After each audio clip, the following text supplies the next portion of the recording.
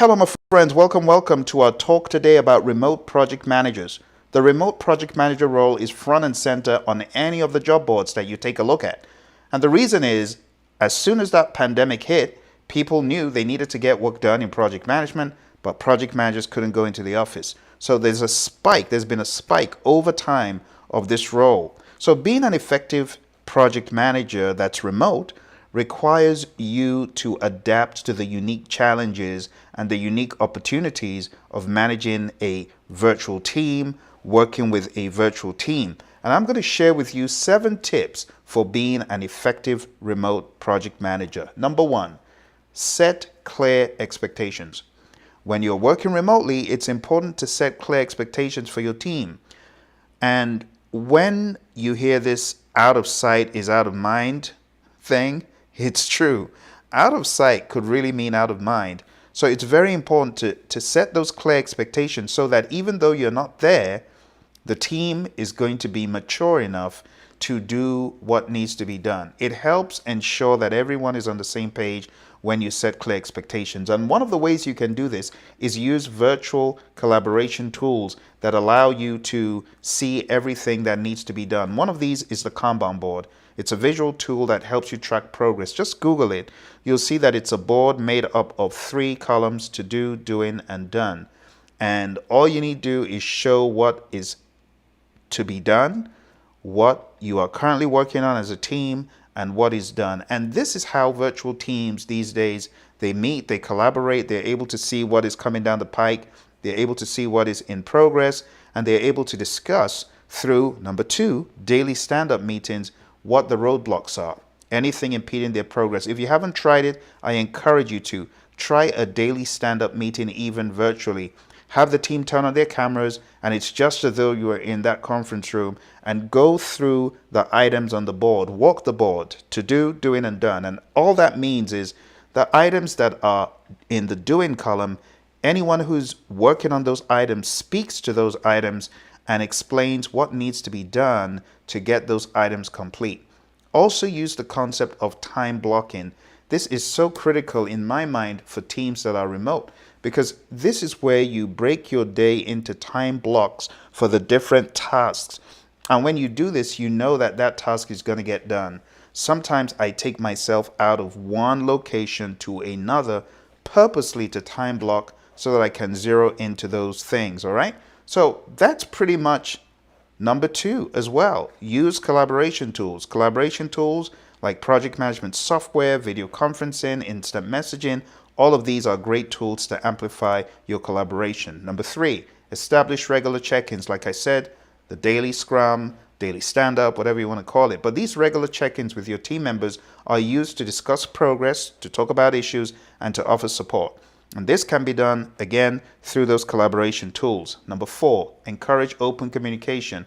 Encourage communication and collaboration among team members. Sometimes you need to actually coach them into it. So when you have opportunities for retrospectives and other team meetings, turn the cameras on, do something fun, tell a joke, maybe bring a drink or bring food that you enjoy. And it helps build trust, and it fosters a sense of teamwork. So do fun things together and encourage open communication.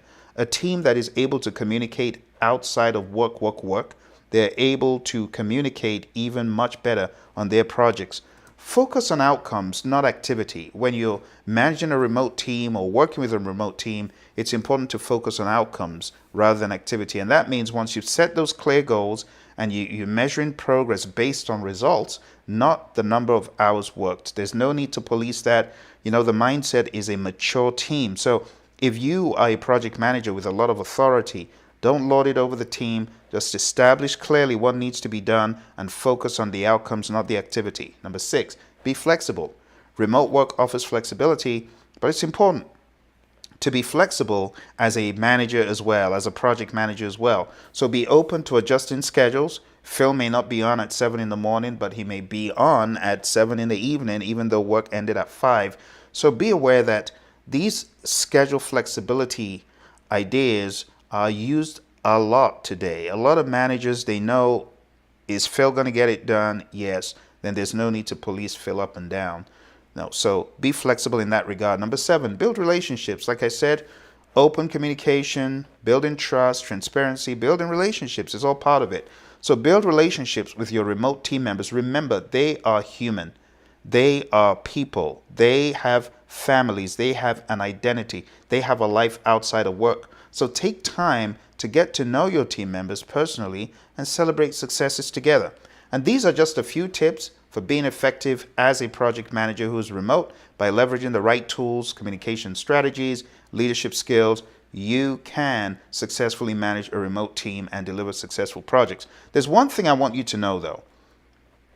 Communication is pivotal to success as a project manager.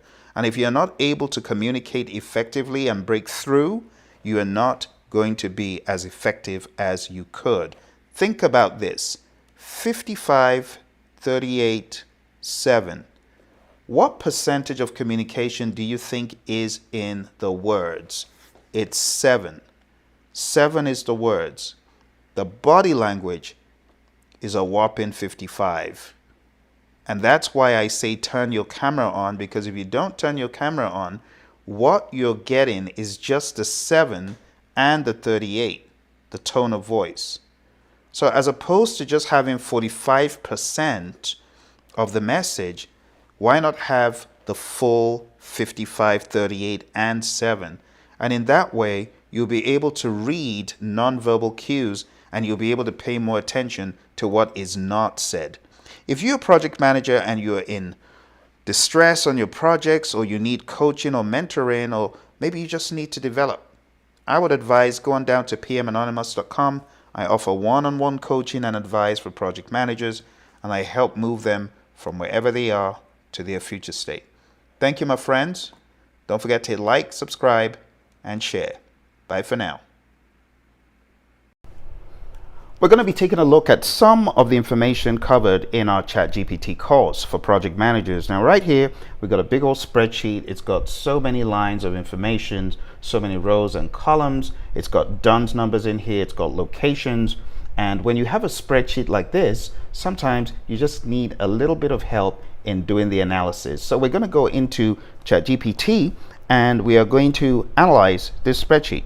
So what I'm going to do is take a CSV version of this spreadsheet. I am going to put it in to GPT and I'm going to say analyze this data as best possible. No need to regurgitate. I'm going to hit an enter and it's going to think. It's taking all this from the U.S. Army Corps of Engineers contractor database, which is public information, and now it is analyzing. It's telling us what it's all about, and it's breaking down the fields, as you can see. Now, if a human was doing this, it would obviously take that human a significant amount of time for it to analyze all the fields, to even understand what the document is all about. But here you have it, ChatGPT analyzing this document for you. Now, to go a step further, we can ask ChatGPT to analyze specific fields and grouping by category. So what it's doing of its own accord is performing a more detailed analysis of the data. It's going to examine the number of unique companies, the distribution of the firms by state, distribution of the firms by NAICS codes, and so on. Now it's working, and we can show the analysis by clicking on that. And if you scroll down, you can see some further details about the information, and it's presented it down here in a more legible way. There's 692 unique companies in the data set, 47 in Florida, 37 in Virginia. Those are the highest states. The most common primary code as far as what these firms can do service-wise is 236220. So, I mean, I could even ask it, if I don't know what 236220 is, I can ask ChatGPT, what is the code?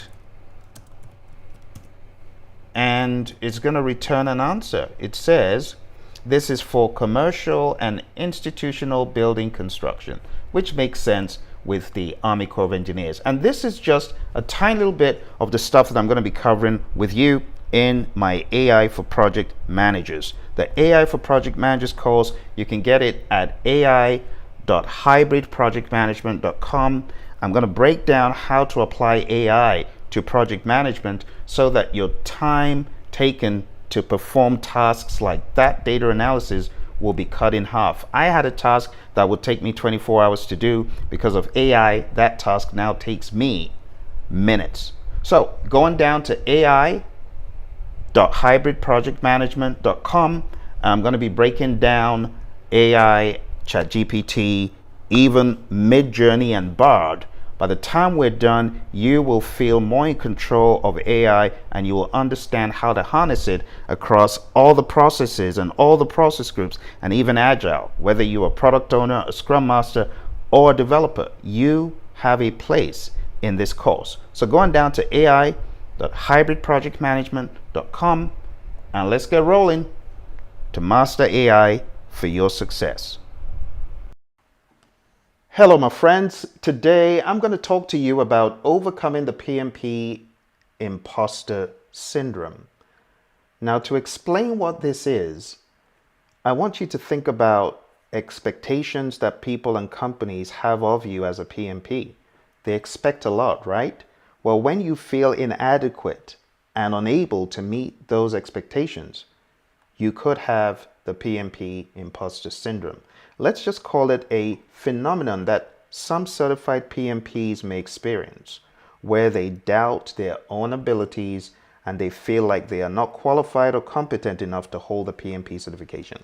Now, this could lead to feelings of anxiety, self-doubt, and a fear of being exposed as a fraud or an imposter. There are several reasons why the PMP exam imposter syndrome may occur. And one reason is that the PMP certification is rigorous, it's a beast, it's challenging, and many candidates invest a significant amount of time and effort preparing for the exam.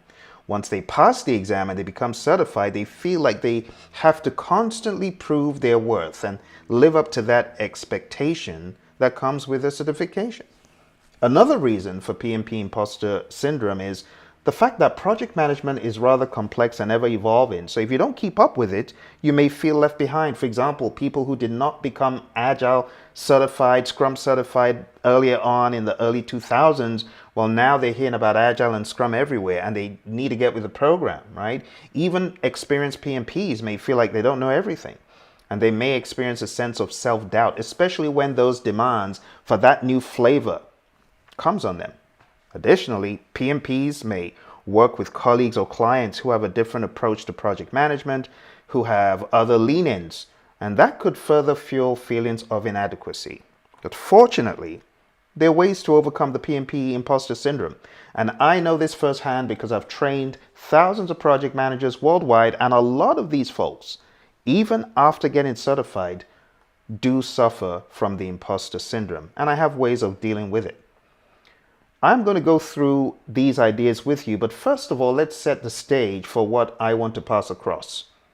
I want you to imagine meeting your future self. Our future selves can humble us by revealing our true potential, making our current struggles seem insignificant in comparison. If you keep your eye on where you are getting to, not where you are, but where you're getting to, you'll minimize this feeling of inadequacy because it's a journey, my friends. Project management is a journey. This is brought to you on behalf of pragmaticprojectmanagement.com, one-stop shop for a great health check and to get you on the straight and narrow as far as being a PMP that is practicing and pragmatic. So, I've defined the imposter syndrome for you. And I've told you about the importance of this topic for certified PMPs. People are going through this every day.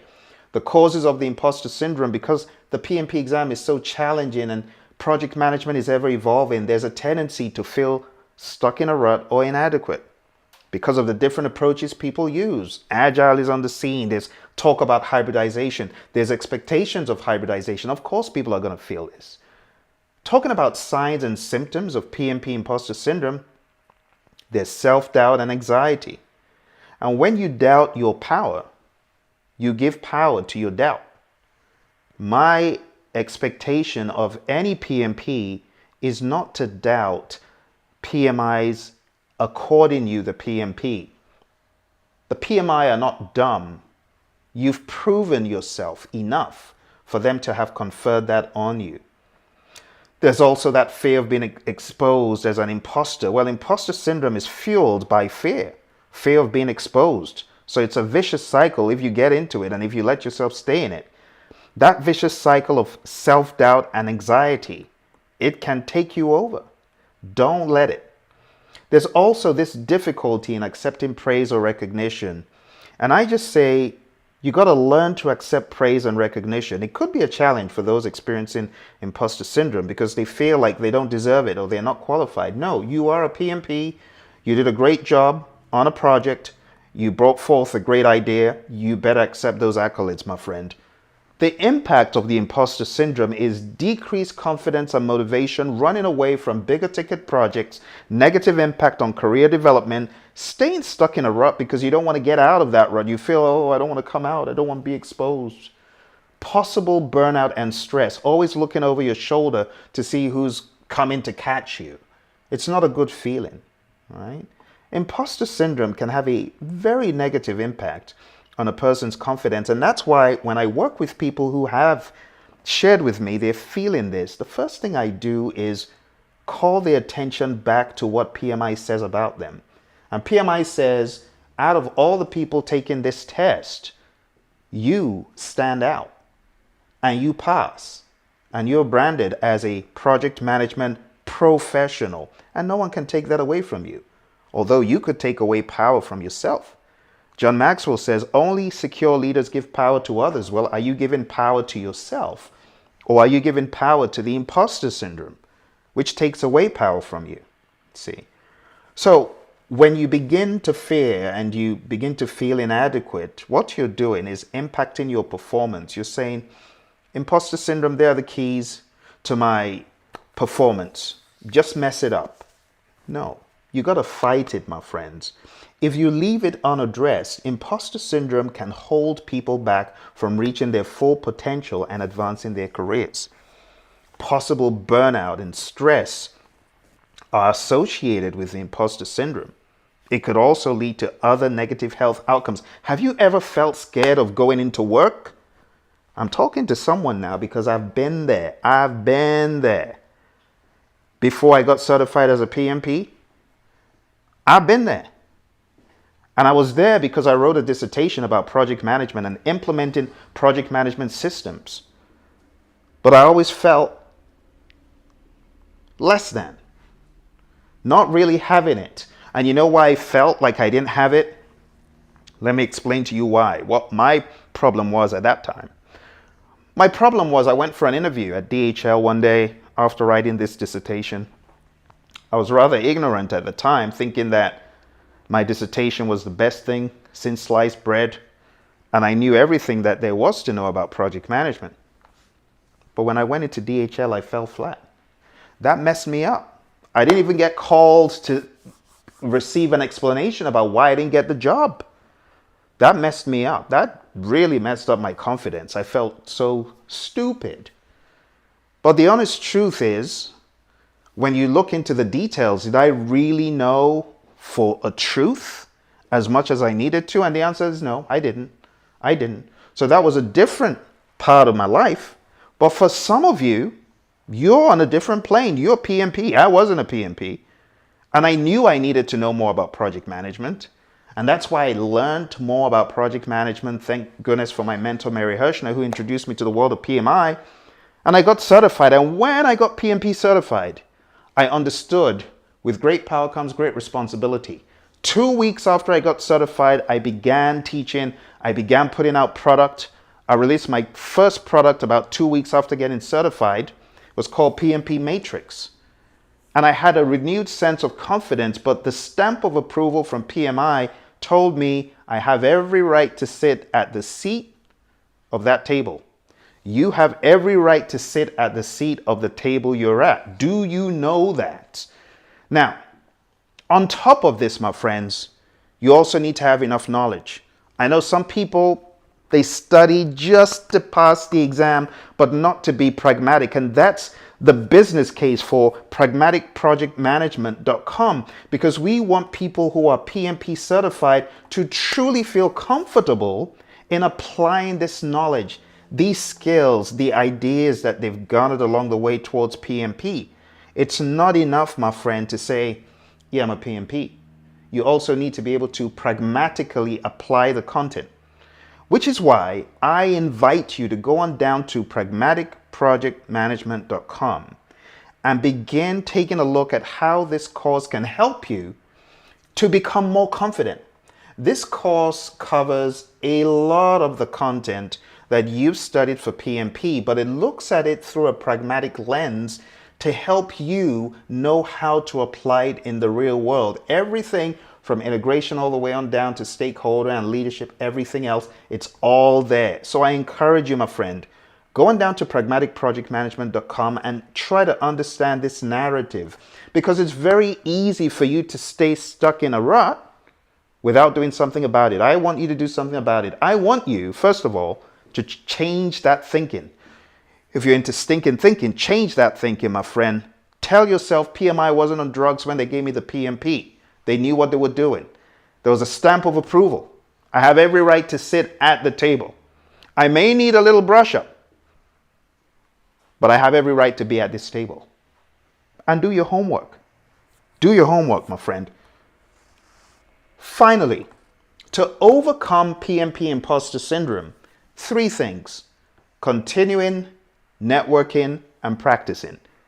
Continuing education and professional development. That's why PMI says you need to get PDUs. They're not just trying to make life a living hell for you. Some of you look at PDUs as being, oh, I can't believe they're after me for PDUs again.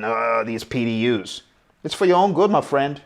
Professional development units holds you accountable to keep developing in your mindset. Keep developing your project management, networking with other PMPs and industry professionals. Some of my greatest learning in this arena has been done through collaboration and networking. I reached out to a couple of individuals who have become very close friends. The first one is Dr. David Hilson.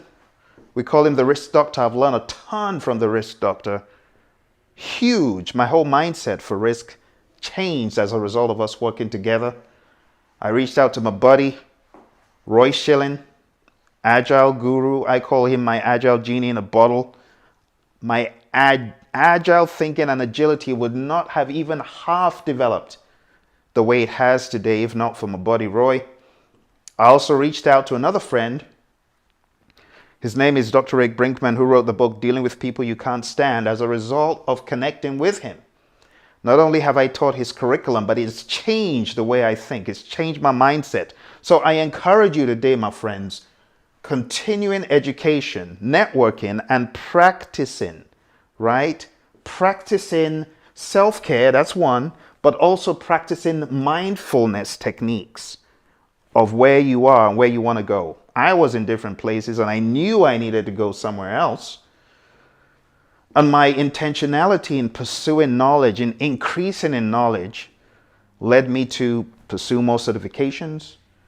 But it also has led me to very positive thinking mindsets, in which the mindset is, this isn't the end. I have been accorded power from the PMI as a PMP. And I'm not going to let them down. I'm not going to let the 5 founders of the PMI to be let down by my inadequacy or my inactivity. I'm going to step up to the plate. I'm going to intentionally pursue PDUs to gain knowledge, to gain experience, to gain confidence, to gain understanding. And I'm going to hit it hard. Whatever project you bring to me, I will slay it. I will get it done. It's a mindset. It's a mindset. 2 years into being a PMP, I had an opportunity of working on a rather large project, this globally visible project, but I didn't miss a beat because of this mindset. And I've had this mindset for over 15 years now. It's a positive mental attitude, and I want to invite you to have the same, my friend. Have the same. See, continuing education and professional development can help PMP stay up to date with the latest trends, best practices, and build confidence in your abilities. Networking with other PMPs and industry professionals can provide a sense of support that you will not get from hiding under the table, sending out reports without intermingling with other PMPs and professionals. No, don't do that. Don't do that. Don't do that. You're part of a bigger community. One of the traits of servant leadership is that community, having that awareness. So I encourage you to network, my friend. Also, as I said, self-care, mindfulness techniques, intentionality. It can help you manage stress and anxiety. Take deep breaths, my friend. There's no need for you to feel like you're going to be caught, right? Use all of these techniques in the face of adversity. It happens to a lot of people. We're all work in progress. There's quite a number of examples I could give you here, but I'll just talk about a few. Emma Watson is an example of someone who suffered with the imposter syndrome.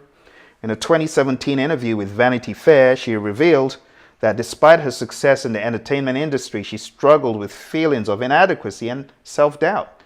And she said, it's almost like the better I do, the more my feeling of inadequacy actually increases. She went on to explain how she learned to overcome imposter syndrome. Watch this, by seeking out support. Remember, I talked about networking.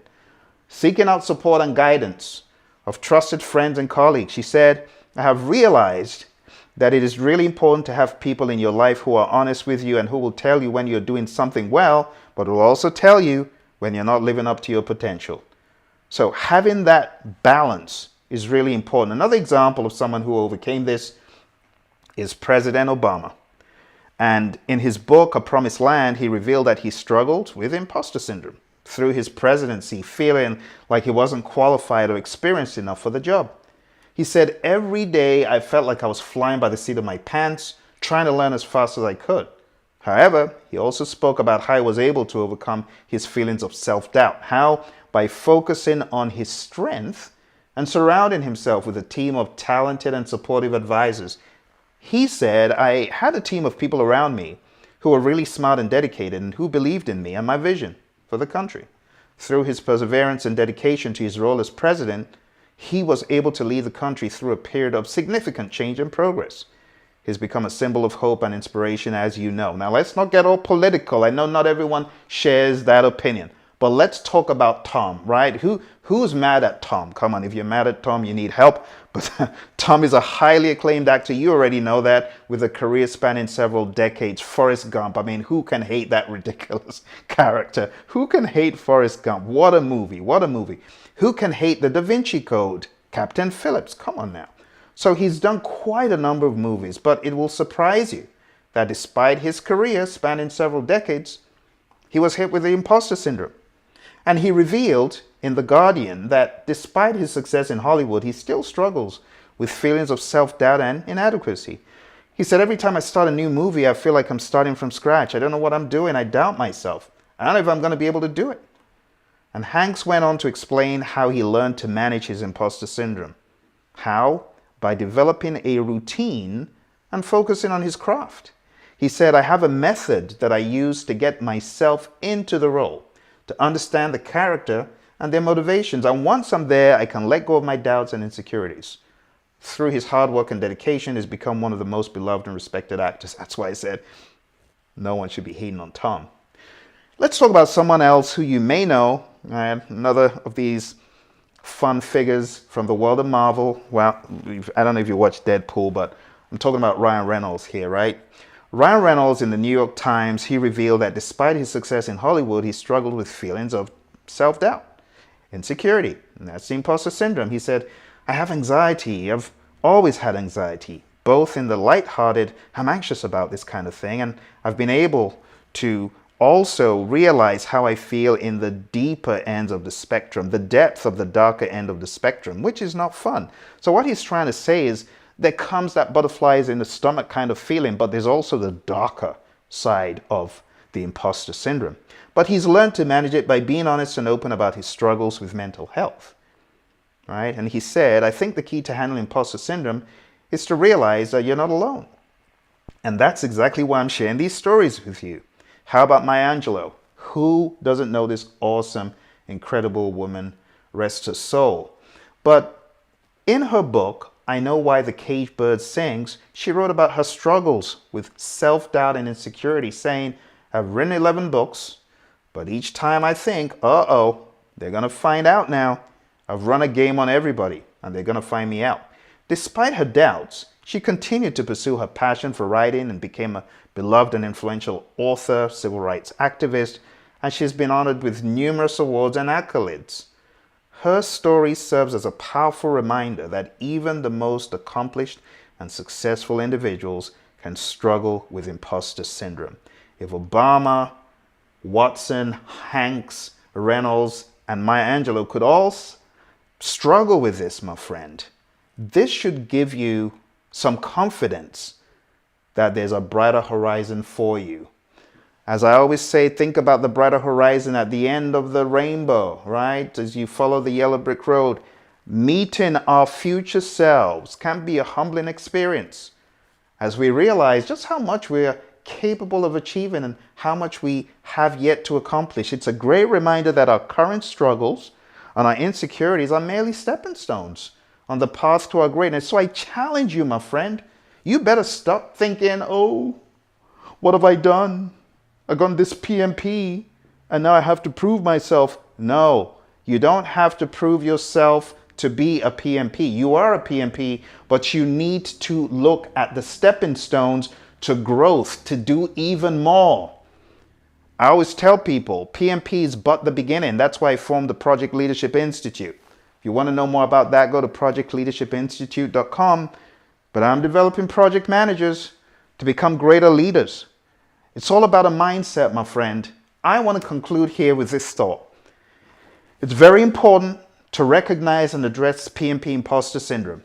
If you are struggling with it, perhaps because you truly do not know how to pragmatically apply the nuts and bolts of project management, the nuts and bolts of PMP, the nuts and bolts of Agile, I encourage you to go on down to pragmaticprojectmanagement.com, my friend. Let's address what you feel inadequate about. If you feel inadequate about scheduling, let's do it. If you feel inadequate about cost, let's do it. I had the pleasure and the honor of working in an industry to the max, using all of this stuff that I train and coach people on. I had the pleasure of using it. Earn value, budgeting, scheduling in MS Project, using an antiquated blue screen legacy system, everything, the whole 9 yards, I've used it. Manage programs of thousands of lines of code, being involved in managing schedules for 20,000 line long. And I'm telling you, my friends, if you're stuck and you truly mean business to get to that confidence level, I will help you. I'll propel you because I've been there, done that. Certified since '05, my friends. Seen a lot of things along the way. This is my 18th year as a PMP, and I can show you what you need to do. I can guide you. So if you're feeling like an imposter because you feel weak in the knowledge areas, I want you to go on down to pragmaticprojectmanagement.com. Okay? I want you to sign up because not only are you going to learn about this PMBOK applied stuff, you're also going to learn about leadership from me. I'm also going to beef you up if you're in need of some confidence, right? It's not just about the competence. You need the confidence. And I'm going to beef you up with that, all right? So go on down to pragmaticprojectmanagement.com. Take a look at this awesome curriculum. We're going to be developing all these things that we read about across initiating all the way to closing. Talking about Agile and how you can titrate Agile into traditional to give you a hybrid feel. I'm going to be teaching you laws of leadership that can help propel you. I'm going to be teaching you about John Maxwell's 5 levels of leadership so that you go from playing small to playing big. As you can probably tell, I'm very passionate about your success, very passionate about your journey so that you get to higher levels. One of my definite chief aims is to help people get to the best version of themselves. Just remember, our future selves can humble us by revealing our true potential, making our current struggles seem insignificant in comparison to where we're going to end up. It's your buddy Phil here. I hope you enjoyed this. Don't forget to like, subscribe, share with your friends, share any struggles that you're facing. Just be open. Put a comment below. I look forward to hearing from you. Bye for now. As we were here discussing in our Leadership Institute meeting today, we got a question from Daryl, which is answering impromptu questions from higher ups. How do you do that? And I found that to be rather intriguing. So as we were together in creative discussion, we decided to expand on this a little bit more.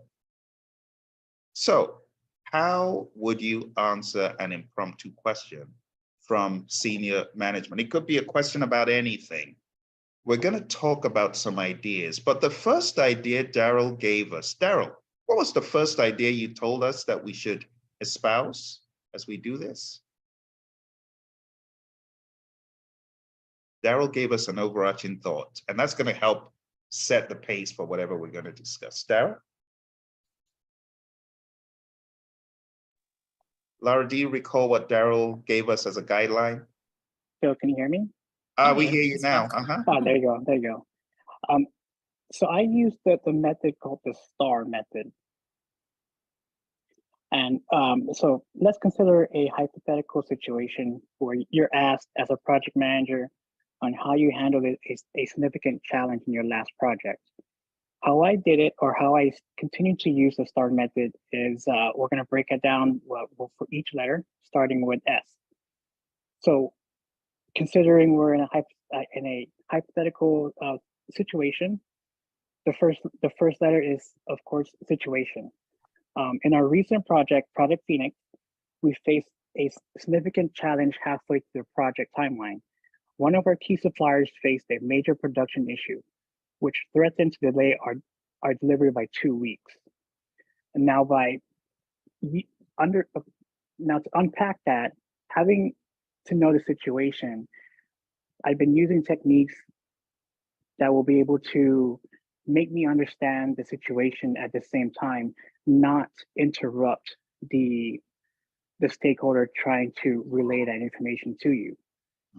So the STAR method really explains or gives you a guideline to using the communication skills you have, no matter what level you're at, to obtain or target that problem statement.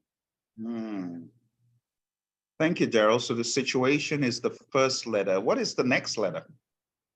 The next letter is action. So I got situation. Is the T for, what is the T for? Oh, the T is for task. Task. Okay. And then A is for action. Yes. Okay. And action, what would action be? Summarizing action. Explaining what actions you took to address the problem or the issue. Gotcha. So S is the situation that is at hand. T is the tasks that have been taken or that need to be taken. Is it past or future? Both past and future. Okay. And then the action are actions you might have taken or actions that you need to take. Yes. Good. And the R, what is the R? The R stands for results. Okay. This is a good approach. I know a lot of people say they use this for resumes. Yes. But it goes beyond the resume. Wow, this is a great eye-opener. So understand the situation being described by senior management. Talk about the tasks that were undertaken or need to be undertaken. Talk about the actions that were taken or need to be undertaken, and talk about the results that was achieved. Yes, and I've also used other methods like yourself with that big sieve. Oh, yes. Okay. And since you're the expert of that field and you're the maker of that, I'll let you explain that further. This is But very good. it's This is both very good. similar in some ways. This is great. It's making the gears whir in my head a little bit. I'm trying to wrap my head around it because I'm so used to seeing it in a resume context. Yes, But yes. this is a very good way. It's a good model for answering those impromptu questions from higher ups. Thanks, Daryl. For those just coming, we're talking about answering impromptu questions. Yes, Lara, go for it. I was about to raise my hand. Okay. So I had a question, like, what if there's actually no situation? Because sometimes you need a response and there is nothing that is stopping, or there is nothing that has gone wrong. You just need to give a response. So what if there's no situation? How do you? That's a good question. That's a good segue, actually, Lara. So let's talk about some vanilla flavored mindsets that can help. And then I'll go around the room after I share a few of my mindsets. So my first mindset about an impromptu strategy is, number one, you got to be CCC, cool, calm, and collected. This is my mantra with anything, whether I'm in an interview, whether I'm in front of a class, whether I'm in front of a higher up, I'm always going to be composed and confident. I'm always on a higher level, a higher frequency level, because I've taken time to develop myself accordingly. So things don't razzle or frazzle me at all. I'm always going to be cool, calm, and collected. Oh my God, they've asked me a question. I'm dead. No, that's not me. I'm always composed and confident and at a higher wavelength. So take a deep breath, maintain a composed demeanor when faced with impromptu questions. You got to project confidence in your knowledge and expertise as a project manager. And I take this out of the workplace, even to when I've been stopped for being a speed demon. I'm like, oh my goodness. I remember on the way to the airport one day, I was a little bit too ambitious, stepping on the gas to get there before the plane took off. And lo and behold, I was stopped. But I was cool, calm, and composed. And I used interpersonal skills and techniques to talk to the cop and let him know, hey, I'm sorry. I know that I'm being a bit of a speed demon, but this is what's happening. And oh, by the way, I see from your name, blah, blah, blah, blah, blah. Well, I'm going to get a ticket. But wherever you find yourself, you got to be number one. Number two, listen actively. So this goes back to understanding the situation or the context. So if nothing has gone wrong, there's still a context. You got to be really in the moment, listening actively, not focusing on how you're going to answer the question, but focused on understanding the full gamut of the question. So you got to listen closely, make sure that you understand what is asked before formulating your response. Haven't we been guilty of answering a question that was not the question? So you really want to make sure you understand the question. Another technique is to ask for clarification. Don't be scared that, oh, and going back to the STAR method, you can offer solutions and alternatives. If the question highlights a problem or challenge, provide potential solutions or alternatives.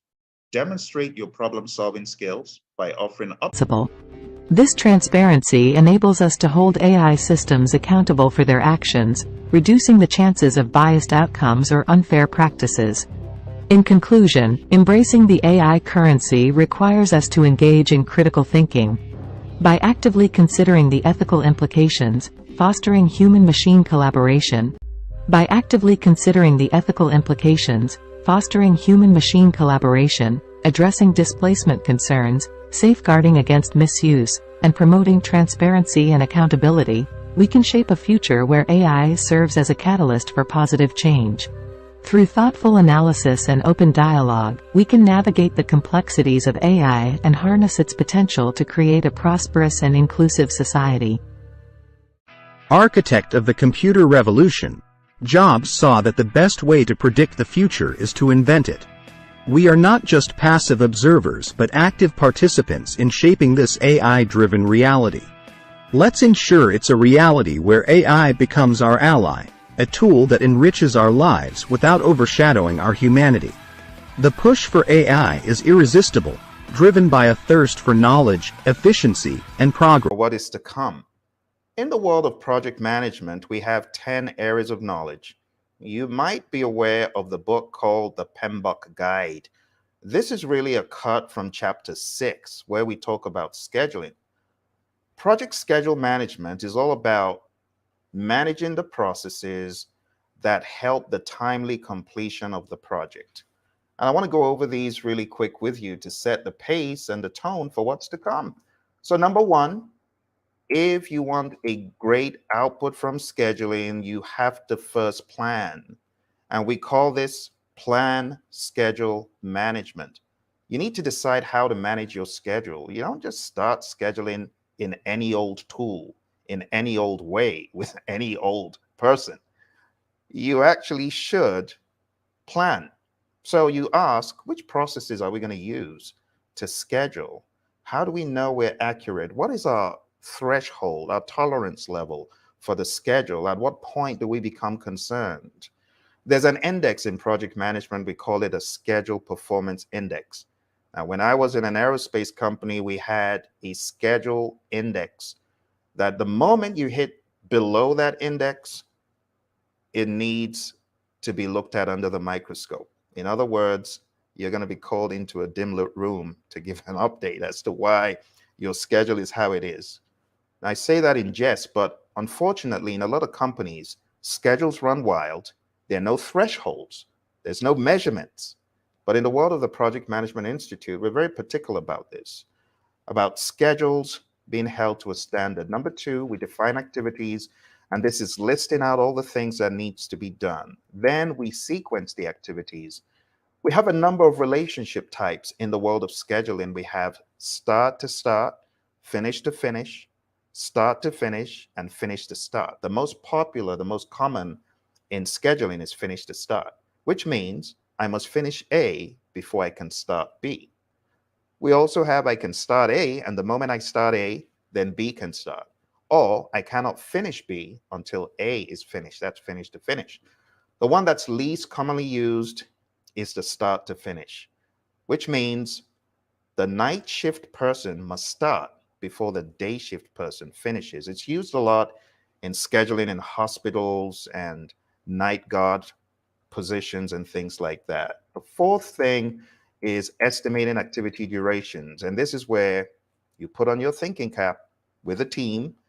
You might be looking at historical information to get an analogous estimate to understand, based on the past, what do I think this activity will take? How long? So we do that. We estimate durations for each activity. And when you have that, I know I've made it sound very simple, but you could have analogous estimates. You could have definitive estimates, which are more precise. So in an agile world, we go by estimating in an incremental manner, right?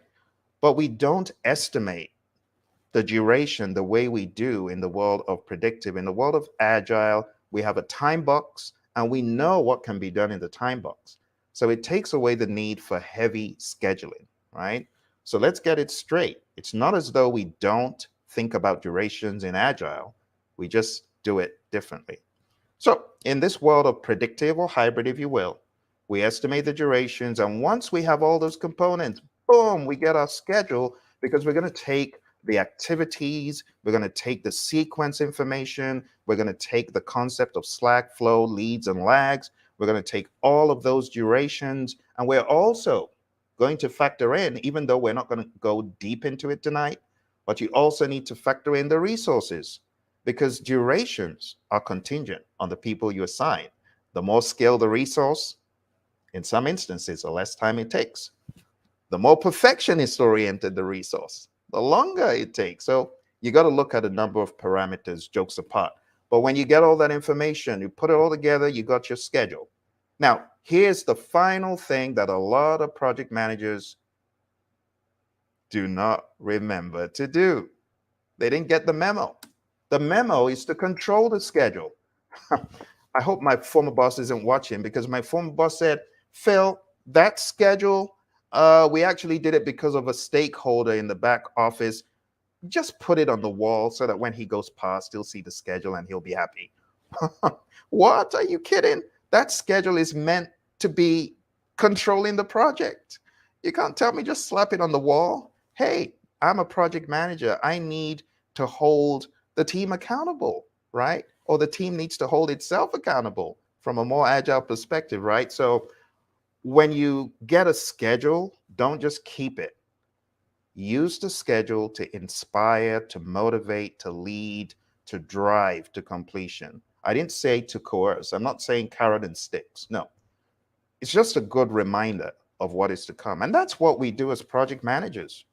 Okay, so that's all from me. At this point, I'm going to ask my buddy Daryl to go ahead and expand on what we've started. Thank you so much, Phil.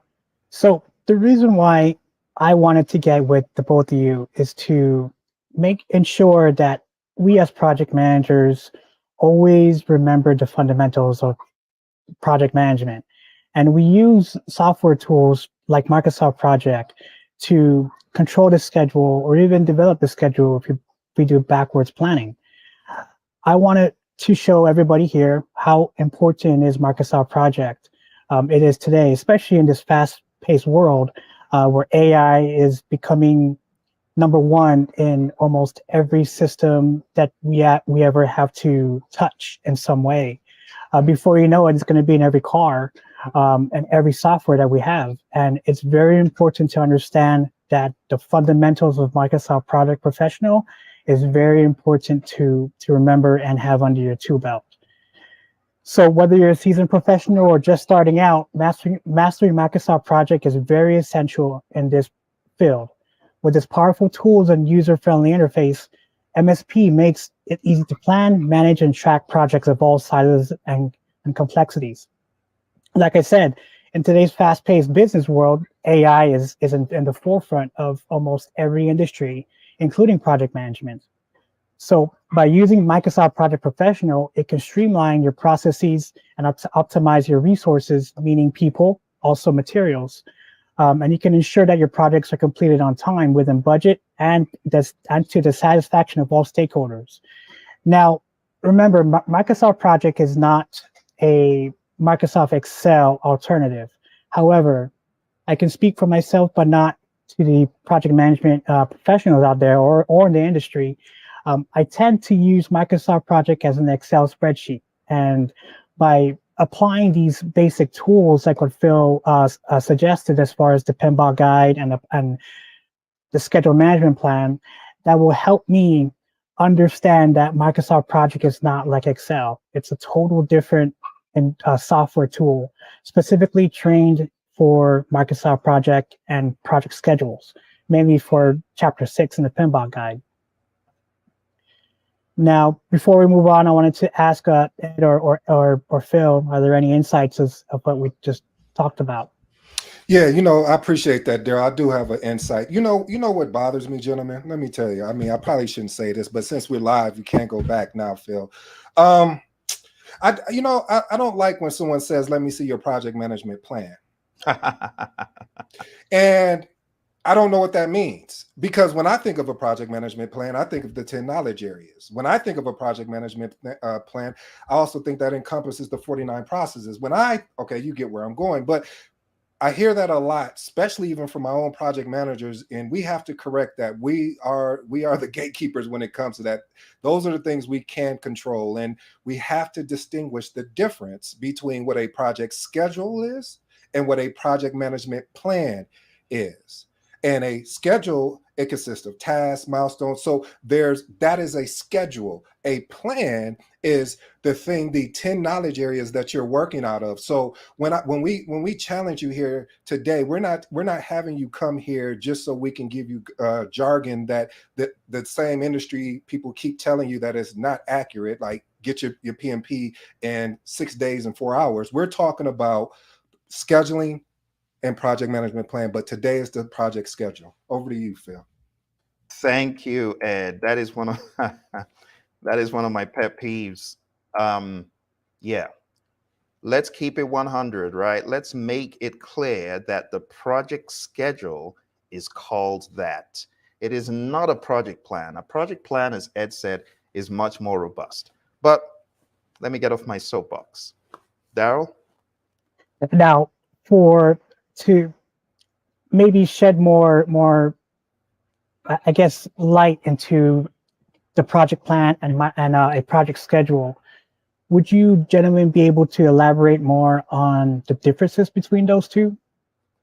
Absolutely. Thank you for asking, Daryl. So, to do this, I want to paint a very solid picture of the components of the project management plan, because this misnomer, it goes far beyond the team. I see even higher level executives saying project plan. So we should probably correct it once and for all, right? So let's share a more vivid example so that people understand what we're talking about. So I'd like to bring in a visual of a project management plan array. The project management plan contains subsidiary plans and baselines. In the world of integration management, there are a number of plans that we derive. The first one being the change management plan that goes into how to manage changes on the project. Then we have a configuration management plan, which governs change as far as artifacts and deliverables, widgets, drawings, for example, for those of you in construction. In the world of scope, we have a scope management plan and we have a requirements management plan. We also have a scope baseline, which contains a trifecta of the WBS dictionary, and the project scope statement. In the world of schedule, we have a schedule management plan and a schedule baseline. In the world of cost, we have a cost management plan and a cost baseline. Let's get it straight. What is the baseline? Baseline just means the original approved plan for that knowledge area. So for the scope baseline, it's the originally approved scope. When I say approved, I mean it is approved by management. I like a mnemonic from one of the greats of project management, Rita Mulcahy. She would say, your project plan has to be barfed. What did she mean by barfed? All she meant was bought into, approved, realistic, and formal. It's a kind of fun play on words. The problem in a lot of firms, they don't have a BARFed anything. No BARFed scope, no BARFed schedule, no BARFed cost. And that's why their projects go to the dogs a lot of times in the predictive realm. I hate to say it, but a lot of weak links, they go to Agile for the wrong reasons as a cop-out, because they're not able to manage their schedules and their budgets. So I want to challenge project managers, get your project management plan and your project schedule buffed. So right here on the screen, I'm just showing the trifecta that we call the triple constraints: schedule, cost, and scope. These three form what we call the iron triangle. And it's important that we understand the schedule right here, the schedule baseline. This is just one piece of the larger project management plan. The cost baseline is one piece of the larger project management plan. And I could go on and on. The quality aspect has a quality management plan. The resource aspect has a resource management plan. Communications has a communications management plan. Risk has a risk management plan. Procurement has a procurement management plan. Stakeholder has a stakeholder. The right word is engagement plan. And if you take a look at all of these together, we're talking about a project management plan. All of these put together, this formed the project management plan. But if you wanted to look under the hood at just one piece that we're talking about today, the one piece that we're talking about today would fall more around this realm of the schedule baseline. Now, for those of you PMBOK aficionados, because I know you're out there, I know you're watching, the PMBOK police, Daryl, Ed, I call them the PMBOK police. They'll say, but the schedule baseline isn't the schedule. And they're actually right. The schedule baseline is etched in stone. The project schedule is a living, breathing document that the project manager and the team have the responsibility to update. And this is how it works in the world of Agile as well. You know, like when we move things to being done, it's a way of tracking as well. Okay. So the key idea in this world is not only to have your baseline is great. It reminds me of that manager I was talking about. And he said, Phil, just put the schedule up on the wall. He wanted the baseline, but he didn't want the responsibilities of updating the schedule. And a lot of people, they run away from updating the schedule. And as our friend Daryl and Ed will soon break down, you'll see that it's not that laborious a task. It's not that laborious if you have a method to it.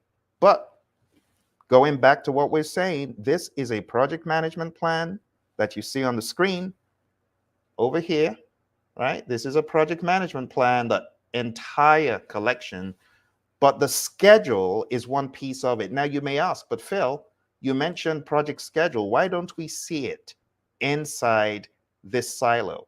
The reason is we look at the project schedule as being a living, breathing organism. And as a project manager, you do not need permission to change what is in the schedule. Or I should say, update what is in the schedule. To change the baseline, oh yes, you do need permission. But to update your schedule with actuals, you don't need any permission. That's your job as a project manager. Daryl, over to you. Phil, so it sounds like you are saying that all those items that you just mentioned are connected to project scheduling in some way, in some fashion. Brilliant point, Daryl. Absolutely. So it's like, what comes first, chicken or the egg? You have your project charter. What comes first in your project charter? High level everything, high level scope, high level assumptions. Right? Yeah. So you get your high level milestone schedule, and that's what's going to be fleshed out into a more detailed schedule. But don't forget, you also need to understand scope before your schedule can be finalized. You also need to understand the implication of hiring the most expensive resource. Ed, you got to hire the most expensive resource. So you got to take that into account, right? But when you have the most expensive resource, you know he's going to get the job done efficiently and on time, right? And then you've got quality. You also don't want quality to diminish. So I got to call my buddy Daryl in to manage the schedule, right? So you got to look at resources, you got to look at costs, you got to look at quality, you got to look at stakeholders. Sometimes stakeholders want a particular resource. And for that reason, your schedule is what it is. It's connected to all of those other knowledge areas that we looked at. So Phil and Ed, I have a question. During my PMP journey, in regards to getting my PMP credential, I was always told that communication is 90% project management, or in regards to soft skills or hard skills, or however you call it. Do you think communication is one of the pinnacles or key to having a successful project schedule? Daryl, I think it definitely is. Actually, in the process of putting a book together around the reason why communication is the number one reason of having success in a project. But we also got to keep in mind the number two, in my opinion, subjective, of course, is collaboration. What I've known and I've seen in the past and even in current is that sometimes project managers will go in their little silo and build the schedule out instead of working with their stakeholders to build out the schedule. Now I can see if you work with your stakeholders to get all the data and everything, you know, like collecting requirements and things like that, then you go back, formulate it, and then come back and then work, you know, diligently between the two. However, what tends to happen, I see it more than I like to see it, is that project managers go into that, like I said, silo and work on it and then come up with these dates and these timelines, and they're trying to appease leadership, but they can't really truly appease them because of the fact they don't really have the true data. Because you don't know. I mean, Phil brought it up. You have resource constraints that could come up. You also have cost constraints. I mean, let's just say just basically the iron triangle. And so with these pieces in play, you have to do, number one, you have to communicate. Number two, you got to have that strong collaboration. This is an example with us three here of collaboration. Good deal, Ed. Phil. I got nothing else to add. You nailed it. Thank you. Thank you, guys. So in regards to Microsoft Project, what we just mentioned is the backbone of the tool itself. One of my mentors always told me, never let the tool control you. You control the tool. And by having this knowledge areas under your tool belt, it will definitely help you in controlling the tool or Microsoft Project, or not even putting it in a perspective of having it as Microsoft Excel. Like I had that bad habit of doing, where I just copy and paste different formulas and so forth. But I'm really happy Phil and Ed, it really expressed the fundamentals and the backbone of project scheduling and using Microsoft Project itself. Phil, any insights? I think you brought it all together, Daryl, just in your question that you asked. You got to look at all the knowledge areas. Otherwise, you're going to just be death by Microsoft Project. You're not going to understand how to maneuver the tool. Some of you are running away from Microsoft Project because you see all the bells and whistles. But I want you to liken it to your wardrobe. Those of you who are fashion oriented, you might have tons and tons of clothes. Maybe you're not even fashion oriented, but I would wager you've got at least 10 choices in your wardrobe, right? You don't go into your wardrobe every day wanting to use all the clothes and put all of them on. That would be ridiculous. You got to look in your wardrobe and say, what matches today? I'm going out to play golf. I'm going out to play tennis. I'm just going out to work. So you pick what is appropriate for the occasion and you wear it. That's the way Microsoft Project is. You look at what is appropriate for your 1 month, 2 months, 3 months, 6 months, 12 months, 5-year long rolling program, and you pick it from Microsoft Project and you use it. You don't have to do a 20,000 line schedule that is resource loaded. That's where people get lost and people get scared. I'm going to say something that's going to offend people, and I really don't care because it's the truth. A lot of project managers scampering over to use Smartsheet because they don't want to do the heavy lifting, or they're scampering over to use Excel. I'm going to offend more people. Some of you, you know why you use the tools that you use, whether it's the Asanas, the ClickUps. I don't know what. Now, I'm not saying those tools are bad. Don't get me wrong. I love Smartsheet. I have Smartsheet all over my channels. I love it. But the reason I use Smartsheet is because it's a tool in the toolbox that may fit a situation. You get what I'm saying? I'm not running away from Microsoft Project. I am just using it because it's a tool that fits the job better. But a lot of PMs, they don't want to get into Microsoft Project. And I want to challenge you. Microsoft Project is the flagship scheduling tool. I don't care whatever else is out there, whether, the Asanas of this world, the ClickUps of this world, the homegrown tools of this world. I'm just keeping it 100. If you are a project management professional, why don't you know the tools of the trade, like the flagship? Come on now. I know some people are not happy with what I said, but I don't care because it's the truth. Go learn MS Project. Oh, I forgot. That's why you're here. Come on now, Phil. I like that because it makes a good point. I mean, as a project management professional, you're consistently learning because one organization might use Smartsheets, another organization might use Asana, and you have to be able to jump in and use these tools. But as Phil stated, the flagship is definitely Microsoft Project, and we need to learn and be able to use that tool at any time, just like any other tools. But most of all, Microsoft Project. I mean, to me, it's the premium of them all. But again, you need to be able to leverage everything. That's why you are a project management professional. Professional means you should be able to walk into any situation and be able to adapt and adjust and pivot as need be. Back over to you, Phil. Absolutely. Thank you. I hand it over to Daryl. Daryl, let's get into some action. Come on now. Awesome, guys. But before we actually do that, don't forget Primavera P6, guys. Both Microsoft Project and Primavera P6 are both the pinnacle tools that are behind the backbone of project management. You know, many project controls and earned value management that helped, like tools like Asana, Rike, Smartsheets, you know, prosper in the scheduling business. So please, special shout out to Oracle and Microsoft. Shout out to P6, absolutely. Yes, Shout definitely. P6. So as far as Microsoft Project, now we're going to get into the details at a very simple level of Microsoft Project. So what you see here is the backbone of Microsoft Project. So think of it as a game, Xbox or PlayStation, you name it. In order for you to play a specific game, you have to go to the settings and use the settings to accommodate for yourself and how you want to control the player or the first-person shooter or the character itself. Same thing with the backbone of Microsoft Project.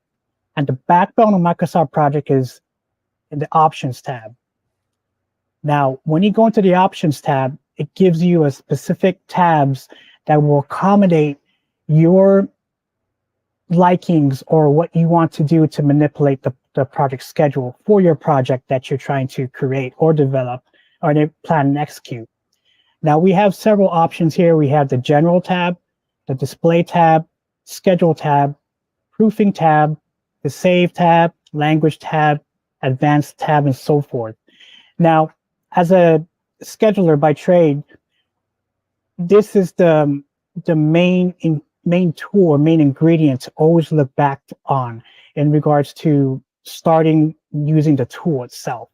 So I always practice to go into the project options and just understand the backbone of Microsoft Project, because it all depends on the project you're in. You may be in a government project where they have a specific calendar that you have to follow, or a specific view or Gantt view that you have to follow. So going into the project options will definitely help you in using Microsoft Project to the best of it's supposed to be. Phil, any insights? Ed? Absolutely, Daryl, you're very correct. If you don't understand the backstage, what is going on in those options,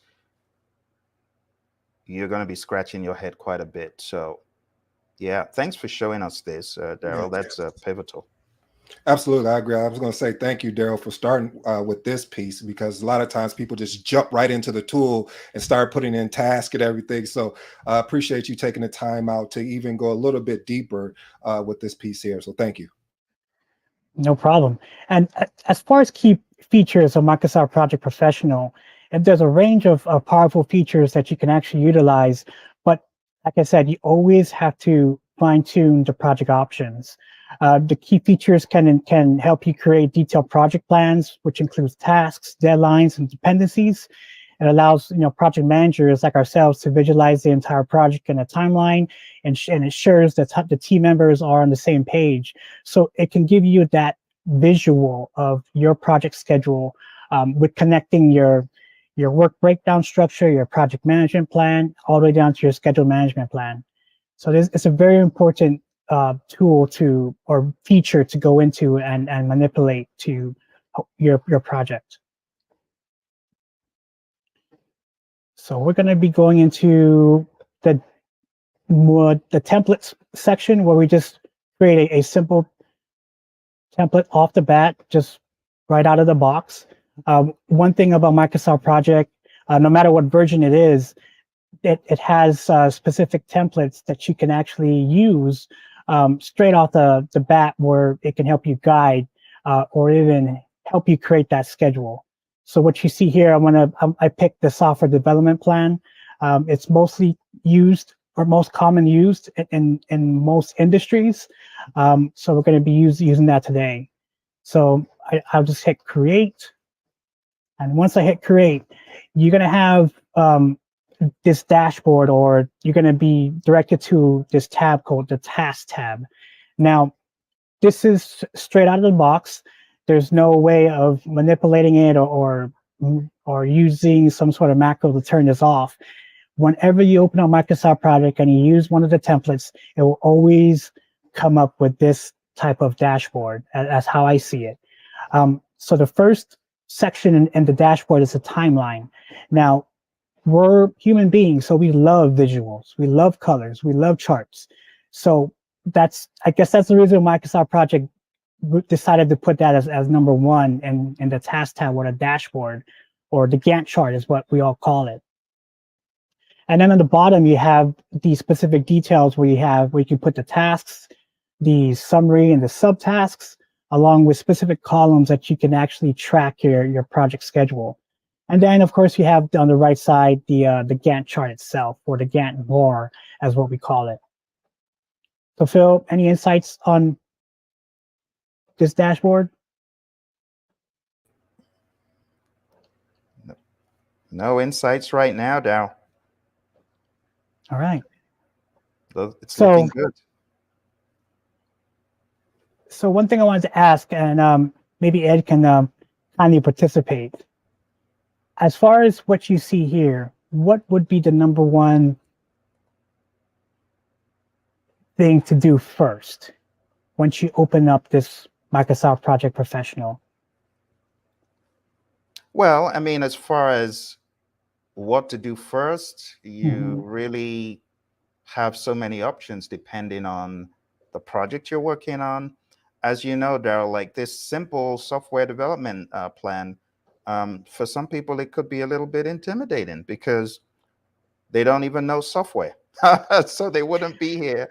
They'd probably start off from ground zero without this template, if you get what I mean. So they may start off with just a blank sheet, and they may just start building one block at a time. So, I mean, why don't we show that, Daryl? Can we experiment for a second and show that? Definitely. Can we go to a blank sheet and let's begin building like like a baby way? So let's, I always use food as an example because everyone loves food. So let's do baking a cake. So let's put in 5 to 10 things that we do baking a cake, right? So Phil, here's where I want to challenge the status quo. What you mentioned in the 10 minutes of our session, as far as the project management plan, the scope management plan, the work breakdown structure, would you start off by getting insight on that to create your schedule in a blank, when this is presented as a blank form? Would you go back to that and say, okay, what's my scope? What's my requirements? What's my plan? Exactly. So you need to first know what the charter is, what is in the charter, what exactly are we doing. When you have your project charter, then you can extract some further information from the charter as far as what needs to be done. But then you got to get into scope. So you got to get into building first of all, you need to have requirements, right? So there needs to be a requirements document of sorts. It works very different in the world of military projects versus civilian projects.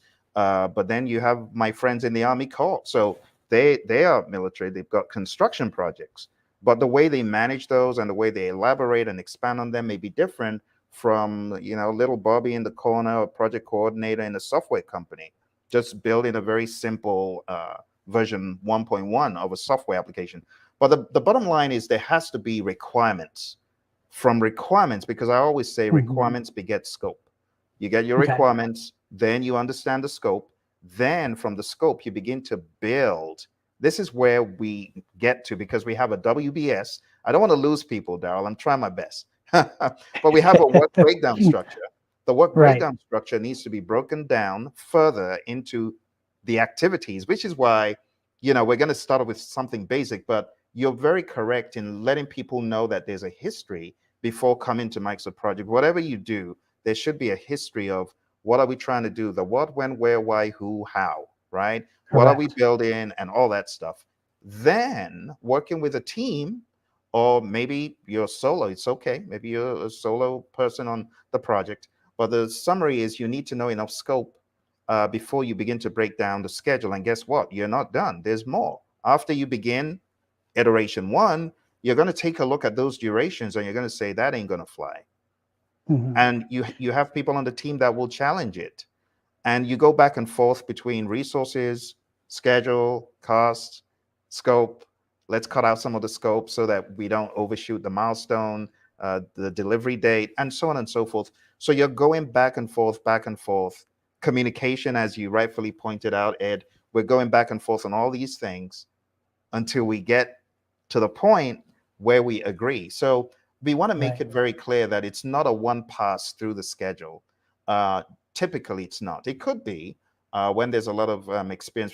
For example, there's a project manager mentoring out of the West Coast, and he's like, Phil, I don't want to ever have to change this schedule. Let's spend all the time on it because they're just building modular stuff. So once they build one, the same schedule, he's like, Phil, I just want to change the start date of the project. I don't want to change any of the dependencies. I want it to be. So in cases like that, you might have a schedule that works perpetually for the kind of stuff you're doing. But going back to your point, Daryl, yes, we should first think about the overarching scope in the charter, then go into scope management. Then, it could take a variety of turns. I've seen some instances where, where management says, no, that schedule is too long. Make it shorter. Then you're trying to find, okay, trade-offs. Could we fast track some stuff?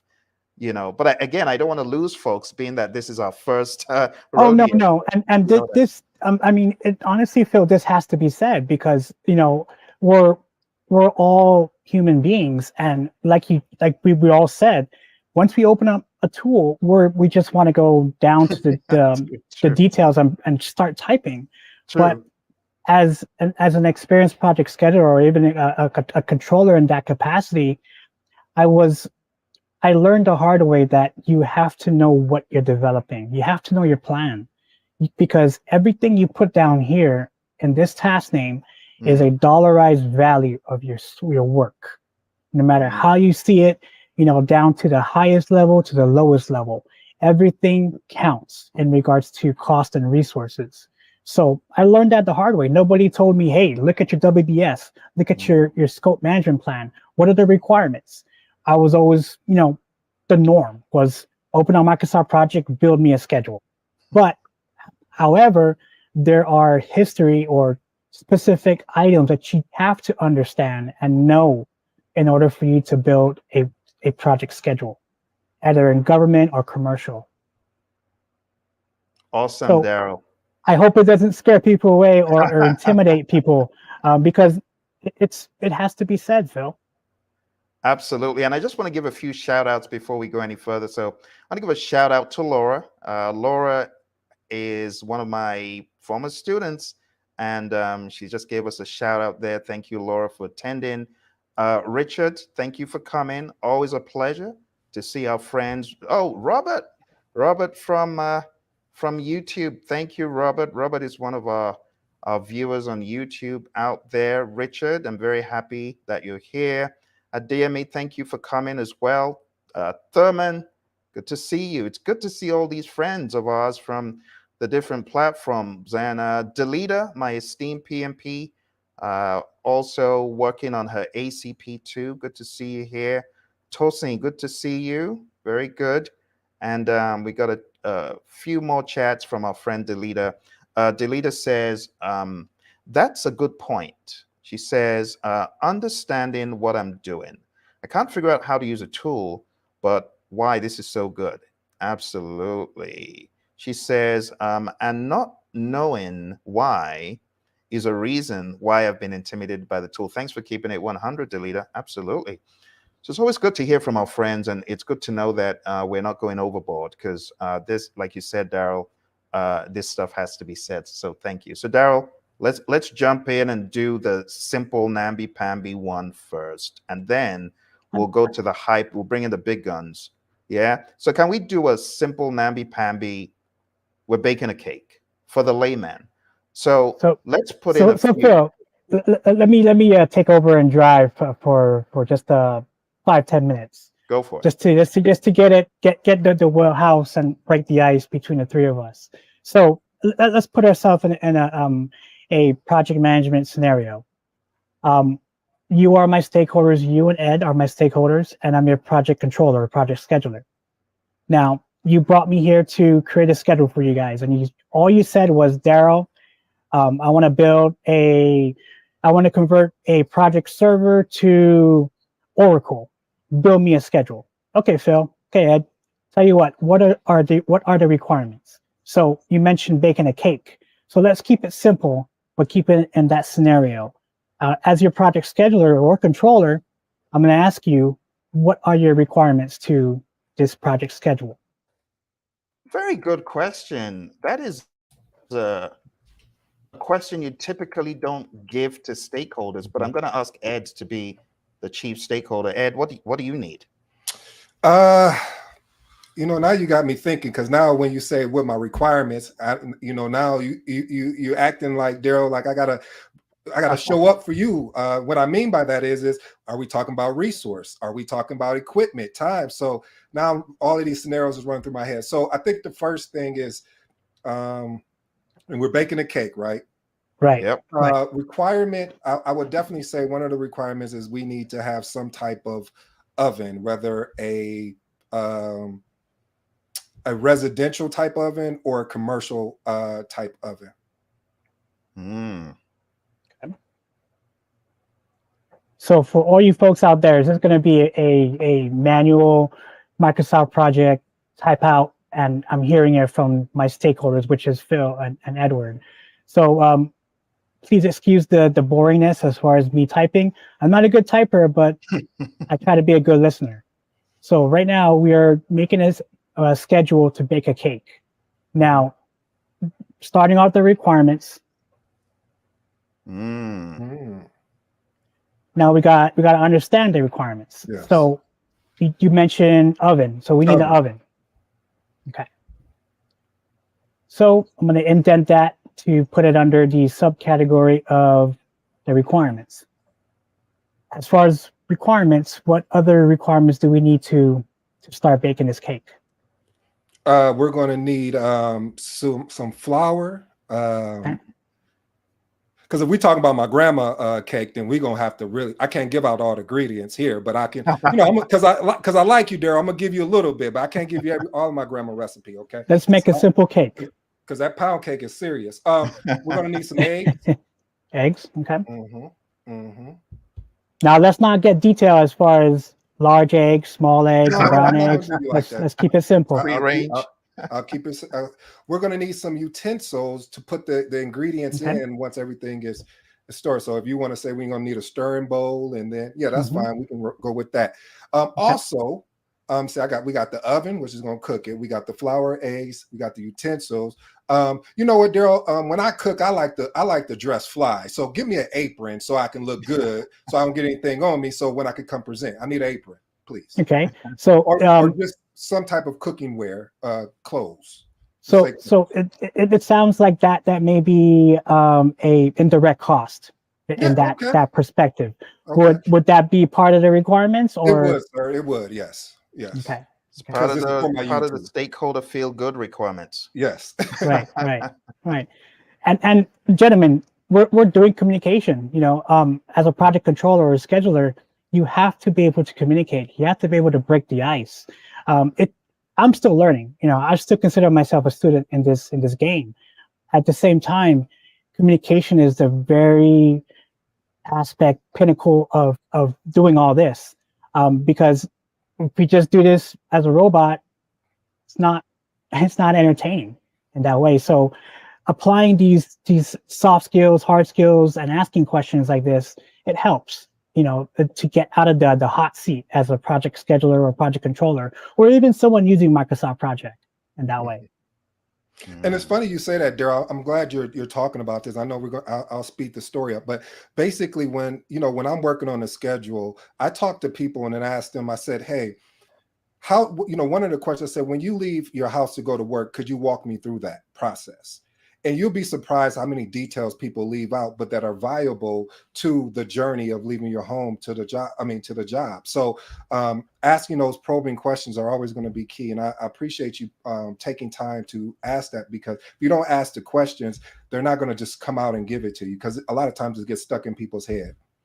Right. And I know Phil mentioned earlier in the session that project managers have the control. I would counteract that and say project managers do have the empowerment to be able to use specific authority to help push the schedule in a good direction. Of course, it's always in a bad direction. As we all know, project schedules or project management is not easy. If everybody can follow the pinball guide, we wouldn't be talking about this in regards to how to use Microsoft projects. Am I right, gentlemen? No, you're right. You're right. You're very correct. And unfortunately, we fall into the trap of using the word control. I see that thing, Ed. We stay with them. We stay with them. But go ahead. We fall into the trap of using the word control. And you're very correct, Daryl. The word control schedule and control cost is presumptuous. When rubber meets road, you ain't controlling nothing. Things are happening and you're doing damage control, at best. The word control is a rather powerful word. You're influencing, you're trying to adjust, but the word control, the same way PMI put control risk under the microscope, we could probably put control anything under the microscope, really. If it was a click of a button and you could control, wouldn't every project be on schedule and budget? No. So you're very correct. I like the word influence. We got to use a softer word when it comes to these things. Good point, Daryl. And I hope this will help others out there to not feel intimidated when you're asked to open a Microsoft project and build a schedule, because it is intimidating, Phil and Ed.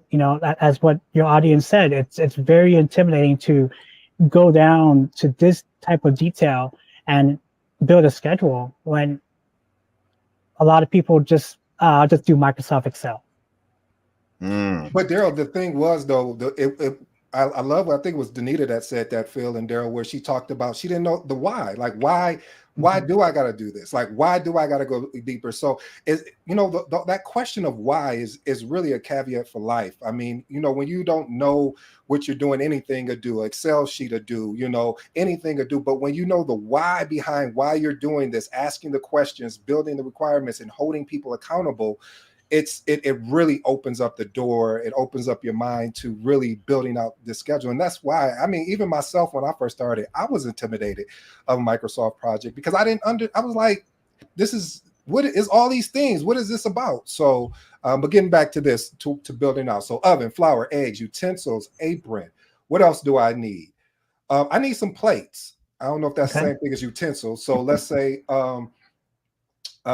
oh, you know what? I need a carrying, something to put it in once the cake is done. Like one of those deals. I don't even know what it's called. Once you cook the cake, you put it in, to let it cool down.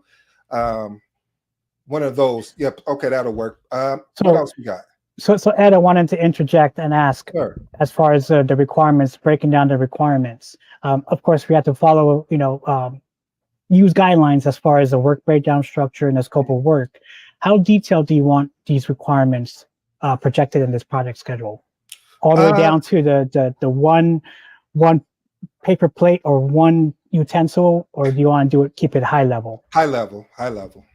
Okay. That's fine. Now, when we're saying requirements, are we saying the requirements to procure these requirements in that way, or what does requirements mean to you as far as just typing down oven, flour, eggs, and so forth? Requirements means to me, these are the things that's going to be required to have the success that I need, which is baking a cake.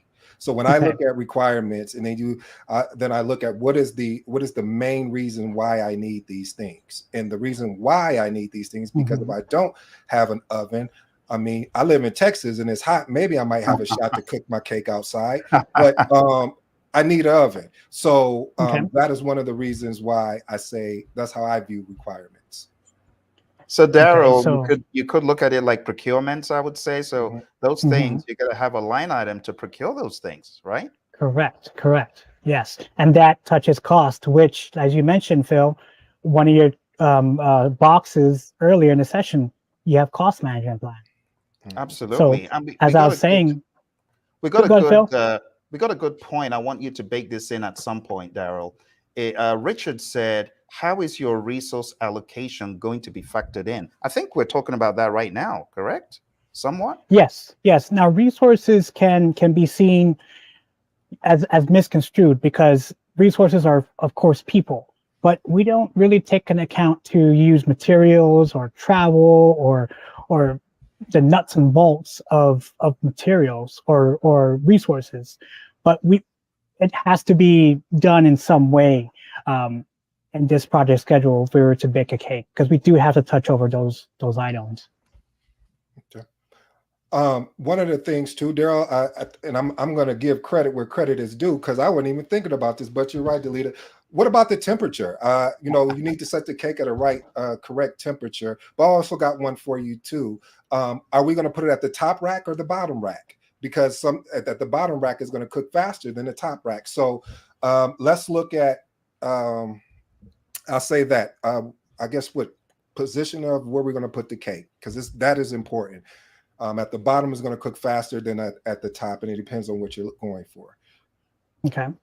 So as far as this whole project schedule in an over a 40,000 foot view, okay, how long would this project last? So right now we're starting it today. How long do you think this project will last? I'll say 48 hours. So maybe 2 days. I mean, because I've been known to, in making a cake to get everything prepped one day, the next day actually do the baking portion of it, and then the other piece, may be cutting up, or as we're saying, splitting the spoils of what we just done. So that's how I'm looking at it. Okay, now to help start the project, Microsoft Project has a tab called Project. Now, once we go in there, that's where we can actually officially start the project. And by starting a project, you have to set the project start date. Or you could do backwards planning and use the project finish date. In most cases, the project start date is a very common selection to use. So we're starting it today, August 13th. And then we got a status to schedule. To make sure we can always measure against what was planned and what was performed. Because like I said in the beginning, everything that you put down here is a dollarized value of your work. So it has to count no matter how you hide or slice and dice it. So we're starting the schedule today, which we're statusing it today. Microsoft Project has specific calendars. Right out the box, you have standard, you have night shift, and you have 24 hours. These additional calendars are inserted manually by me. So we're just going to go over, you use the standard calendar, which is Sunday through Saturday, 7 days a week, 24 hours a day, which that's not realistic. And that's why you have other calendars in here that are more realistic to resources and your duration days on how long the project will take. So for now, we'll just use standard. From there, your project will be officially started by pressing OK. From there, it will annotate or capture the status date or the start of the project. And this is where you can update the project as well. Now, we mentioned about 2-day duration time of baking this cake. Is that correct? Yes. Okay. So now that we got over requirements, let's dive into resources and how we want to implement those high-level resources to bake a cake. And so I hope it's not going to scare off some people in regards to resource loading and schedule, because that's our kryptonite in regards to project management. Resourcing is our kryptonite, and I just wanted to give some light into it, that it is a simple, not simple, but it's a pretty cool feature to use as far as resources. It is. And, we won't go into the depth, but let's just say we could make the resources cosmetic, Hmm. or we could go into making it resource driven, which is where people just head for.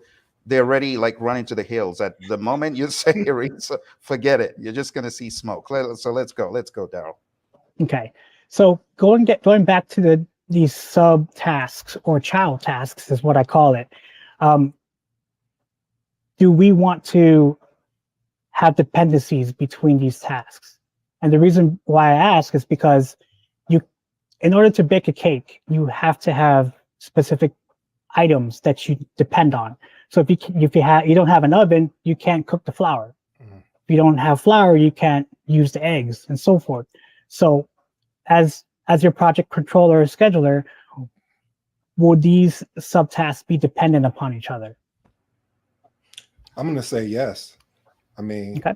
Yes. Okay. So in order for us to logically link them together or depend on each other is using the predecessor tab or column. So what we do is use the task ID number to have it dependent on each other. So we'll start off with number 4, which is the flour. Of course, buying an oven, we need to buy an oven. So we use that as a dependency to number 3. So right now we have buying an oven is connected to the flour. So in order to use the flour, we have to buy the oven first before using the flour or even putting flour on the cake itself. Now, as far as the oven, this is where we can get into procurements, but we can keep it high level. We can just put 2 days to buy an oven in regards to stagflation, inflation, shrimpflation, however you call that. So it takes about 2 days for us to buy the oven. We'll start using the flour from there. Is that seem realistic? Now, I want to get to the bottom of this as far as really fine-tuning your task names, because in order for us to have a dynamic schedule, we got to stick to a method of doing and completing, pretty much an action and completing at the same time, or you have to do something and then complete it using it as a milestone. Hope that makes sense. Yep. Makes sense, Daryl. Okay. So we do have to break down these tasks into more subtasks to get that, to tell the story right.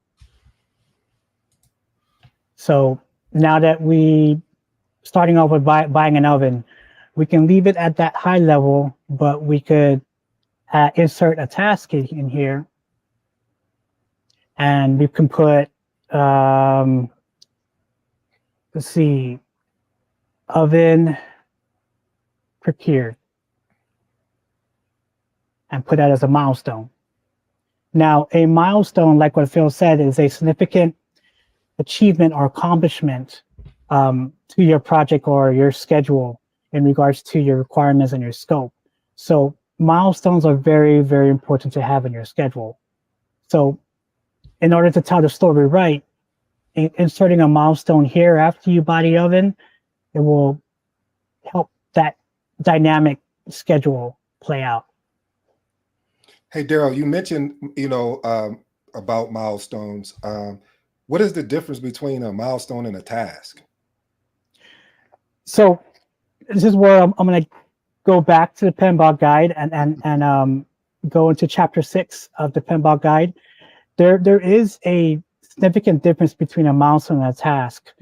And to backtrack, a task is not considered an activity. And I may be slaughtering this wrong, Phil, and hope you can. Let me jump in. Let me jump in before yes, please. PMI, yes, please. PMI joins the call. Yes, please.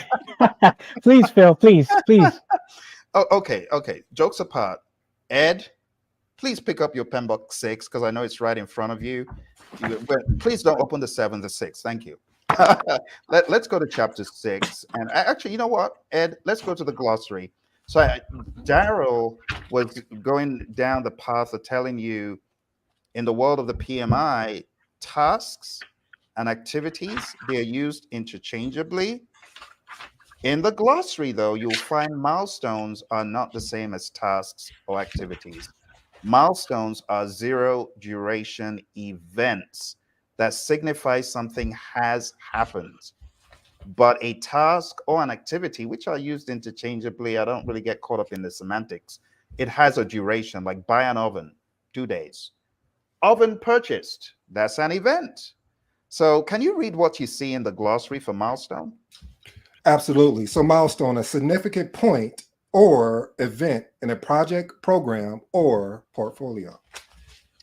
Thank you, Ed. And can we see what they say about activity or task? Because these are the little things that make people go, yeah, where am I? Am I even aligned with what PMI is saying? I just use task and activity interchangeably. Like here in Microsoft Project, it says task name, but in the PMBOK guide, it says define activities. So they're generally used interchangeably. Task sounds burdensome though. Yeah, I'm gonna take you to the task. It sounds negative, but task and activity mean the same thing. What do you see, Ed? So activity, a distinct scheduled portion of work performed during the course of the project. There you go. Yeah.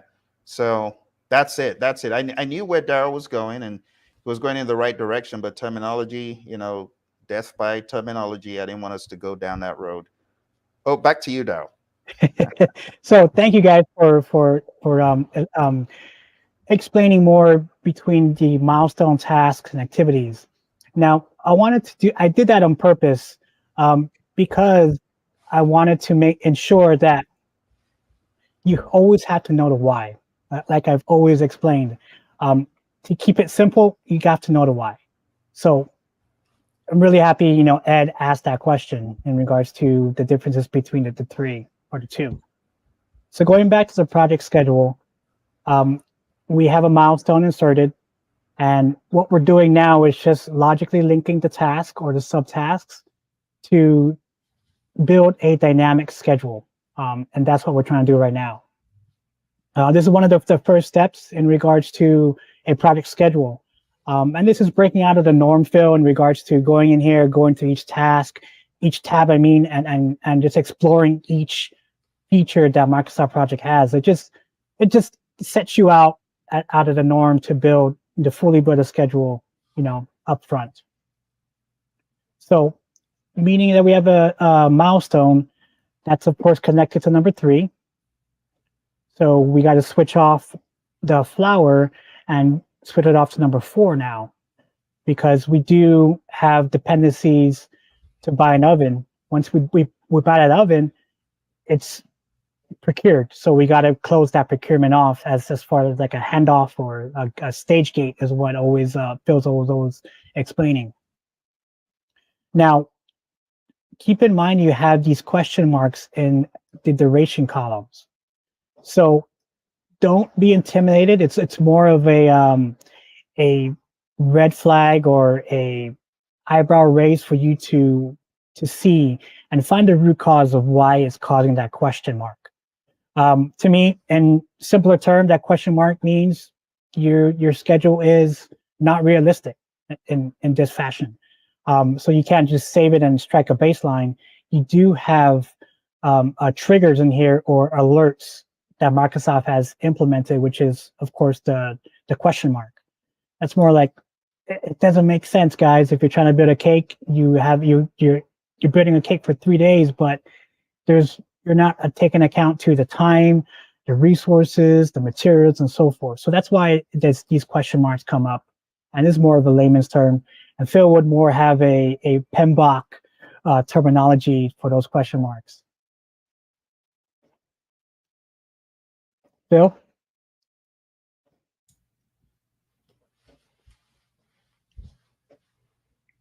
So Daryl, I think I really like the way you put that. I mean, with the question mark piece. I mean, it's self-explanatory. Like you said, it's not realistic, and I like that.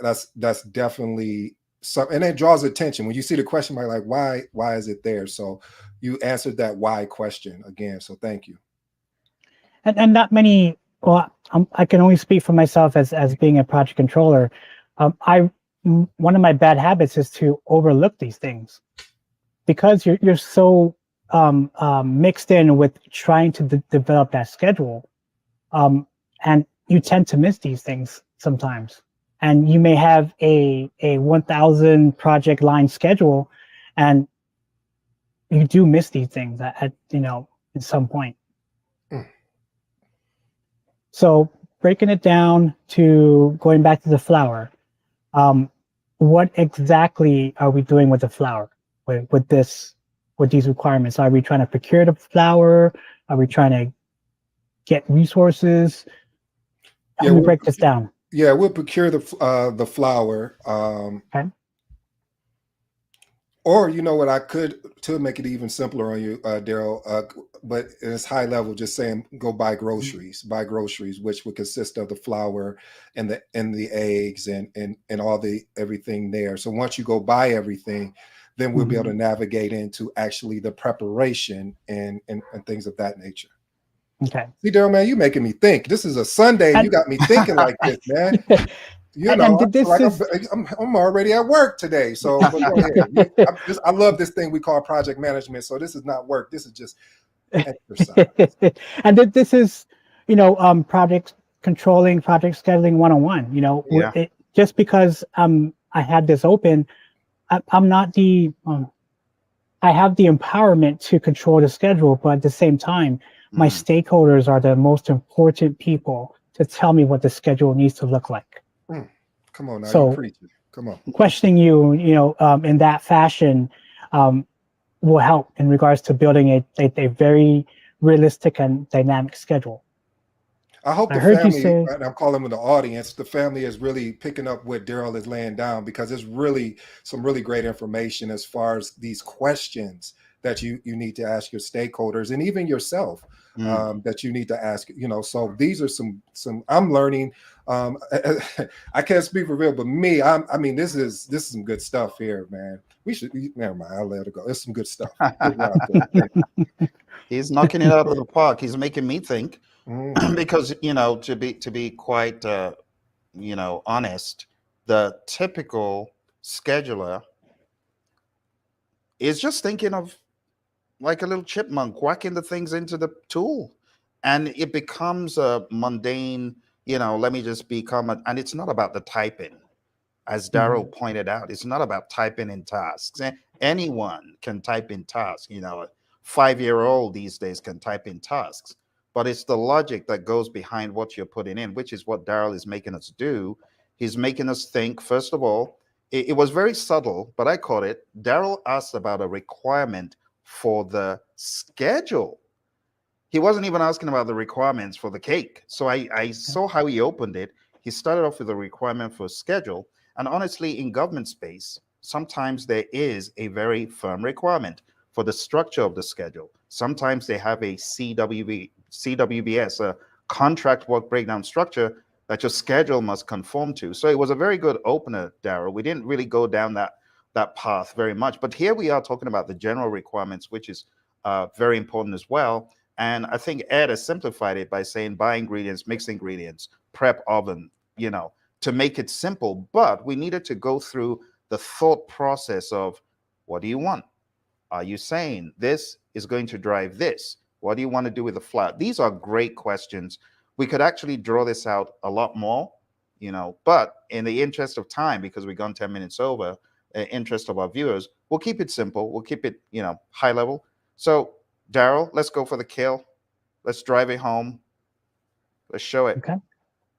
And let's do what Ed, our stakeholder, said, which is putting in some of these higher level tasks. Buy ingredients, mix ingredients, prep oven, bake cake, and let's just show how to weave it all finally together. But the requirements are just priceless, because that drives everything else. All right. So lost my train of thought, guys. But grocery shopping. All right. So, and believe it or not, guys, this is a project controller environment. This is my everyday life. I go in, talk to stakeholders, talk to people connected to the schedule, and it's basic hands-on and be like, okay, what do you want from here? Okay, why is this important? How are we going to talk about the risks, the uncertainties, the unknowns, and so forth. So this is basic project scheduling 101 in a reality sense. Absolutely. So let's break it down. So we've done the requirements. Now we're doing the planning. Is that what I'm hearing? Yes. Yeah, we Okay. we could say that. We've Okay. kind of implicitly done it. Mhm. with the Now, help of Delita and our other friends on the call who have asked questions about the color of the cake, tossing us about the color of the cake, the flavor of the cake. Everything is going to be planned. Let's assume, for the sake of this illustration, that everything that needed to be planned was planned. Schedule, cost, scope, quality, resources, communications, risk, procurement. We planned it all. So let's just leave it as one line in the interest of time, Daryl. But let's okay. put in the execution now. So this is the doing. So I guess under execution, we could have mix ingredients.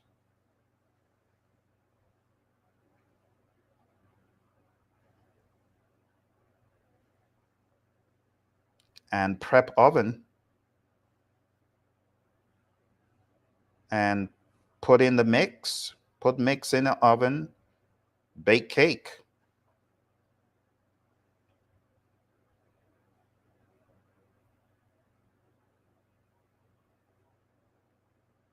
Excuse my typing. You're good. Bake cake. And yes, in the real world, I know the scheduling police are going to be after us, Daryl. They're going to say, you should have had a recurring task for checking the cake. You don't just leave it in the oven. No, no, no. Yeah, so let's assume we did that. Let's assume we know. You're dealing with very experienced schedulers here. Daryl has worked on some monstrous schedules.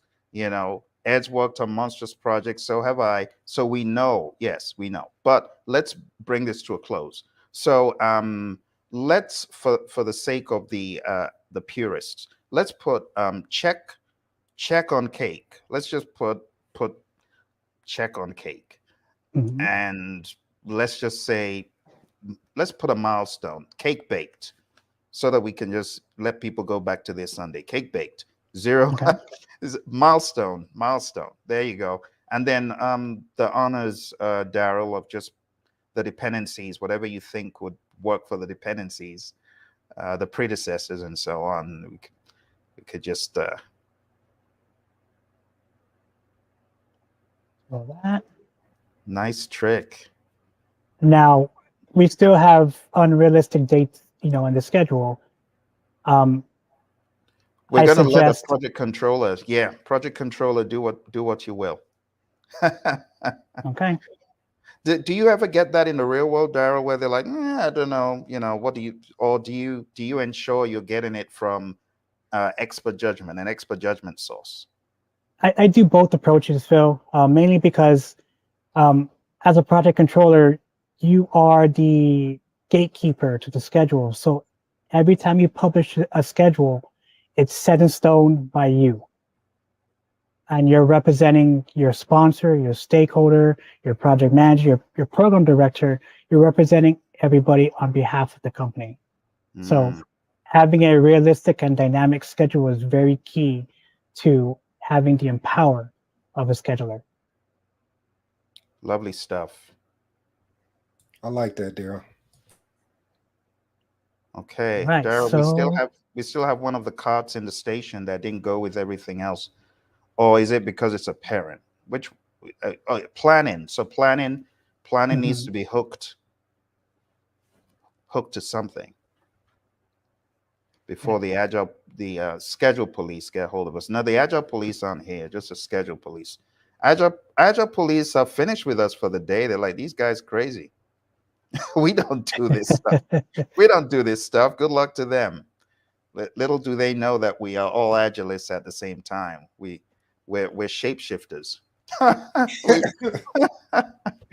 We- they don't get it. They just don't get it. It's okay. All right. So for the sake of time, I put 2-day durations on all the subtasks. And why 2 is because it's more of a realistic sense in regards to taking in consideration between resources, the 80-20 rule, that type of thing. Instead of using 1 day, it's more common to use at least 2 days, best practices. Absolutely. Good deal. So we have our execution. Is our execution going to start the day of, or it's contingent on the flour and the plates, isn't it? So how would you handle that one, Daryl? So as far as the requirements, we do have to have the requirements taken care of, and then of course the planning. So I would tie that into the planning side or the Okay. planning task. Good deal.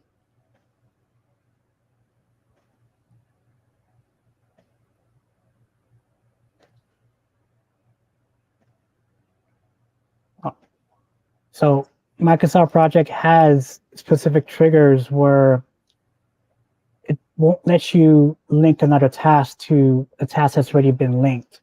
So planning would need to be worked on as far as. Oh, planning would be 10. Should we make planning link to 10, the plates? So instead of 13, let's make it a 10. There we go. And then let's link the mixed ingredients to 11. 11. Okay. There we go. Yep. And I mean, it gets more convoluted. We're just keeping it very high level and simple for those just getting into this world. But this is how you would roll.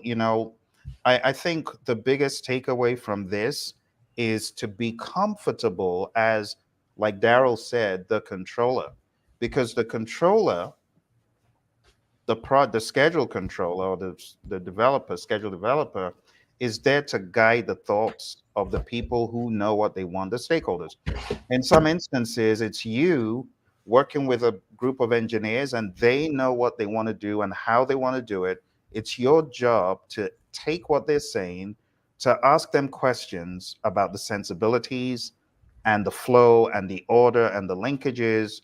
And that's how it's developed. You see, Daryl, a lot of people, they're scared of even getting into this world because they think it's all on them. And I think you brought up a very good point that it's not all on you. It's really a teamwork making the dream work. So it's everyone working together. It's not you as a scheduler. You have to know how everything is woven together. You don't.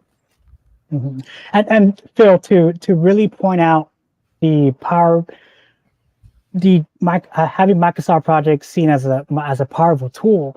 Ed mentioned in the beginning, hey, it's going to take us 2 days to bake a cake. In reality, it's going to take us 27 days to bake a cake, because that's taking into account the requirements, the resources, the planning and execution, that goes along with it. Absolutely. Hey Phil and Daryl, what I learned today, and while you guys were talking, was just 2 quick points. I mean, Daryl really introduced to me the mindset of asking the right questions, the mindset of really being that sponsor for your stakeholders, of saying, hey, I'm here to support you. And then the other piece is the technical aspects of, meaning how to put it together, how you put everything together, just like us building the cake. So those 2 points to me really stood out in today's opportunity that we were able to do. Good deal. Awesome. All right, Phil, I yield the floor to you. All right. Well, thank you, my esteemed colleagues, Ed, Daryl, for doing this. I think we have made a case for scheduling. It's now very obvious that scheduling is a profession. If people didn't already know, hopefully now they do, that scheduling is a full-blown profession. For this reason, the PMI has certain certifications out there. They have the PMI SP, which is a scheduling professional. And a shout out to my mentor, Mary Hirschner, who, because of her, I'm even having this discussion, because I wasn't really going to go get PMI SP certified, but she challenged me by getting it herself. So PMI has the PMI SP certification, which you can go look at. We also have some great resources available as far as those who want to learn more. I want to encourage you to go on down to the Influence IPM channel. I'm going to put a link in the chat for anyone who cares to go check it out. The Influence IPM channel is Daryl's channel, and he has videos on there and inspiring stuff for scheduling and project controls. We also have a second channel from our friend Ed, which is called the Conscious Agility channel, and I'm just going to drop a link there as well, and I will put that in LinkedIn for those of you on LinkedIn, because I know you can't see it at the moment. And then we also have the Praision channel. I'm going to ask you, gentlemen, can you please put your links in there just to make sure, you know, for good measure, that people actually know how they can reach out to you and know more about you. And Daryl gives lessons in Microsoft Project. If you want coaching, mentoring, training in Microsoft Project, maybe you're one of the delinquents that ran away from Microsoft Project School, he's the man. You need to go for training and coaching with him. He'll help you. All right. And then if you're a new project manager or you're an old project manager, I don't mean in terms of age. Come on now. You know what I'm talking about. You've been certified since 2018, 2019. You're an old project manager, whether you like it or not. Maybe you need coaching, training, help. Well, you need to get on to Ed's channel. I want you to subscribe, please. We often say support good music, being a musician, right? But also let's support great project management content. So I want you to subscribe to Ed's channel. I want you to subscribe to Daryl's channel. And I want you to follow them on social media, because they'll be able to help you in your game, inspire you. These guys inspire, motivate, and encourage me, right? Because of Daryl, not only did I write one book on AI, not only did I write a second book. For those who don't know, Daryl is my AI coach. And as a result of him bringing AI to the meetings that Ed and I have with Daryl, he fired me up to go learn more about AI. So I hope we have fired you up, you know, to not only go into the world of scheduling, but also, Ed, do you mind holding up your guides one more time? We want to challenge people. Don't tell me you burnt them, Ed. You know, PMI is watching. Oh, and of course, don't forget, we got Ed's book coming. Ed, you want to talk about your book? Absolutely. Thank you for this opportunity, Phil and Daryl. The book that's coming is called The Magnetic Project Manager. The purpose of this book is really around communication, being able to present, being able to think outside the box. If you go watch the Conscious Agility channel, I'm in a box, and there's a reason behind. There's a play on it because of the fact that we have to think outside the box. But when we're in the box, can you still operate? Can you still move around? In this book, The Magnetic Project Manager, it really just pulls back the curtains, because a lot of times people don't appreciate what project managers bring to the table. And this is a token to all my new, as Phil mentioned, been in project management for a while. I really wanted to encourage you, when this book comes out, that you pick up a copy of it. I promise you, well, I can't make bold promises like that. I may get in trouble. So I'll just say, if you like what you've seen today, you're really going to get a kick out of what we have here. So again, thank you, Phil and Daryl, for giving me an opportunity to talk about the Magnetic Project Manager. Thank you, Ed, and thank you for bringing up that book. You know, to be mad if I remembered after the fact. All right, well, that's it for today, my friends. If you enjoyed it, don't forget to hit like. Don't forget to follow us, subscribe. We are going to be back. This is just the beginning. You ain't going to get rid of us that quick. I know I always jab everyone. So the Agile zealots, they're like, oh, just shut up and go home. No, we're going to be back. We're going to be back. Look out for us. We're coming. All right.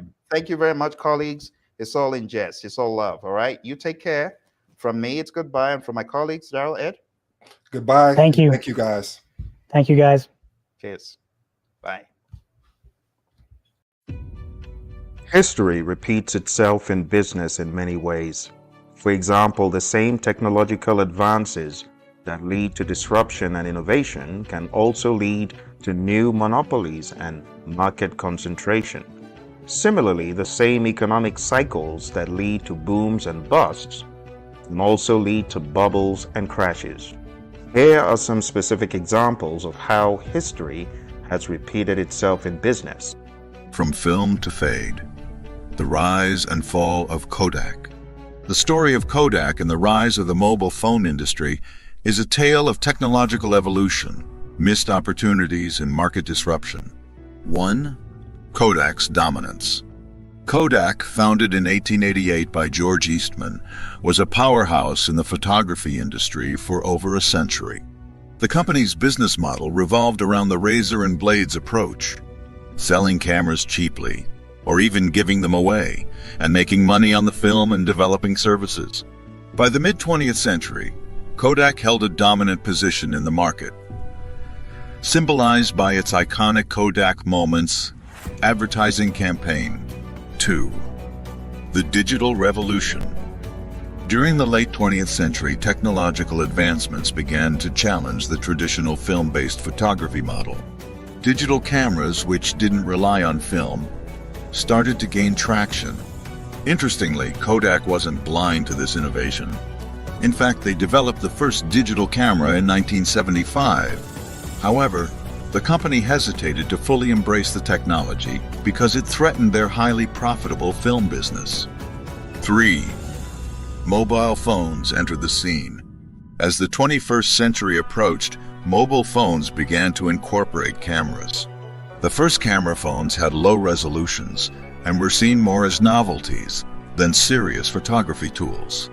However, with rapid technological advancements, the quality of these cameras started improving dramatically. 4. The convergence of technologies. By the mid-2000s, smartphones like Apple's iPhone and Android devices combined communication, computing, and photography into a single device. This convergence of technologies made it convenient for consumers to capture, edit, and share photos instantly, making traditional cameras, and especially film, seem obsolete for everyday photography. 5. Kodak's decline. Kodak's reluctance to transition away from its film-centric business model made it vulnerable. By the time Kodak realized the importance of digital photography and the potential of smartphones, they were playing catch-up. In 2012, facing immense financial pressures, Kodak filed for bankruptcy. 6. The new landscape. Today, smartphone photography is ubiquitous. Apps like Instagram, Snapchat, and others have transformed photo sharing and editing, creating an entirely new photographic culture. While professional photographers and enthusiasts still use high-end digital cameras, the majority of casual photographers rely on their smartphones. Conclusion. Kodak's story serves as a cautionary tale about the perils of failing to adapt to technological disruptions. While the company didn't ignore the digital trend, they underestimated the speed at which the market would shift and the monumental impact of the mobile phone industry. Today's giants of the tech industry remain vigilant, knowing that they could face their own Kodak moment if they become too complacent. It is important to note that history does not repeat itself exactly. However, by studying the past, we can learn from the mistakes and successes of others. This can help us to make better decisions and to avoid repeating the same mistakes. I hope you've enjoyed this video. Hit the like button and subscribe to the channel to get notified when the next video comes out. Are you looking to write your first book? If you are, I want you to know that I've got you covered. Perhaps you've got no clue how you're going to write the chapters, how you're going to edit, all that stuff. Look no further, because I will be your book writing coach. My name's Phil, and I've been in the book writing business for over 18 years. I've written various books, everything from full-on textbooks like this about Agile project management, books like this about fiction, paperback, and hardcover books alike. Here's a paperback book, Project Management, a Layman's Guide. Here are audiobooks that I've written over the years, and these are, pretty bulky audiobooks. This was the 2020 release. This was the 2016 release or so. So if you want someone who has been there, done that, I've also published DVDs, such as this one that came tumbling down, DVDs with drama productions and educational material. So you have got someone who knows the tricks of the trade to writing books. And most importantly, we're going to keep the costs low so that you are going to be able to self-publish your first book. And not to mention if you are a comic book writer or illustrator, because this is my comic. I've been there, done that. I've written them all, done them all. Audiobooks, comics, textbooks, fiction, name it. But there's a secret sauce to writing. And that secret sauce is what I'm going to help you be able to craft your work around. Let me show you how it all works. So you sign up for coaching and mentoring with me. And when you have signed up for coaching, we jump aboard a very specific time frame. I'm looking at 60 days for us to publish your first book. I'm up for the challenge. Are you up for the challenge? Do you think you've got what it takes? I think you've got what it takes, which is why I am putting this program out there for people who want to write books. We're going to get your first book published. We're going to launch it. You're going to find your audience, and you are going to become a published author in 60 days. Now you may ask, but Phil, how? I just showed you. I do this all day long. Right now I'm wrapping up my 20th book. And you know that I train a lot of leadership and project management, and all of those require a high level of detail and specificity. So I've been there, done that. You know, when I started training and coaching people to write their books, was when my daughter's third grade teacher said, I am writing a book. And I said, interesting. Do you have a publisher? And she said, no, I don't have a publisher. And I said, you know what? I can give you some guidelines. I can coach you. I can help you. Long story short, she is now a published author. Her work is on Amazon. And I decided to make this available to more people. And I help people covertly. I've helped so many people to craft their first publication. And I want to help you. So let me show you how this is going to happen. We have a very specific schedule here, okay? And I'm just going to roll up the schedule so you can see it at a higher level.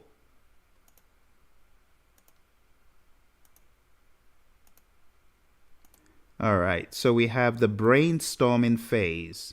Brainstorming for ideas, it doesn't need that long. I'm going to show you the tricks. You probably already have an idea. So the brainstorming stage is to create a mind map. That's what we're going to do first. And then we're going to research similar books. You're going to have a session with me where we craft our plan. And then you're going to move into phase 2. You're going to write that first draft. And trust me, there are a lot of tricks of the trade to getting your first draft. I've put it at 33 days. And I know you may think that's a little bit too long. Some of you might think, oh, I've already got my draft. That's cool. But some of you might also say, oh, it's a little bit aggressive. No, it's not. This is absolutely doable. I have written books in days. I've written books in hours. You know, one of my mentors who I listen to a lot wrote a book in hours that changed his entire business. It is doable. You can become an author as well by writing a book in 33 days for your first draft. It's absolutely doable. The current book I'm writing on, I've been writing that book now for going to just a little bit over 2 weeks, and there's already so much content, great volume. Hey, and for those of you who are wondering, where do I get art from? Where do I get an illustrator? Whether you want an illustrator or you want to use cheaper methods for illustrating your book, I'll show you all that stuff. I'll show you various options. Whether you want people to illustrate that book for you or you want to buy already made art, there are so many options. All right, let's go to number 3. Revise and edit the first draft, 8 days. Again, there are many ways, many vehicles of doing this. I could share with you the tricks of the trade that I use. For example, when I partner with people to write books, we leverage the power of a team, and I will show you how you can leverage team power to get more done. And we're not talking about huge amounts of money. We're talking about very minuscule amounts. In some instances, $0, because I will also show you how to harness not only a team of people, but I will show you how to harness the power of artificial intelligence. If you are so inclined, there are many ways to write a book that is totally your idea and your content. And there are tricks, even when you create art, there are tricks in the prompts that you use. So whether we are using the likes of DALL-E or we're using Midjourney, I will show you how to get some world-class content. All right, so that is step 3. And step 4, get feedback on the revised draft. So I have an editor. You should have an editor, but I'll show you ways to get your book edited. Really great. I'll show you ways. There's so many options. All right, here we have publish and market the book. And again, tricks of the trade. I'll be showing you. So if this is something you want to embark on, maybe you've made it your life dream, your life project has been, I just want to become an author and write a book. You got to take it from a guy who's written over 20 of them.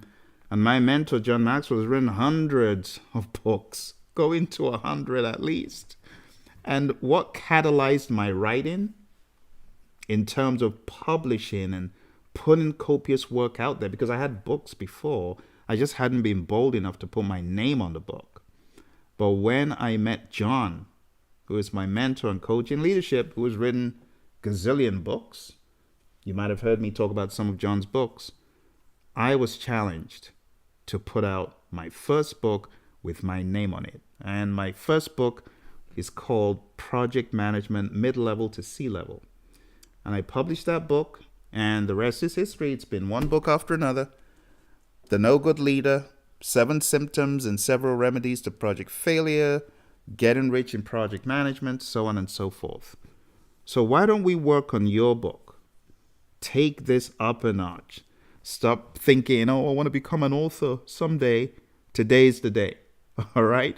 So I want you to either click the link below or shoot an email to projectleadershipinstitute@gmail.com. That's projectleadershipinstitute@gmail.com. If you want to write your first book and have me coach and mentor you to get that thing out in 60 days, I ain't playing games. I'm every bit determined and serious as you are. So let's make this happen, all right? Send the email, projectleadershipinstitute.com, or just go on down to the link. It's books.hpmexam.com. Books.hpmexam.com. I'm going to put it here for your reference. Books, all one word, .hpmexam.com, and you will get more information about how you can sign up for this awesome coaching and mentoring author program. We're going to get your book written, my friend. Thank you very much for joining me. Ask any questions, but let's get moving. Spots are limited. So, my friend, going down to the website, you see all the information on the screen, books.hpmexam.com. Send an email to projectleadershipinstitute@gmail.com, and you will get all the information you need. And together, we are going to make your dream of becoming an author. We're going to make it a reality, my friend. You are going to have author status, but it's not just about that. I want to make it very clear. The reason why you want to be an author is because you have a dream. You have a dream of something you want to put out there. I had a dream of this comic book. I said, I want to teach people project management. I want them to know project management through a fun lens. And that's what I did. This book, I said, I want people to learn Agile. I want them to learn it the right way, the way I was taught by my buddy Roy, right? So we wrote that book together. There are other books I could keep showing you, book after book after book. I got to show you this one. Hold on, I got to show you this book. Give me a second. I'm going to grab a couple more books to show you. Now, as you can see, I'm pretty excited about this book because it's another book that my buddy Roy and I wrote. It's called PMP Exam Immersion. It's in full color. I don't know if you can see the color. You probably can't. But this book is in full color, and it is, I'll give you a page estimate, 605 pages thereabout. Look at the thickness of that puppy. Look at that book. Look at that book. Now you can imagine having written this book. This is another one called Project Management Essentials. This is the Agile Principle book. And I could go on and on. I will help you. I will show you. And go on down to the site. Let's begin a conversation and let's get your dream birthed. It's time, my friends. Thank you. I look forward to seeing you in the program. Hello, my friends. You've probably asked yourself this question if you've ever been new on a job. And the question is, what do I do on day one to set myself up for success? Well, we got that question in from one of my clients who I'm coaching, and I want to walk through this whole idea with my client who is on the call in invisible mode, right? So the very first thing I do before getting into day one is I read up copious amounts about the firm. This is kind of like your building blocks to getting into day one. Don't wait for day one. Before day one, read about the firm, okay? Understand the business lines. You want to understand all of the possible departments, all of the possible interactions. If you don't have this information, you need to ask for it. Ask the recruiter, ask the hiring manager, be a little bit assertive and ask ahead of time. Ask for some information about the department you're going to be working on, how it's structured, what the project is actually like. Is this a multi-year project I'm coming into? Is it a new project? Is it something I'm going to be building from the ground up? And things such as that. You can even ask, who are the key stakeholders that I will be working with? Look, you got to buy yourself some time by asking ahead of time. That's the first thing I would say, right? So you got to do your studying, and then you got to ask the right questions. The recruiter or the hiring manager, hopefully, is going to send you some of that information. Read it, lap it all up, get it into your subconscious, and let that generate additional curiosity and questions. Now, on day one, when you get in on day one, the first thing I would recommend, if you don't already have it, is the map of the company. And I'm talking about the OBS, Organizational Breakdown Structure. I'm a stickler for OBSs. And here's why. Your job as a project manager is going to be a lot more effective if you understand the lines of communication, if you understand the channels of authority. If you don't, you're like someone at sea that doesn't know that they've got all of these valuable resources around them to get out of the sea, to get to dry land. So you got to understand who reports to whom, how are the layers of authority mapped out in the company. This is big. It is so big. And to underscore how big it is, I'll tell you a story of a company that I got into. And the very first thing I did was org chart. Want to see org chart, want to know who's who. And by the time I'd studied the org chart, I was in a meeting with my boss on week 2. And my boss said, oh, introduce yourself and what you're doing with the company. By the time I was done with my introduction, other individuals in the room, senior management in the room, they're like, how long have you been here? You know, and I'll just tell you the firm, there's actually no harm, no shame in the game. It's Honeywell, right? Like, how long have you been here? And the reason why this executive asked me the question was I had mentioned so many key people that each of the people in the room was connected to. I'd mentioned VPs, I'd mentioned C-level people, and I had mentioned how the 3 units under that umbrella of defense and space, how they were interacting. And this person was like, wow, you just been here that long and you already know the company like this? That's the level that I aspire everyone gets to within a few days, maybe a week or 2. You got to know the players, the lines of communication, okay? So as far as what to do on day 1, I'm going to read to you from my book, Scrum Mastery, 5 Levels of Leadership for Agile Success. I have a chapter dedicated to this. And it's a bit funny. You probably can't see too well, but that's a very worried looking Scrum Master. And it says, help, it's day 1. So here I share with you on the next page, key day 1 actions. Schedule a meeting with your direct manager or boss to discuss the major purpose for them hiring you and their definition of success. You got to get the DOS.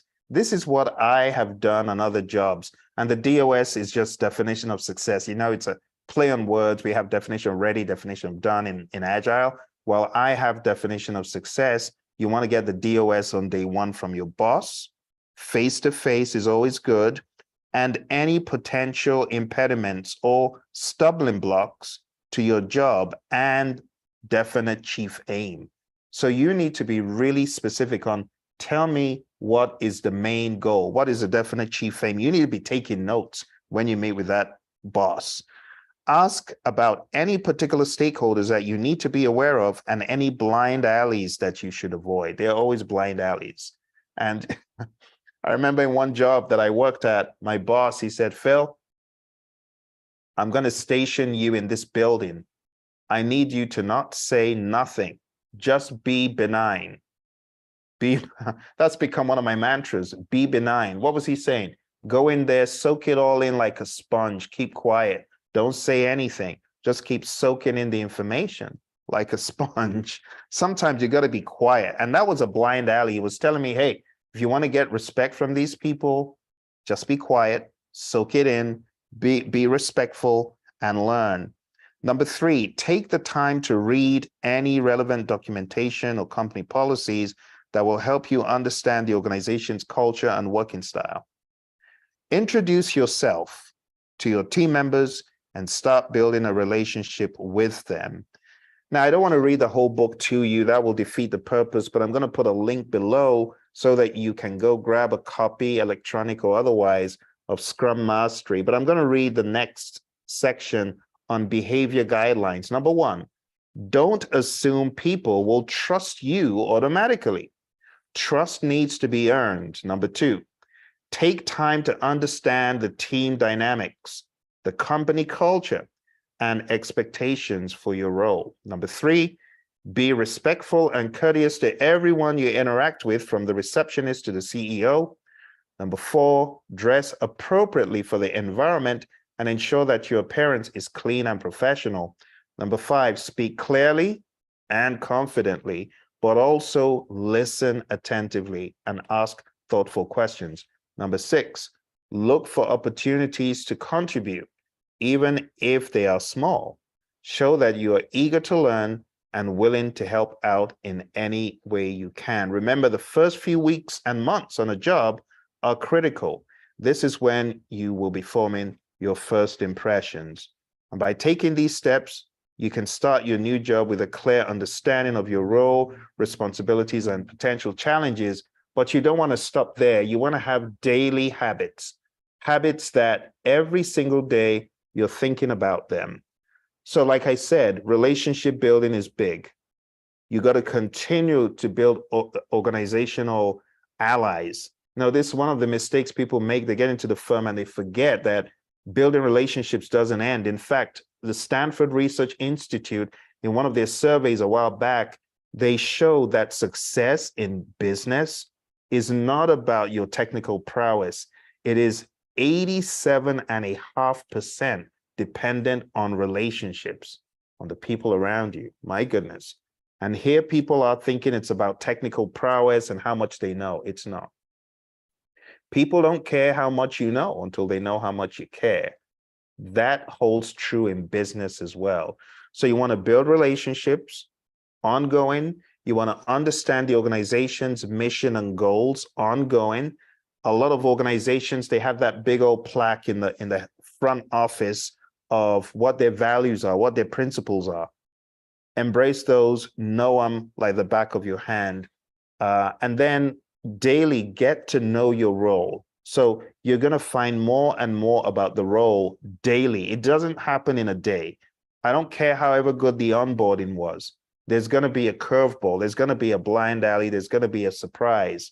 So don't think that you know everything about the role in a day. That will be foolishness. No, you cannot know everything about the role in a day. I mean, my mind was blown in some of the roles I've been in. I'm like, oh my goodness, you mean this is part of my job? I didn't know that on day one, but you learn, and then learn the systems and processes, find out more about the systems and the processes and learn from your peers. Don't be shy. Don't be afraid in learning from your peers.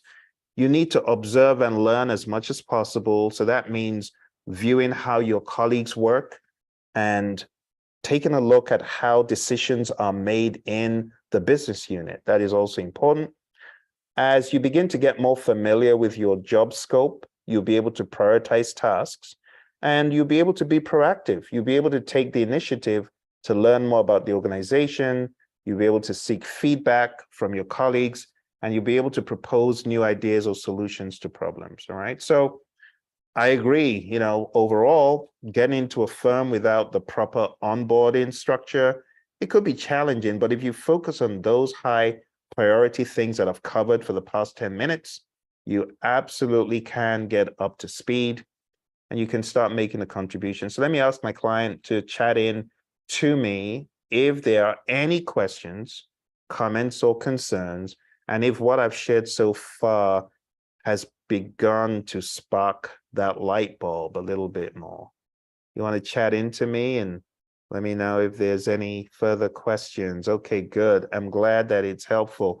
Again, for those watching after the fact, it's Scrum Mastery, 5 Levels of Leadership for Agile Success.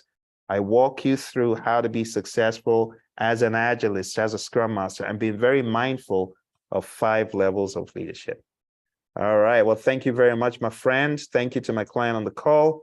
We'll go ahead and say goodbye for now. Help.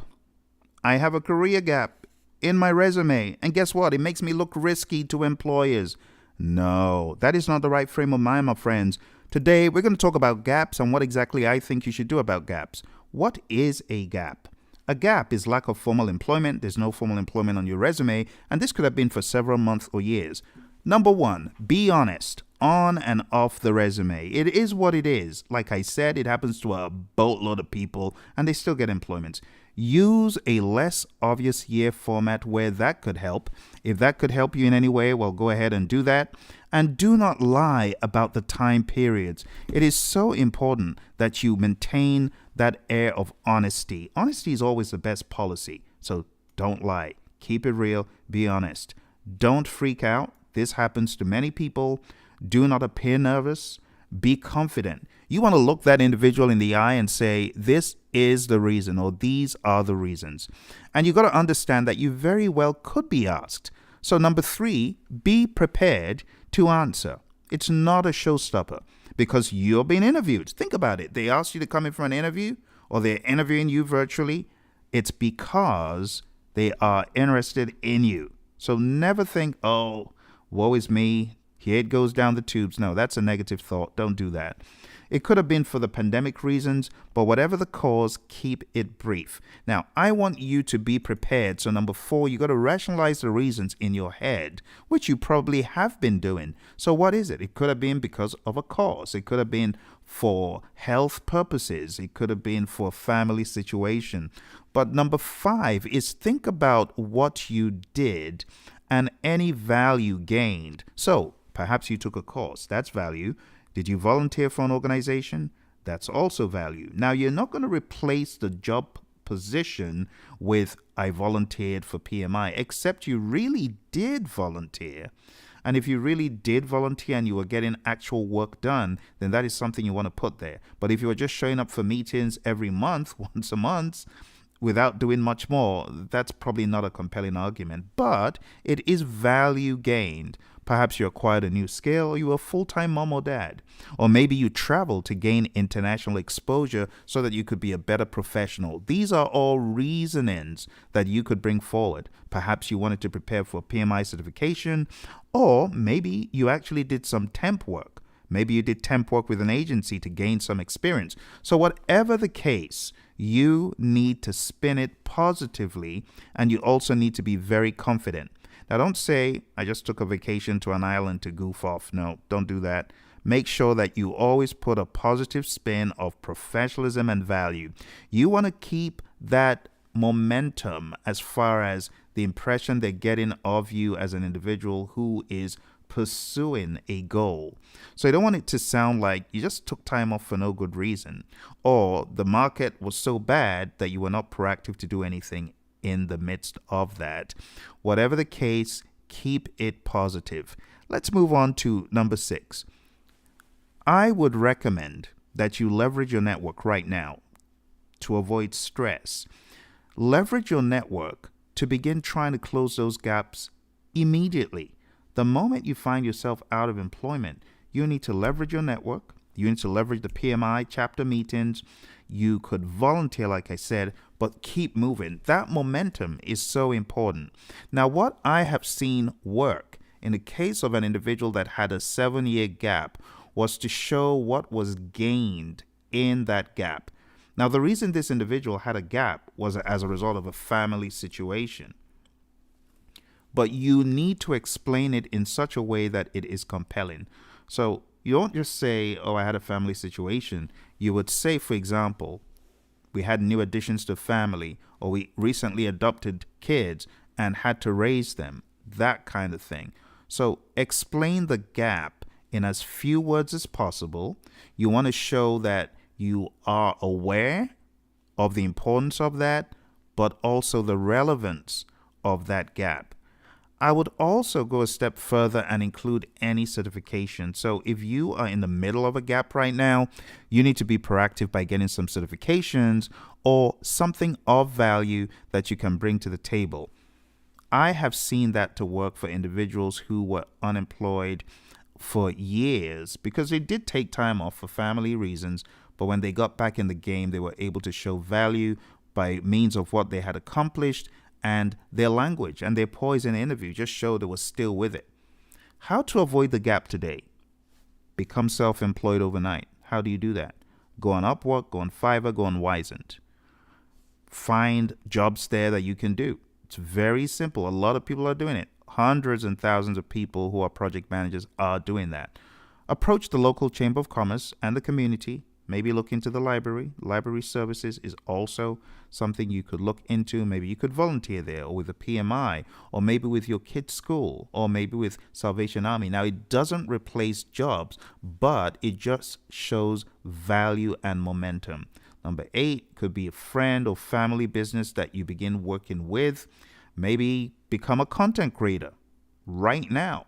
Turn on the phone and record a video about project management or business or whatever field you're in, and develop a channel. And you know what? You can actually say, I am a content creator. I took time out to become a content creator.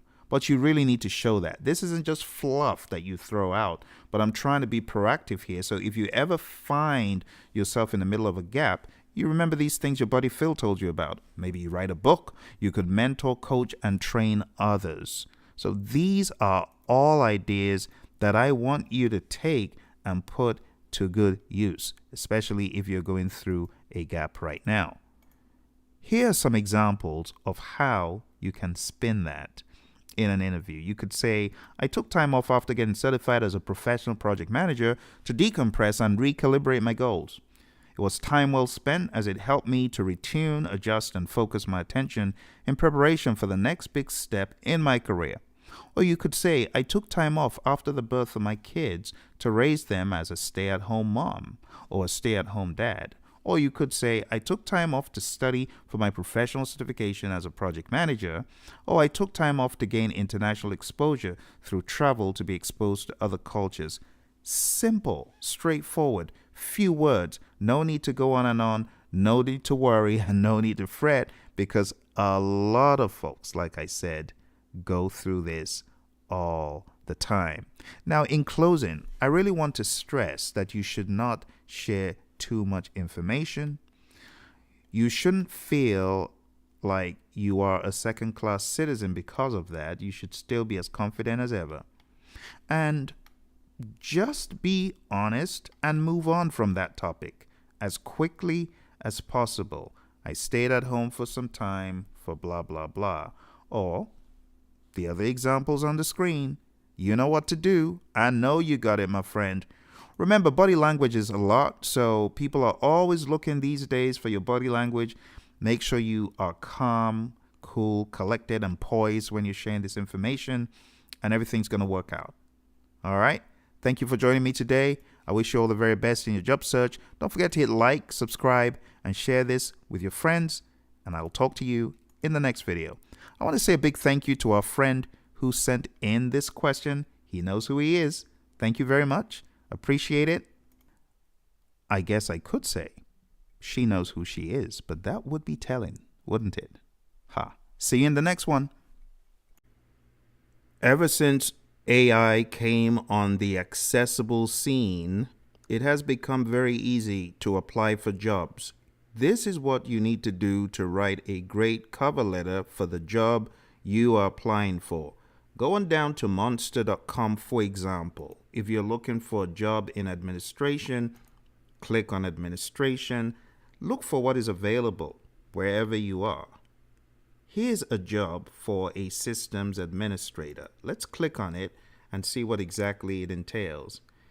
It reads, the Housing Authority of the County of San Bernardino was established in 1941. It gives you all the job background, but it goes into the key duties, the responsibilities. This is what you're really looking for in this job spec. You want to copy the key duties, the responsibilities, copy them all the way down to the experience and training requirements, just like that. Copy, then go into your AI tool of choice. We're going to take a look at two tools today. The first one is bard.google.com. If you have a Google account, you should be able to get into Bard quite easily.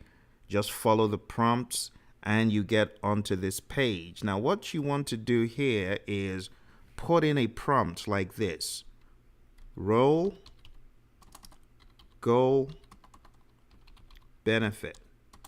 So you want to make a statement that helps the AI tool know what you are looking for, who you are. So you could say, as a job applicant / job seeker, your goal is to write a cover letter. I would like to write a compelling cover letter showcasing my experience as an administrator with 10 years of experience.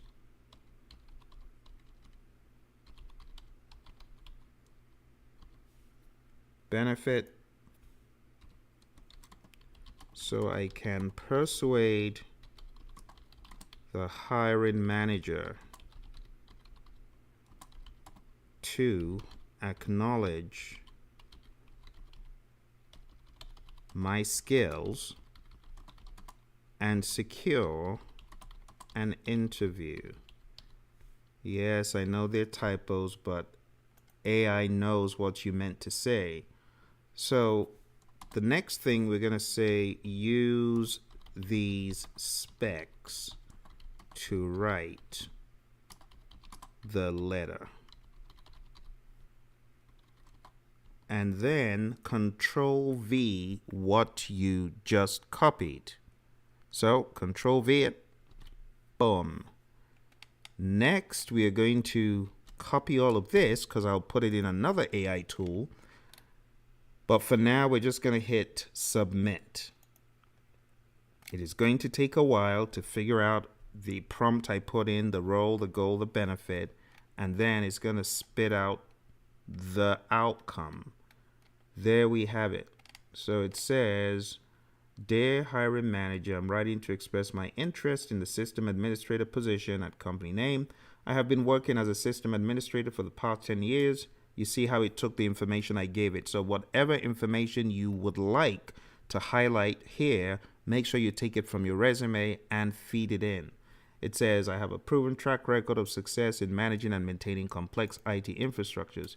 In my previous role at whatever the company is, I was responsible for the following: providing system support, installing new software releases, on and on." If you feed your entire resume into AI like Bard or ChatGPT, it will use the information you give it to write a compelling cover letter. As you see, it kind of made stuff up that I didn't give it, but this is good because you can always go in and swap it out or delete it. So why waste time trying to put together a compelling cover letter when AI is available to do it for you? You might as well use that time to do something better towards your interview prep or towards your job search. All right, so that's the first AI tool that we've looked at. We're going to take a look at another AI tool known as ChatGPT. We're going to take the same prompt and information and just Control V it in, and then we're going to hit the send message button, and we're going to wait for ChatGPT to do its brilliance. And there it is. It's off to the races. It's put in the information you typically would see in a letter. It's made it quite formal. And then if you go to the top, it says, let's zoom in, make it bigger. I am writing to express my keen interest in the position, title, position at company name, as advertised. With a solid background in systems administration and over 10 years of experience in the field, I'm confident that my skills and expertise align perfectly with the requirements for this role. You see, it's very compelling, very accurate, very precise, very professional sounding. So if you are not using the power of AI to craft these cover letters, you are at a disadvantage, because guess what? Other people are using it, and I know other people who have used this and got the job. They got the interview, they got the job. So it's not about, oh, I don't want to use AI because I can write well. No, don't be ridiculous. AI, it has been proven, has a high IQ level that is above 95% of individuals. Why do you want to use your time and energy to write what AI can do for you? It's like saying, I don't want to type I don't want to type into Excel. I want to first of all put it into some big old-fashioned typing sheet, and then I want to photocopy it. Why not just print it? So this is technology, my friend, that is here for you to use. Go ahead and use it.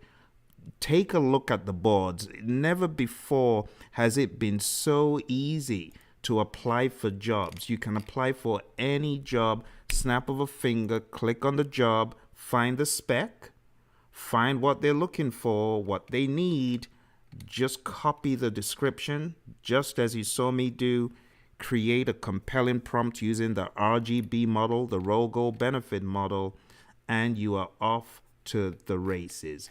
Highly advised that you use this, my friends. Harness the power of AI. I wish you all the best in your job search. Let me know if you have any questions. Bye for now. The Agile Manifesto, you've probably heard about this so many times. If you're getting ready for the PMP, the CAPM, the PSM, the CSM, you've probably heard it a gazillion times. But what exactly is the manifesto?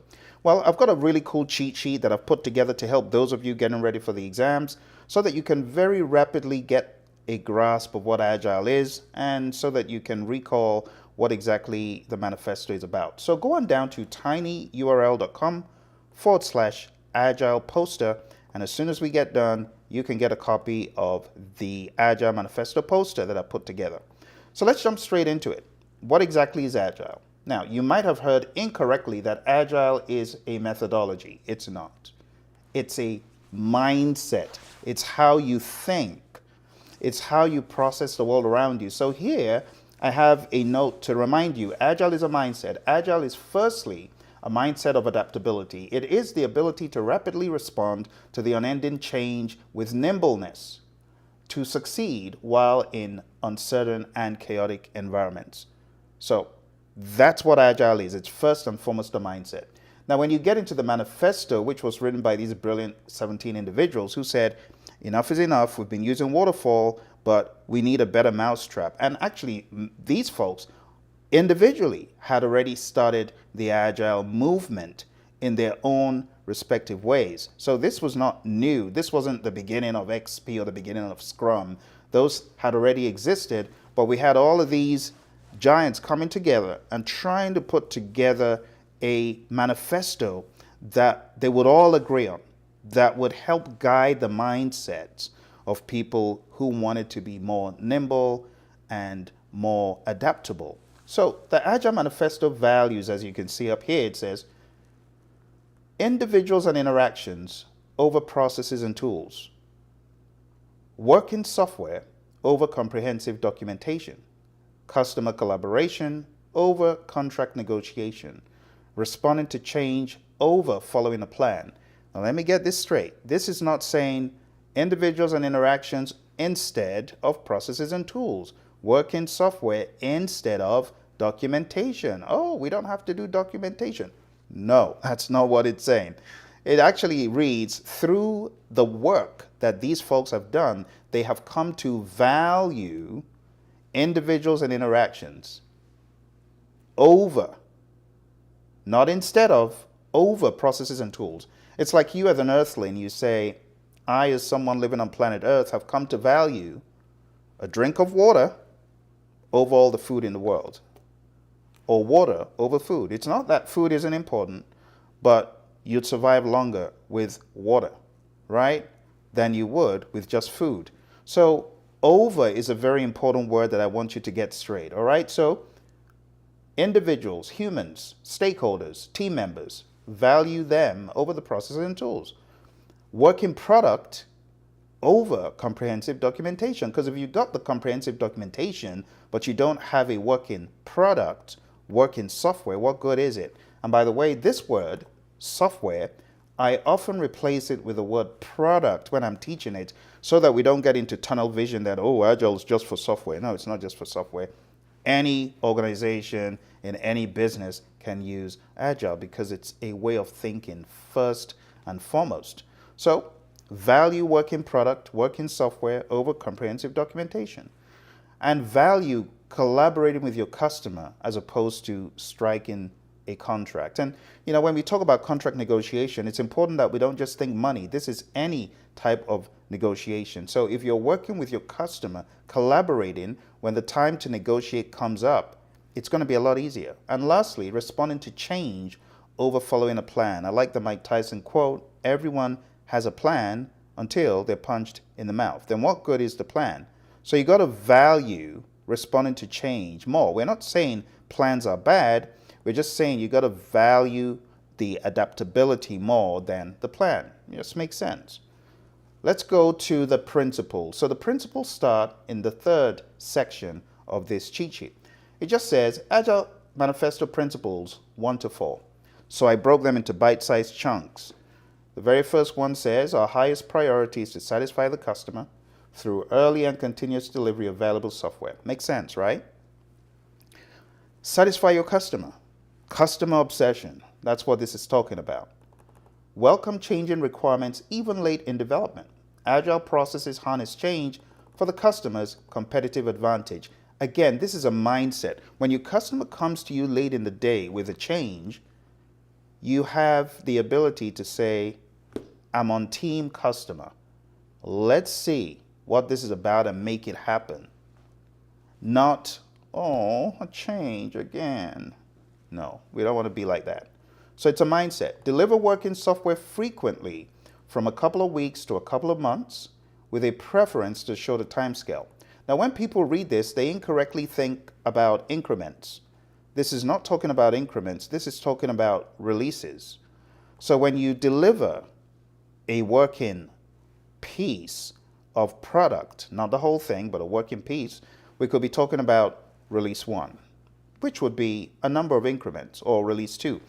Because when people read this, I hear some folks saying, well, it says a couple of weeks to a couple of months, so that means a sprint can be up to 8 weeks. No, that's not what it's advising you, because the world is going to pass you by in 8 weeks. Don't do that. If you're working in an agile framework, such as Scrum or Kanban, you see that we have in Scrum the cadences, and we don't go overboard with the cadence, especially in Scrum. We don't go overboard with anything more than 4 weeks. That's what is recommended. So this is talking more about the releases, right? So deliver working software frequently. Could be a couple of weeks. Yes, at the end of the sprint, you could have software, but it's not giving you a leeway of 8 weeks. Very important to see it that way. And it says with a preference to show the time scale. Deliver it, and there will be no surprises. Okay, final one says, business people and developers must work together daily throughout the project. And it is what it is. You got a product owner who represents the business, product owners on the team, you're working with that individual daily. All right. The next one is Agile Manifesto Principles 5 to 8. Build projects around motivated individuals, give them the environment and support they need, and trust them to get the job done. So what is this saying? Simple and plain. Motivated team. Build projects around that team, not a demotivated team, not a whiny team. You see, and to be quite honest, it's the environment that the team is in that makes the team what it is. If the team is in a whiny environment, it becomes that. So hopefully your organization is one of a PMA, positive mental attitude, no plum mentality, no plum disease. And plum just stands for poor little old me. No. Motivated individuals. That's what we're looking for. Motivated individuals. All right, give them the environment and support they need and trust them to get the job done. The next one says, the most efficient and effective method of conveying information to and within a development team is face-to-face conversation. Makes sense. It's been proven over and over again by the great Professor Emeritus Albert Morabian and many more through experiments. Number 7, working software is the primary measure of progress. We don't do percent completes in the world of Agile because we already have a very small time box, and we know that we need to get done within a finite amount of time, and that takes away the concern for statusing and a whole lot of heavy scheduling. We don't do a whole lot of that stuff in Agile. Number 8, Agile processes promote sustainable development. The sponsors, developers, and users should be able to maintain a constant pace indefinitely. A constant pace is not 80-hour weeks or 60-hour weeks. No, don't kill people. Let people work at a pace that they can sustain. That's what this is saying. All right. Let's go to the final 4. Agile Manifesto Principles 9 to 12. Continuous attention to technical excellence and good design enhances agility. It makes sense. What is agility? Agility is, first of all, keeping things as adaptable as possible, but it's also avoiding as much as possible any form of waste or excess. So think about it. When you've got a shoddy design, how does that help you? When you're not technically excellent, how does that help you? This is just common sense.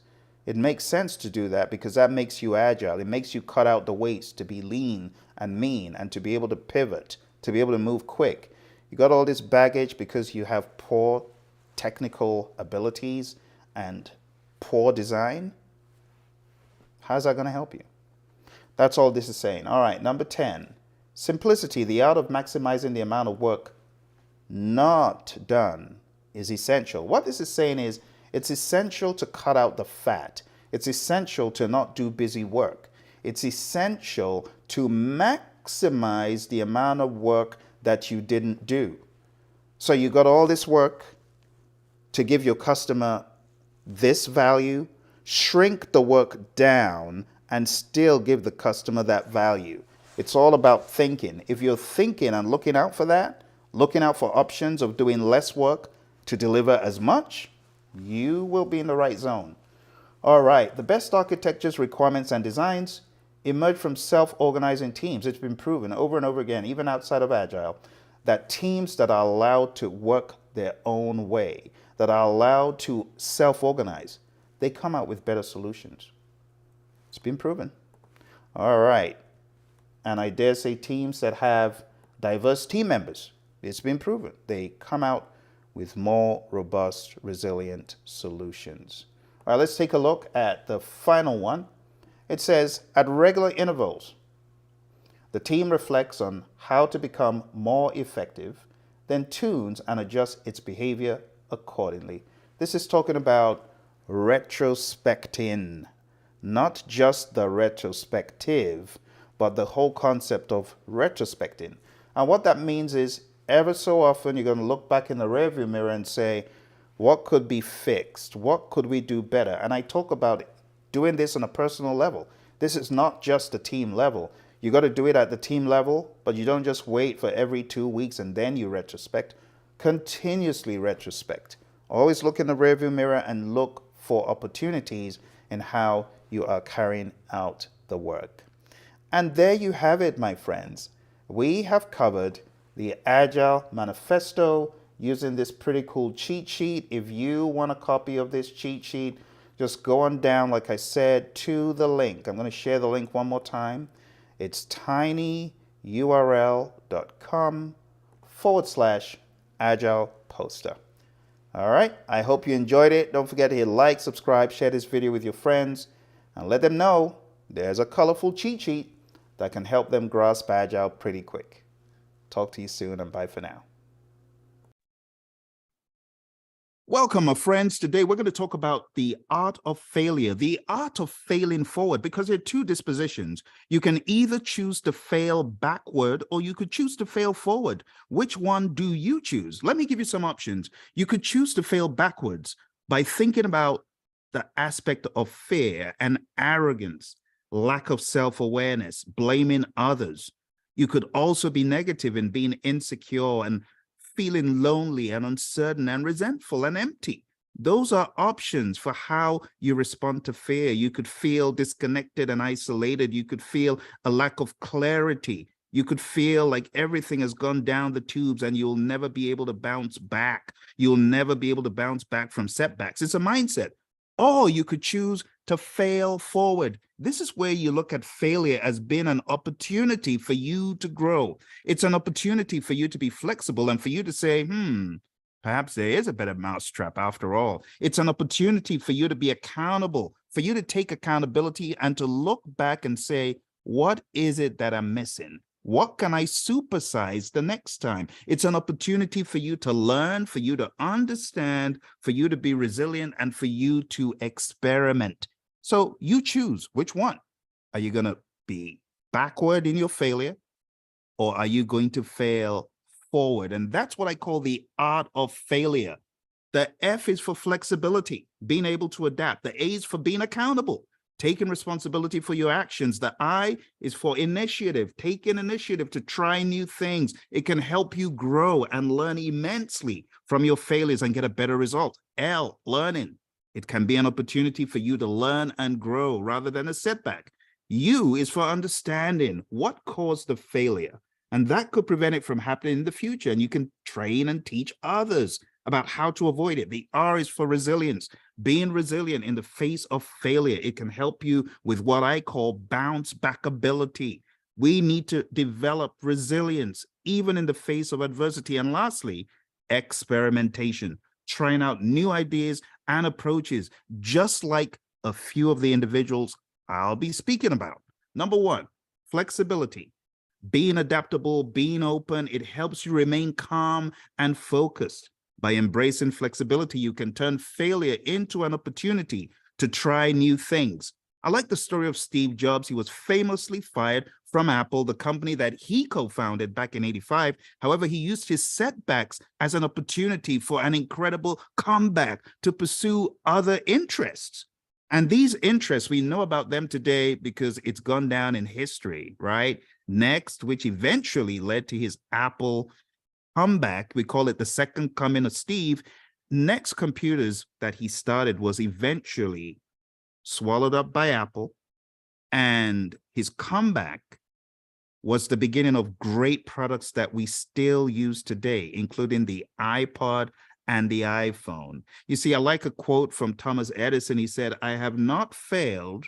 I've just found 10,000 ways that won't work." It would have been very easy for Steve to say, okay, I guess that's it. I better throw in the towel and go in shame.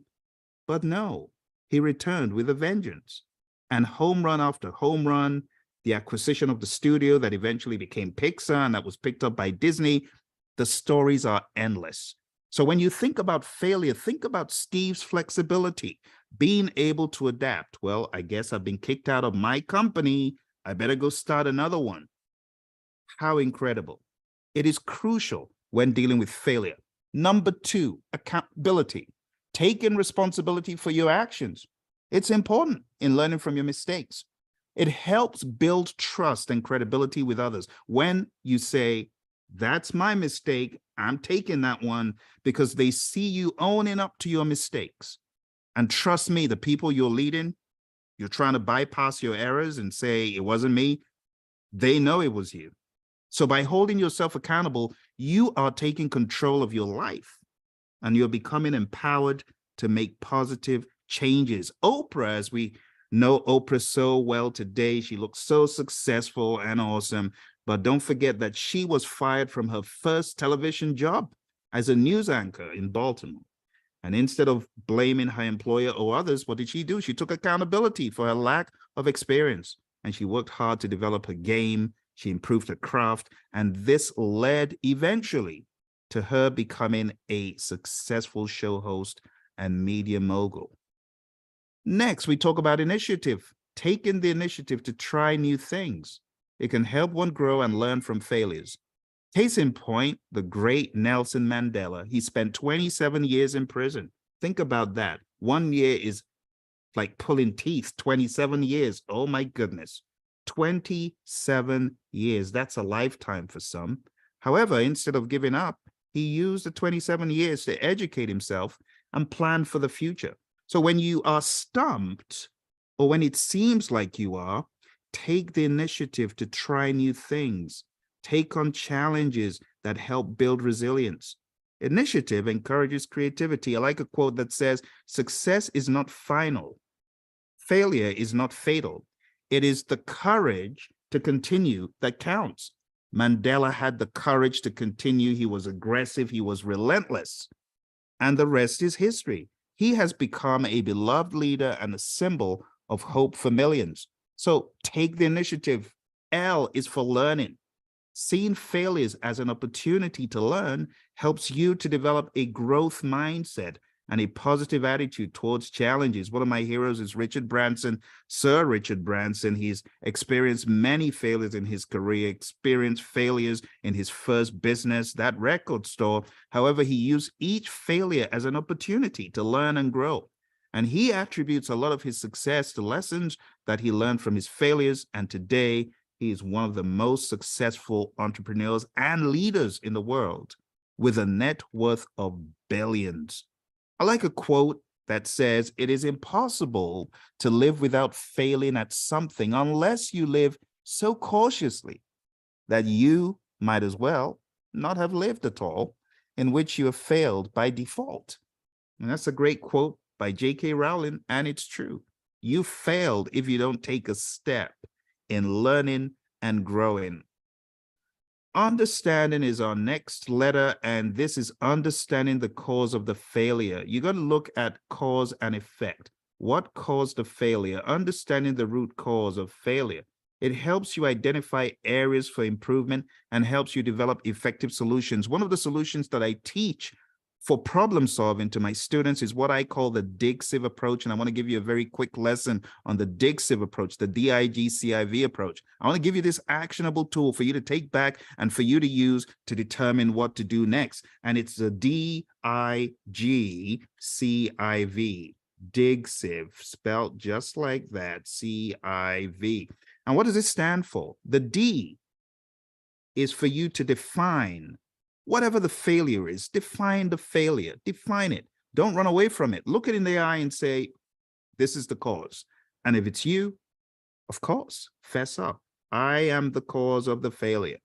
Now, it's not every single failure that you are the cause of. Sometimes there's just what we call enterprise environmental factors, circumstances beyond your control. So define the failure and identify the root cause.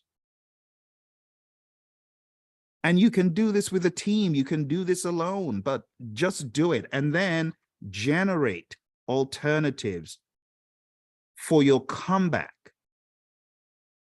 These alternatives are going to help you refire with a vengeance. So you need to go back to the drawing board, my friends, and generate alternatives. And then you need to choose the best alternative. And then you need to implement the alternative on the next go round. I remember taking a test over and over and over again and failing the test and take it again and fail the test. And it was about Microsoft Project because I'm a scheduler and I wanted to get this certification and I couldn't get it. And I said, you know what? I'm going to go for the biggest of all of them. I'm not going for the little one anymore. I'm going for the big certification. And I generated alternatives. I decided this is what I'm going to do. This is how I'm going to do it. I chose the best alternative.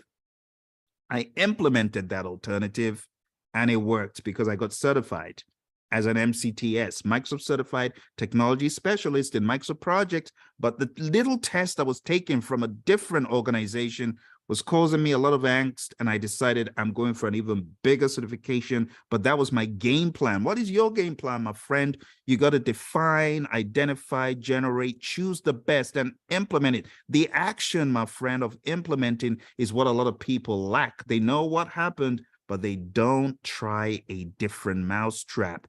Let's talk about Bill Gates. He dropped out of Harvard to start Microsoft, and he experienced a lot of failures along the way, including a failed product launch and even a lawsuit. However, he used each failure as an opportunity to better understand the needs of his customers and improve his products. This led to the creation of some of the most successful products in history, including Windows and Office. Now, before all the naysayers start picking up stones, I want you to really think about what this man has done for the information technology space, software and hardware alike. I know there are always going to be naysayers, but that's part of failing forward. You ignore the naysayers and you move forward. The R is for resilience, being resilient in the face of failure. It can help one bounce back. Take a look at Michael Jordan's quote. He said, I've missed more than 9,000 shots in my career. I've lost almost 300 games 26 times. I've been trusted to take the game-winning shot and missed. I've failed over and over again in my life, and that is why I succeed. Wow. I've failed over and over and over. I've learned over and over and over. You replace the word with learning. I've been resilient over and over and over. I've had staying power. And that is why I succeed. And this quote, my friend, it highlights the importance of persistence and resilience in the face of adversity, in the face of failure. Jordan, he knows. He's experienced many setbacks, but he views those setbacks as an opportunity for a comeback. And that's why he's one of the greatest in the field. Some people would say he is, but the bottom line is to grow by embracing failure and using it as a stepping stone, my friend, to success. Jordan was able to become one of the greatest of all time. Also in this vein, there's a remarkable individual. His name is Nick Vujicic. And Nick was born without arms and legs. You find him all over the web. He's so popular now, and he faced numerous physical and emotional challenges. But this guy does everything from diving to golfing. It's amazing. And without arms and legs, and he's still going strong. You see, as a child, he struggled with depression. The kids at school, they were bullies. They were awful, as many kids are these days. But he had thoughts of suicide, and he eventually found a sense of purpose through his faith.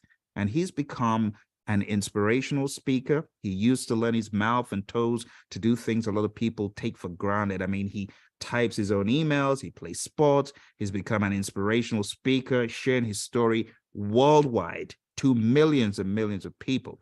Despite facing many obstacles, his resilience and determination have allowed him to achieve success. His parents, when he was born, were despondent and discouraged. His mom didn't get any flowers. But despite all of those setbacks, it was an opportunity for Nick to develop a comeback. Now he's one of the most popular inspirational speakers in the world. The E, the final letter, Edison. My goodness, what an inspiration this man is. Edison said, "I have not failed. I've just found 10,000 ways that it won't work." By experimenting and trying new things, Edison was eventually able to create a successful practical light bulb that revolutionized the world.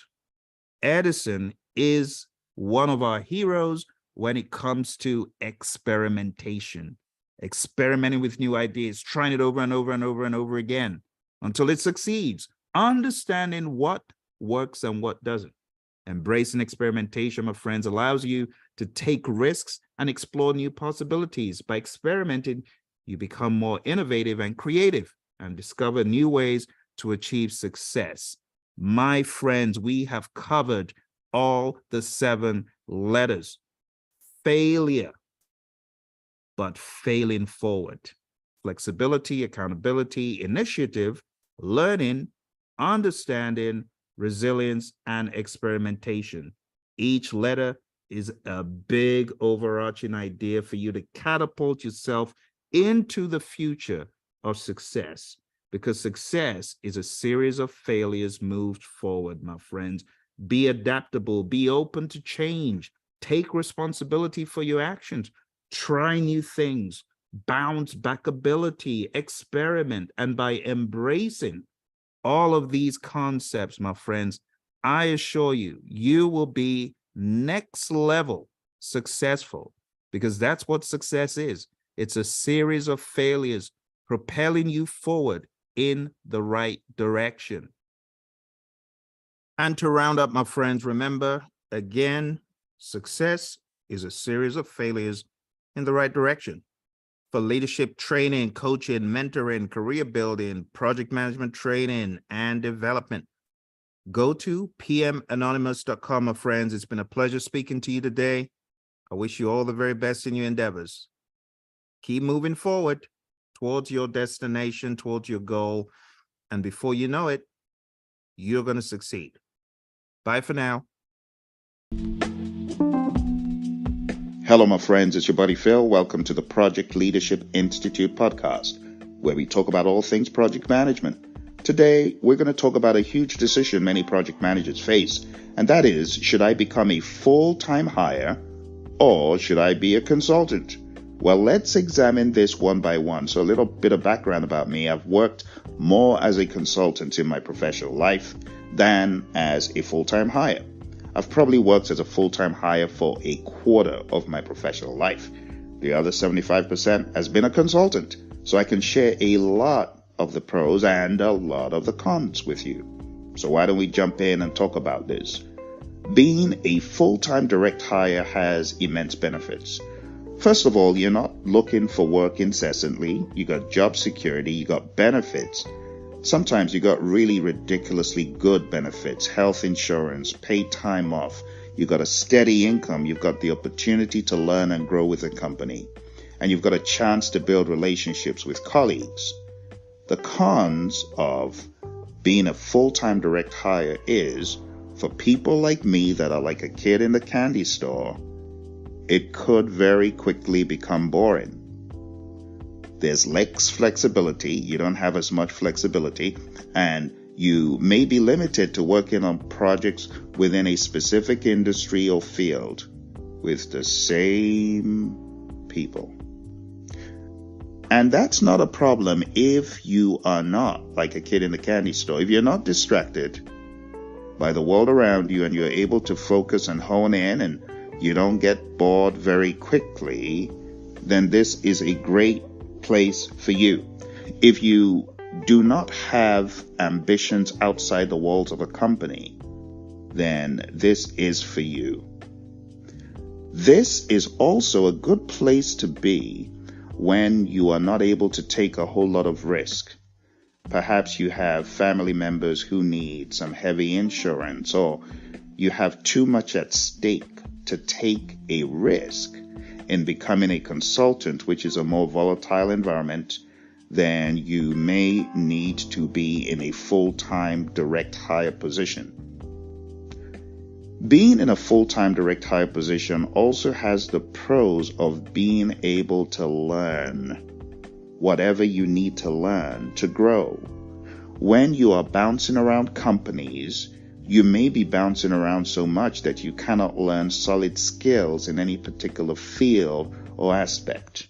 So you need to consider these things, the pros of being a full-time direct hire and the cons.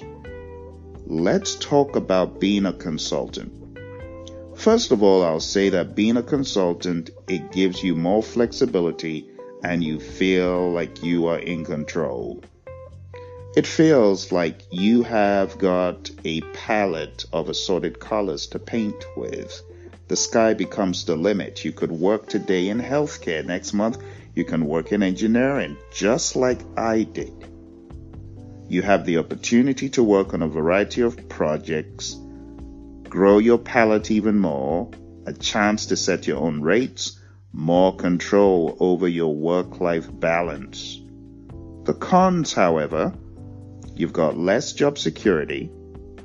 There are no benefits.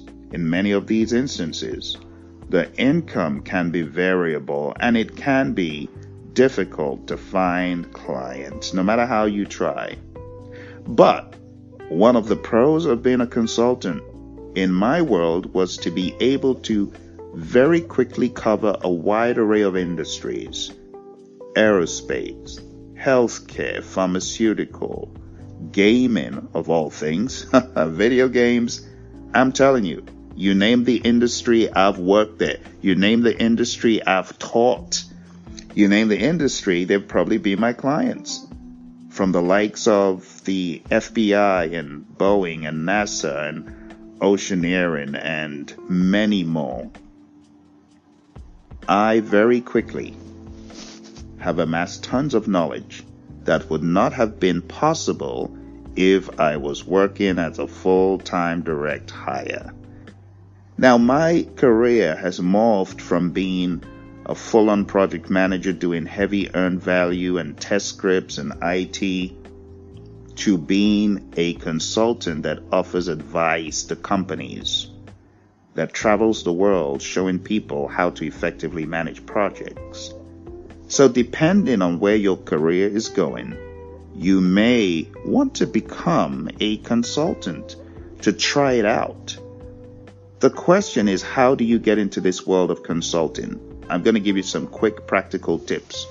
Number one, you go onto a website such as Monster, Dice, Career Builder, Indeed, or UK job sites. If that's your world that you're in, look for the website that is peculiar to the industry and location you're in. But Monster usually works, and I know this firsthand because I've gotten a ton of gigs from Monster.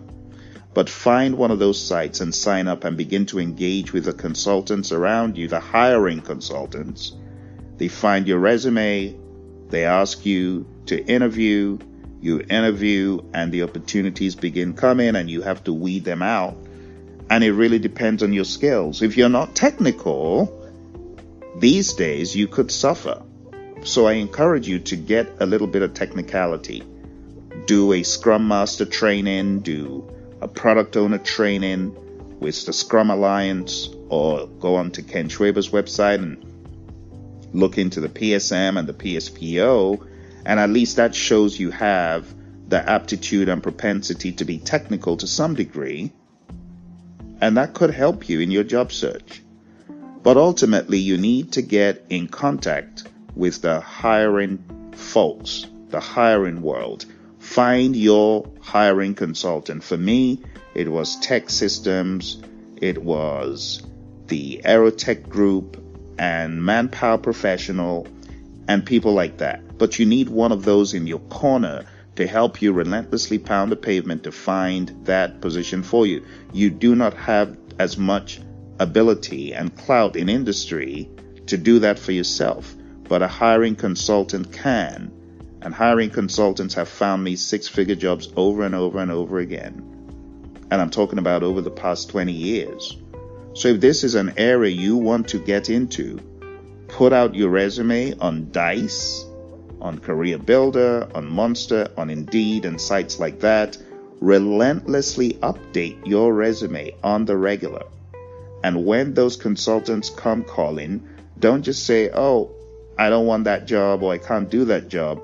Say, hey, can you help me look for a position?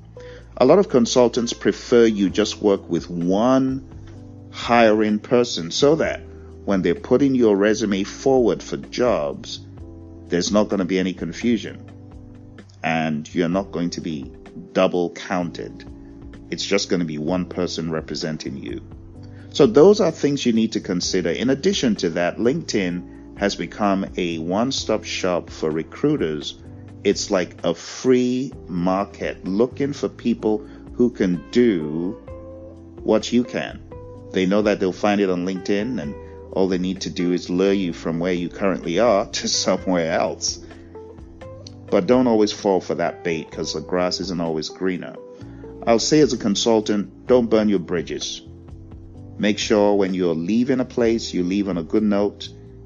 You do your best to transition to the next person. Don't slam the doors. Don't leave them high and dry. Be mindful that that could be your firm and you wouldn't want to be left in a bind. So, my friend, there are pros and there are cons of consulting. The pros, learning so much, so quick, because they know they need to get you up to speed. So they are going to teach you as much as you need to know to do the job effectively. And we're talking about 3-month stints, 6-month stints, sometimes even 1-month stints. Some of the jobs that I've done as a temp have been weeks. In project management, it's more like months. But if you're working in the sphere of pharmaceutical, for example, as an account manager, it could be a very temporary thing. So you need to decide, is this for me? Can I take the risk? In addition to this, my friends, you may also just find yourself having to be a consultant because you've worked and looked all you can, but there's no direct hire position coming your way. Then what do? You go out, you do what you can, take the bull by the horns, kick fear. That's false evidence appearing real. What if you fail as a consultant? Well, it's going to be a lesson to be learned, and you can get better. And that's what I've learned, my friends. Over the past 2 decades, I've been working as a consultant, and I can tell you the benefits outweigh the cost. The benefits outweigh the risk. Would I do it all over again? Absolutely. Because I wouldn't have learned the things that I learned in the different firms I've worked for. Brown and Caldwell as a permanent employee, Honeywell as a consultant, Motorola as a consultant, General Dynamics as a consultant, US Airways as a consultant, and many more. For some of you, you might feel it's too risky, I can't do that.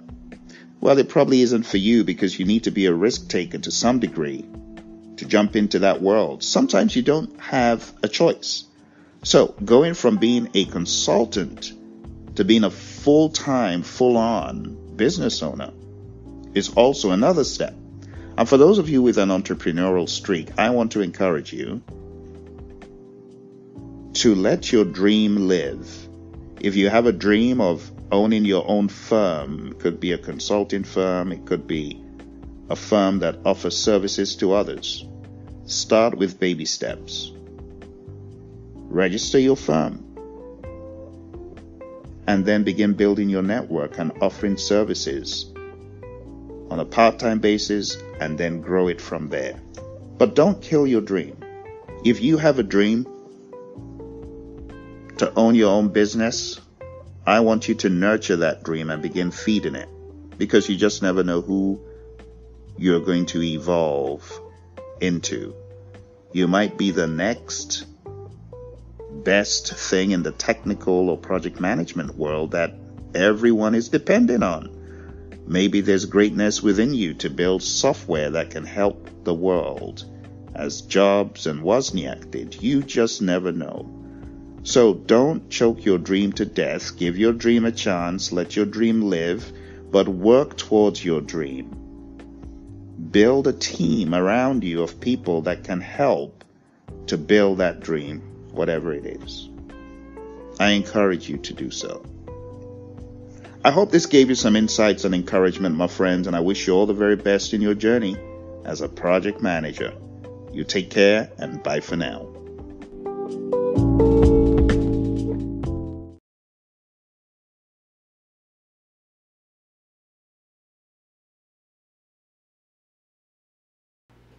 Everything in life is a risk. Deciding to go with a particular company is a risk. Working in a particular industry is a risk. It could be a positive risk, though. Not every risk is negative. Now, in your current employment, we hope for the best, but we do need to work as though tomorrow or even today would be our last day. Ask anyone that has been through a layoff. They will tell you they wish they had done that, thought about tomorrow, not just living as though everything will be the same. Let's take a look at the comprehensive list of tech layoffs to give you a good understanding of what I'm talking about. Clubhouse announced earlier this month that it had laid off more than 50% of its staff. Dropbox announced it had laid off 16%. Amazon announced that it was shutting down its Halo Health division. The layoffs were part of 9,000 employees. And this brings the layoffs that Amazon has done this year to a total of 27,000. My goodness. 27,000 layoffs or job cuts? It's very depressing, isn't it? Now, these companies, they always appear as though nothing's going wrong until things go downhill. But I want to talk to you today about how to cope with layoffs. It's very easy to feel, well, it's not me. I'm not the casualty or the person affected. But I want you to think about it. What if it was you? Think about that for a moment. How would you navigate that? For me, I experienced this back in 2009.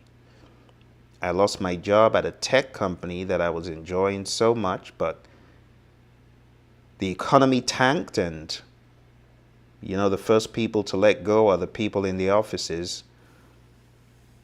And it was a very difficult experience that left me feeling lost and unsure. I got a phone call, Phil, come over to my office. We have to talk. That was my CEO. I go over to the CEO's office and he says, I guess you know why you're here. I said, no, I don't know. In fact, I was thinking the opposite because people had started jumping ship. So I thought my responsibilities were increasing. Instead, he said, no, Phil, today is your last day. Go to your office, pack your box, take your belongings. That's it.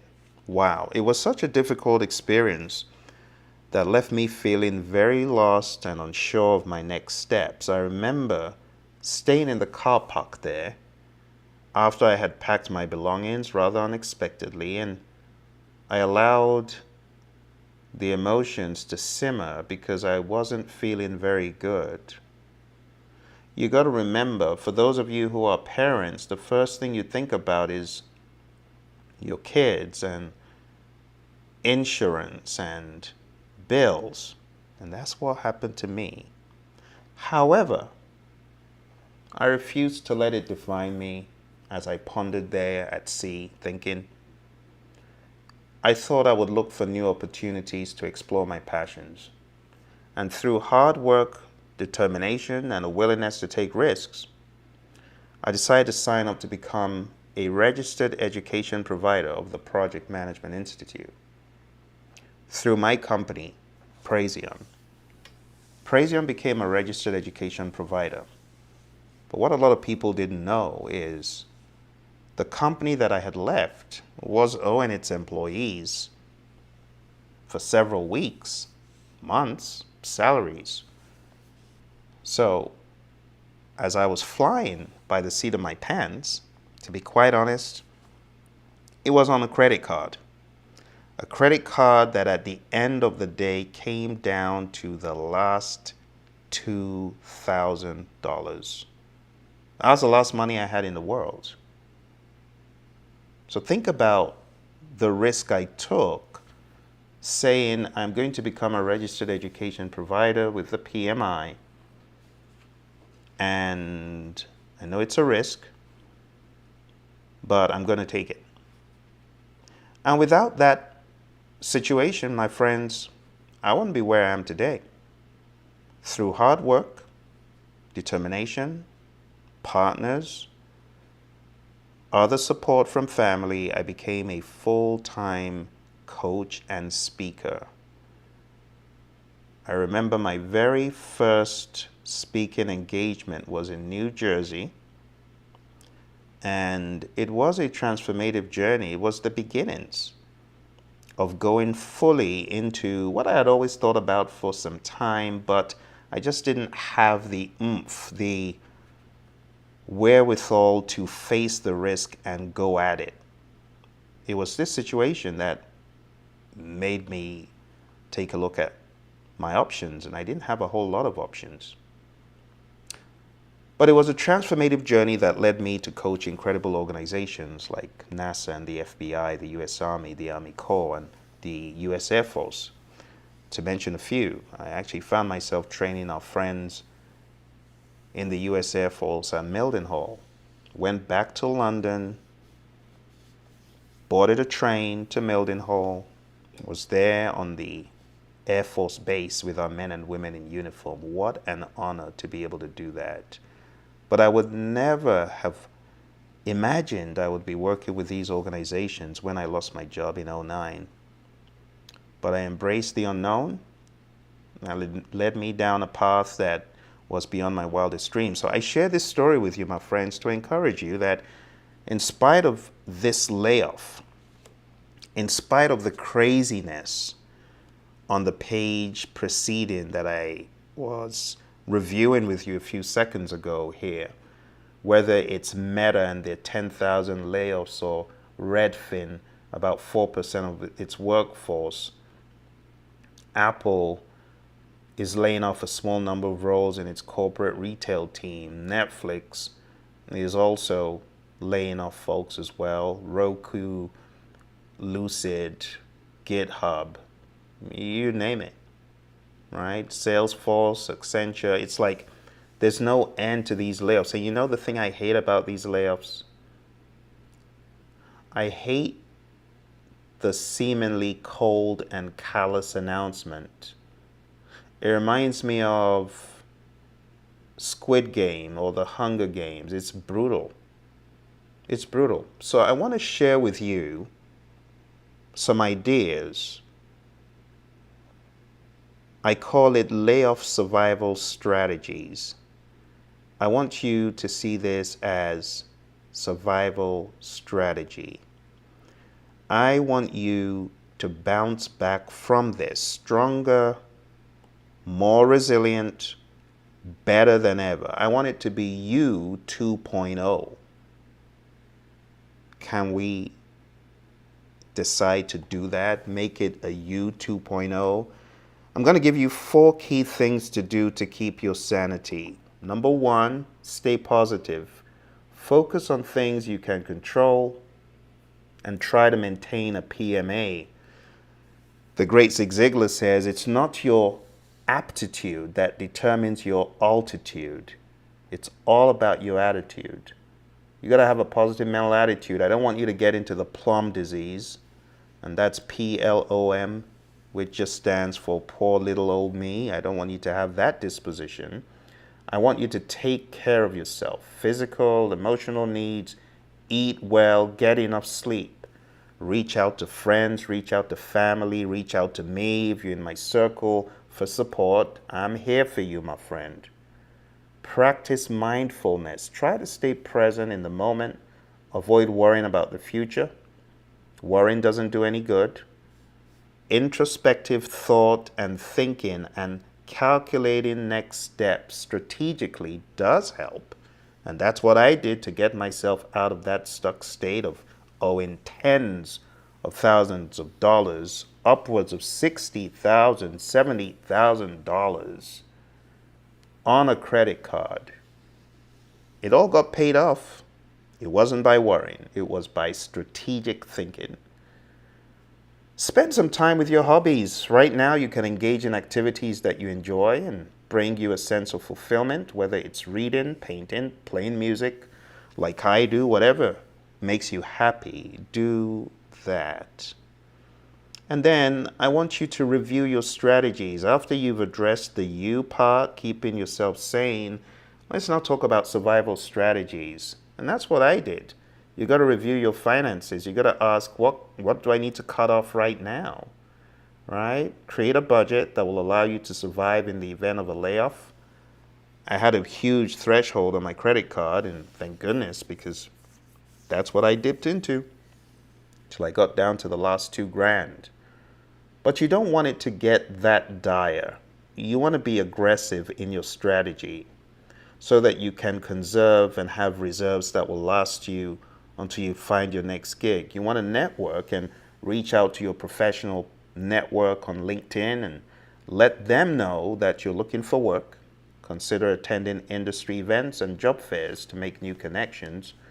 Update your resume and online profiles. Go to my website. It's pmanonymous.com if you are looking for coaching, mentoring, and advice. Also go to the YouTube channel, youtube.com/@Project Leadership Institute. You'll find a whole lot of videos on resume advice, interview advice, and so on. So make sure your resume and your LinkedIn profile are up to date. Showcase your skills and accomplishments. Consider freelance work. Maybe this is time for you to build your business. Maybe it's time for you to do something similar to what I did. Look at your skills. Maybe you could become a coach. Maybe you could become a mentor. There's not enough of us in the world that do an awesome job. There's a lot of us, but not enough excellence in the realm of coaching and development and training in whatever field you're in. I encourage you, it's a starting point. Hey, it's hope. Go on down to the website, WYZANT. Maybe you're a coach, maybe you're a trainer, maybe you have these propensities. Maybe you're doing this at work, and before the layoff, you were a great trainer. So how about setting up a profile on wisent.com. Go on there, you'll see me there. I'm not telling you to do something I haven't done. Expand your horizon. You just never know who you will meet. And some of the greatest individuals I've met is through social media and connectivities that we are able to employ electronically. I didn't meet these folks in person. It was all electronic. So one of my best voiceover talents, Peter Baker, I met him through social media, through freelance stuff that he was doing. Awesome voiceover talent, but I would never have met him if he didn't put himself out there. And we've done several books together. So many books, so much great content. So consider freelance work on Wisent. It's the beginning. What are you good at? Are you a business analyst? Are you a project management trainer? Have you ever been a college professor? Are you a great graphic artist? Are you a planner? Are you a professional who has got skills that others would want? It's not a bad idea to go on down to Wisent. Go on down to upwork.com. Put your profile up there. These things keep hope alive, my friend. In closing, while layoffs can be a challenging and stressful experience, there are ways to keep your sanity and survive during this time. Remember to stay positive, take care of yourself, pursue activities, hobbies, things that bring you joy. Additionally, review your finances. Just be candid and honest. It might be time for you to cut back on some stuff, and that's okay. But with determination and perseverance, you can weather the storm. Remember to go on down to the website I mentioned, Upwork, Wisent, Fiverr.com, Fiverr.com is another place freelancers go. You just never know what may occupy you until you find your next gig. Perhaps, just like I did, my next gig was something I had procrastinated about for eons until that happened. Whatever your journey, I wish you all the very best. Be optimistic, be positive. If it could be a bounce back experience for me, like I would never even have imagined in my wildest dreams, it could be the same for you. Start looking around. Another time in my career, I took a hiatus from work and decided to chill for some months, and I had worked in some jobs that allowed me to do that. And getting back into the market, I had an interview with a company I'd been chasing down for years. Maybe this is a time for you to look at companies you have been thinking about. Maybe companies you love. Maybe companies you feel an affinity for, which is crazy. I felt an affinity for Honeywell, and I didn't know why, and I tried applying several times, never got any response. But one day there was a response. They were looking for an earned value expert. Now, I was a PMP, but I wasn't much of an earned value expert. I learned about earned value for my PMP, but I went for the interview. While I took that hiatus, had the interview, got the job, gained a ton of experience that caused me to write a book, Earned Value Basics. And from there, the rest is history, from one strength to another. But it was all because of positivity, my friend. You got to be positive and you got to be strategic. I wish you all the very best. Trust me, this too, it'll pass. You'll find yourself on the other end of the rainbow by your pot of gold.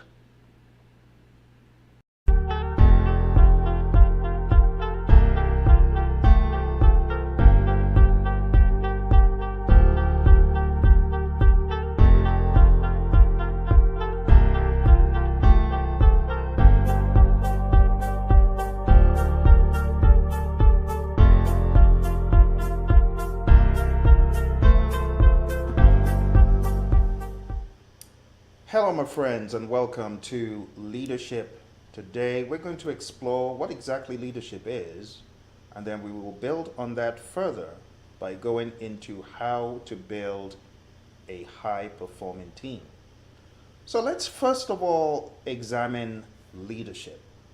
It's a term that's used quite a lot. In fact, in some organizations, the senior management is referred to as leadership. But are they truly leading? What is leadership? Think about it. How would you define it? Leadership could be many things to different people, but leadership is all about influence. John Maxwell says the true measure of leadership is influence. Nothing more, nothing less.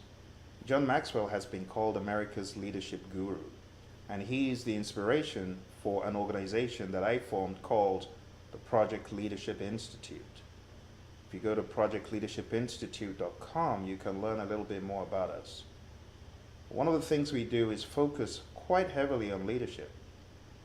In fact, our members have over 100 hours of leadership instruction under their belts. So today, I'm going to share with you a little bit of what we study in the Project Leadership Institute. So, establish that leadership is all about influence. Nothing more, nothing less. Think about it. I guarantee that you have influenced at some point today or in your career.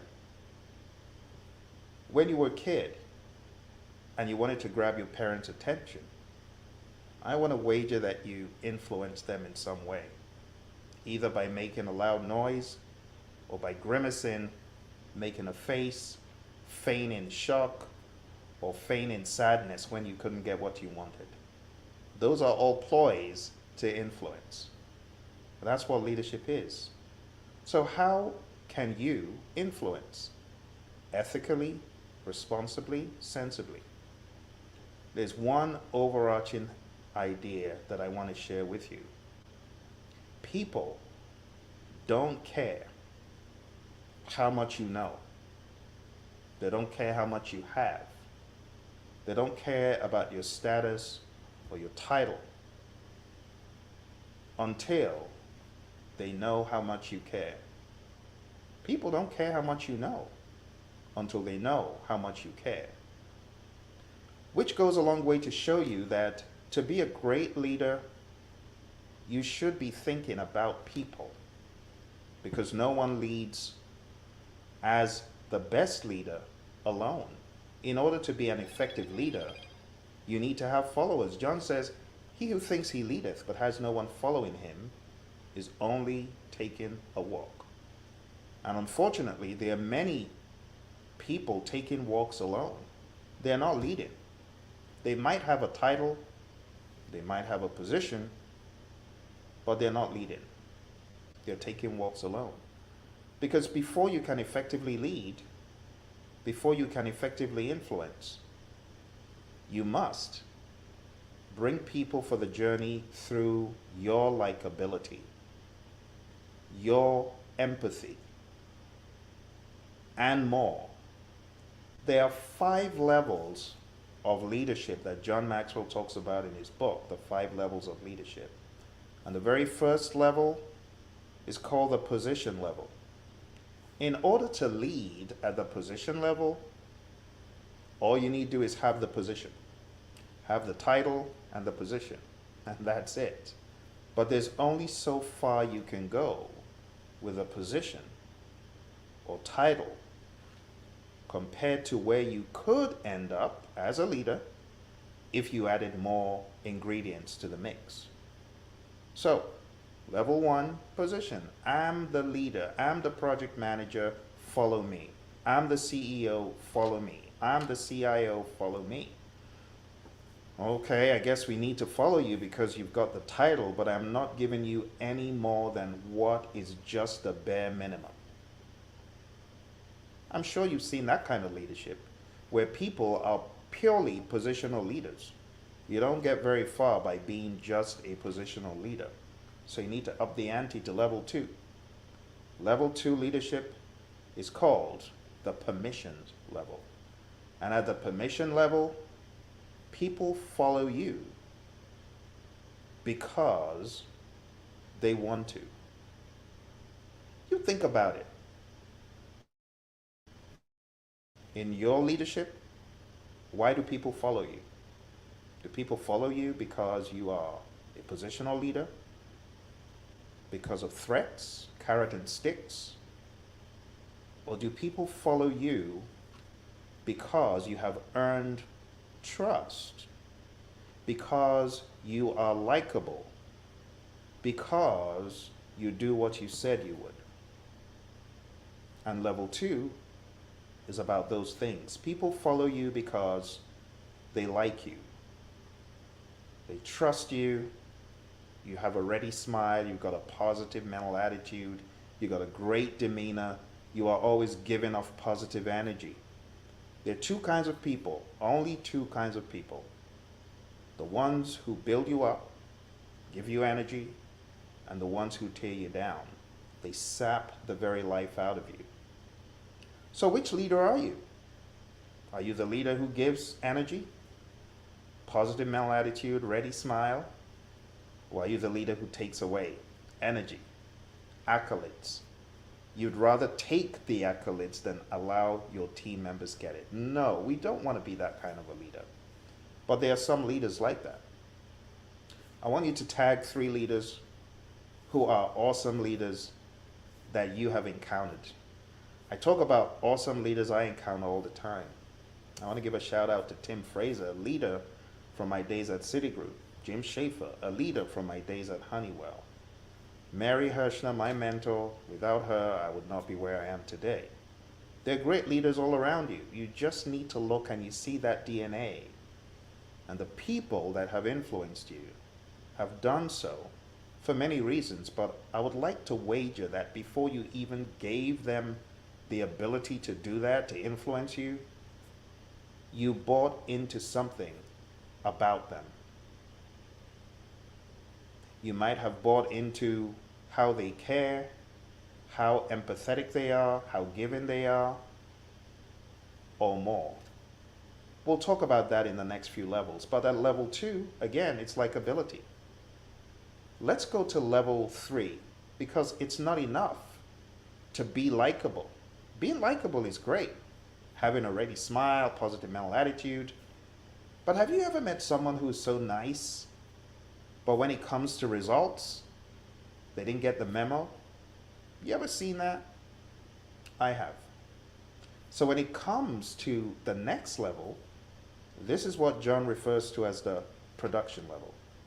And at the production level, people follow you because of the results that you get. They follow you because of what you have done for the firm. They can see that indeed you are a power player. You are a most valuable player for the organization. You get results, you get traction for action, and the results speak for themselves. This is level 3.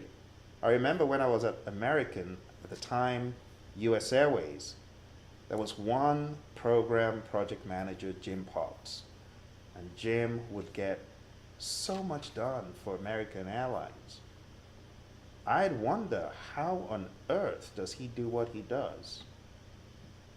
When people operate at such a high level and they get these results, that is part of leadership.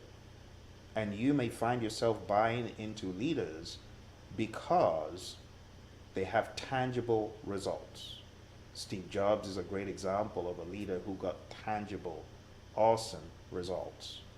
And that's why he came back to Apple. Back in the day, we know he left, but he came back. And the catalyst for the second coming of Steve, as we call it, the Steve Jobs fans, is because he had results.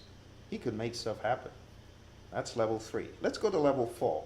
Level 4 leadership is really all about people following you because of what you've done for them. It's like that song, "What Have You Done For Me Lately?" People are always looking around with a radar gun. What have you done for me? So law of reciprocity. A lot of people, they lead, but there's nothing that they've done for their people. Nothing they've done at a personal level, nothing they've done at a bare bones level They don't think about adding value to people. Now, you're obviously into leadership to have gotten this far. So I want to ask you, what have you done for your people? And how can you add value to them beyond what you already have? I worked in a firm where I needed to be there all the time, literally all the time, because I was leading a department, a well-known bank, big bank. And in this archiving department, my attention was needed. At the same time, I did want to pursue a master's degree in construction information technology. So I had to balance the schedule in a few ways that may not be the norm. Do a few extra long hours at work while going for that degree program. Well, my boss, Tim, at the time, who I mentioned earlier, said, Phil, I'm going to encourage you to go for your degree program. Just don't let the department sink. Oh my goodness. That was the biggest thing anyone could have ever done for me in my working career, to let me do my work by not being a draconian leader, by seeing me as a capable individual and not micromanaging me, and asking me to let things be as they always have been, which is excellent. And on those grounds, I could pursue my degree full time. Talk about giving to someone. Oh my goodness. Giving value to someone. There are many ways you can show value to the people who you lead or the people that you work with. And I want to challenge you, how are you doing that? How are you adding value to people? You can add value with your time. You can give of your time. You can give of your energy. So many ways to give to people. You could give advice. You could give, even at times, a lunch to your team members. You could give them a day off, or at least a day where they work remotely. There are many ways you could show that you care for people and give value to people. But you know what makes each team member tick. So my question to you is, what are you going to do to take that up a notch and add more value to your team? That's level 4. Level 5 is all the levels 1, 2, 3, and 4, checking the box, and the consistency over time, over the long haul. It will be very evident that you are the epitome of a great leader. But it doesn't happen overnight. Think about it. When you get to an organization, the very first day, you have absolutely no track record in the firm. You've got your resume and what's on your resume, but you don't have credibility from within the firm. So you're a purely positional leader. It's up to you to get to level 2 quickly. You want to get to level 2 by showing empathy, likability, trust, do what you say, be empathetic, give positive vibes, positive mental attitude. Don't be a dishwater doll Darcy or a negative Ned or Nancy. You want to project energy. That's what you should do in your first week, and your second and third, and your first month, and your 10th month, and your 12th year. Always bring in the positivity, the empathy, the energy. This is what takes you through the journey of leadership and gets you to what we call level 5, the pinnacle. So level 5 rests solidly on 1, 2, 3, production, 4, people, and then the pinnacle. And when you have gotten to the pinnacle and people see you as the epitome of a leader because you've consistently delivered 1, 2, 3, and 4 for the long haul, that's level 5. So I want to encourage you. How are you leading? Are you leading intentionally? I hope you are. Let this be a wake-up call to do so, to intentionally seek out leadership. If you are looking to join a leadership program where you can learn more about leadership, this is just the beginning. I want to encourage you to go on down to our website. It's projectmanagementdoctor.com/PLI. I have a program starting next year. It's going to run for the entire year, and you will be able to tap in monthly to be mentored, trained, and coached by me, not only for your regular work, but in the area of leadership. By the time we're done with year one, you will understand the nuts and the bolts, the intricacies of leadership, and you will have a great template for you to begin to grow intentionally about leadership. So I encourage you to come for that journey if you want to learn more, no matter the industry you're in.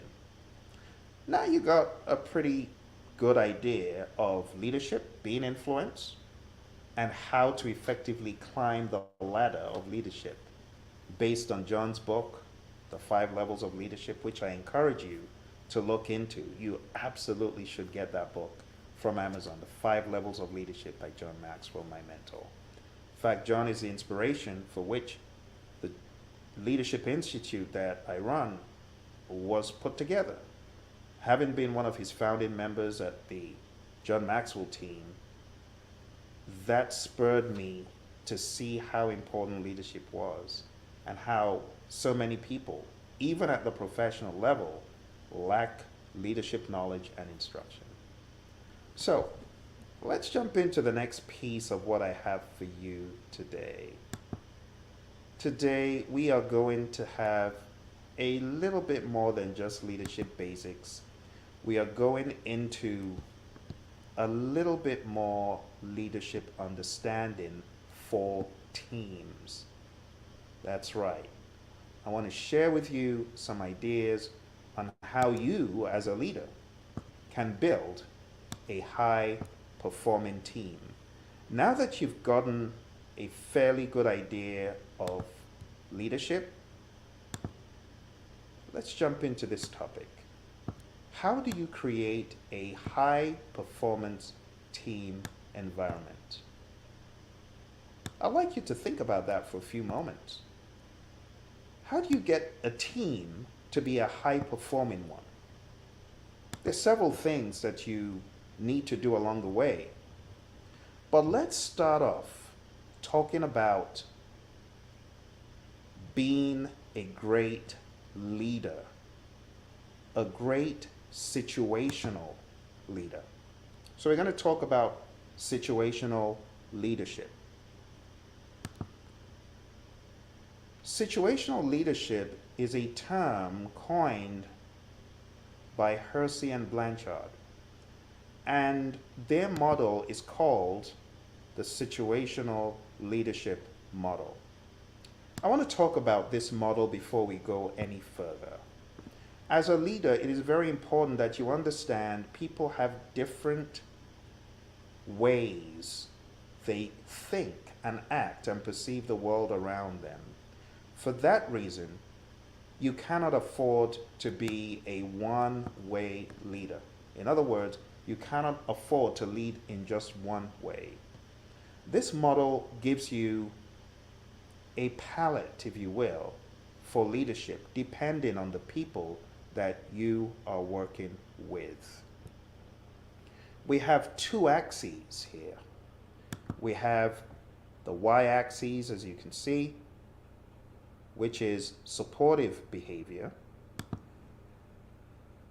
And on the x-axis, we have directive behavior. So think about it like this. If you were working with an individual that doesn't know what to do as well as other people, in fact, if you are comparing them on a continuum, you would say that they have low competence. They may have high commitment, but they are not able to do the work as well as others because they may be new. We refer to them as being in this D1 quadrant. Low competence, high commitment, eager beavers. Think about someone out of high school that's so ready to do anything it takes to show that they can do the job. They're eager, high commitment, but they don't have the experience. They fall into this directing quadrant. And it's not just people out of high school. This could be anyone. Someone new to the job. Eager beaver, doesn't know how to do the work. You may have to be rather directive with them. And on a continuum, this is going to vary how directive you need to be depending on how much help they need. Okay, so if you're working with some extent to which you, the leader, tells the follower what to do and how to do it, where it needs to be done and when it needs to be completed. When we talk about the relationship or the supportive behavior, we're talking about the extent to which the leader engages in open dialogue with the follower, the extent to which they actively listen and provide recognition and reinforcement for task-related progress. So you could say this first quadrant is a directing style of leadership. You see the word directing right there, or guiding. This style is characterized by the leader using moderate to high amounts of task behavior and moderate to low amounts of relationship behavior. The leader makes decisions surrounding the timely completion of the task and provides the follower with the benefit of his or her experience in that regard. The flow of communication is from the leader to the follower. Questions posed by the leader are typically focused on clarity. Do you have any questions on the instructions we've just reviewed? You could say that this style, the directive style, is a short-term approach intended to create movement. It may be seen by some as being a little bit aggressive, but if done the right way, it wouldn't come across as that. It's getting traction for action. It aligns with followers who have limited, if any, experience or skill performing the task in question, and for whatever reason, they're either insecure or unmotivated to try. This style, though, requires close supervision by the leader for the express purpose of identifying any signs of incremental progress to be recognized by the leader in an effort to accelerate ongoing development. Now let's go out and take a look at the grand scheme. So we've talked about S1. Let's talk about S2. Again, you can see that this is called the coaching style. It's also referred to sometimes as the selling style. So this describes a leadership approach that is high on both task and relationship behavior. You can see it's right there, high in supportive and high in directive. The leader still maintains decision rights regarding what the follower needs to be doing, how they should be doing it, and when it needs to be completed. But the structure is provided in combination with ample opportunity for a discussion of why the task is important and where it fits into the grand scheme of things. The leader also actively recognizes enthusiasm, interest, and commitment of the follower for learning and gaining task-related experience. If we zoom in here to this S2 quadrant descriptor here we have low middling competence, low commitment. So this tells you one of our goals in S2 is to up the ante on the person's disposition to the task and their confidence. Okay. It's intended to create buy-in and understanding, and it aligns with followers who have limited, if any, experience performing the task, but exude confidence and motivation towards the process of a leader-driven skill development.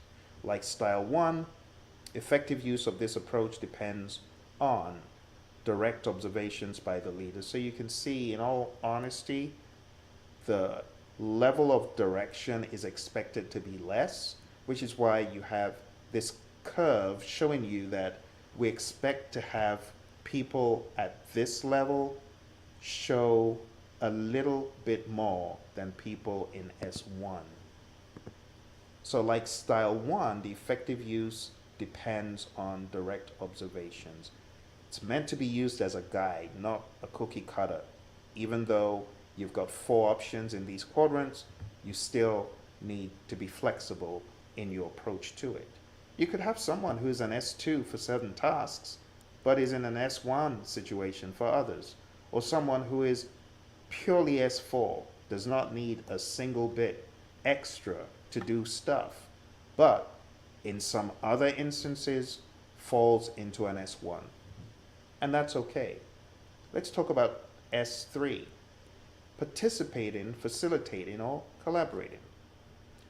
Style 3, also referred to as the participating style, or supporting, is fundamentally different from styles 1 and 2 in that it is follower driven as opposed to leader driven, and as such it depicts an approach that is high on relationship behavior but low on task behavior, as you can see, right? In that context, and from the leader's perspective, the follower has the ability to perform the task in question at a sustained and acceptable level, but lacks maybe the confidence or the motivation or commitment to do so. This person doesn't need a whole lot of direction, as you can see, which is why they're here on the x-axis. But what they could do with is a whole lot of encouragement and a whole lot of support. That's the general idea.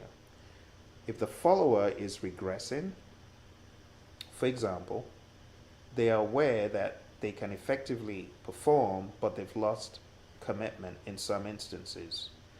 If the follower is developing, he or she might have demonstrated task proficiency, but it's like that job where you still have a little bit of trepidation. You've been for training, you understand the subject matter, but you still got that niggling feeling in you that you don't know. That's like the imposter syndrome, if you will.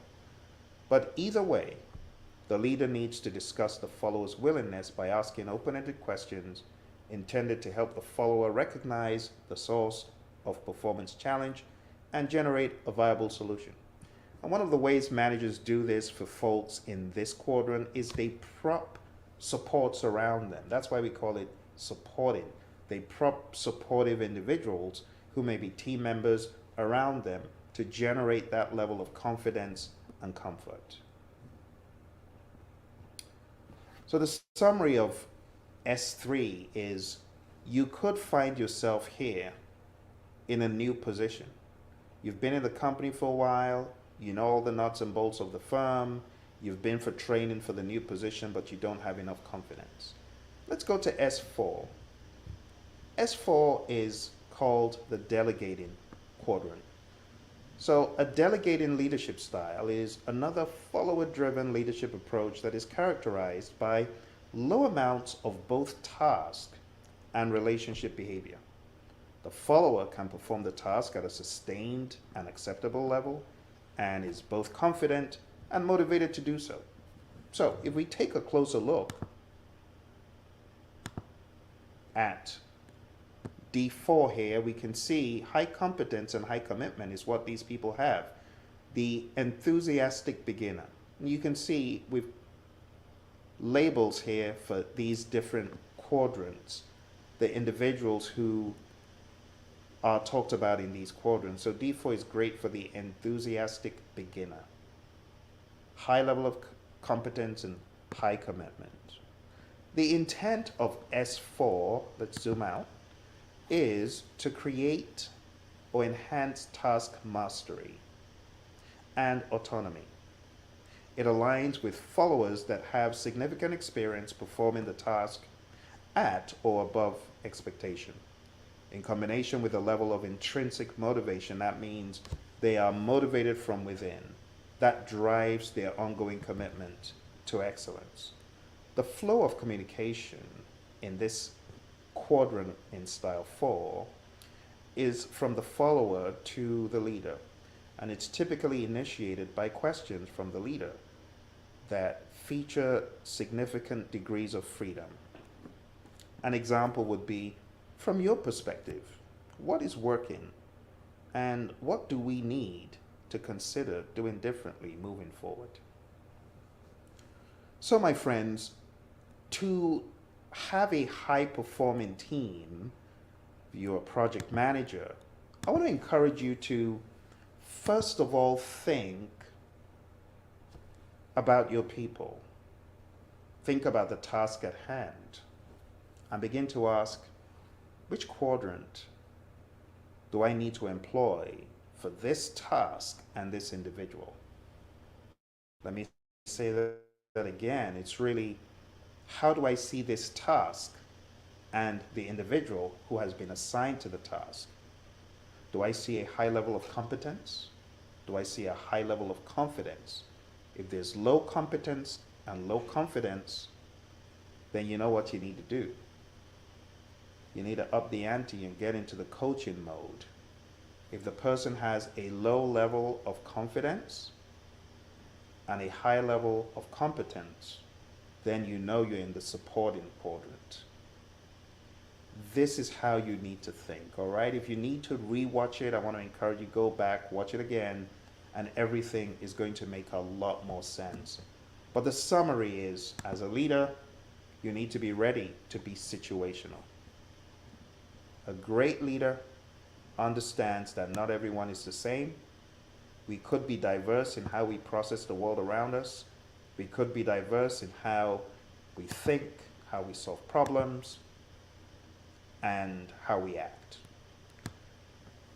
Moving into our next discussion, my friends, this is where we talk about high-performing teams and how to build an effective team, a team that is operating at a high level of efficiency. Let me share a few ideas here with you.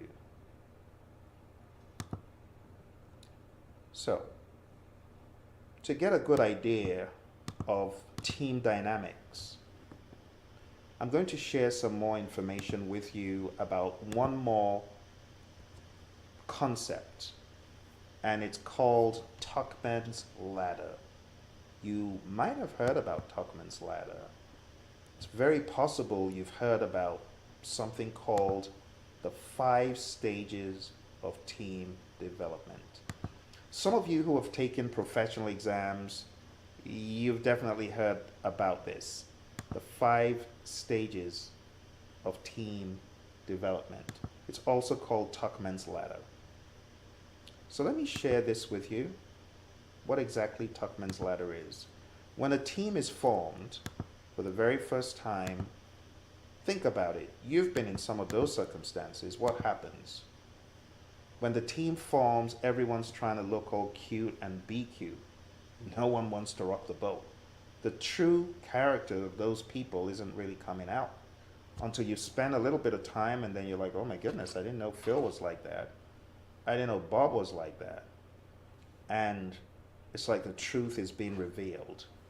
At that point, there could be a lot of conflict. That's called the storming stage. So in this next section, I'm going to walk you through really quickly the 5 stages of team development, because this is what we could build the idea of a high-performing team on.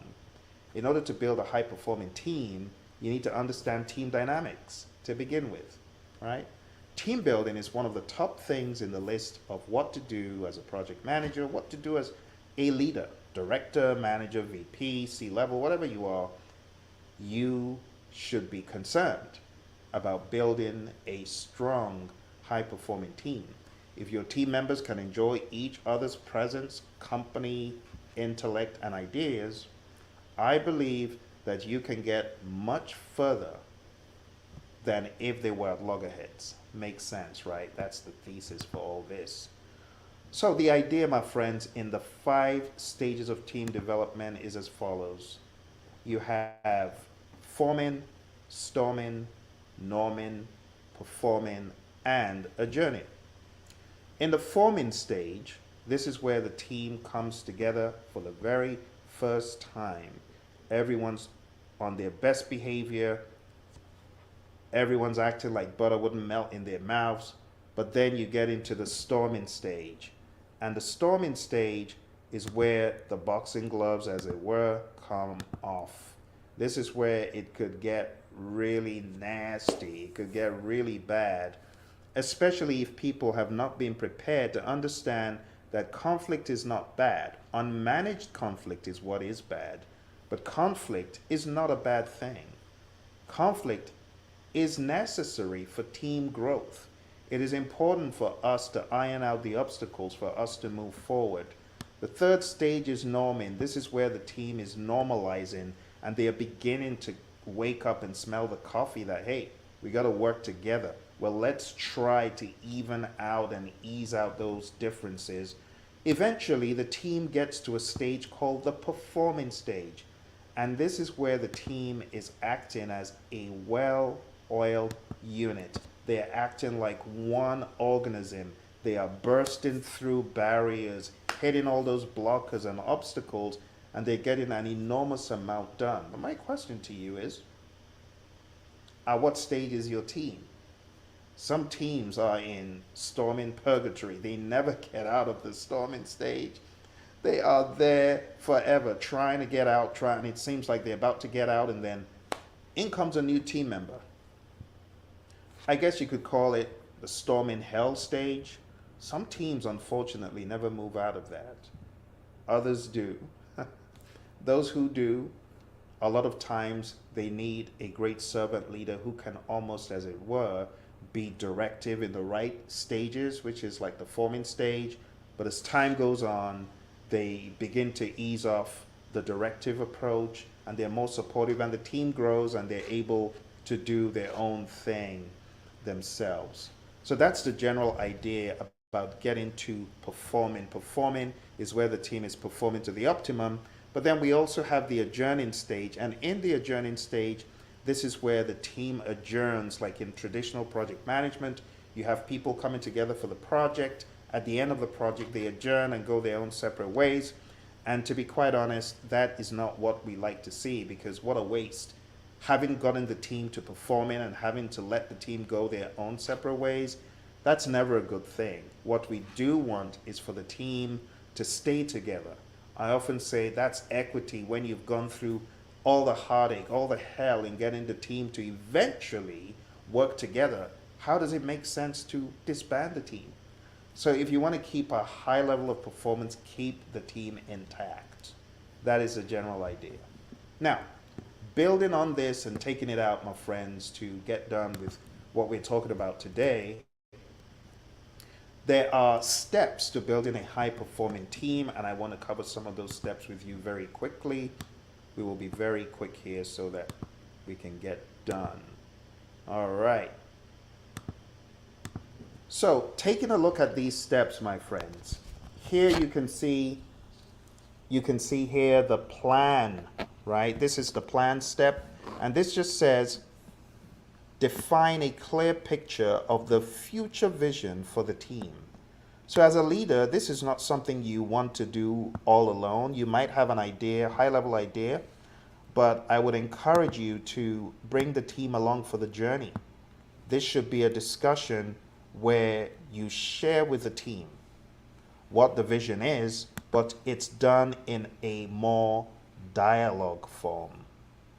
When you have teams that are mature, you may actually want the team to pitch in a lot more and get them to be more self-organizing. But in the very early stages, you could define the picture, the vision. There's nothing wrong in having a vision for your team, right? Not every team in the early stages can be fully autonomous. Some teams have to grow into that. All right, next we have ground rules. So ground rules are do's and don'ts and acceptable behavior and group norms that need to be defined. Again, it's something the team should work on. Call out non-performing players on the team. There's nothing wrong in that. In order for the team to grow, there needs to be candor. I once trained the good folks at Yale, and they had a team charter with all the ground rules. And one of the things in the ground rules was no coming late to meetings, no cursing. Otherwise, you'll be penalized. And it was done in good fun, but it's a great way of how teams establish growth. Next, establish likability. As a servant leader, be genuine, don't be phony or fake. Have a positive mental attitude. As I said in the beginning, this is one of the sure bankers to getting people to know, like, and trust you. Be confident. Don't tear others down. Be dependable. Next one is create a safe space. Talk about things, even the hard things, and help people to understand that it's a safe space. You got to cultivate that environment. Next, inspire more than drive. Inspire people to, as it were, be intrinsically motivated, as opposed to you having to extrinsically motivate all the time. I'm not saying it doesn't have its place. Intrinsic motivation is great. Extrinsic motivation also has its place, but you need to inspire more than drive. Don't be a carrot and sticks leader. There are times when you need to encourage the team extrinsically, but that should not be the norm. All right, let's move on. The second set of things I want you to think about is resolve conflicts. You should be ready to be a mediator, a facilitator, especially in the early stages. So have a positive mindset towards conflict. Understand that people may need a little bit of training, coaching, mentoring, motivation, and understanding on how to positively see conflict. Cooperation over competition. Get the team to cooperate. Rewards team output instead of solo player output. Set stretch goals. To set up a high-performing team, you got to move the team out of their comfort zone. Communicate and reiterate the vision. People perish because there's no knowledge. Where there's no vision, people perish. What does that mean? Your people need to understand and have knowledge. So ask meaningful questions and listen actively. Finally, we've got two. One, inspire trust, as I said in the beginning. Follow through on your commitments. Let your yes be yes, let your no be no. Hold true to the promise. And lastly, inspire, motivate, and energize. Have fun, but never at anyone else's expense. Over the past number of minutes, my friends, we've been talking about leadership. Leadership is many things, so many things to different people. And I want to encourage you, my friend, to learn more about leadership. Leadership is vast. There's so many ways we can see the world of leadership. We could perceive the world of leadership. We can see the world of leadership through influencing by trust, or perhaps it's influencing by being decisive. Have you ever seen a leader that is not decisive? How do you feel having to follow such leaders that are not decisive? It's almost like an oxymoron when you see a leader waffling. See? So leadership is many things. It's influencing by doing a number of things. Influencing by communicating. Influencing by vision casting. Influencing by building trust. Influencing by empathy. Influencing by just being understanding and getting everyone on the same page. Leadership is many things. I like a quote from Steve Jobs, and I'm going to end with this. The great Steve Jobs, he says, paraphrasing, management is making people do what you think they should do. In other words, what the manual says they should do. The HR policies, making them do those things. You could say that's management. But leadership is inspiring people to do the things they never thought they could. Wow. That's a mind-blowing epiphany right there regarding leadership. Inspiring people to do the things they never thought they could. In other words, they blew their own minds. When you are able to take your people to a level that they are outperforming the best version they even could conceive of themselves, you know that you are truly influencing the right way. You're truly influencing at a level that is above pushing paper, ticking the box. Oh, the team's good today, they're fed and watered, that's it. No, that won't do. Not in my world of leadership. All right, so my friends, I hope you enjoyed our discussion today. I want to encourage you, if you are looking to learn more about leadership, it doesn't happen by dumb luck. It will not happen by dumb luck. In order to be an effective leader, you need to be intentional about your leadership growth. So I'm inviting you to learn leadership with me. I have a program coming up in 2024, and it's called the Leaders Club.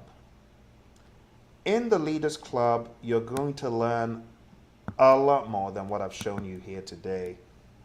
You are going to learn a lot about leadership structure. I have a curriculum that's been developed to teach you in many ways about leadership. When it comes to breaking down building a high-performing team, for example, we could break that down into inputs that will help you do that. I will teach you these inputs, tools and techniques that can be used to create a high-performing team environment. The outputs that you derive when you do that, right? The outputs you derive when you put the inputs into the mix and you use these tools and techniques. The output is going to be synergy, something that high-performing teams need. Trust, something that high-performing teams need. And this is just one of the many topics of the 25 that over the years we are going to be learning together. What about building and maintaining effective relationships? That has its place as well. But how do you build and maintain effective relationships? You see, there are so many topics that we need to cover to make leadership as full as possible. Okay. So I encourage you, if leadership is something you have wanted to learn, it's possible that you've heard from many people, oh, you have to be a born leader before you can. Don't buy into that. Leadership is a learned skill. Back in the day, people would gravitate towards the idea of the great man theory. And what do I mean by the great man theory? Let me just touch on that real super quick. The great man theory is simply born traits make a leader. You either have it or you don't. But that's a lie. There are some traits that make you a great leader, yes, but it's not just about being born with them. In today's world, there are so many moving parts that make you a great leader. And I can tell you, a lot of people who never thought they would be great leaders ended up being great leaders. Why? Because they learned the art and science of leadership. There are other thoughts, such as qualities that leaders have, but actions of a leader also boils in here as well. A few pioneers like Sir Francis Galton, he talked about leadership being physical and psychological, generational perhaps. The US Marine Corps and Army back in the day, they would view leadership through the lens of intelligence, values, and energy.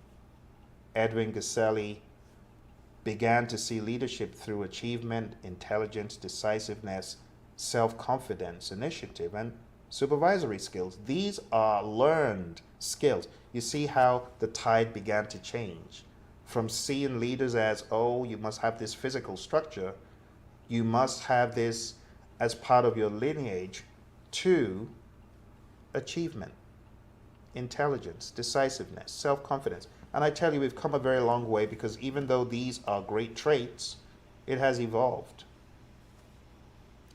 tremendously.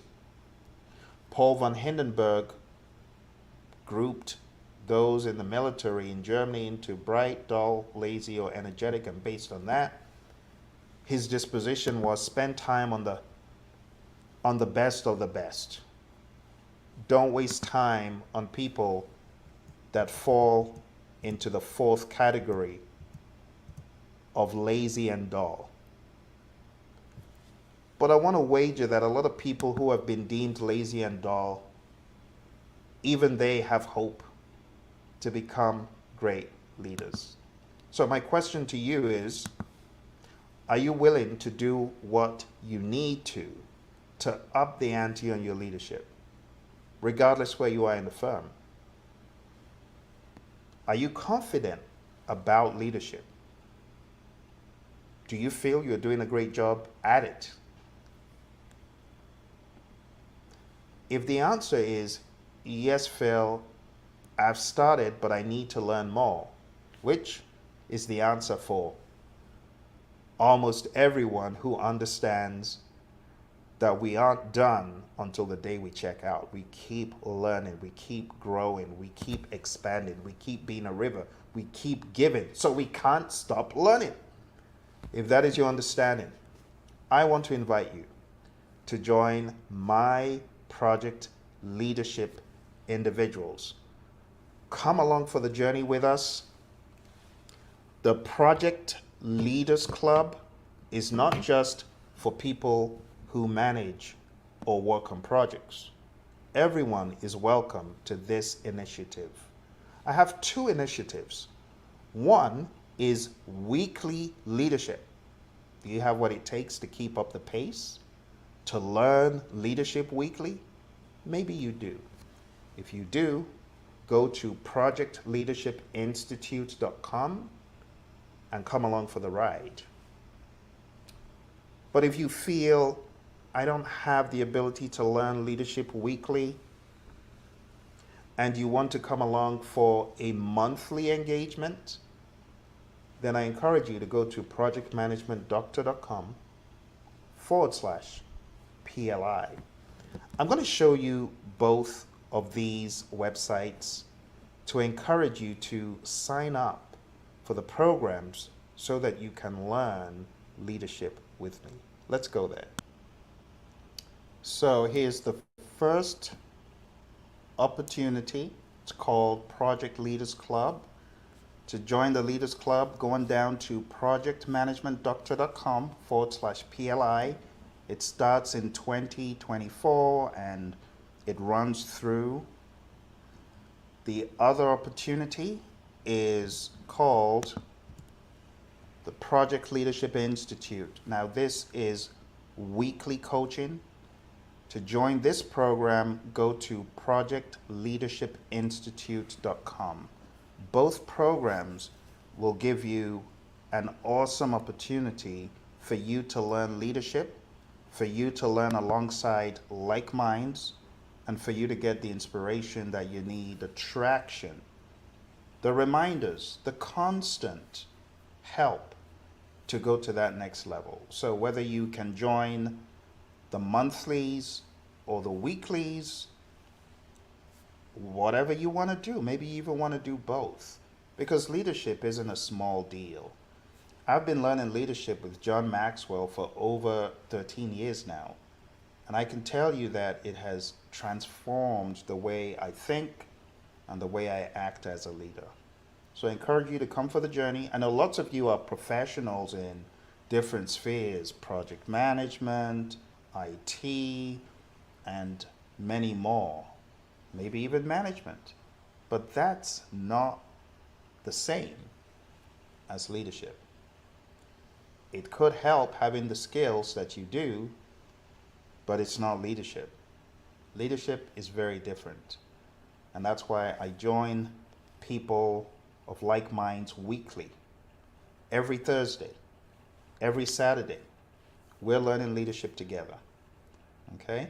Many of the people from Project Leadership Institute, year 1 and year 2, they've clocked over 100 hours already of leadership training. Sometimes they put on the hat of a coach and they learn in that way. They put on the hat of a mentor.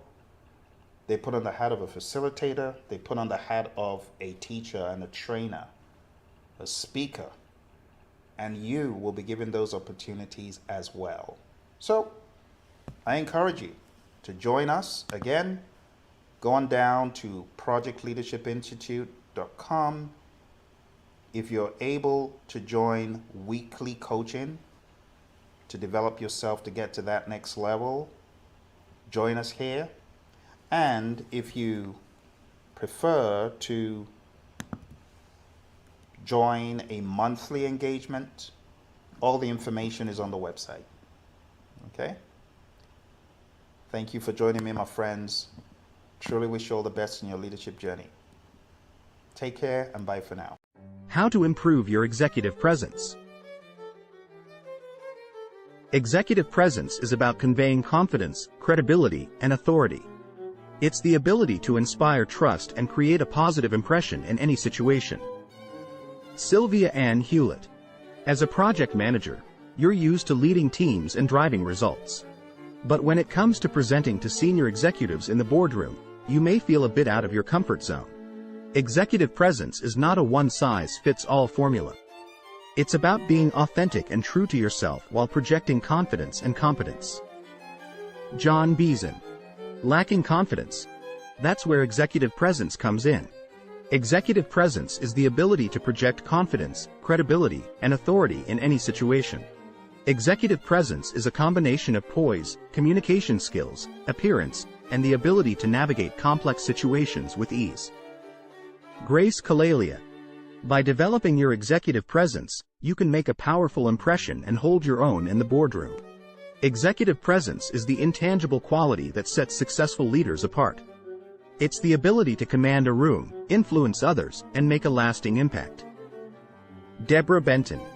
Here are a few tips to help you develop your executive presence. Executive presence is about projecting confidence, warmth, and authenticity, while maintaining the right level of professionalism. Karen Calm. Tip number 1. Be prepared. The key to feeling confident and in control in any situation is preparation. Make sure you know your material inside and out. Anticipate questions and be ready to provide thoughtful answers. Executive presence is not just about what you say, but also how you say it. It's about having a strong voice, using powerful body language, and being able to inspire others. Suzanne Bates. Tip number 2. Speak clearly and confidently. When you're presenting, speak slowly and clearly. Use confident body language, such as standing tall and making eye contact. Executive presence is the ability to remain calm and collected under pressure. It's about projecting a sense of confidence and competence, even in challenging situations. Lolly Daskell. Avoid using filler words like and ah, and try to eliminate nervous habits like fidgeting.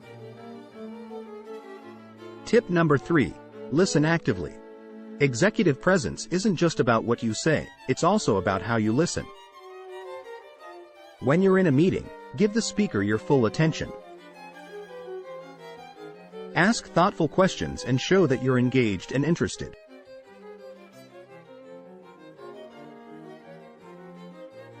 Tip number 4.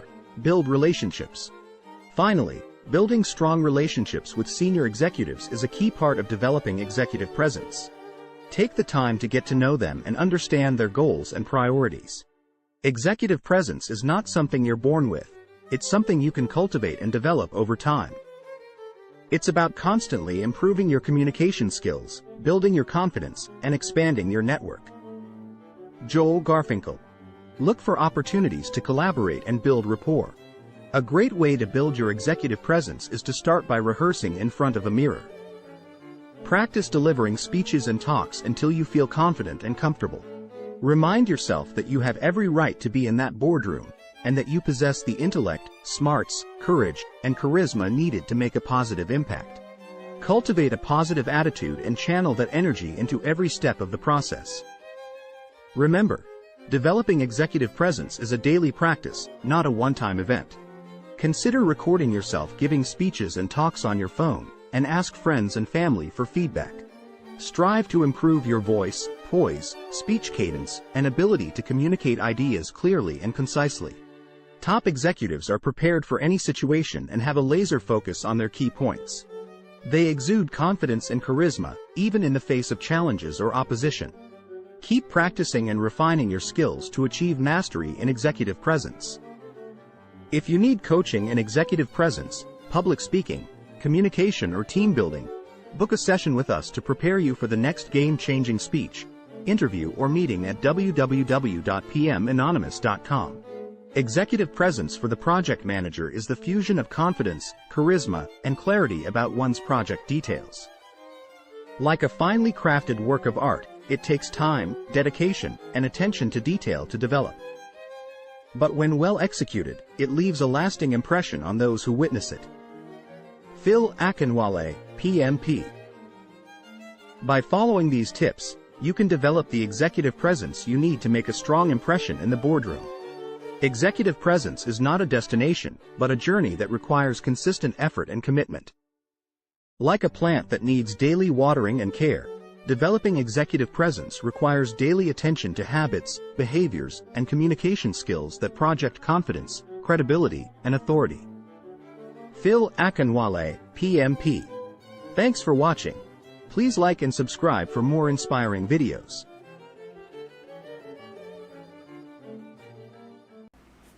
Hello friends, your buddy Phil here. I'm going to walk you through what I did in the world of project management in an aerospace defense firm in the IT effectiveness department.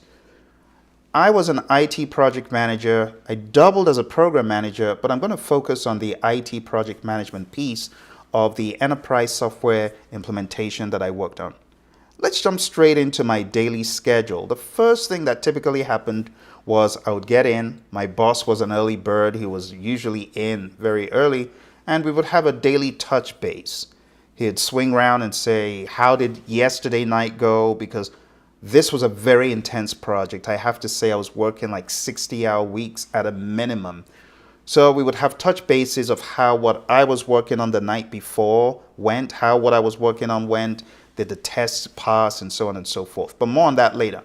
Between 8:30 and 9:30, there could have been a meeting with end users to observe work processes. One of the things that we actually used for this project to gain all the knowledge about the requirements was observation and conversation. So in some instances, I would actually go to where these IT people were working to understand how they were carrying out their work, to understand the flow of change requests, to understand the paper trail. You could say my job was also in some way related to business analysis, because a business analyst understands the business case, the reason why the project is being authorized, but also the business rules. And that's what I was doing in observation and conversation. So you who is looking to get into project management, be aware you may need to wear many hats, not just project management, but you also need to be able to look at a problem, understand the problem, find the root cause, or look at a business and understand why they're doing what they're doing, how they're doing what they're doing. And you should be able to draw at least some very basic data flows to show how data flows from one part of the business to another. This was big in this job. So documenting requirements based on user observation, and then after that, between 10:30 to 11, could have been an ad hoc meeting again with my manager. There were meetings that my manager had with me to say, Phil, you need to be aware of the political landscape in this domain. Beware of this, that, or the other. Or don't use words like this, that, or the other. Observe an email, right? So that's actually a good leader, because good leaders, they should take action and warn their people about blind alleys. So I had some of those meetings with my manager, and I was warned about the politics and given a good idea of the political landscape. 11 to 12, developed test scripts for the system. Honestly, this was a story of my life in this role. I developed so many test scripts. I could have actually gotten a degree in writing test scripts. By the time I was done in this job, I wrote so many. And I actually got good feedback from a lot of the individuals who ran the scripts because they said, oh, these are so good. You needed to have seen the scripts that were written before you got here. So that was a learning experience. I really dove into it, got a lot of understanding of how to write these scripts, and I wrote them to the best of my ability. They worked really well. You as a project manager in a job, you might feel, well, I'm not really technical, or I'm not supposed to be technical. Well, think again. It depends on the job. And if there's pressure on you to be technical, in other words, writing test scripts and use cases and running the tests, and you're not stepping up to the plate, that's not the best way to do it, my friend. You got to stretch, and that's exactly what I did. So I stretched my understanding, my capacity, and propensity. 12 to 1 was lunch. Lunch was good. The cafeteria was quite good. That particular job was preceded by another job where I worked in that same campus, but I had to go to another. So I was really happy to be back because the food was really good. I had lunch with my boss, and we had a good relationship, my boss and I. So we would sit down, eat lunch, or there would be other people that I, would see that I knew, and I would have lunch with them. It was kind of cool. That was all pre-COVID, of course. And then 1 to 2, I could be involved in creating training material. I wrote training manuals, created training videos, really because there was no one else to step into that role to do it. So I did a lot of those things, creating videos and so on. 2 to 3, stakeholder meeting to discuss project progress. We had a lot of those big meetings. You got to remember, I had 7 stakeholders, and each one had their request. Roughly, let's say about 20 different unique requests. So can you imagine working on a project where you had about 120 different requirements or user stories? Just imagine that. It was a lot of stuff. So our job was not only to execute on those requests, but it was also to track them and make sure that they were tested. So my plate was constantly full for like a full year, just completely full. I'll never forget when that project was done and I was able to move on to a different thing. So 3 to 3:30 ad hoc meeting with the consulting company that was involved in this rollout.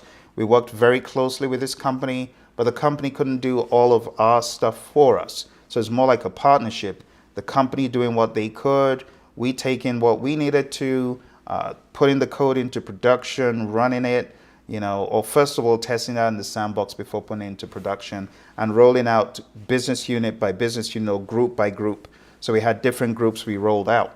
So the whole concept of meeting with the consulting company and then 3:30 to 4:30 testing the system based on test scripts was really huge. In fact, my role, in addition to being a project manager, program manager, was also the last test man, if you know what that means. It's that final person who the system needs to go through. That person who's looking for the bugs. And my boss would hate it because I would find the bugs. Because he's also technical, and he would run certain final things, implement certain code, and I would be able to break it. And he didn't like it one bit. He liked it and he didn't like it at the same time. But that was fun. 4:30 to 5, emails, any important communication that needed to be sent out, updating project documentation and status. My boss was really big on keeping everybody in the loop and assuring people that it's going well. If there was any obstacle or any person who could be an obstacle, he always wanted us to handle it diplomatically. I remember one instance when we had sent out a survey, and I don't know if you have these in your company, but there's the survey police. In other words, people who have like a PhD in surveys. They know how to send surveys and the right questioning. And there was someone who had a meltdown about how the survey should be written and the wording of the sentences. So that was an interesting one. And I was able to observe how my boss was very diplomatic. You got to be diplomatic, in these project manager, program manager roles, because you're dealing with a lot of people. They've got diverse opinions. Sometimes they have a valid point. And even if you feel they don't have a valid point, you got to hear them out, and you got to respect and understand and see different points of view. So just that alone can suck the life and energy out of someone who isn't used to doing it. So you're wondering the life of a project manager. It has a lot to do with the interpersonal skills, the interpersonal relationships, and how you comport yourself, how you're always calm under pressure. You have to be. You cannot afford to lose it. If you've been in project management long enough, you know that voice that comes from the back of your head that says, don't say nothing. Listen. Be cool. Watch your countenance. And if you haven't experienced that, maybe you're just so disciplined that you've never had to, or the time is coming when you'll hear that voice. And you remember what I told you. All right. And finally, plan for the next day's tasks and meetings. And honestly, in a lot of instances, this would bleed into the night. This would not always end at 5:30 to 6. This could go on to like 7. In some instances where it was mega busy, it would be into the midnight, because there would be a rollover, there would be a transition, and we'd be moving from one system or one aspect or one instance to another. Okay? And that's it. The world of an IT project manager for enterprise software implementation. I hope you found it useful. Don't forget to hit like, subscribe, share with your friends. And if you've got any questions at all about project management, program management, all things Agile, PMP, scheduling, ACP, whatever the case, put it in the comments below. And of course, leadership. After all, this is the Project Leadership Institute channel, and I expect you might have questions on leadership. Thank you very much. I'll speak to you in the next video. Say hello, and I would like to have some dialogue or some conversation with you. All right. So I hope that everything I'm saying so far is making sense and you're learning from it. If you have questions after the fact, do ask. All right. So that's all for the PMISP. As far as applying, read all the details. There's more information in the handbook. Let's click on the handbook. And I know the question is, but Phil, am I eligible? Let's see if you're eligible. Let's take a look. All right. So we have, in terms of eligibility, it says, secondary high school diploma, 36 months spent in scheduling, 40 contact hours of formal education in the specialized area of scheduling. And then if you've got a degree, 24 months in the area of scheduling and 30 contact hours. So whatever the case, you can get these contact hours from my training and coaching. If your firm is looking to get people PMI SP certified, then you need to reach out to me to help your firm. All right. So that's pretty much it. I'm done as far as the PMI SP is concerned. I know there's not a whole lot of interest in it, but I was hoping that there would be more interest in it, but probably not. Next thing I'm moving on to is the area of Microsoft Project. So in Microsoft Project, my friends, there's so many bells and whistles, but I want to dumb it down. I want to make it very straightforward for the project manager who has never been in here before. Think about this as Excel on steroids, okay? So when you go into Microsoft Project, the first thing you want to do is put these into auto-scheduled right here at the bottom, okay? When that's on auto-scheduled, that means Microsoft Project is going to work like a train with carriages. The carriages will not be left behind in the station. Everything will go along as it should, okay? So for this scheduling area, let's imagine we had a schedule we're developing to bake a cake. I like using very simple examples.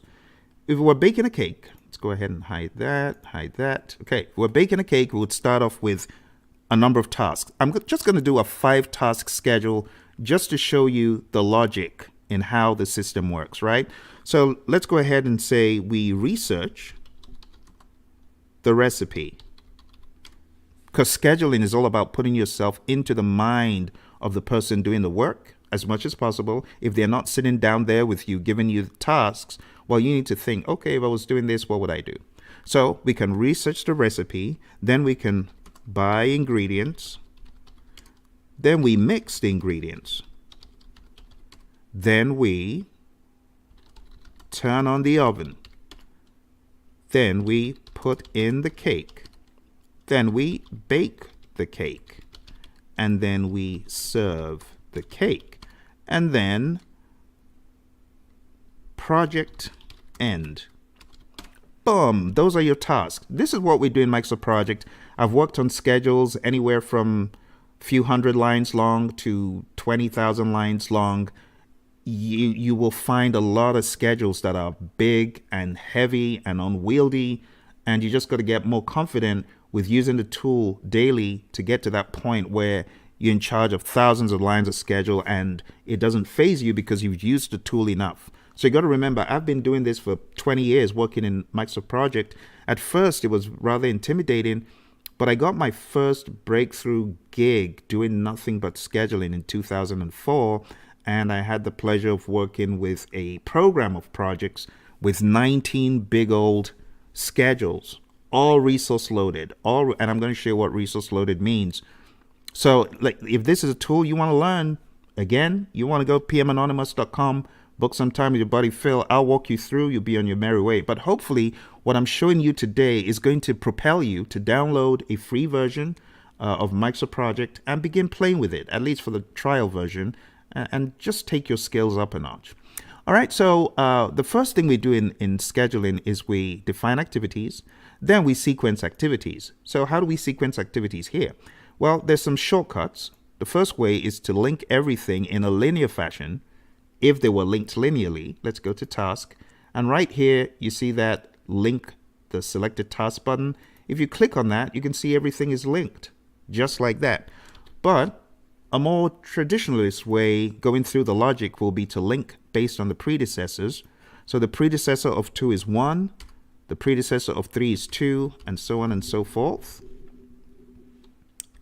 And that's how you can link them as well in the predecessors column. This is all PMP 101 stuff, but now you're seeing it come into life. All right, so that's how you would put in your predecessors. The next thing you would do is the days. Now, this would typically be in hours. So you could say 1 hour, 2 hours, 1 hour, 3 hours. And I'm just putting in random times just for the sake of the illustration. 1 hour. Let's put in 2 hours. Baking the cake. Turning on oven shouldn't take that long. 1 hour. Mixing ingredients. It shouldn't take this long, but I'm just doing it for effect so that you can see the schedule clearly. As far as the project end, that's a milestone. We put in a 0 day for that, and that's your project, right? And if you wanted to see these a little bit more clear, we got 2 tiers here. Let's see, what can we make this? Make this hours. Gonna make this something else. Bottom tier, hours. Top tier, days. All right. So now we can see a lot clearer. This is one of the things I like about Microsoft Project compared with Smartsheet. You can't do all this fancy hourly stuff, which makes Microsoft Project a beast. It's very robust. It's got a lot of stuff in it, bells and whistles. So there you have your Gantt chart on the right. There you have your schedule. I did define activities, sequence activities, estimate activity durations. Boom, we have our schedule. Now, if you want to change the date, let's say your schedule is starting in the future, just go to project information, and let's go to a different day. Let's say we're starting this June 1st. Put in June 1st. Look at what happens. The moment you click OK, everything moves. This is why one of the cardinal rules in Microsoft Project is to not type a start and finish date at all, except you have constraints. Otherwise, you have all these ugly looking things on the left-hand side like this. You don't want that. So don't type dates into Microsoft Project. There's a lot more on that. In fact, I have a big old course on this. There's several hours where we talk about the cardinal rules of Microsoft Project. That's one of them. Don't type dates in, and also make things as realistic as possible. So now we've put in all of the information. The next thing you hear about in the world of PMI is the baselining, right? To baseline your schedule. Now, to baseline your schedule just means to etch these dates in stone, because these dates are predictions. They're not a baseline. You got to put a baseline in there. So let's right click, insert a column, and put in baseline start. And right click, insert a column, baseline finish. And now you have your baseline start and finish. But that's not enough. That is just the beginning of the thinking about baselining, because what you could do is assign people to this project, resources. So we could go to view and resource sheet, and we could begin entering our resources. So I'm just going to type in some random names.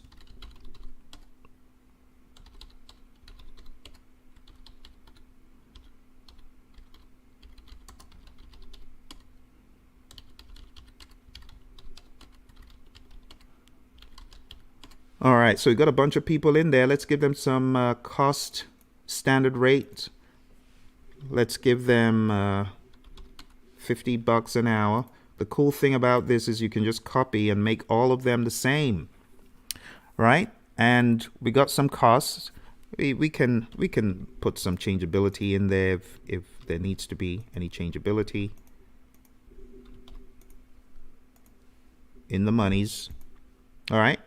So now we've got the butcher, the baker, the candlestick maker, Phil, Mary, Jane, and Joan. All right, now we're going back to our Gantt chart, and we're going to begin assigning these people to the project. Now, how do we do that? Well, we can do that from a number of places. You can just click on that drop down, and you can select whoever you want. But I also want to show you the effect of adding resources to the project. This is one of the things I love about Microsoft Project, because it keeps you sane. And it keeps you cognitive about what you're doing. You're adding all these people. If they're truly working for as long as you are saying, then you're going to end up racking up a huge amount of money. So it's always good. Let's insert a column. It's always good to see the cost, especially when you've got it cost loaded and resource loaded. It's fun to see the damage done. Fun to see the damage done. All right, so let's go ahead and start putting them in there, and you'll see what happens in the cost column. You see, now we're assigning these people. We got to be mindful. They cost money. They ain't free. Another cool thing is when you type in a resource initial, the names begin to appear. And you can see on the right-hand side of the screen, all those folks that you're assigning. That's them. So another way you can do this, you can double click on any row. It opens this up, go to resources, and you can begin selecting from the drop down there. And depending on their resource, to show you the resource allocations. So this is how Microsoft Project works. So you can see there's a cost. As I begin to assign people, well, everyone wants to eat the cake. So they can't eat it and have it. Eat the cake. All right. Now we're done. You don't assign resources to a milestone, and we're done. But the typical question is, but Phil, my project, how long is the entire project? I just see a bunch of days. Well, remember, it's just hours. So it's all on the same day. But in terms of cost, if you wanted a roll-up of that, the best way to do that is to include an outline summary task. So if you go to project summary task and click on that, it just shows you the total effect of all the cost. You don't even need to insert another parent task. You just use the project summary task. So now we've got our cost, we've got our start and finish. I think we're good to go ahead and baseline. So as far as baselining, one more thing that the PMI always tells you in the PMBOK guide, you got to have a baseline for your cost, right? So baseline cost. Now we've got the start, the finish, and the cost. And you're going to see what happens when you baseline. The baseline. Okay, so let's go on to our project and project menu, and let's do set baseline. You hit set baseline. The moment you hit set baseline, I want you to see how these fields are going to be populated with the cost for baseline cost, start and finish for baseline start and finish. Let's hit OK. Boom, and there's your baseline. This is the so-called baseline we always talk about. Now you got to see it. Some of you, it's your first time of seeing a baseline cost. Well, this just means management approved it. It's etched in stone. And all you need to do is manage it by making the regular updates, right? As far as to the actual cost, which is another field. Oh my goodness, another field. So we have a field called actual cost. As you are spending money, you want to make sure that it's being tracked. But you don't just want to randomly put monies in. You want to use the percent complete field, which takes us to another field of percent complete. So imagine this project was airborne, and for some reason you decided it's not starting on June 1st anymore. It's starting on March 29th. You would go into project information, and you go all the way back to March 29th. And I want you to see the power of Microsoft Project. See what happens to the carriage when I change it. The carriages. Remember, it's a train. When I change this, see what happens. Changing it to 29th. When I click OK, boom, it changes all the dates. But the baseline is still intact. This shows management that you promised to start on June 1st, but hey, you're early. So it's not every time the baseline is used as a judgment tool for bad behavior or for poor performance. It could be used as a benchmark of, hey, we started early. We're good. You know, we are proactive. So that's the purpose of the baseline. And then you can see in terms of the cost, the moment I begin working this project, let's say the research recipe is 100% complete. Take a look. You're going to see two things happen. When I hit enter, you're going to see an actual cost showing you how much these folks actually spent. And then you're also going to see a progress bar on the right-hand side. You see the progress bar right there? Let me make it clearer. You see that progress bar? And then you see the actual cost. It's tracking the actual cost and the percent complete. And that's how Microsoft Project works. There's so much more I would love to show you, but we don't have enough time. But that's Microsoft Project for you. Okay? Are there any questions about Microsoft Project? Did it make sense? Okay, I hope what I'm saying is making sense. I know I rant a lot, but there's some sense in there's some sense a little bit in what I tell you. All right, so take Microsoft Project seriously. Add it to your arsenal of tools. Put it on your to-do list if you need to. You'll be happy you did. Okay. The next thing I'm going to show you here, because we talked about Microsoft Project so much, talked about it. Let's go into another tool. So the next tool we're going into is Smartsheet. Let's go to Smartsheet. And here is Smartsheet. So I'm going to log in. It's going to ask me, how do you want to log in? I'm going to log in with Google. I've got Smartsheet in my Google. So let's do that. It's thinking. It's considering. Come on, Smartsheet. This is your big opportunity to show the PMPs on the call what you're made of. All right.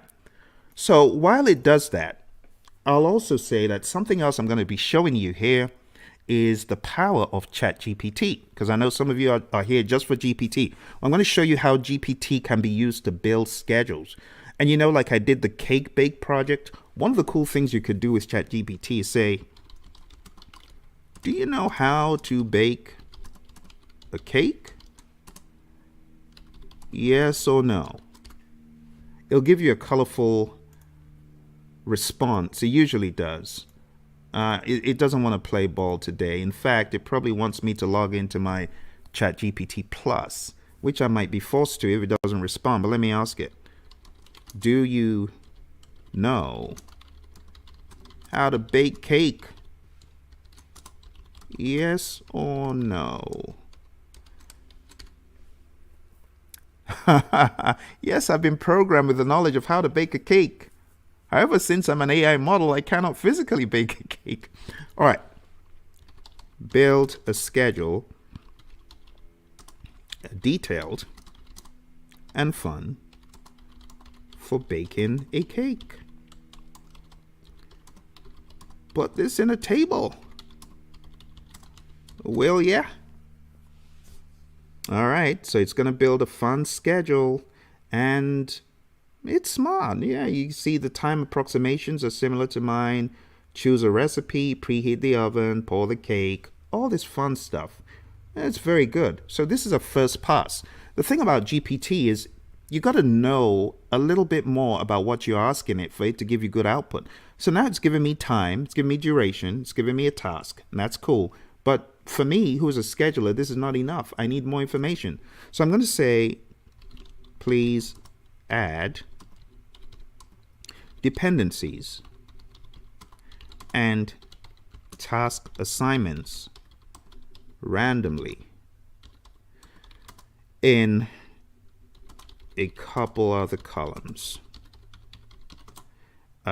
Team members' names are Bob, Mary, Frank, Phil, Butcher, Baker, and Candlestick Maker. Thanks. In a table as usual. You got to talk to it like a human, and it understands, and it'll give you output. So it's giving me the time, it's giving me the task, it's giving me the dependencies. It's smart. It knows that there's no dependency in the very first task, choose a cake recipe, which isn't bad. And it's broken it down. It's making a fun schedule, frosting, toppings. Enjoy your delicious homemade cake. And that's a milestone. You see the way I put a milestone in mine? It actually put a milestone in this one as well, which is very interesting. Hello, my friends. Welcome to Job Strategy for PMPs. Today, we're going through a ton of information. We're going to find out how best to apply for jobs by, first of all, crafting a resume. And after we have crafted the resume, just taking a template that I'm going to make available to you, then we are going to hit the site known as dice.com, and then we'll hit monster.com and indeed.com. And today we are going to apply for jobs on all of these sites. We are going to put our resume out there, and I'm going to show you how it's done because I've been there, done that a gazillion times. So let's jump straight in.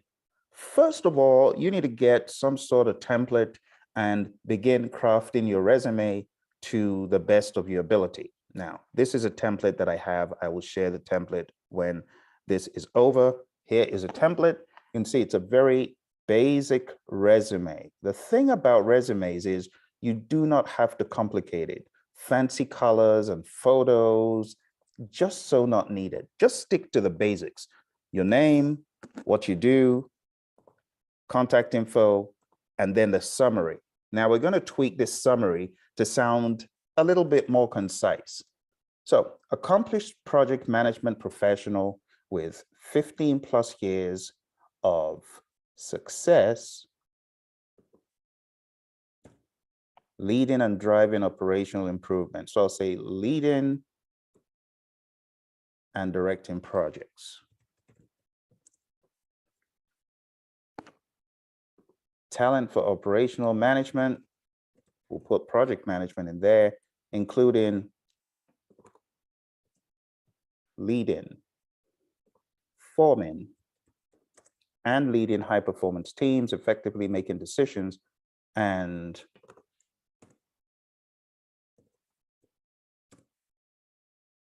resolving issues expediently. Get rid of all of this. Experience in driving strategic direction. So I'll say experienced in supporting strategic initiatives, product roadmaps, and projects through the complexities of different agendas, personalities, and cultures, through complexities, through organizational complexities, period. Complexity is pretty standard. We don't need to over elaborate on that.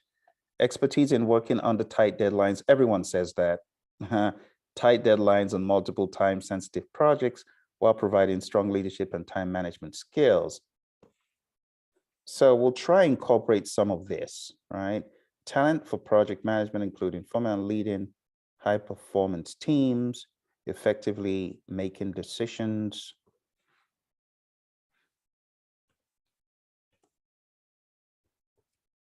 leading. Let's see, I think that's good enough. Effectively making decisions, resolving. Okay, you've already talked about expediently, expertise, working under.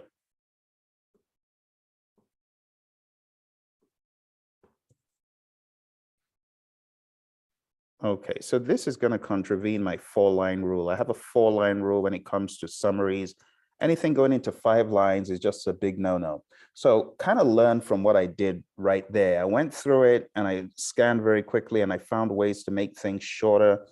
And if there's anything that sounds cliche, I'm just going to take it out because everyone says they work under deadline. Who doesn't say that, right? So let's take a look at the skill. So if we're applying for a project management role, you want to have project management right there, front and center. If you did some program management, you could put that in there. If you did some portfolio management, you'd put that in there. Portfolio management, strategic plan and direction, stakeholder management is what it's known as.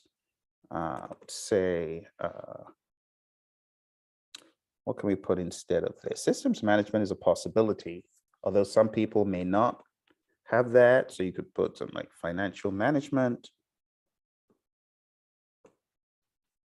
That's good. Task prioritization, personnel supervision.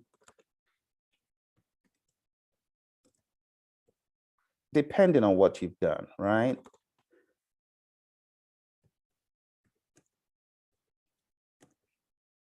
Let's put some project manager speak in here. Okay, logistics oversight, reports and analysis is good. Quality assurance is good. So let's say quality assurance and control. I would say something to the effect of project planning and controls. All right. So that's that for the skills, the experience. So this is, let's make this a bit more recent. So I really want to make sure that you have my I have a rule when it comes to resumes where if it goes like far back, so far back, it becomes a little bit redundant.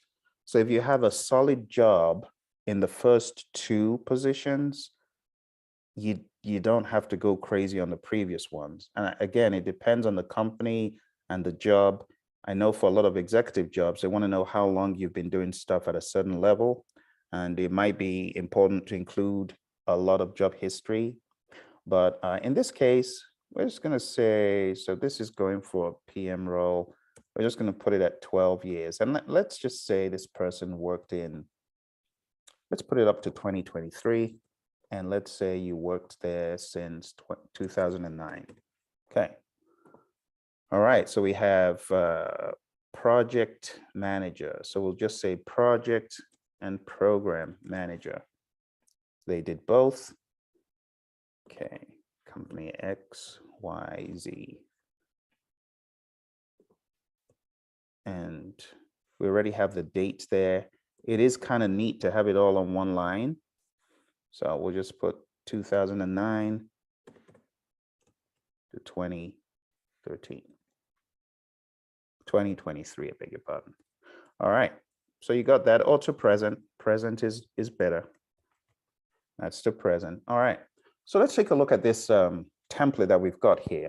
First of all, this contravenes my rule of having 1 line per bullet. Please don't give the poor people at the recruiting firm or the recruiter themselves, don't give them a headache. So please make the bullets succinct.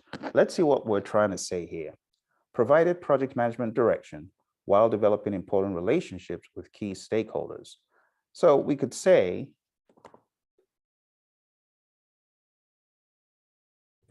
project management direction,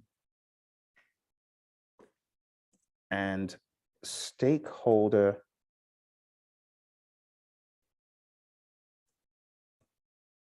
management. So you could say provided project management direction and stakeholder management involving contracts and resolving conflicts. So to me, this would be something else. You could say responsible for contract negotiation and conflict resolution with vendors and key stakeholders. Now you can see it is not as overbearing as it was in the beginning. It was just too much. All right. So we shave that off. This is not a bad one. Analyzed complex issues to develop dashboards, complete budgets, and reorganize databases. So I could say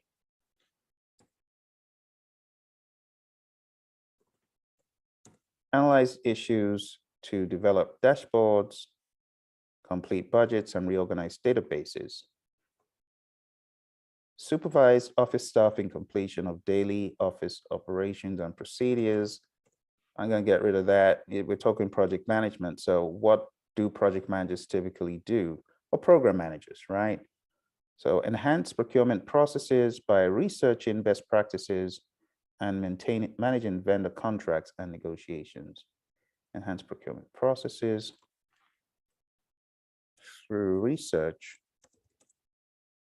and business development. You also don't want to have this resume sounding a bit babyish. So you got to watch the language you put in there. All right, now it's getting to too many bullets. So this contravenes, again, another 4-bullet rule. I like 4 bullets per job. The moment you're going into 5, don't you feel sorry for the poor person. Hit them with your best shot in the first 3 bullets, and the other 2 are, the other 1 is just for effect, as much as possible. I try to keep it to 4. So let's see what we can weed out of here. Outlines, key deliverables. Hello, that's what project managers do. So when you say provided project management direction, if you wanted to stress that, you could say scheduling or schedule scope,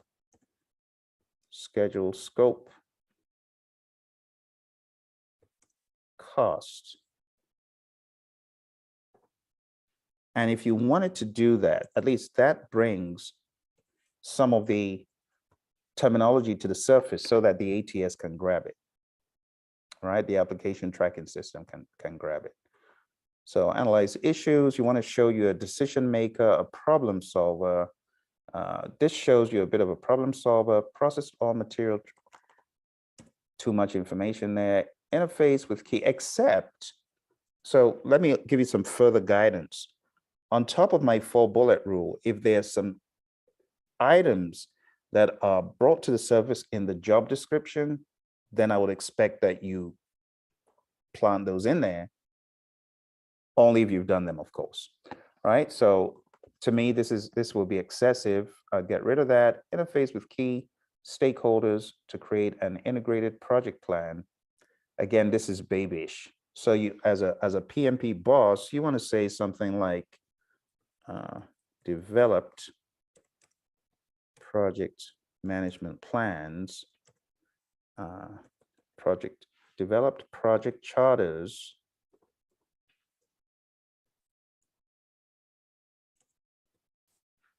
project management plans,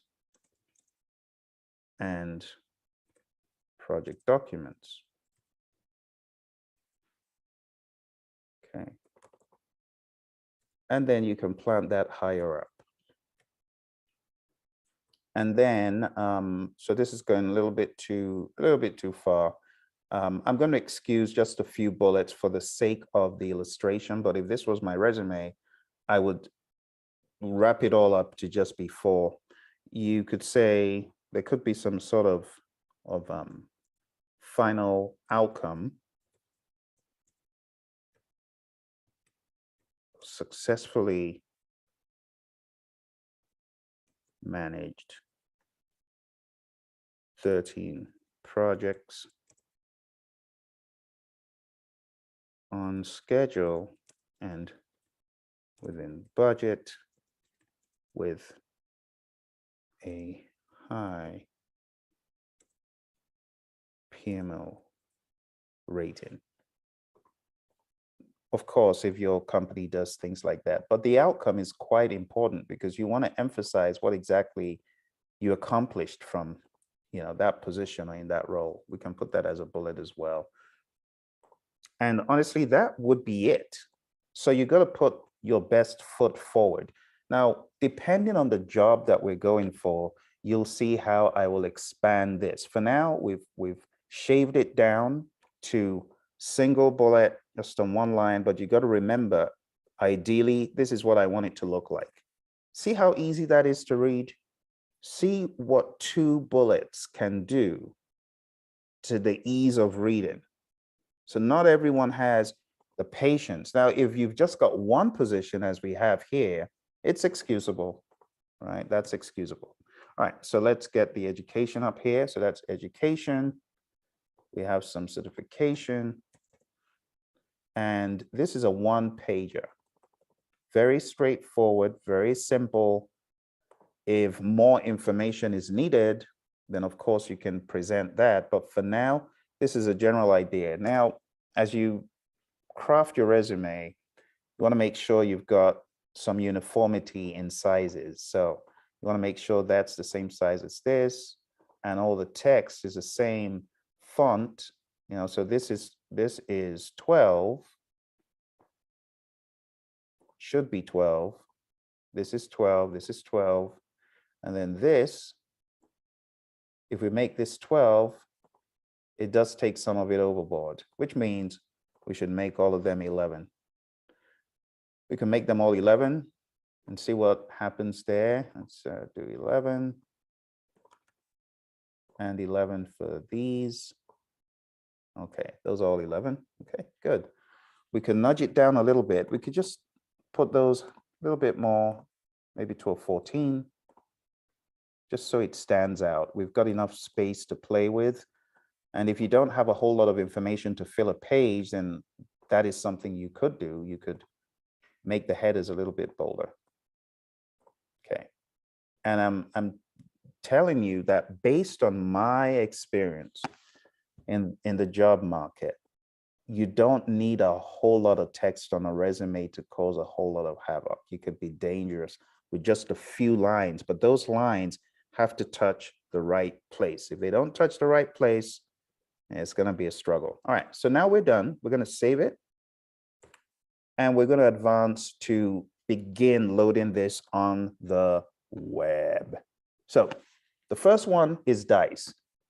You want to go to Dice and put in the information, log in. Well, I don't have a login, so I have to sign up. So register. Very simple to register. So let's get you started with Dice. This is my favorite. I've done 6-figure jobs from here twice. Highly recommend it. Dice is very good for tech stuff. So I want to get started or grow my tech career. And next, and let's put in the name. So the name of our applicant is Doug. Let's see his name, Doug Doe. Okay. So Doug Doe, and just follow along. I want you to open up Dice now, because some of you are slacking. Some of you should have done this thing like years ago, and you've been in the same job. Come on now, let's do it. Let's do it. Open up that browser and let's get rolling. All right, that's the name. Put in a password.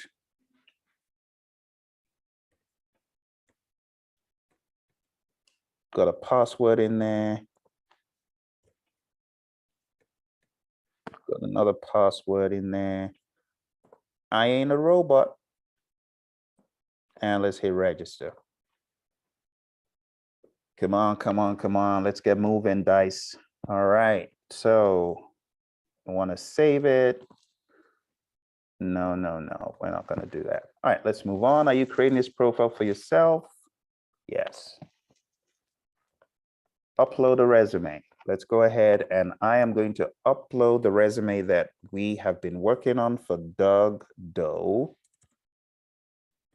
So let me find where that is.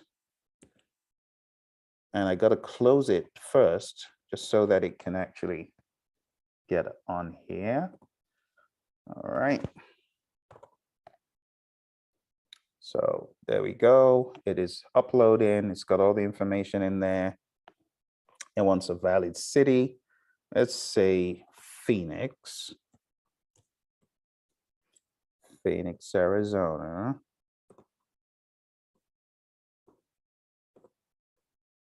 Employment details. So what kind of jobs do you want? Full-time, part-time, contract. It depends on you. There's the information. It's all in there. All in there. Last time used, all of these skills have been added. That's straightforward. It's got everything in there, sucked it all in. And that's why you want to make your resume in the format I did. If you didn't, it'll be hard for it to suck these skills out. Okay. Now, let's say I have used these skills for not just 14 years, but let's say it varies across the board. You got to go in here and change it. And that's okay. That's what it's expected. So very quickly, just copy, paste, copy, paste, copy, paste. Let's say I've done it for 3 years or 8 years. In this case, copy, paste, make it quick. All right. Okay, save your profile. I am interested in getting jobs that match my profile. Save the profile.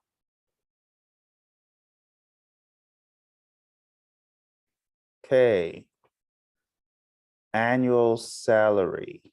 Now you gotta watch out when you put these things in because it could be prohibitive. So you gotta put in the lowest. So it really depends on what you think you can live with, right? So put in whatever you think is your threshold.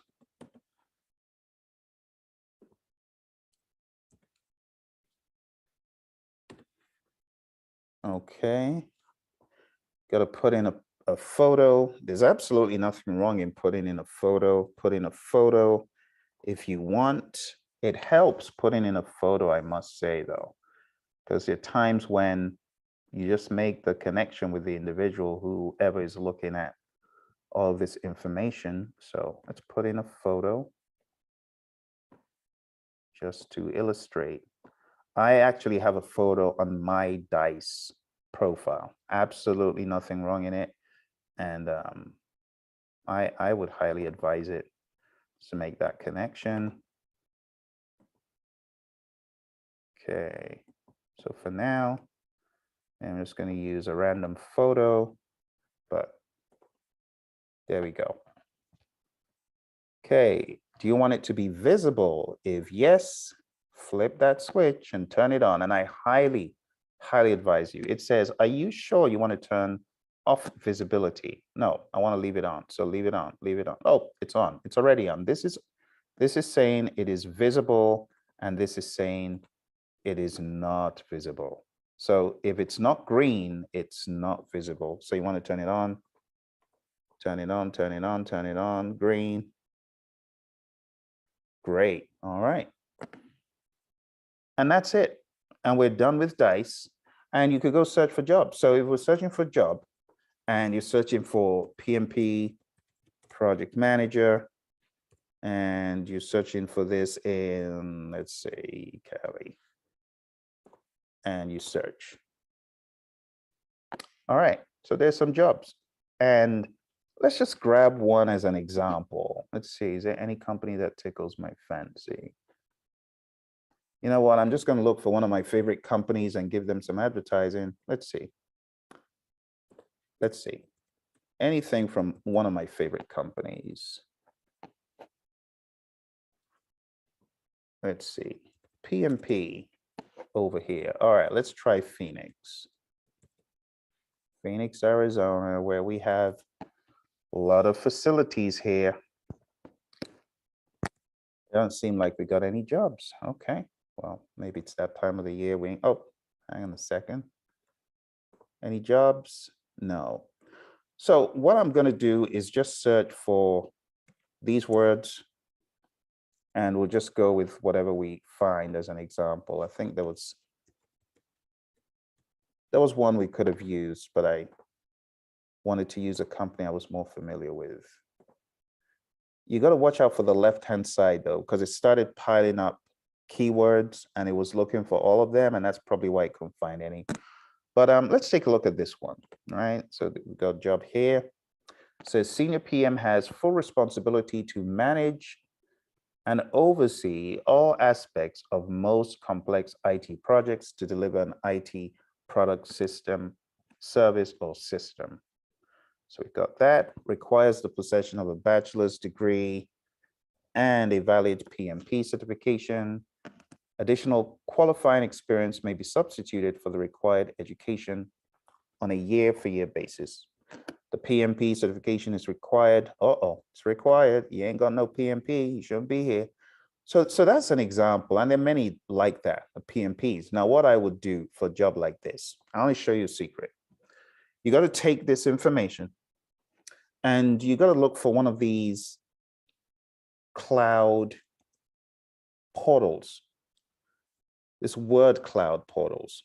And what you're going to do is take the whole thing and just put the information into a word cloud generator. Okay, so that's what we're going to do. We're going to take this description. Okay. Oh, let's just take the whole thing and let's put this into one of these word clouds. So you got all of the resume information, just going down there to jasondavis.com/word cloud, or you could go to this one, worditout.com/word-cloud/create. There's so many of them. But the bottom line is you're going to put this resume description into this word cloud generator. You're going to hit go, and it's going to generate a bunch of words. And you want to make sure that you scan through these words logically, go through them and find the most important words and ensure that they are in your resume. Here's another one. So with Word It Out, it has brought to the surface product manage, qualifying, so use your own aptitude for this stuff and make sure that the words that you are picking are there. Let's actually go to a different job, because I want to make sure you get the idea of how robust these word clouds can be. Let's go to this one, senior project manager / business analyst. Looking for a more robust description so I can show you the power of this. Yeah, so that's a good one. It's got a lot of content, a lot of minutia in there. So just for the purpose of the illustration, go back into word cloud. Let's delete what was there before, put that in there, hit go. And what do you know? I mean, these are the words you want to make sure in your resume at some level, right? And these ones that have been brought to the surface, the really big ones, definitely make sure those keywords are in there. Let's do the same for Word It Out. Let's do this again, put this in there and hit generate. And there you have it. So, I mean, it's doing some fancy colors and stuff. You can regenerate and regenerate and regenerate, and it changes the words, but there you can see it's all fancy in cursive and so on. But this Jason Davis one, it's not a bad one to use. All right. So going back to the resume, I would go in, make tweaks, and make it suitable for whatever I'm applying for. So let's go back. And the very job that I clicked on in the beginning is this.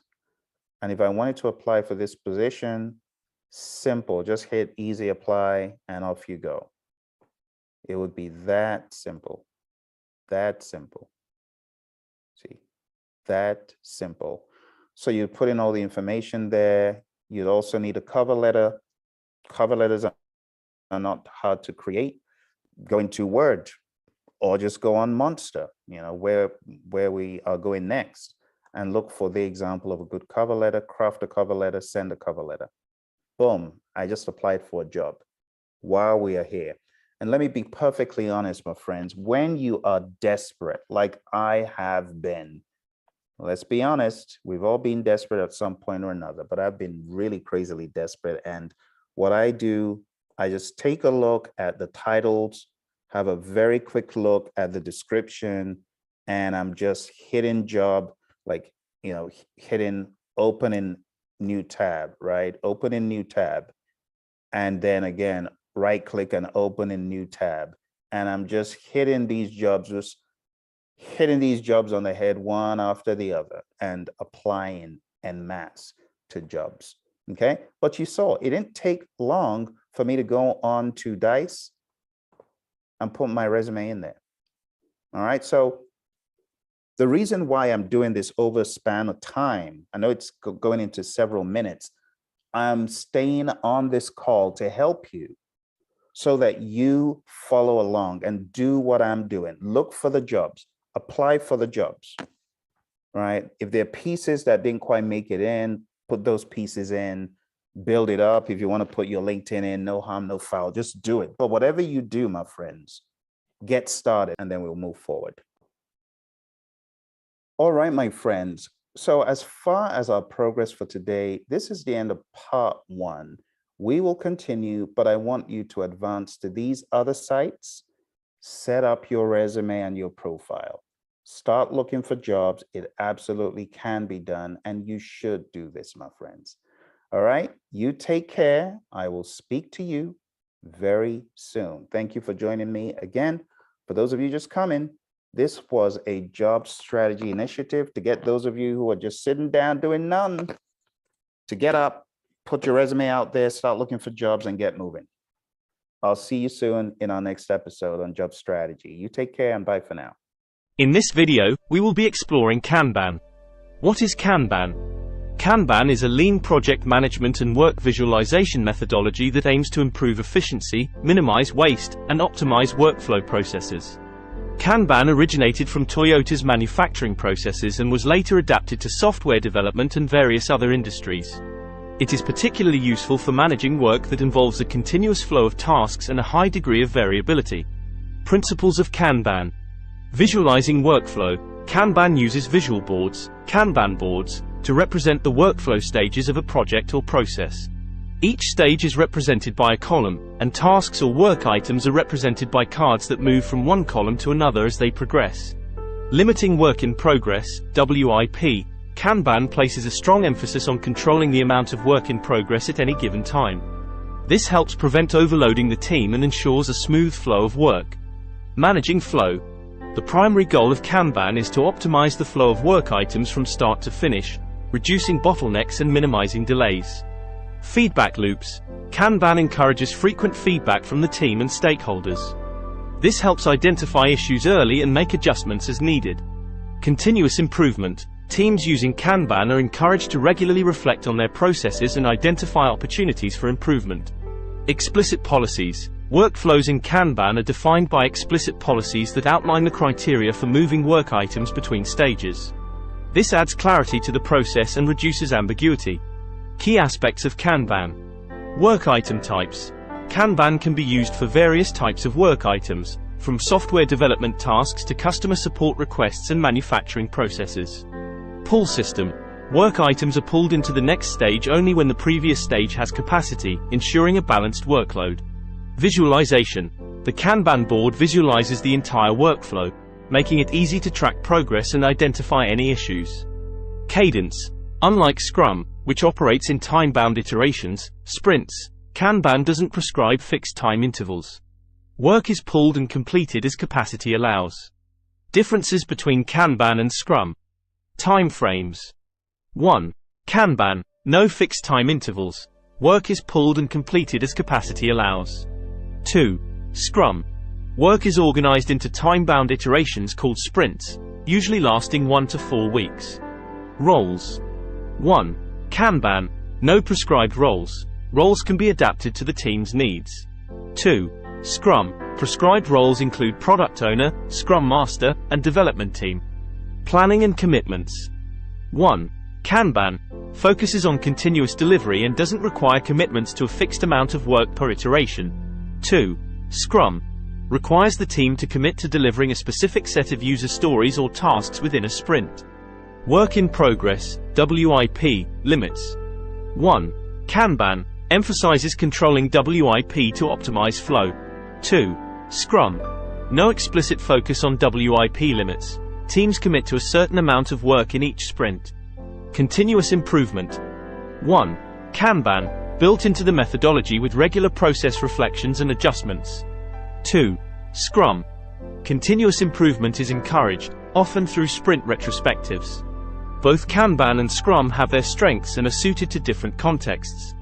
Kanban is more flexible and suitable for teams with varying workloads, while Scrum provides a structured framework for teams seeking predictable development cycles. Teams often choose based on their specific project requirements, team dynamics, and organizational culture. Thanks for watching. In this series, we will explore the differences between terms discussed in Agile training such as the PMIACP, PMP, CSM and other Agile or Scrum certifications. 1. Behavior-driven development, BDD. Behavior-driven development, BDD, is a software development methodology that extends the principles of test-driven development, TDD, to focus on describing the behavior of a system in a more human-readable format. BDD emphasizes collaboration between developers, testers, and domain experts by using a common language to express the desired behavior of the software. In BDD, scenarios are written in a format that describes the expected behavior of a feature or functionality. These scenarios are typically written in natural language using the given when then syntax. The goal is to create a shared understanding among team members about the desired functionality and its expected outcomes. 2. Acceptance test-driven development, ATDD. Acceptance test-driven development, ATDD, is closely related to BDD and TDD. It involves writing acceptance tests before implementing the corresponding features or functionality. These acceptance tests define the criteria that must be met for a feature to be considered complete and functional. Acceptance tests in ATDD are often written in a way that non-technical stakeholders can understand. They serve as a form of documentation and ensure that the developed software meets the requirements set by the business or project stakeholders. 3. Test-driven development, TDD. Test-driven development, TDD, is a software development approach that emphasizes writing tests before writing the actual code.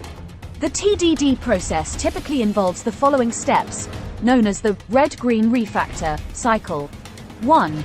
Write a failing test, red, that represents the desired behavior of a small unit of code.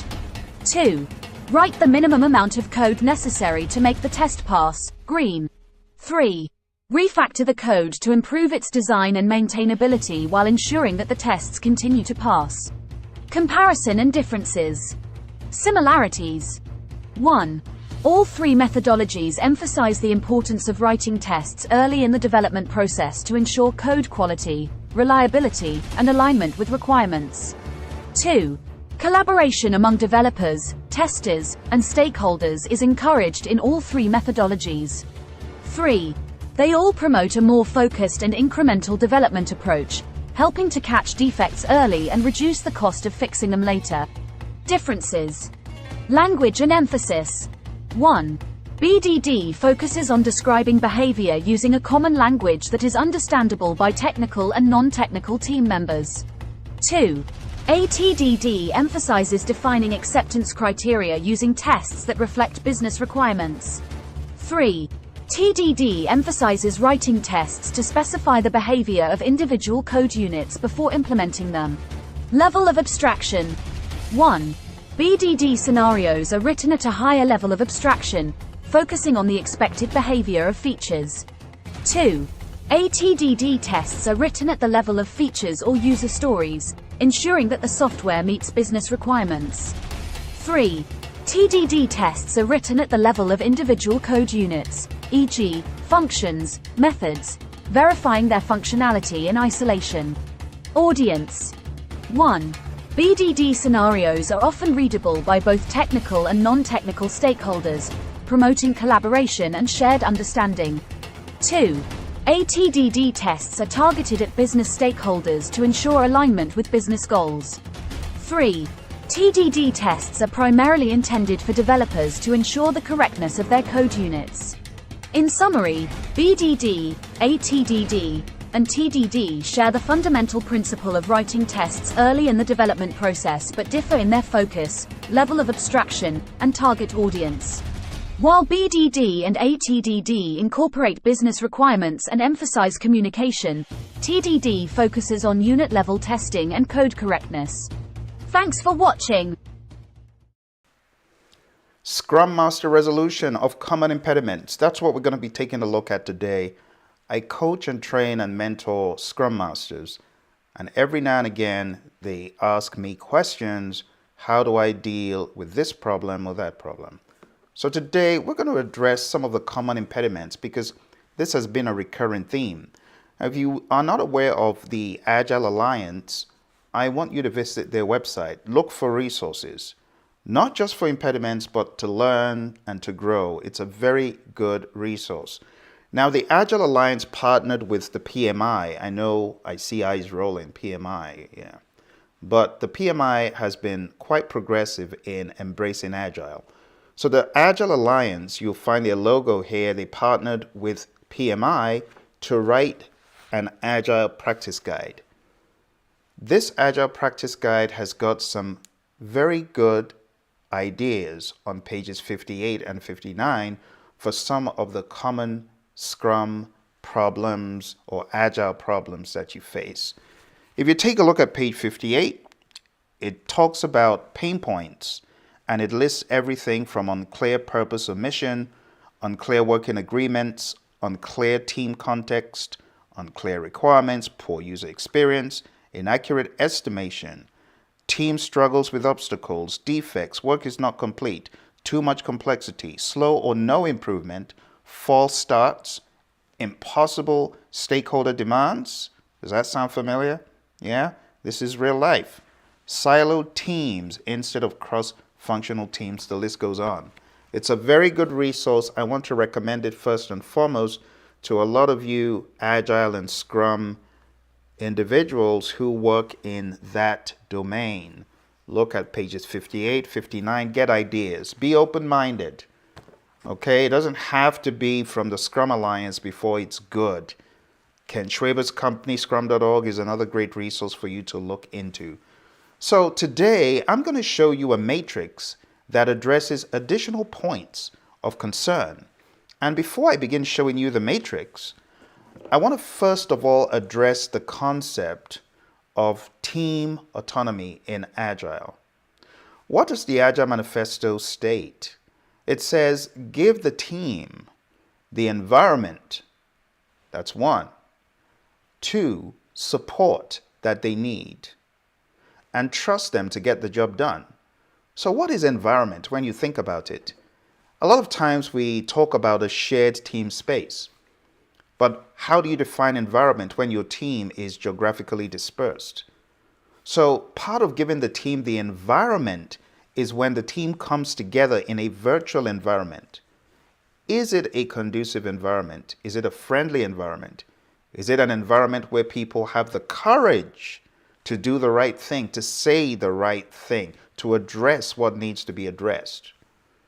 If that is not in place, then you don't have the right environment for a virtual team. So as a Scrum Master working with a virtual team, you need to observe what is said and what is not said so that you get the full message. Because a lot of times when people are quiet, they might be just quiet by nature, but they could also be keeping quiet because they're not happy and they don't want to say anything. So you got to observe body language, nonverbal cues, and go with your gut and intuition. All of these things help the Scrum Master. Okay? So the average question you get is, this is happening. What should I do? I get this a lot from Scrum Masters. What should I do? And a lot of times the answer is not with the Scrum Master. It is not up to the Scrum Master to do anything other than facilitate a discussion. Bring what is buried to the surface. Some Scrum Masters tell me, Phil, this team member came to me and confided about this and that. What should I do? Well, it's your job to elevate the awareness of that thing and to have a discussion. I want to encourage you, my Scrum Masters, don't be a scaredy cat. Stop being afraid. Stop thinking, what if I say this and that happens? No. Just do your job the best way you can. And your job is to create an awareness of what is important. The big ticket conversations need to be had, because if they are not had, things are going to continue the way they are. And you'll have 1Z, 2Z, 3Z people coming to you and telling you, we're not happy about this and that. So you need to ask the open question, consensus, show of hands. Let's find the real opinions. And there are many ways you can do it. You've got the fist of five. I mean, it's very simple, especially when you're on camera. Fist of five, dot voting, simple yes or no. And the one I love, the Highsmith decision spectrum, which is great. It just gives people that leeway to show what they feel and put that in context of everyone else. So you need to be using these approaches to pragmatize a lot of what you already know. The power of consensus. Now, contrary to what people think, consensus is not the same as unanimity. Unanimity means everyone must agree. Now, a way to consensus could be unanimity. If the team agrees, everybody must say yes, then that's unanimity being used for consensus. But if the team agrees, as long as 60% of us are in one direction, that's fine. Or as long as 75% of us, or whatever the case, the team again needs to also decide, what does consensus mean for them? Is it when everyone agrees? Is it when 2 people, 3 people out of the 10? You know what I mean? Is it when it must be more than 5? A lot of teams say majority, more than 5 on a team of 10, because the limit in the world of Scrum is 10. So if more than 5 agree, then you know, okay, we reached consensus. But if you got less than 10, the team needs to decide, which is why you are a facilitator. That's your job, to facilitate, to bring people together, to catalyze those discussions. And you got to get good at it, because that's your job. That's your responsibility. If you're scared of having the crucial conversations, they will never be had. And the crucial conversations are needed. They're needed a lot on teams. So I want to encourage you, don't be scared of facilitating, of stepping up to the plate, of bringing people together to speak, to ignite that conversation. That's your job. That's your role.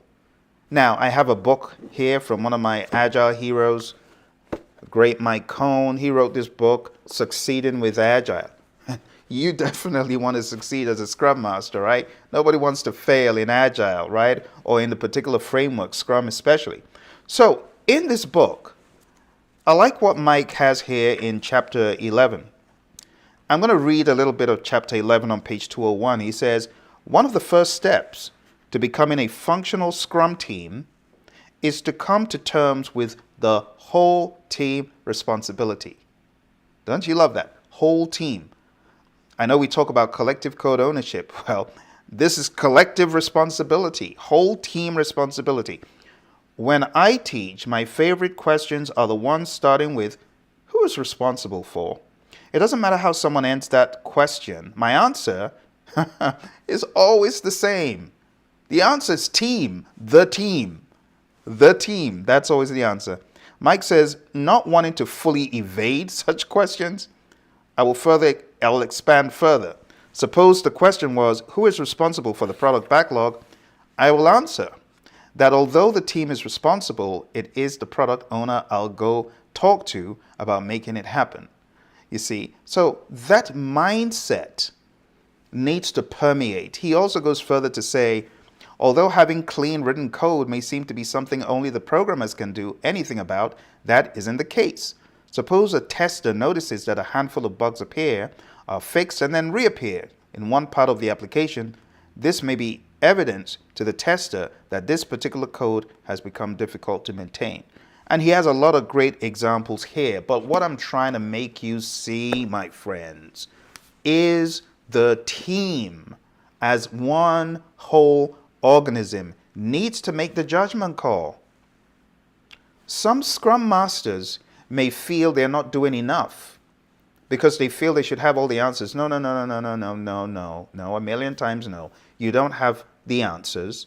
You may understand how to remove certain impediments, but in the heart of what you do needs to be the facilitator, the servant leader, the bringing people to the table for the team to decide. The team is an organism. The team is a unit that can think for itself and that can decide what to do. But it's your responsibility. This is your skill set. This is your wheelhouse to be able to bring people to a conversation and facilitate the conversation, and to know the right tools to bring to the table, to know when to use dot voting, when to say, okay, let's have an ad hoc fist of five.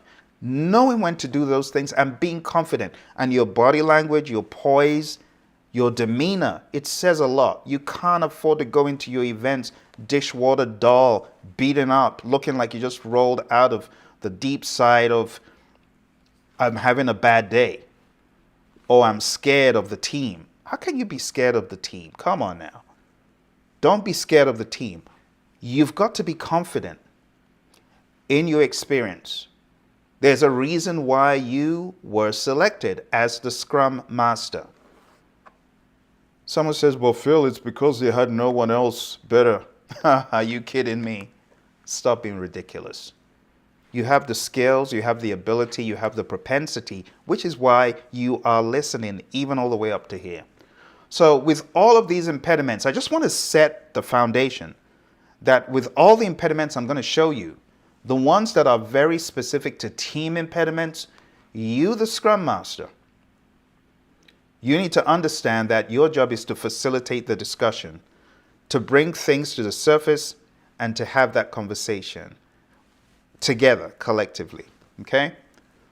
So now that I've set the foundation, my goodness, I've almost gone for 10 minutes, and we're barely even getting in. This is going to be a long video. This is going to be a long video, but it's going to be worthwhile. So let's jump into my matrix really quick. For those of you that want a copy of this matrix, I'm going to make it available. All you need to do is just hit that button, fill in some information. No one's going to spam you. We'll send this to you, and you'll be able to use this as a good reminder of the time that we have spent together today. So let's move into the matrix. The first thing is poor time management. This is what a lot of teams struggle with. And the reason this happens is there's missed deadlines, then there's incomplete work, then people scramble all over the place. It's likely to happen throughout a sprint or a project, but it's very notorious for happening even more so towards the middle and end, because that's when people start waking up and smelling the coffee, right? So who should resolve this poor time management? It's the team. Like I said, remember Mike's answer to the question? It's a team. But the Scrum Master, of course, needs to elevate and facilitate. How to resolve, prioritize tasks, track progress, encourage time boxing. The art of knowing whether you can get things done in a sprint is going to come in handy. If your team is weak in this regard, perhaps it needs some pairing with someone who is good at time management, who is good at estimating. And if the team doesn't do estimating, well, perhaps having a conversation with someone who succeeds on the regular will be good.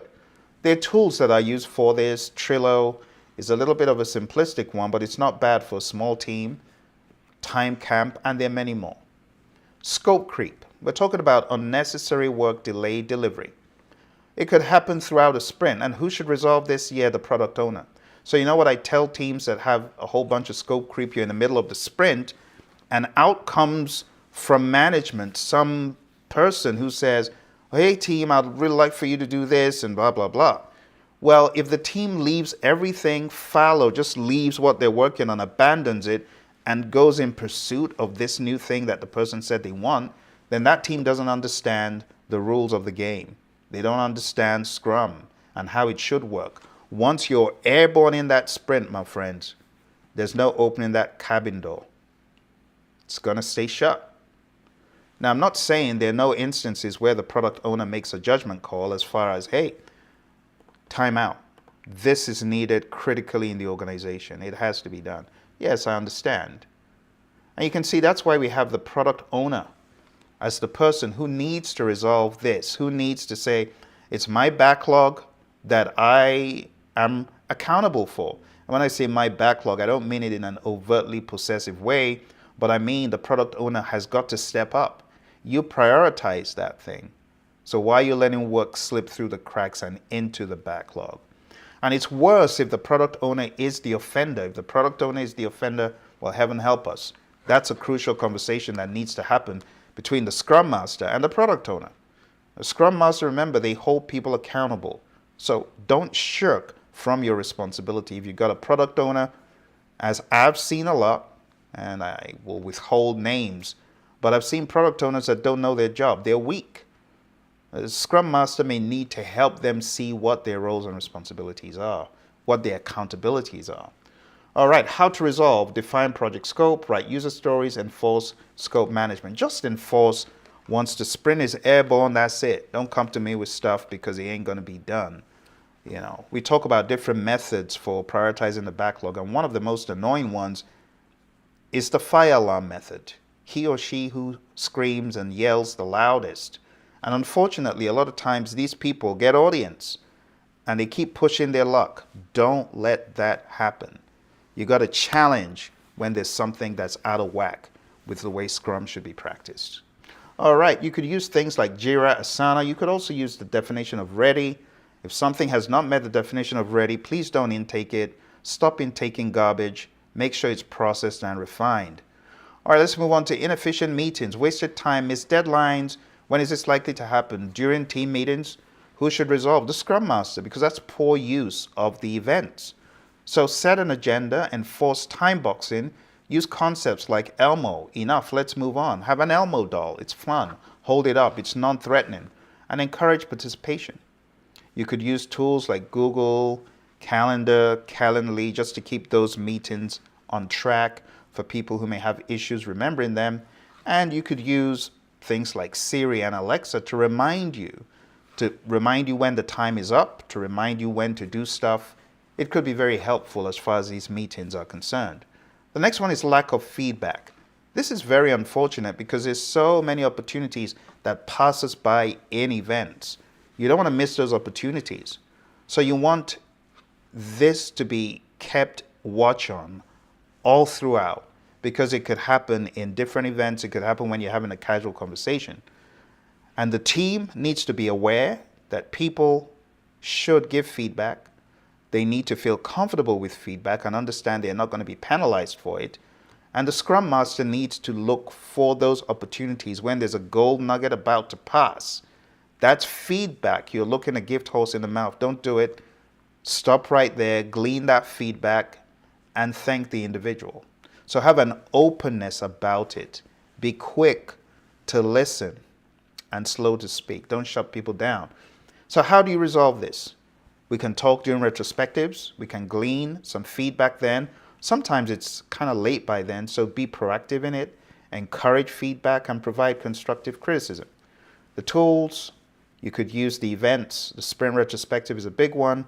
And you could use the concept of a feedback form.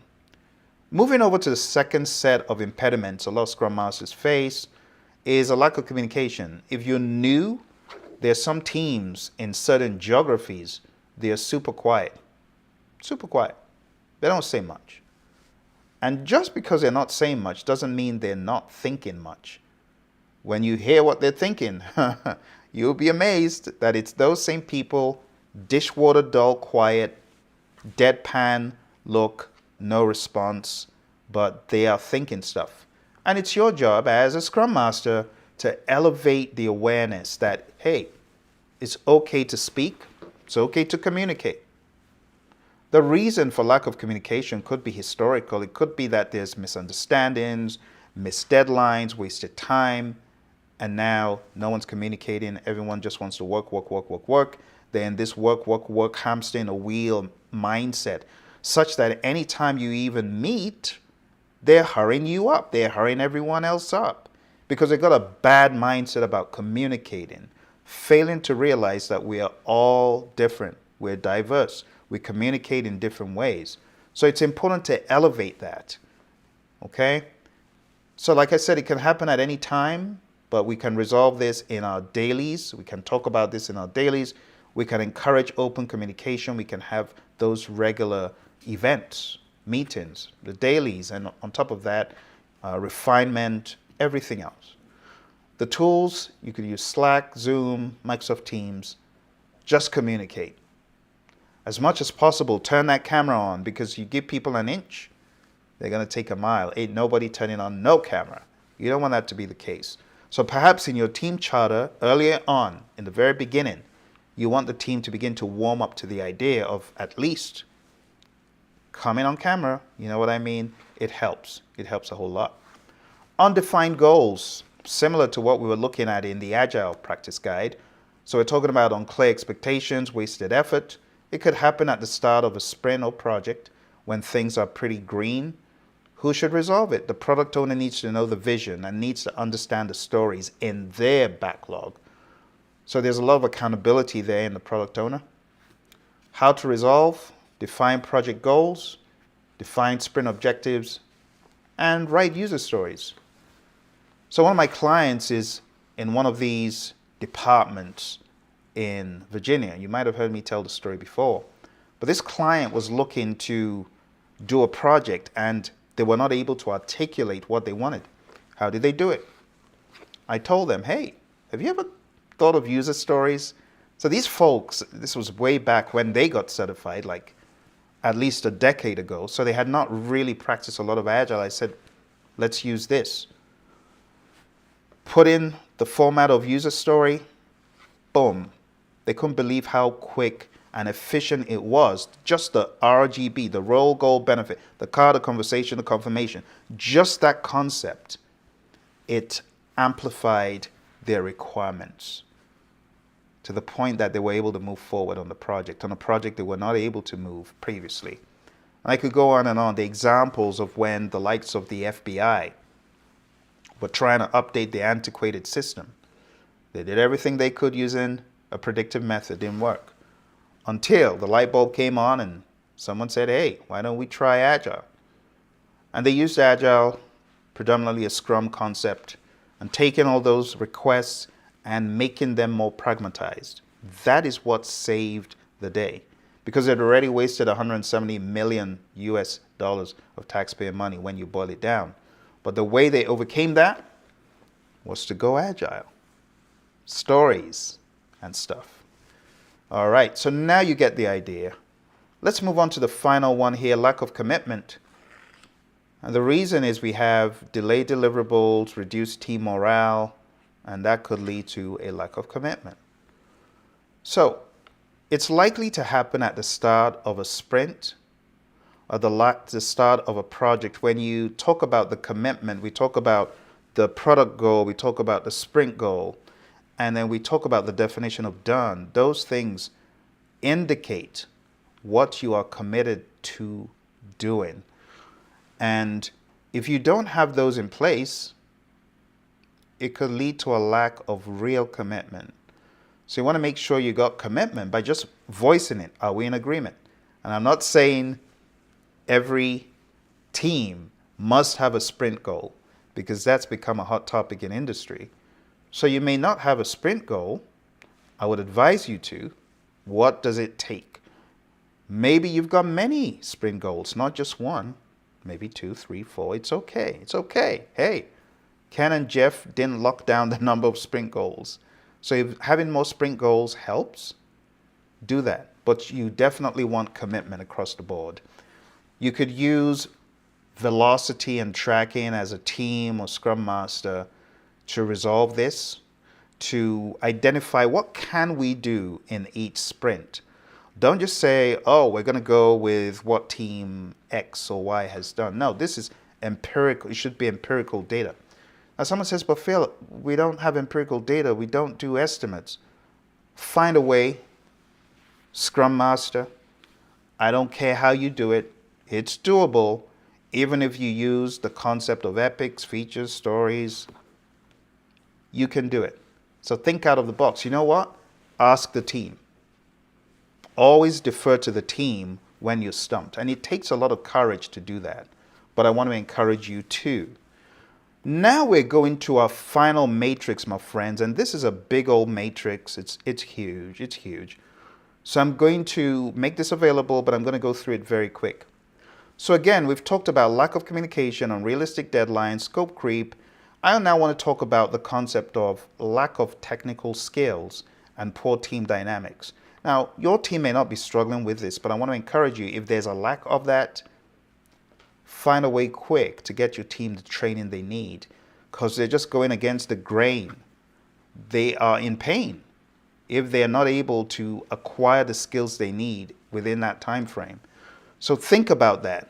Think about pairing team members, or at least encouraging and advising. Remember, you're a coach, so you can coach them into these things. Where there's poor team dynamics, team building activities. When last did you do a team building activity? We talk about lack of communication, lack of engagement. You got to let these people know that work-life balance is not just about working and going home. What about the people you spend 8 solid hours of the day with, either online or in person? Doesn't it make sense to have some investment in relational equity? It does. And that's why you need to encourage and be the voice of reason to have these team building activities. All right, Scrum Master, development team, they should participate. Product owner should also be there. So why does this happen? Low morale. Maybe the team was browbeaten. Maybe the team is not as productive. It's okay. But we need to begin having these events, these team building activities where we can loosen up a bit.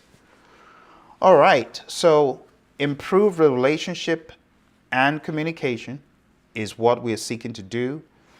It should happen at any time where we see a breakdown. So during the sprint, after the sprint, and at a team building event or offsite is where we can seek to improve on these skills. It should be in a relaxed and informal setting, and how to improve the team morale and productivity. This is the reason actually why we do that, to improve the team morale.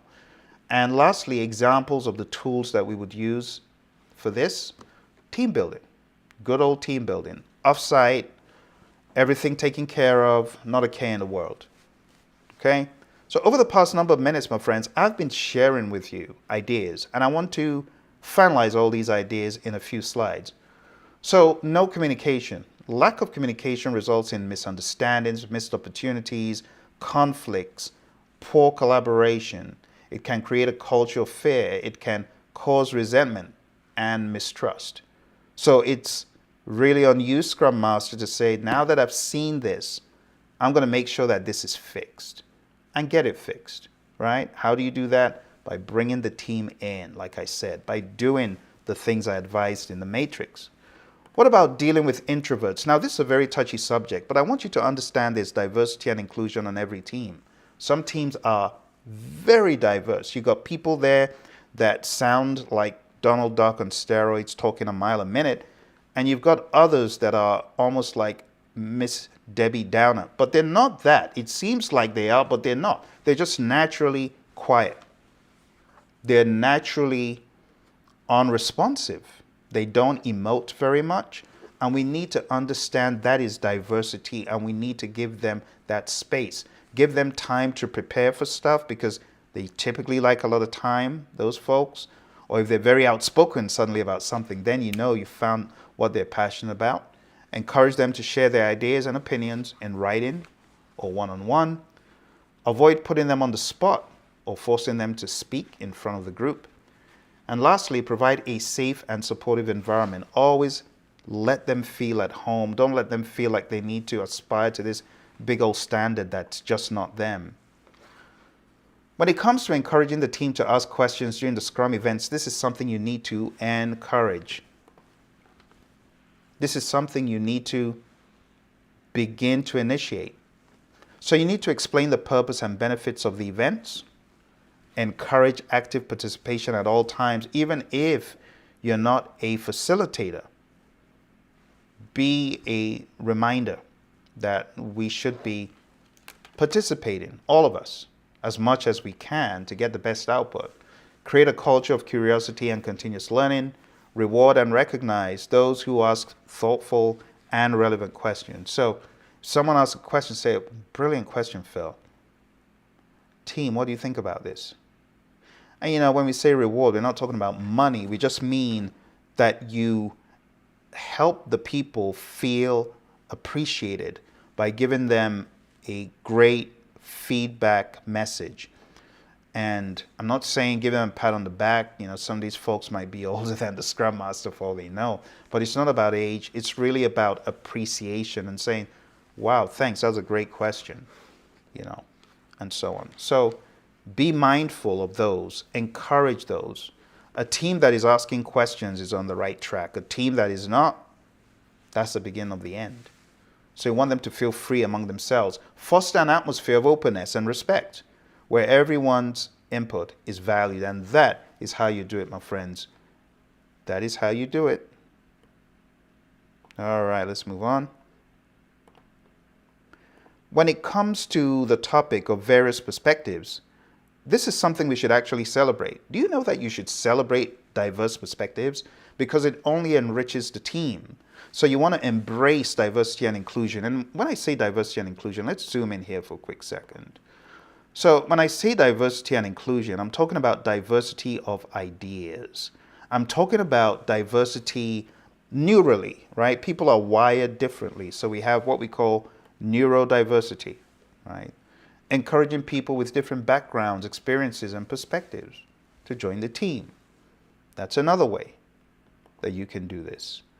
And promoting active listening and empathy, using brainstorming and other ideation techniques to generate a wide range of ideas.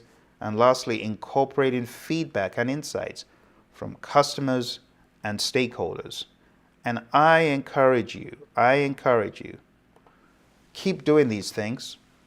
You need constant reminders, which is why I showed up today, because I know that even the Scrum Master needs a coach.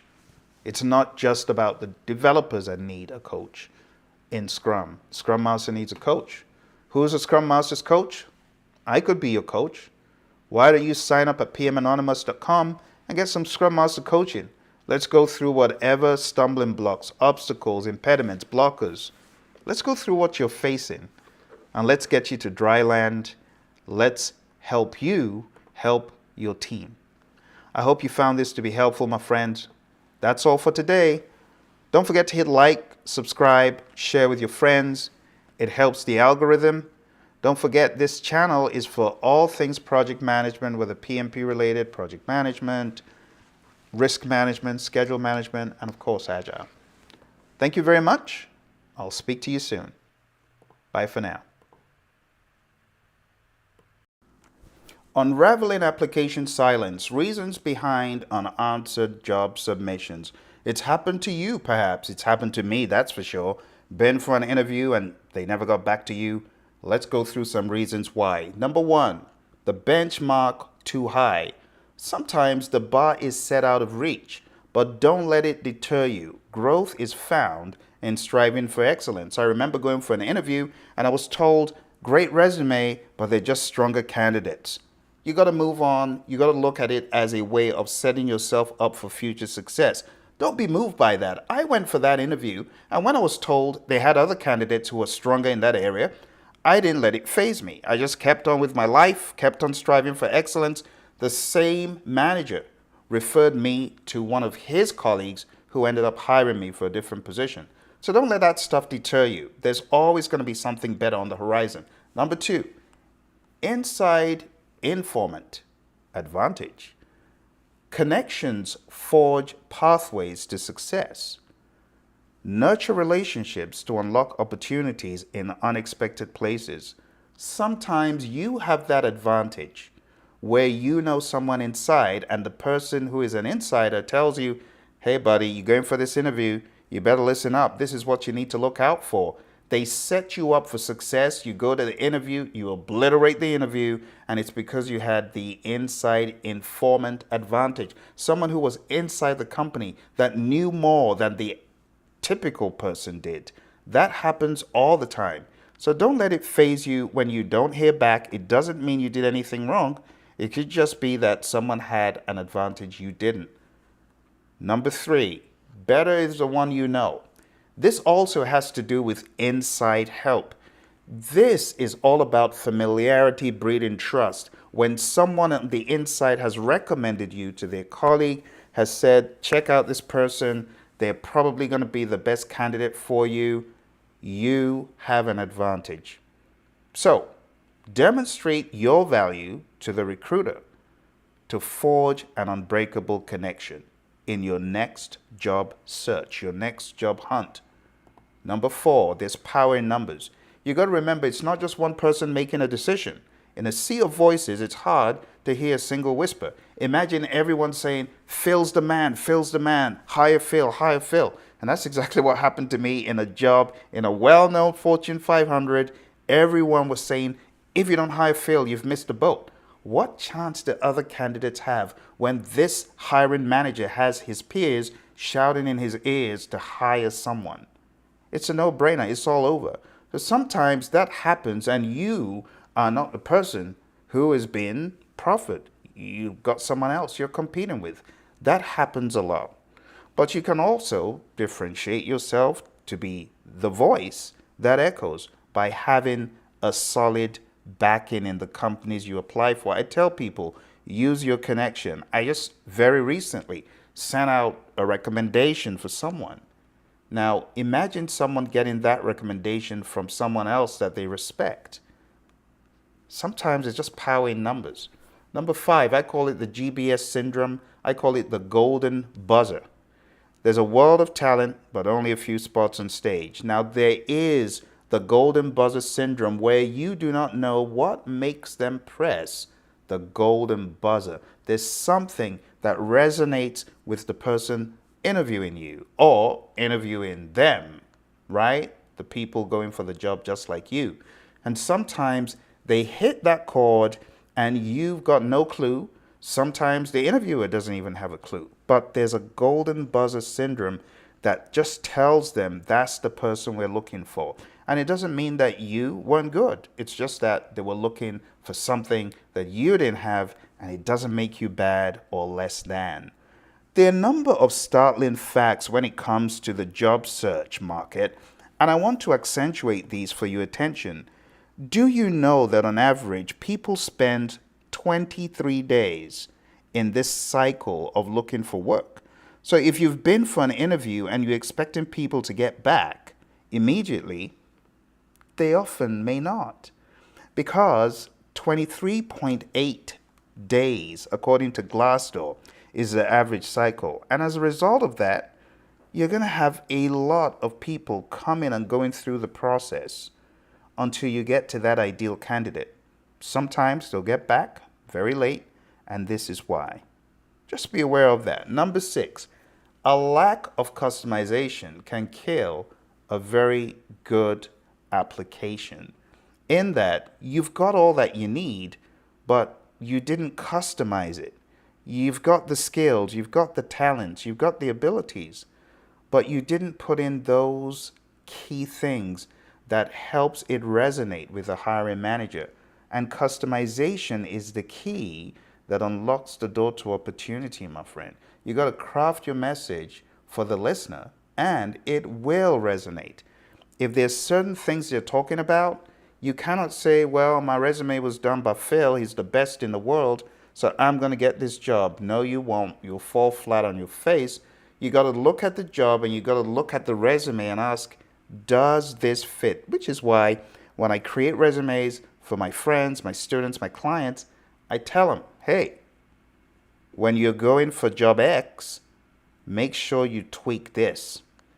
Don't just say, oh, this is the best resume ever. It captures all that I am. But does it capture all that the client is looking for? You got to ask yourself that. Number 7, NTGB. I just call it no time to get back. Time is a currency no one can afford to waste. Sometimes your best efforts were not worth their response. And I know that sounds rude, but in a sea of thousands of applicants, they're not going to get back to every single one of the 1,000, my friend. So what I suggest is just keep on pushing. Make your message worth their investment.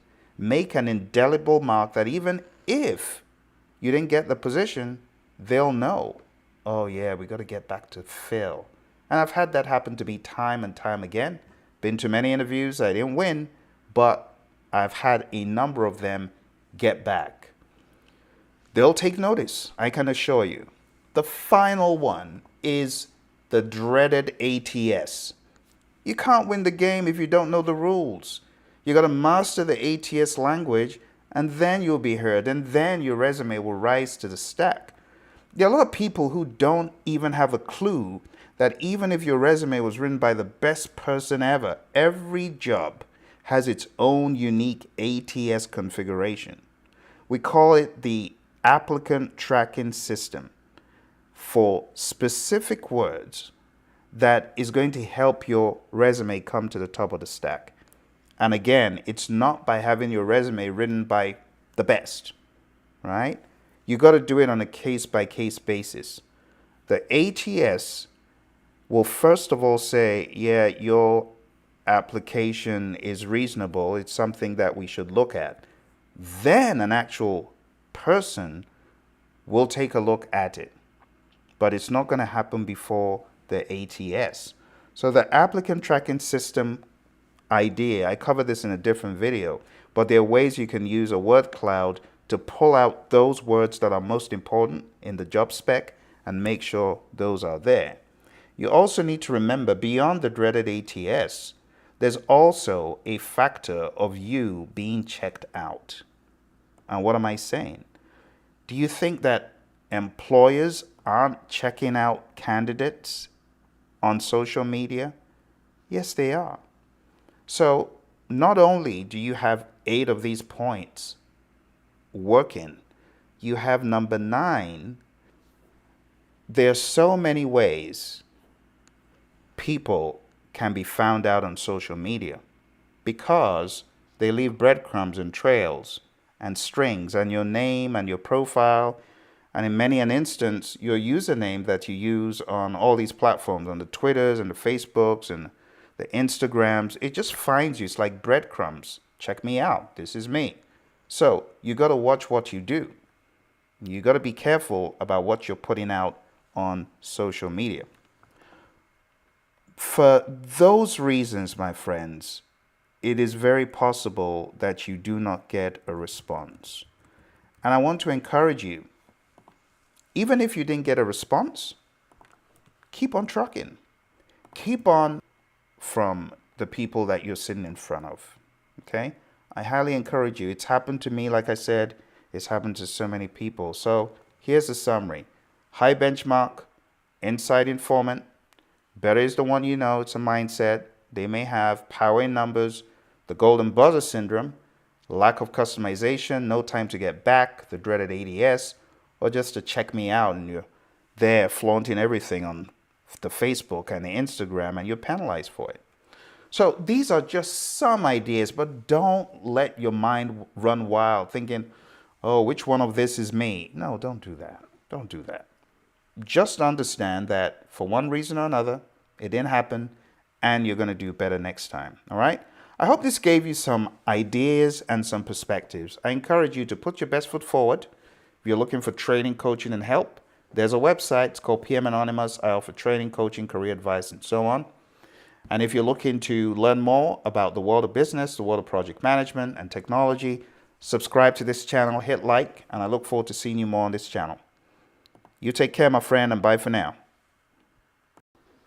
As a certified PMP project manager with experience in the information technology industry, it is extremely important to showcase your skills and knowledge during a job interview. The following 17 questions have been designed to assess your abilities in various aspects of project management, including scope, risk, team management, and project closure. Be prepared to answer these questions before I give you answers. Be prepared to provide examples from your professional experience and demonstrate your understanding of best practices in project management. Let's get started with the very first question. Can you describe your experience leading complex IT projects? Take some time to answer the question the best you can before listening to my response. Here's a clue. Cross-functional teams. When you've taken about 5 minutes or less to answer the question, hit the pause button, reflect, and then play my answer. And balance my answer up with yours. In that way, you'll have your great ideas and my ideas. Here's the answer to the first question. I have managed multiple complex IT projects with cross-functional teams and diverse stakeholder groups. My experience includes defining project scope, creating the project schedule, managing budgets, and ensuring project delivery within constraints. I have also been involved in creating use cases and test scripts, as well as training teams on how to use the software that was developed as part of my projects. Question 2. How do you handle risks and uncertainties in a project? The hook is risk management. Take some time and answer this for yourself, and when you're done, I'll give you my answer.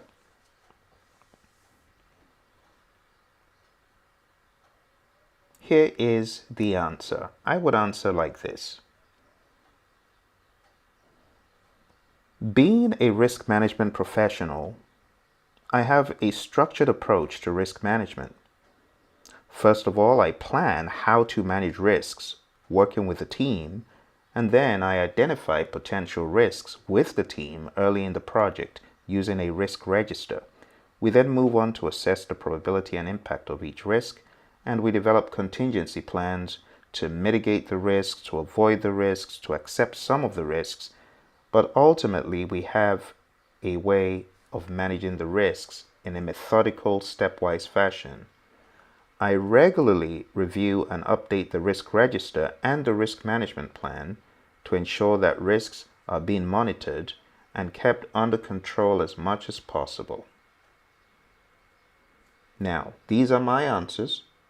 You may not be a risk management professional, but you can emphasize you are a project management professional with experience in risk management. Let's go to our next question. The next question here is, how do you ensure effective communication among project stakeholders? Now, the clue that I have for you here is intentionality and a plan. This is how I would answer this question. As a project manager with experience in communications with stakeholders, I have come to discover that effective communication is critical to project success. I conduct regular status meetings, I distribute meeting minutes and project updates, and I use appropriate communication channels to ensure that all stakeholders are informed and engaged. I also monitor the progress to ensure that communications that is distributed is exactly what is needed. If the stakeholder is not satisfied with communications, I make adjustments and ensure that that satisfies the customer. Let's move to our next question. Number 4. Can you describe your experience with project planning and scheduling? Now here's my fun hook. Only a fool is without a PM scheduling tool. You need a tool. So my answer would go something like this. I have extensive experience with project planning and scheduling. Being a PMI scheduling professional, I use tools such as Microsoft Project, Smartsheet, and others to develop detailed project plans that include tasks, resources, task dependencies and relationships, timelines, Gantt, and much more. I regularly review the project schedule and I make adjustments as needed to ensure that the project is kept on track with the help of the team. Let's go to the next question. Number 5, how do you manage change requests in a project? Your hook here is intentionality and a method. Hit the pause button, you answer before listening to my answer. I would answer the question like this. In order to manage change requests, I follow a formal change management process to evaluate and approve changes to the project scope as much as I have the power to, as well as the schedule or the budget. I ensure that changes are properly documented, properly reviewed, properly entered into a change log, and I ensure that the impact of changes are thoroughly analyzed through impact analysis before being communicated to stakeholders. Let's go to our next question. Number 6. Can you walk us through your approach to project budgeting and cost management? The hook here, you want to extremely stress that you may have managed projects using analogous or bottom up. Not every organization goes deep into bottom up. So it could be everything in between. Could be parametric, could be 3-point, beta, or triangular. It really depends. So here is an example of how I would answer this question. I have experience developing and managing project budgets. I use a lot of formulas in Excel to create cost sheets, but then those cost sheets may be transferred into a tool such as Microsoft Project. I use a bottom-up approach to estimate costs. I regularly track expenses against the budget. I use earned value management metrics where needed to track project performance and identify areas where cost savings can be achieved. And if you don't have experience with earned value, that's okay. Just make sure you've got a ready answer for your interview. Number 7. How do you manage project scope and ensure scope creep is avoided? Now, I would answer the question like this. I have a solid understanding of scope management and its best practices. First of all, I work with stakeholders to define what needs to be done by way of requirements. Those could be documented in a requirements traceability matrix. I then work with stakeholders to define the project scope and regularly reevaluate it throughout the project to ensure that it stays aligned with project objectives. I also use change management processes to manage scope creep and ensure that only necessary changes are made to the project scope. I ensure that my project includes only the work required and authorized for the project. Let's move to number 8. Can you describe your experience leading Agile projects? The hook here is Scrum and Kanban. This is an example of how I would answer such a question. I have experience leading Agile projects using both Scrum and Kanban. I have great understanding of Agile principles. In fact, out of all my certifications, 6 of them are dedicated to Agile. So I have an understanding of the principles and practices associated with Agile, and I have experience facilitating Agile ceremonies, such as sprint planning, daily stand-ups, and sprint retrospectives. When it comes to the events in Scrum, I am well aware of those, and I use any forms of blending as necessary to combine the power of Kanban and the power of Scrum.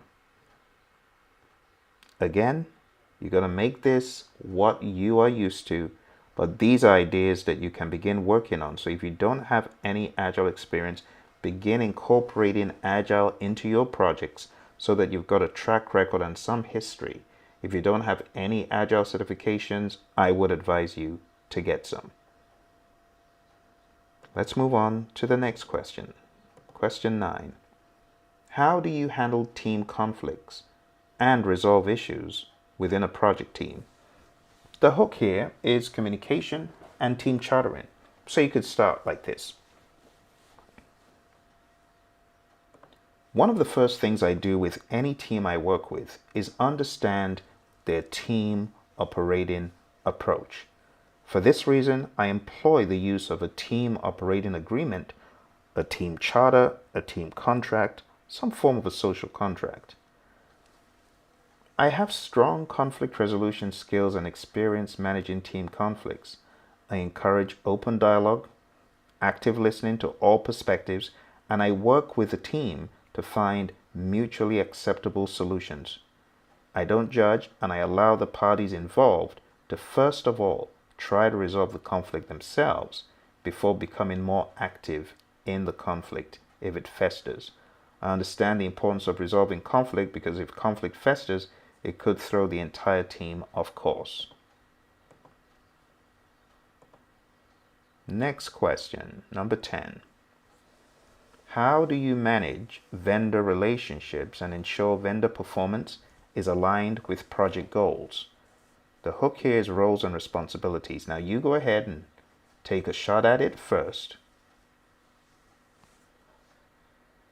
and I'll give you my insights. I would answer it like this. I have experience managing vendor relationships and contracts. I have written vendor RFPs and RFQs requesting for quotations from vendors. I have also been involved in reviewing proposals sent in from vendors using source selection analysis. I clearly define vendor roles and responsibilities, and I regularly monitor vendor performance. I use performance metrics that are clear and transparent, as well as performance reviews to ensure that vendors are delivering as agreed and that their performance is aligned with project goals. Let's go to our next question, number 11. Can you describe your experience with project quality management? The hook here is quality planning, QA, and QC. Those are things you should hit on. Now you go, answer, and I'll share my insights. Now I would answer the question like this. I have experience with quality management, best practices and tools, including quality planning, quality assurance, and quality control. I understand the importance of defining quality metrics to be used and quality audits. I also understand the importance of inspection. I work with the project team to establish quality standards, to identify what standards need to be adhered to, and I regularly monitor and measure project outputs to ensure that they meet the required quality standards. Again, if you do not have specific experience with this, doing testing or quality assurance or quality control, I would advise you to search within your career to find examples of quality. Number 12. Can you walk us through your approach to project resource management? The hook here is a method to the madness. You go ahead and try, and I'll go next. So I would answer like this. I have experience managing resources across projects, human resources, equipment, materials, supplies, and even facilities. I use the concept of project scheduling along with resource management to identify resource requirements and allocate resources based on availability and skill level.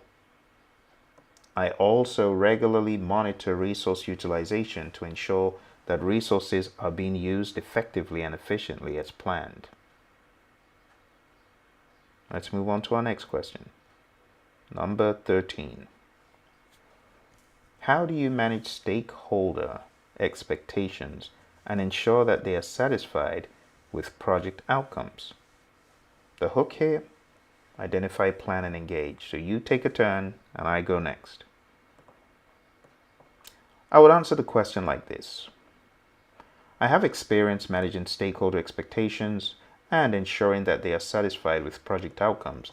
I first begin with identifying the stakeholders, and I come out with a plan working with the team on how to engage these stakeholders. Once I have that plan, I regularly engage with stakeholders.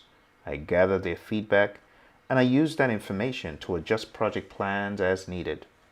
I also have experience managing stakeholder communication to ensure that stakeholders are informed and engaged all throughout the project, and if for any reason I find out that things are not working as the stakeholders expect, I adjust those plans and I make amends very quickly. Let's move on to our next question. Number 14.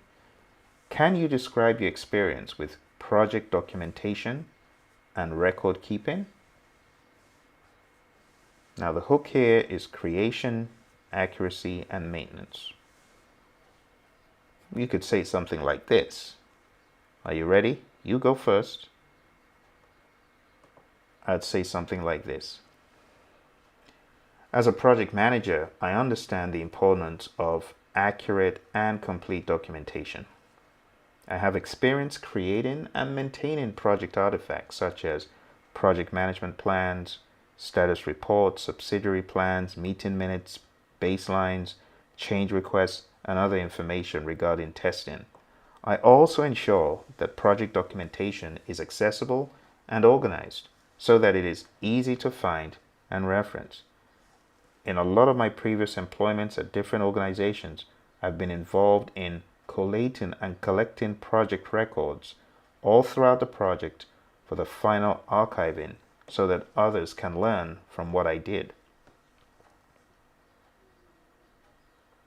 Number 15. Can you describe your experience with project closure and post-project review? The hook here are events, artifacts, and improvement. You go, and now I'll go. You could answer like this. I have experience leading project closure, including conducting post-project reviews to evaluate the project's performance. I gathered feedback from stakeholders to ensure that they were truly satisfied with the solution we delivered, and I analyzed project results and identified areas for improvement. In fact, one of my closures was so successful that my boss actually got a promotion from the project. I also ensure that all project documentation is archived and that the project is officially closed out. Let's go to our next question. Number 16. How do you balance competing project priorities and make decisions in the best interest of the project? Your hook here is analysis, collaboration, and trade-offs. You go, and then I'll go next. So I'd answer like this. when it comes to balancing competing project priorities and making decisions in the best interest of the project, I have experience in this. I use project management concepts and methodologies such as trade-offs and trade-off analysis to first of all evaluate what needs to be done, what needs to be top priority, and I use different options to determine the best course of action. One of the ways I do this is using the concept of value, the concept of risk, the concept of the cost of delay, and the concept of urgency to business survival. I also consult with stakeholders to gather their input and ensure that their needs are taken into account. We have one final question, my friends, and this is, can you give an example of a challenging project you managed and how you overcame any obstacles? Your hook here could be, doesn't have to be, but it could be competing demands, resistance, and collaboration. Take some time, frame an answer, and then listen to mine. So I'd say something like this. I remember a project I worked on that had 8 different stakeholders across different businesses. They all had competing demands. There was a lot of resistance to change. This was a major challenge in this new enterprise-wide system for a large aerospace corporation in IT. One of the major obstacles we faced was because of the number of stakeholders. We had so many competing demands, and to overcome this obstacle, I implemented a comprehensive change management plan that included training, communication, and a strong employee engagement program. Through this effort, we were able to successfully implement the new system and achieve the desired business outcomes. Another piece of our success was the use of deliberate and intentional requirements tracking using a requirements traceability matrix. Due to the competing demands, we had to effectively manage the requirements, and using the requirements traceability matrix helped us keep an account of who asked for what and ensure that as the project proceeded, every single one of those requirements, all 120 of them, were met. That, my friends, is the 17 questions if you are getting ready for your next big interview and you want coaching from someone who has been there, done that, gotten lots of big 6-figure jobs, and trained and coached the likes of NASA and the FBI, you need to go on down to pmanonymous.com. Let me know how I can help you, my friends. I wish you all the very best on your next job adventure. I'll see you in our next video. Take care, and bye for now.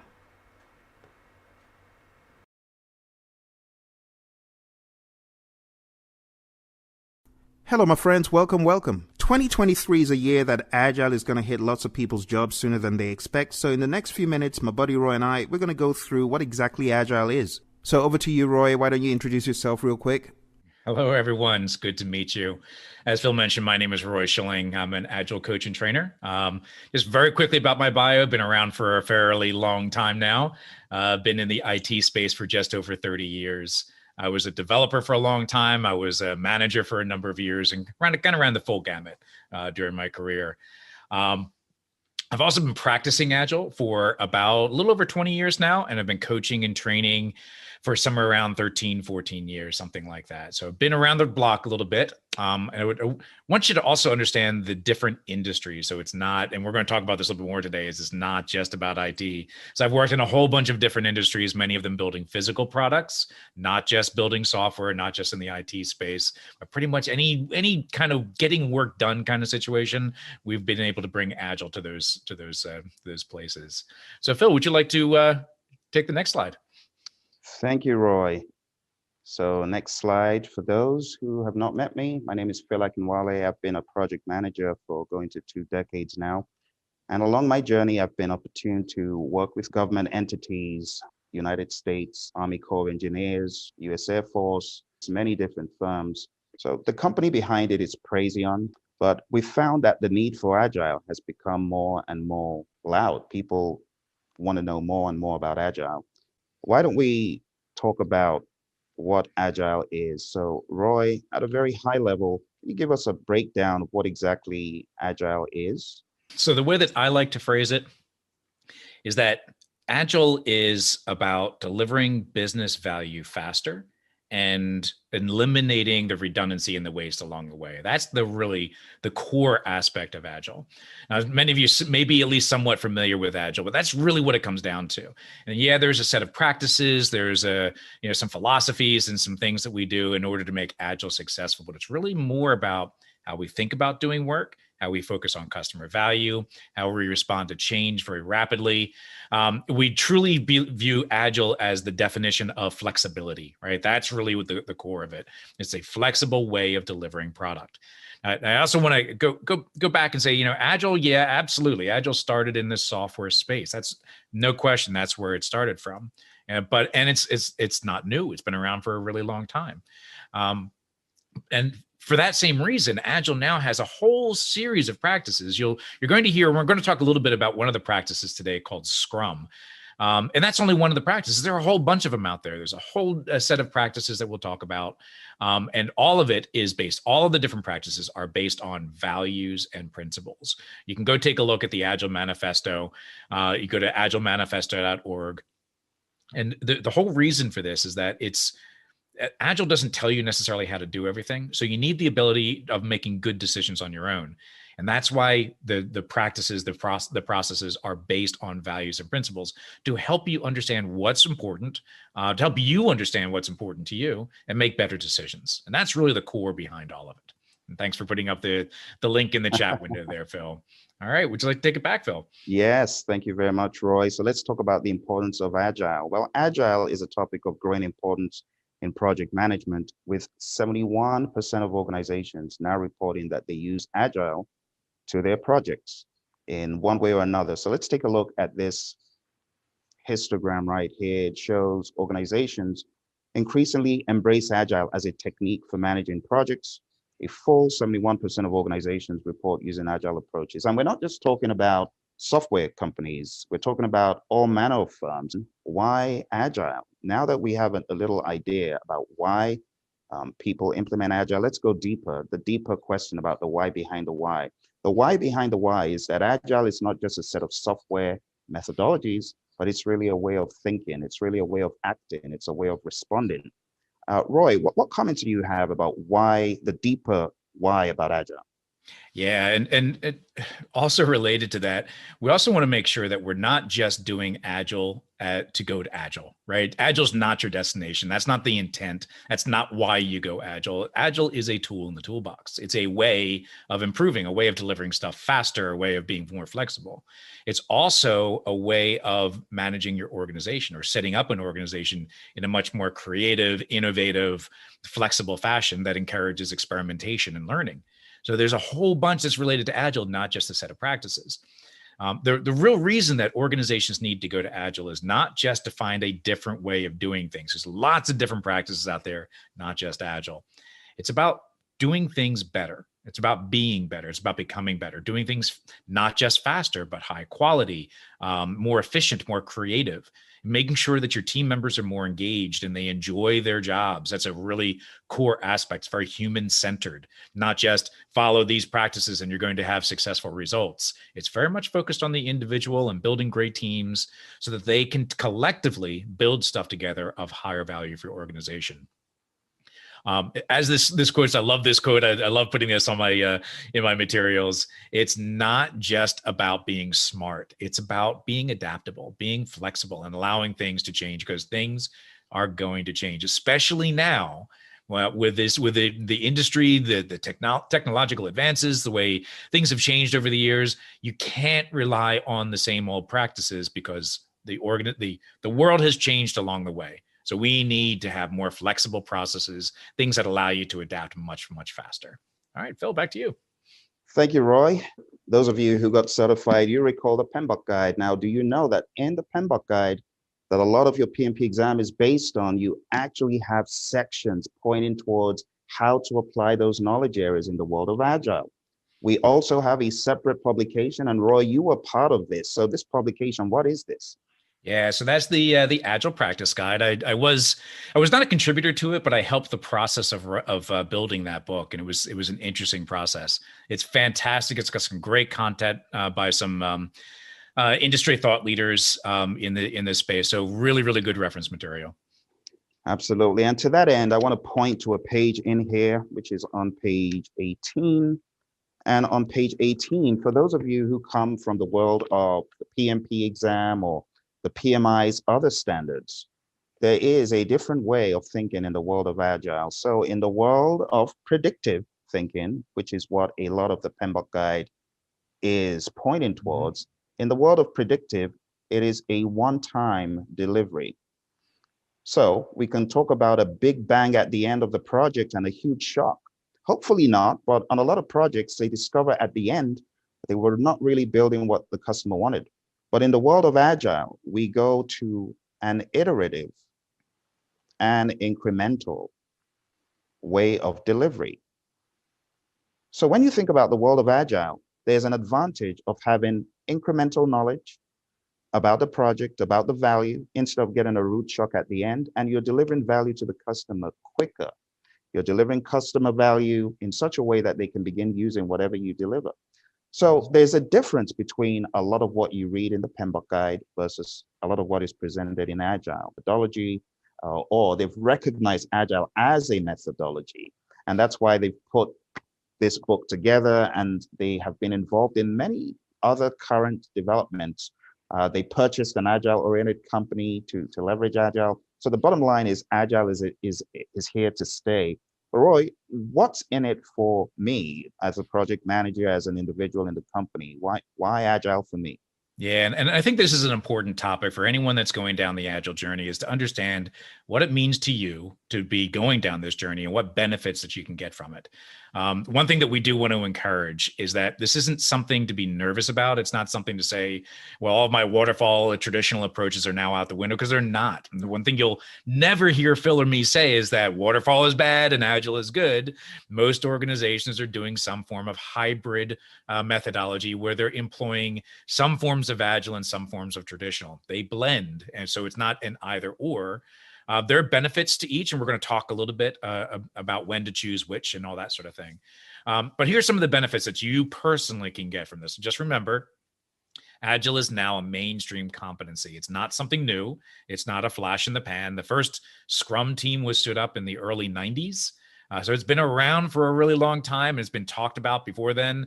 I say, formally, I was practicing Agile for a little over 20 years, but informally, before we called it Agile, I was doing it a lot longer than that. So it's been around for a long time. It's not going away. It's going to be here to stay. So it's really important for you to truly understand it, not just something that you read on the internet and dismiss it. It's something you really need to understand and find where you can get value out of it, because there are practices that you can take from Agile and improve your traditional approaches. We'll talk about some of those today as well. It's also very valuable in your career. It's great to have some of those letters behind your name, boosts up your LinkedIn profile.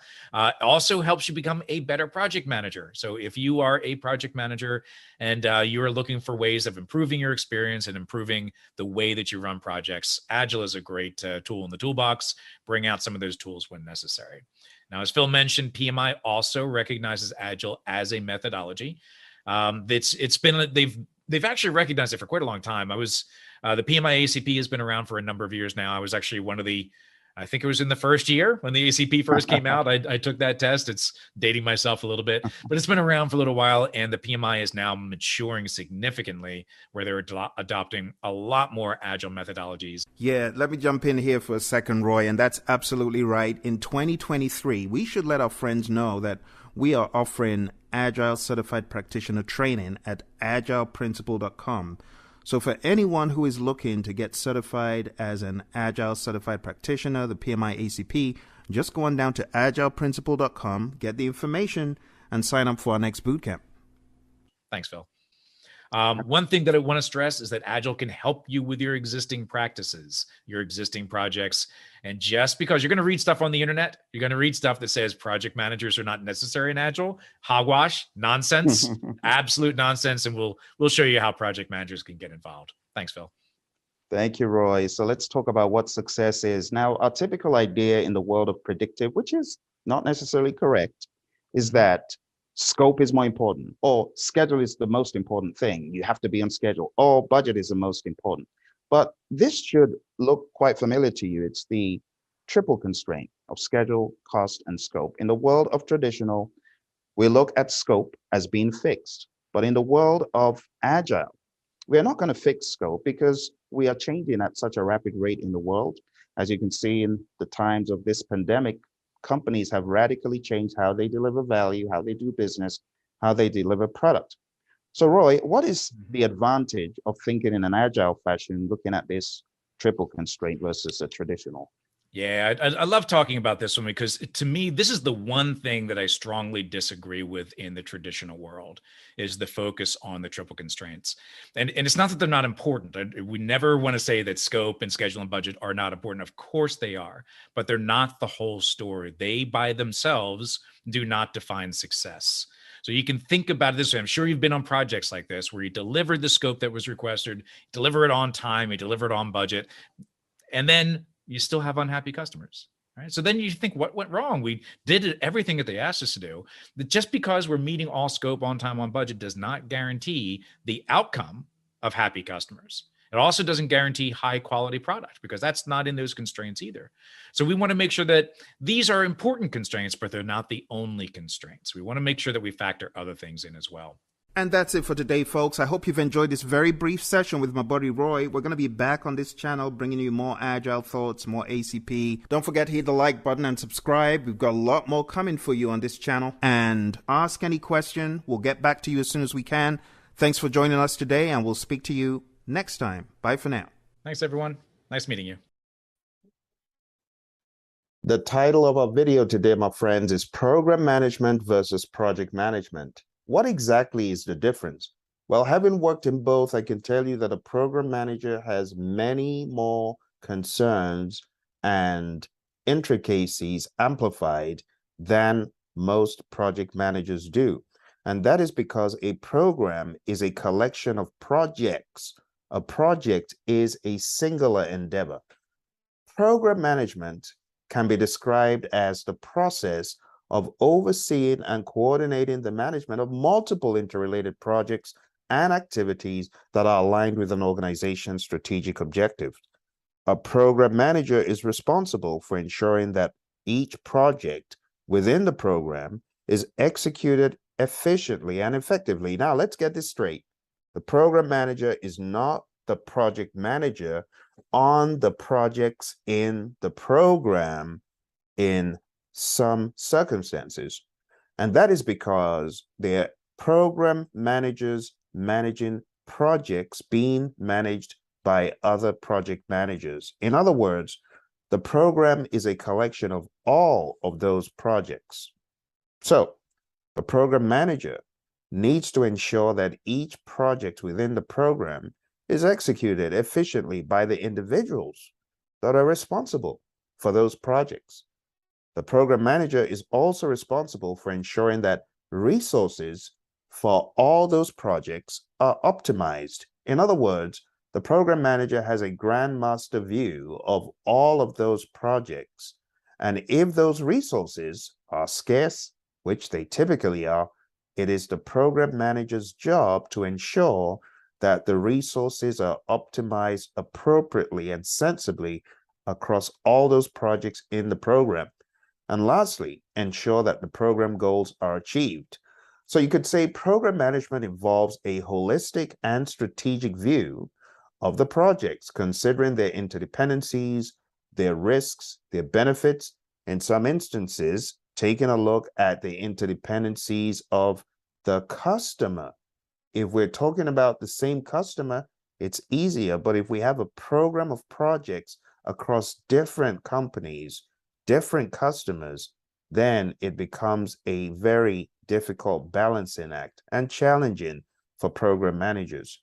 The program managers need to ensure that those projects, the benefits, the interdependencies, all those variables are working together to achieve a common goal. Program management is typically used where we have large, complex work that involves projects in the tech industry that requires coordination, for example, of multiple teams and resources, or we could have construction programs or healthcare programs and so on. So depending on your experience, you might find yourself working as a program manager, managing many projects yourself. I have been in programs where I managed the projects in the program. I've also been in programs where I was one of the project managers, but the program manager, and I had other project managers reporting in to my program. It really depends. Let's talk about program management domains to give you some clarity about how this works. First of all, up here, you can see we have strategic alignment. This domain involves ensuring that the program objectives align with the organization's goals. Then we have benefits management, tracking and making sure that the benefits of the program are realized. Stakeholder engagement involves identifying, analyzing, and managing needs of stakeholders. Governance involves establishing policies, procedures, and controls for the program. Program planning involves developing a comprehensive program plan. Risk and issue management involves identifying program-related risks and issues. Program execution involves managing and coordinating the various projects within the program to ensure that they are delivered on time, within budget, and to the desired quality. Program monitoring and control involves tracking the progress and reporting up those progress. Program closure involves transitioning the program deliverables to the business and ensuring that the benefits of the program have been realized. Now, when it comes to project management, this is a different world. It's not as large scale as programs. Most projects are not that long in terms of the duration. Most projects I have been on do not exceed 2 years. They're very short, but programs could go on for several years, especially in the government space. This is one way you can look at economies of scale, the resources used, the duration, and so on. Now, there are some exceptions, but generally projects are not that long. In fact, the average project is less than a year in my experience. Programs with several projects tend to be longer. So you could say that project management is the application of knowledge and skills, tools, and techniques to achieve project objectives. It involves coordinating resources and tasks and activities to make sure that you get the work done within these specified constraints. Projects are managed by a PM, a project manager, and the projects are carried out by team members, the tasks on the project. The major goal of the project is to complete a deliverable, a product, service, or result, leading to benefits, value, and a favorable outcome for the customer. Now let's examine the areas of a project.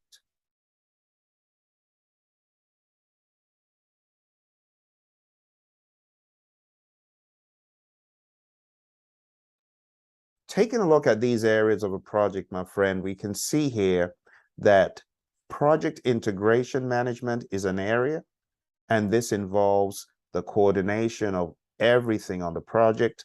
Scope management is all about identifying that work needs to be done and lumping up that work that needs to be done and ensuring that it is well defined.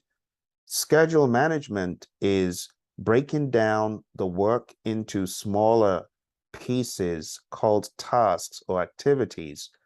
Cost management involves costing the project. Quality management involves adhering to quality standards that have been identified.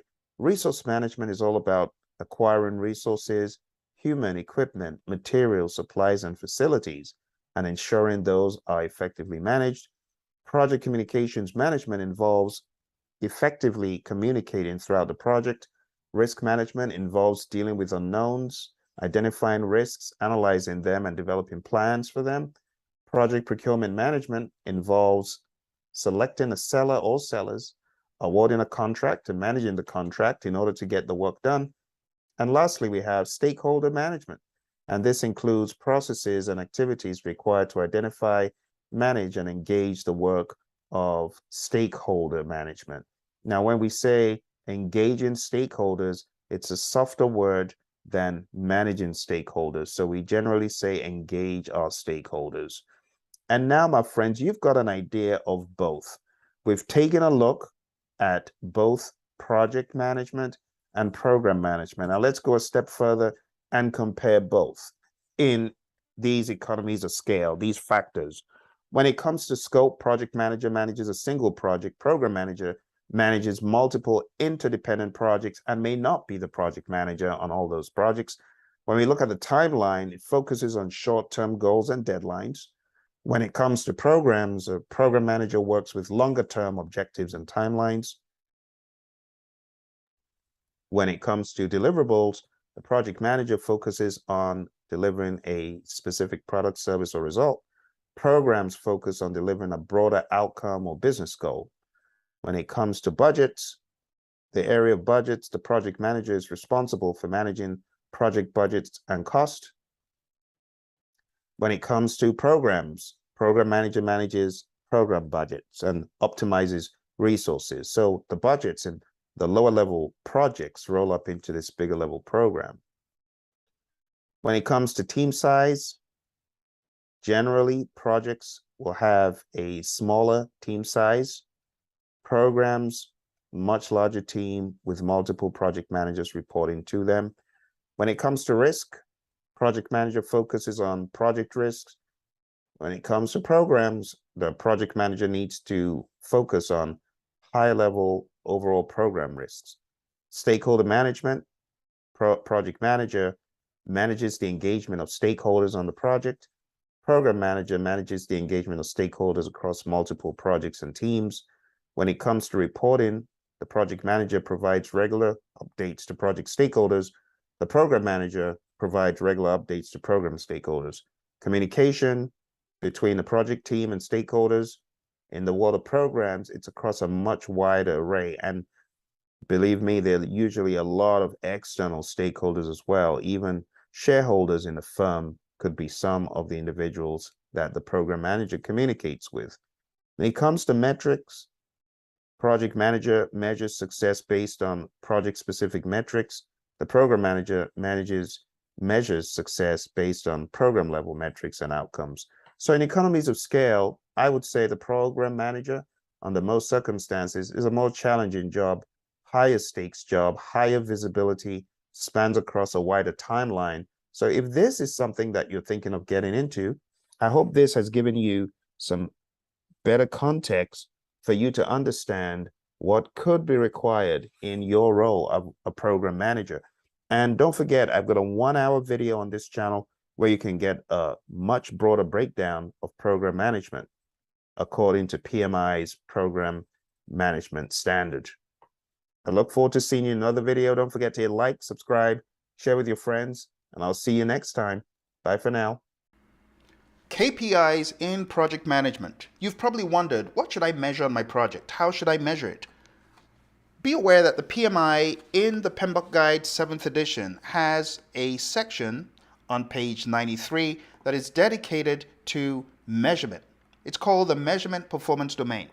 So I want to give you a quick reminder about this performance domain. In this performance domain, mention is made of KPIs. And what is a KPI? Well, let's take a look. It says key performance indicators for projects on page 95 are quantifiable measures used to evaluate the success of a project.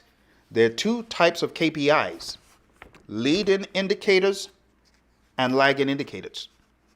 Leading indicators predict changes or trends in the project. If the change or trend is unfavorable, the project team evaluates the root cause of the leading indicator measurement and takes action to reverse the trend. Lagging indicators, on the other hand, measure project deliverables or events. They provide information after the fact. Lagging indicators reflect past performance or conditions. Lagging indicators are easier to measure than leading indicators. Examples include the number of deliverables completed, the schedule or cost variance, and the amount of resources consumed.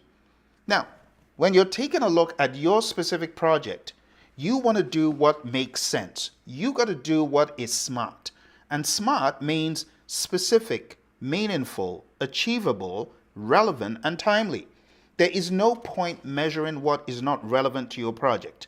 You could measure things such as deliverable metrics, delivery, baseline performance, resources, business value, stakeholders, and forecasts. Deliverable metrics could be things such as information on errors, measures of performance, technical performance measures, and so on. Delivery could be your WIP, work in progress, lead time, cycle time, queue size. There are so many things to measure.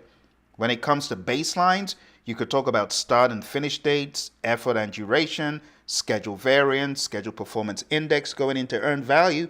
And when it comes to resources, we could talk about planned resource utilization compared to actual resource utilization. And we could talk about planned resource cost compared to actual resource cost, and so on. When it comes to business value, we could talk about benefit cost ratio, return on investment, ROI, NPV. And when it comes to stakeholders, my favorite, net promoter score, mood chart, morale, turnover. When it comes to the area of forecasts, we could talk about ETC, EAC, VAC, TCPI, on and on and on. There are so many things we could do, but I really want you to stay focused on making it relevant to your project. If it's not relevant, don't do it. And if it's just a measurement for measurement's sake, don't do it. We call that a vanity metric. A vanity metric is a measure that shows data but does not provide useful information for making decisions. Measuring page views of a website is not as useful, for example, as measuring the number of viewers.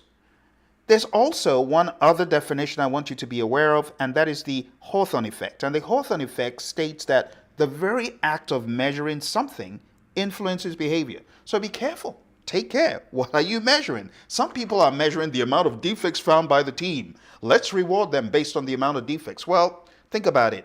If your team is in cahoots with the developers and testers in cahoots with each other, well, they're going to be planting some bugs. And guess what the testers are going to do? They're going to be reporting many bugs found so they can get those rewards. True story from my buddy Roy. So be careful what you're measuring. Now, to round this up, I really want to focus on a few KPIs, just a few, right, that you should consider depending on the nature and scope of your project. If you're working in the world of Agile, for example, some of the KPIs that you could use in an Agile environment are things like your sprint velocity, right? There is nothing wrong in measuring velocity. There's nothing wrong in understanding story points as it relates to your team in particular. Now, don't use this as a way of rewarding the team because that is useless. That is not what this is for. This is to understand what you're committing to and to be able to effectively predict, to become more intentional in how you make promises and commitments. Sprint burn down is another KPI. It tracks how much work is left to complete in the current sprint, allowing the team to adjust their efforts and meet their goals. That's a good one. Lead time is also a great one because lead time enables you to see the big picture, the full thing, how long it takes from the start of a project to the delivery of the final product. Cycle time, on the other hand, is the time it takes to complete a single work item. This is one that the person operating on that machine needs to be aware of. It helps to identify bottlenecks and optimize processes, so it makes sense to do that. Another one that people would say is a little bit subjective is agile maturity. This KPI, when done well, can assess the team's overall proficiency in using agile approaches, practices, and it helps to identify areas where additional training or coaching may be needed. Handle this one with care. Next is customer satisfaction. You could use a net promoter score to do this. You could use a chart of some sort of mood or elements around the customer satisfaction. And this measures the satisfaction of the project's end users with the final product. It helps ensure that the team is delivering value to the customers. Agile health is another one. Again, handle with care. But the KPI assesses the overall health of the team, the overall health of the project, and it tracks metrics such as team morale. So I talked about a mood chart. You could use that. Communication, collaboration, it is okay to measure those things. Is it a little bit subjective? Yes, it is, but it's better to have some metrics in Agile health than zero. So find a way of doing this with sense and intentionality. Now, those KPIs are for Agile. These KPIs that I'm about to show you could be used to track progress and performance from a more predictive standpoint. So let's jump into the predictive KPIs. Number one, schedule performance, SPI. SPI is great. I've used it on projects. It tells you how well you are performing. SPI is a measure of what did you promise, what did you get done, what was promised within the time frame, what did you actually get done, planned schedule versus actual schedule. Cost performance index. Earned value divided by actual cost. If you are able to measure this sensibly, it is not a bad one to use. Contrary to what a lot of naysayers tell me, well, Phil, earned value is dead. There's no point using earned value no more. Well, those people are actually the ones in the dark ages, because cost performance index makes absolute sense when you have good data. Quality performance. This KPI measures whether the project is meeting quality standards or not. It assesses the quality of deliverables, adherence to specifications, and customer satisfaction. A great one to measure when you've got the right data. Scope performance. This KPI measures whether the project is meeting the defined scope or not. It assesses whether all the project requirements have been met or not. There are ways you can do this. You can use your requirements traceability matrix. You can use your WBS. There are many ways you could creatively do this. Stakeholder satisfaction. This KPI measures the satisfaction of stakeholders with the project's outcome, including the project team, sponsors, and customers. Again, we could use a net promoter score to do this. Risk management. Those KPIs measure the effectiveness of the risk management plan in identifying, assessing, and managing project risks. Rather subjective, but when done the right way, could lead to greater levels of insights. Team performance. This KPI measures the productivity and efficiency of the project team. It assesses factors such as communication, collaboration, and individual performance. Again, it is one you have to handle with care. And that, my friends, has brought us to the end of KPIs in project management. If you're looking for help, clarity on any of these, go on down to the website. It's pmanonymous.com, exactly as it's spelled, pmanonymous.com. Thank you very much, my friends. Big thank you to my friend who asked the question, Phil, talk about KPIs. And don't forget, check out those pages that I mentioned in the PMBOK Guide 7th edition. Bye for now. In this video, I'll show you 21 fire project management interview questions to get you started in your preparation for your next interview. Here is the first question. Why should we hire you? To answer this question, you need to channel the best you possible, put your best foot forward, and state all the points that will help them understand why you really want the job and why you're a good fit. Your answer could include things such as this. You should hire me because I believe I have the skills necessary for this position to work with others. I'm a great team player. I'm also teachable. I can learn anything if you teach me. I'm loyal to the work. I am also loyal towards my team members. I'm very passionate about the profession of project management. I will bring my very best to the table each and every day. I am also knowledgeable about change management, process improvement, and associated fields of project management. I am looking to grow the business in project management, and grow myself as a member of your team. I'm looking to work with my manager to maximize opportunities and move forward with the team. I am positive that I possess all the skills and experience that you are looking for. I am confident that I am the best candidate for the role in not just my background, but also my past projects. I will bring everything applicable to the table and be the very best version of myself in this role. Now, that's a lot of stuff to say. You need to understand why you are the best fit in your unique situation. Let's go to the second question. The second question is, walk us through your planning process or methodology. To answer this question, you should be aware of the process groups of project management and the knowledge areas, and you need to blend it in such a way that it's coherent, makes sense, and is not crammed. Here's an example of what you could say. My approach to planning the project is one based on the PMI's Project Management Body of Knowledge Guide, known as the PMBOK Guide. In the PMBOK Guide, there are 49 processes based on 5 process groups and 10 knowledge areas. I'll walk through this very succinctly without going into too much detail. My approach is one of tailoring for the project. In a predictive environment, I plan out as much as possible based on the information I have.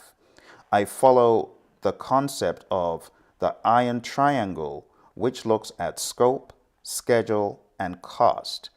It also balances that out with quality. So when planning, I tend to approach scope to understand what needs to be done first. Then I move into understanding the timeline at a high level and understanding what any budget concerns are at a high level.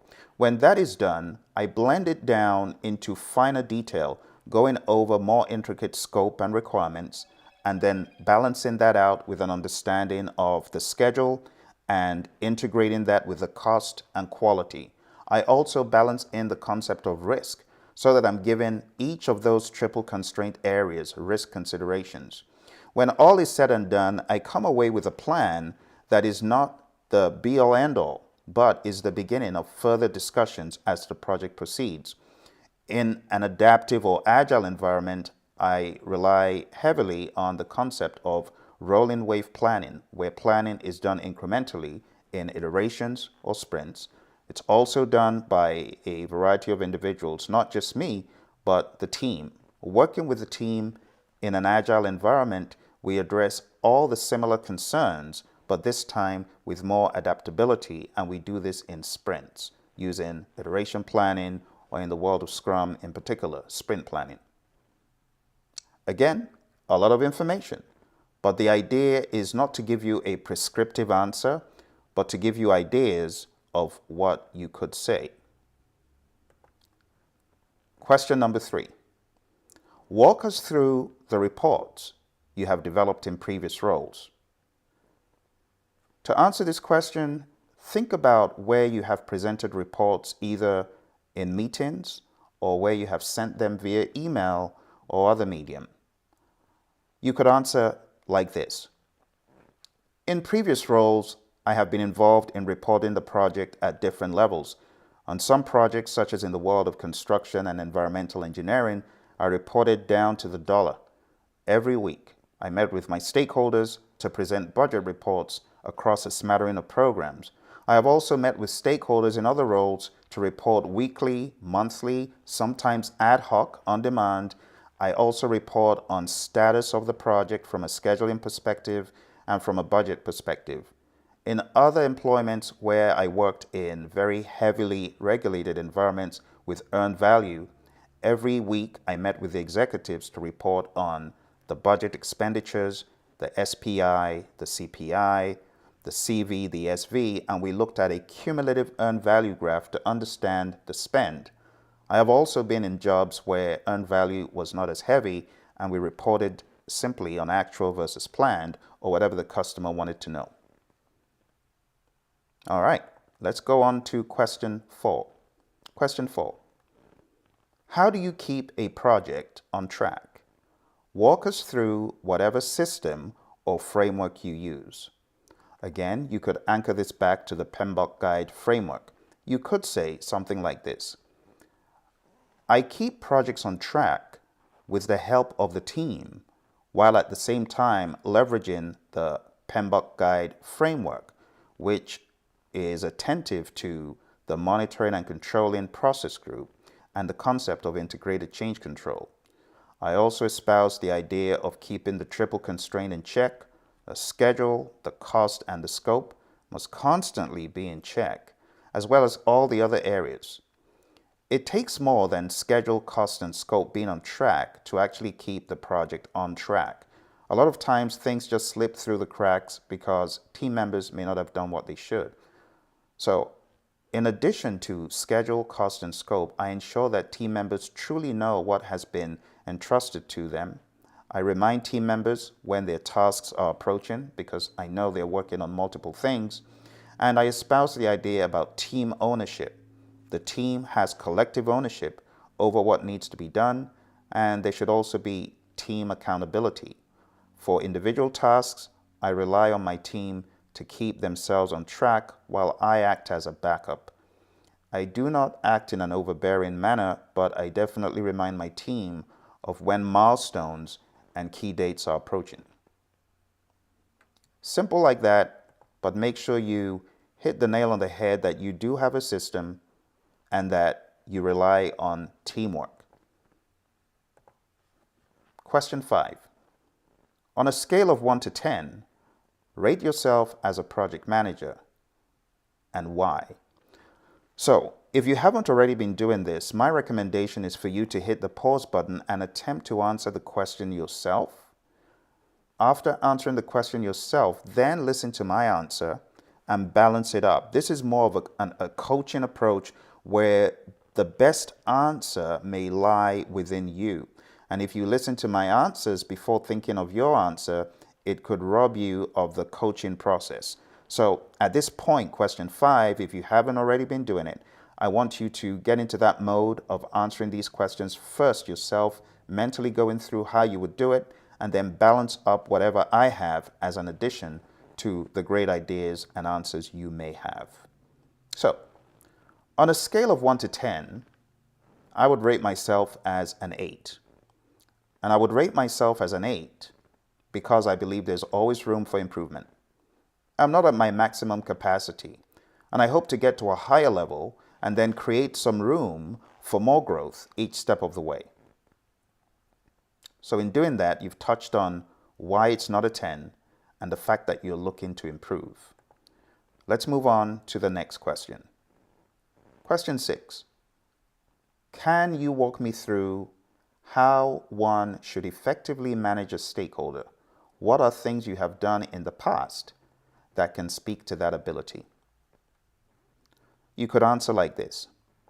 My perspective of managing stakeholder is one of stakeholder engagement as opposed to managing the stakeholder. I meet them at the point of their need. I may get a stakeholder more involved through some meetings, some reports. I might even engage them in ad hoc conversations when it is convenient. I pull them in to bring some additional involvement as required, and I pull them in as needed. But I have a solid plan in the very beginning for how I would engage those stakeholders with the team. And it starts off with a stakeholder engagement plan and adjusting the plan, looking at the plan effectiveness. And if the plan isn't effective, I tweak it in order to accommodate whatever the stakeholder needs at that point. Question 7. This is behavioral. I would like for you to answer this on your own before I do again. You walk into a room that has a green, blue, and red disc. Which disc would you pick first and why?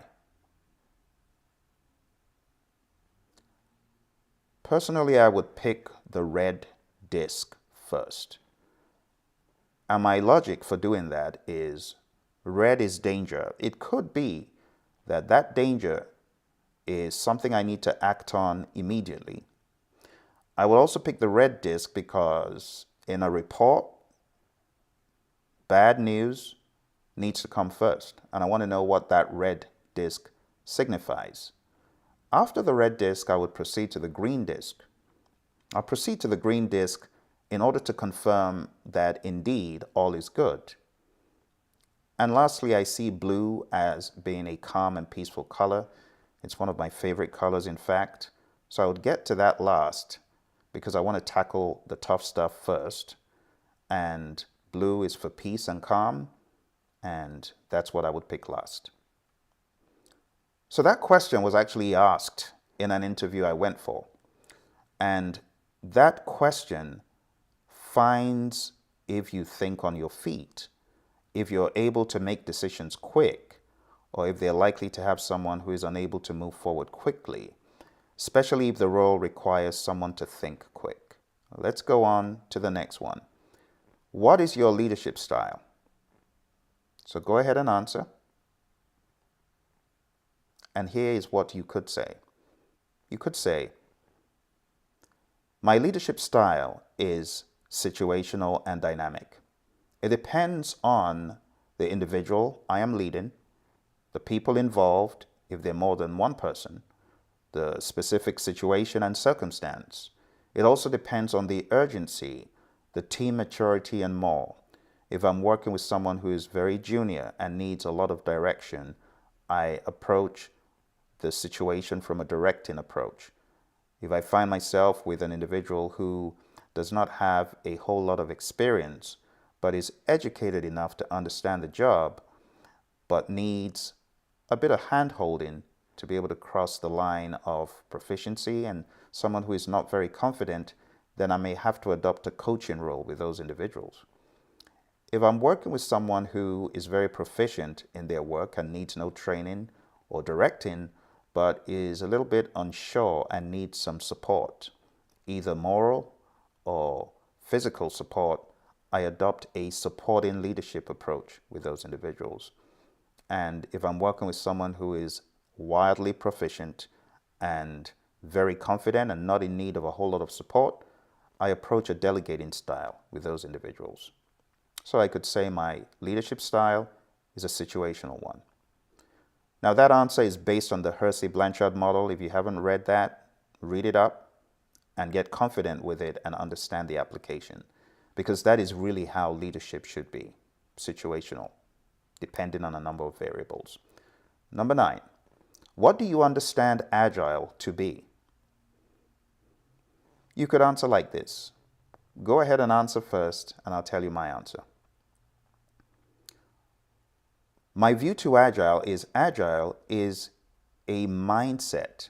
And that is not to say that your mind is set in a direction in an unbendable way. In fact, it's the opposite. It's a mindset of adaptability. It's a mindset in perceiving the world in an adaptive way. It's an attitude of adaptability to tackle complex problems around you.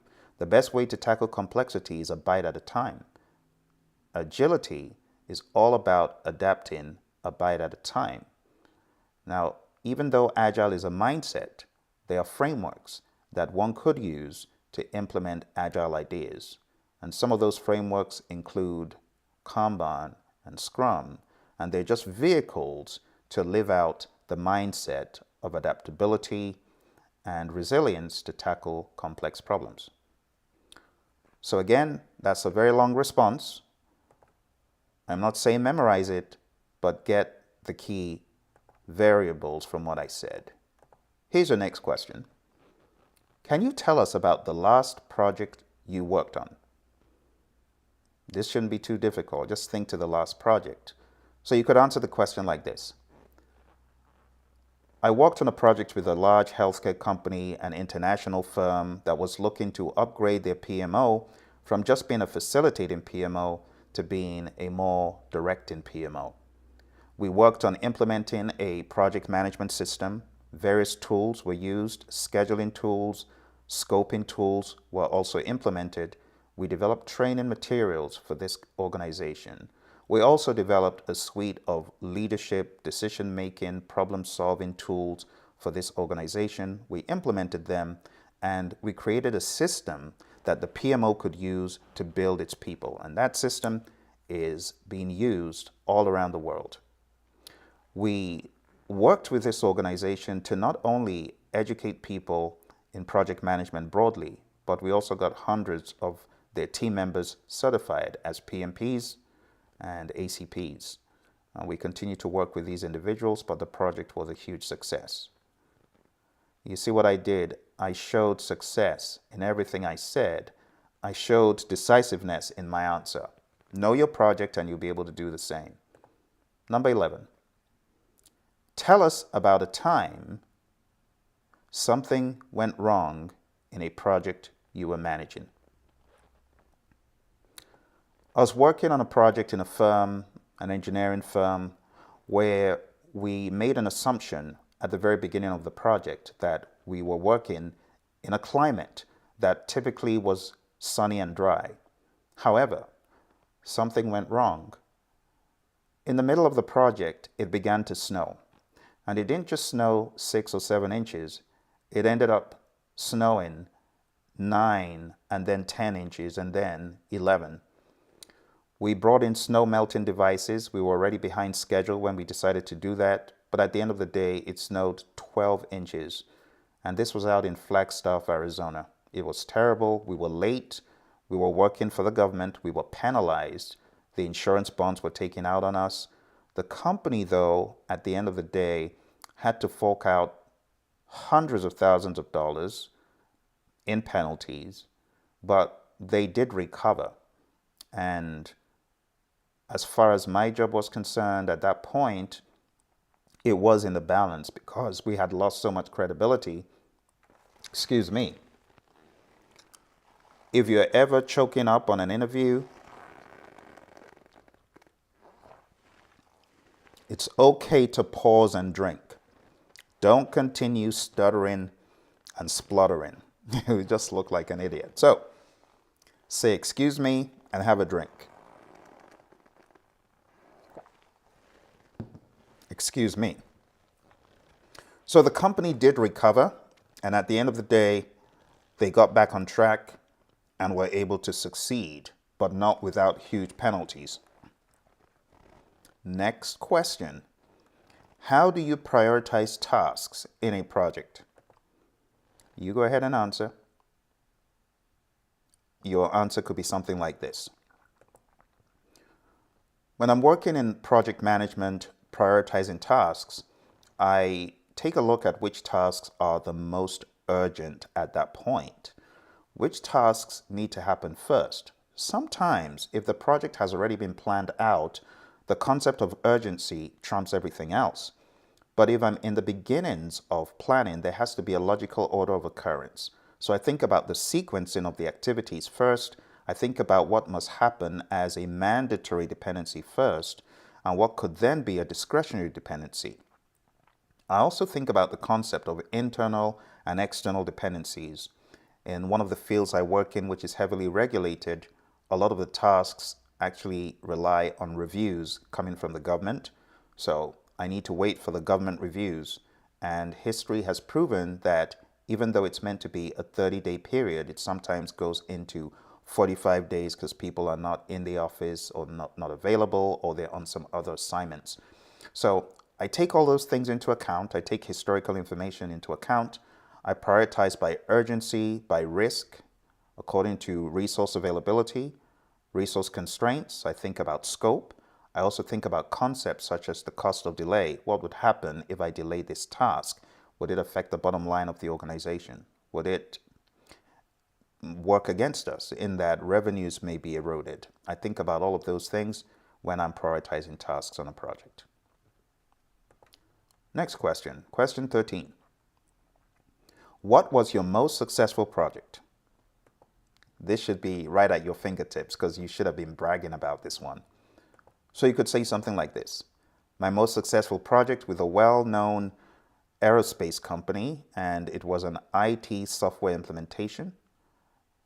The information technology department was the customer, and this project was one of installing a new software system to help with change requests of an IT nature. These IT change requests would come in and they would have to be funneled through the right path to the right individual, and as it were, go through an IT service request process. We would call this an ISR process. And the project was such a success. I was not only one of the project managers, I was also the program manager, and it was home run after home run. There were a little bit of hiccups, but at the end of the day, it was so successful that my boss actually received a promotion, and he was promoted to a different department, and that was the pinnacle of success for me, when your boss gets a promotion from a project. Number 14. What's your experience with budget management? Now, if you don't have experience with budget management, you could say, I don't have a lot of experience managing budgets on the job, but I have experience managing budgets for a nonprofit, or I have experience managing budgets for an entity other than my work. Just be honest with it, all right? Don't try and fudge it because you're only going to look like a liar. Now, if you do have experience, you could say things like this. I have a lot of experience with budgets. Not only have I compiled budgets using Excel and lots of formulas in Excel and macros, but I've also managed budgets in Microsoft Project and Primavera. I've managed projects down to the cent. In previous employments, I've had to present dollar spend to my clients on a weekly basis. We have also worked with clients in government space who actually wanted to know the earned value metrics. So not only did we budget and find a baseline, every week I would present earned value metrics, CPI, SPI, CV, SV, TCPI, and cumulative graphs. So I have a lot of experience when it comes to budgeting for projects and programs. All right, let's move on to 15. What is the Agile Manifesto? So answer that question first.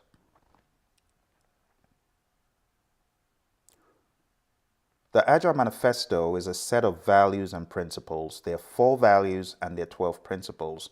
The values have an overarching theme about working with the customer in a collaborative way in order to deliver value that takes the customer to their future state. Number 16, explain empiricism. Empiricism could be described as decision-making based on evidence.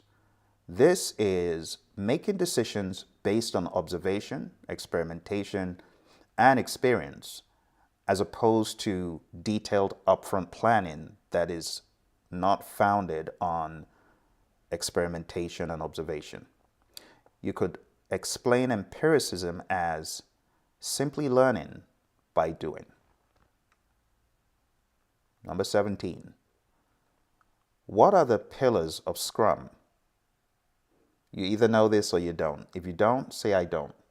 If you do, you would say there are 3 pillars of Scrum, namely transparency, being transparent to all the stakeholders and the team members, inspection, being able to inspect whatever it is, be it the potentially shippable increment or being able to expect the ongoing work by virtue of a Kanban board or storyboard, and any other kind of inspection as far as self-inspection and inspection in a retrospective where the team self-inspects. The final one is adaptation. Adaptation, being able to pivot, being able to adapt and move as the situation demands. Number 18. Which events must you attend as a Scrum Master? Now, this one, I'd like for you to answer it first. And then the answer you could give would be something like this. As a Scrum Master, the events that I should attend are the sprint itself, sprint planning, the sprint review, and the sprint retrospective. Now, there's no need to explain those events, but you didn't mention the daily Scrum for a reason. The team of developers, they need to be in the daily Scrum, not you. So that would be how you would tackle that question. Question 19. Which events must you attend as a product owner in Scrum? So you could answer the question like this. As a product owner, the events that I must attend are the sprint itself, sprint planning, sprint review, and the sprint retrospective. If an organization is involved in other events not mentioned in formal Scrum, such as backlog refinement, then I would engage in those as well. Although backlog refinement should be done periodically, not just as an event. Question 20. Explain how a sprint works as a risk coping mechanism. You could say something like this. A sprint works as a risk coping mechanism by limiting work, releasing value early and often, and enabling frequent learning. In so doing, any risks that I experienced on the project are addressed in an incremental fashion, as opposed to putting in so much work and effort and then having the risk of all that you did being irrelevant. In the world of Agile, doing things in smaller increments allows for more frequent tuning and adaptation. As you know, within the sprint itself, we have a daily scrum, or you could say a daily stand-up meeting, and the idea is to actually adapt in response to the risks around one by virtue of all of these events in the sprint.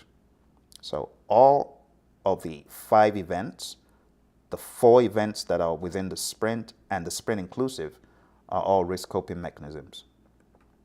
Question 21. This is your final question for today. Explain how you lead in an agile environment. Now you could expand on this, but the summary is this. So you go ahead and answer. Okay, now you could say something like this. In an agile environment, I lead as a servant leader. I lead as one who is there to serve, not one who is there to command or control. I lead as one who is there to ask the question, how can I help you? How can I assist you? Which roadblocks can I remove from your way? How can I make it a great day for the team? What is a hot button that you need me to get on right away? That's my mindset. It's one of service over being at the center of attention. And those are the 21 questions, my friends. If you are getting ready for an interview and you need someone who has been there, done that, I've been to over 50 interviews. I wrote a book called Getting Rich in Project Management to help people understand how to be an asset to themselves and their organization, how to dominate in this space, going for interviews. I did it till the cows came home. I got 6-figure jobs over and over again. I have a lot that I can help you with. In the past number of days, I've helped people who've been trying to get into top US companies, everywhere from project managers all the way to managers, directors, the list is endless. So if you need help, go on down to the website. It's pmanonymous.com. I'd also appreciate if you subscribe to this channel, hit the like button, and keep returning for more awesome videos in the world of professional project management and Agile. Thank you. I'll see you in the next video.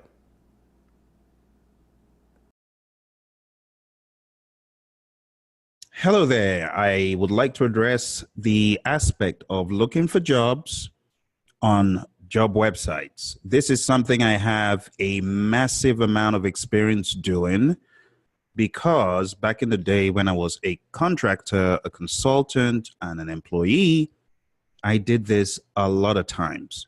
So I wanted to walk you through where to start, some of the websites to go to, and how to proceed.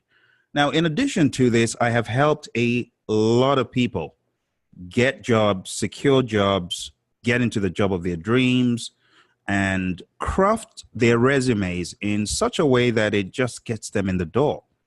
So my resume was about 7 pages. I made a lot of mistakes along the way. I then condensed it into 2 pages.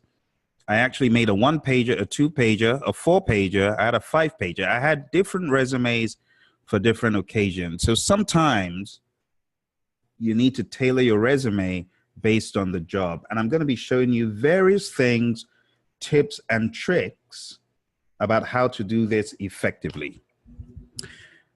Now, if you are looking for work, you need to be on job websites. You need to be all up in the job website. Okay, let me share my screen with you. The first website that I would recommend is known as monster.com. Monster.com was a website that I landed a number of 6-figure jobs on. Believe it or not, Monster. It's quite a remarkable site, and it's a great place for you to connect. So let's search for the word PMP, and let's look at DC or the Virginia area. Let's see, does DC come up? There we go. There's DC. Let's find what's out there.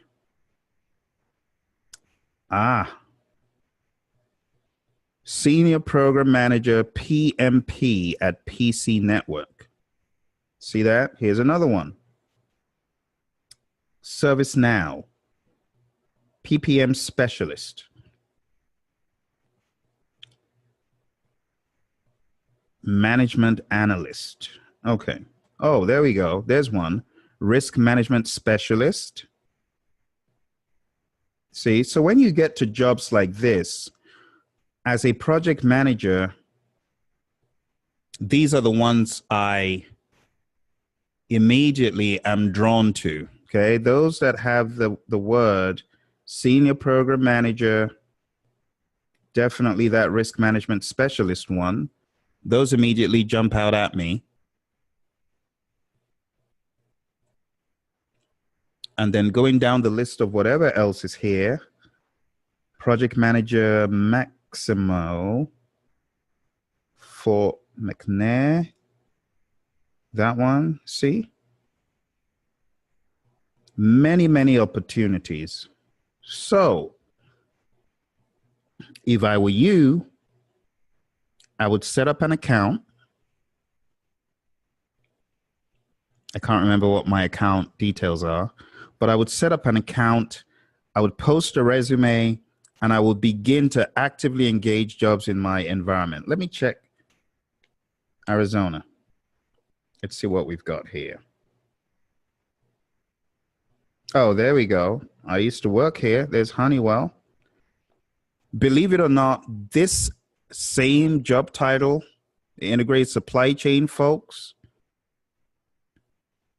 I applied to a job like this in the past. Got bites on it, but didn't actively pursue it. There you go. Integrated supply chain. Told you. So I've been down this road quite a lot. And if you're looking for work, actively looking, you also want to look for those jobs that are most recent. There's a program manager job in Chandler. Let's see what the work description is. Serve as the primary customer interface to effectively communicate and ensure customer satisfaction. Act as a liaison between the Stanley branch and the customer. See, this is already sounds very soft skills related. Let me see where the PMP comes into play. Preferred qualifications, PGMP, PMP. Preferred. See. Here's another one. The project manager handles full project lifecycle ownership. Honestly, for a lot of you, those of you who are my previous students and you're looking for work, Monster is definitely one you want to be on. All right. Set up a profile, load up there as many resumes as you can, and use different resumes for different jobs depending on the description. Then you also want to be on the website known as dice.com, DICE.com. That is another website I landed a very, very interesting six-figure job. Again, if you type in PMP, boom, Apex. Worked with those guys before in looking for work. See? Apex Systems. Project Management Professional 1. Very interesting. Okay. Out in Tempe. PMP desired. See that? So if I were you, I would use the automated features and functions of these websites to look for work for me and tell me when such things are available. I mean, when you're really in the grind looking for work, you're not picking and choosing, right? Because what you want to do is you want to keep that momentum going. You want to keep, that active feeling, that hopeful feeling. You want to keep it going. So I went to a number of interviews that ended up not being the job, but at least it kept me in the zone. It kept me sharp. And that's what you want to be doing as you're looking for work. You want to be in the zone. Let's take a look at another website.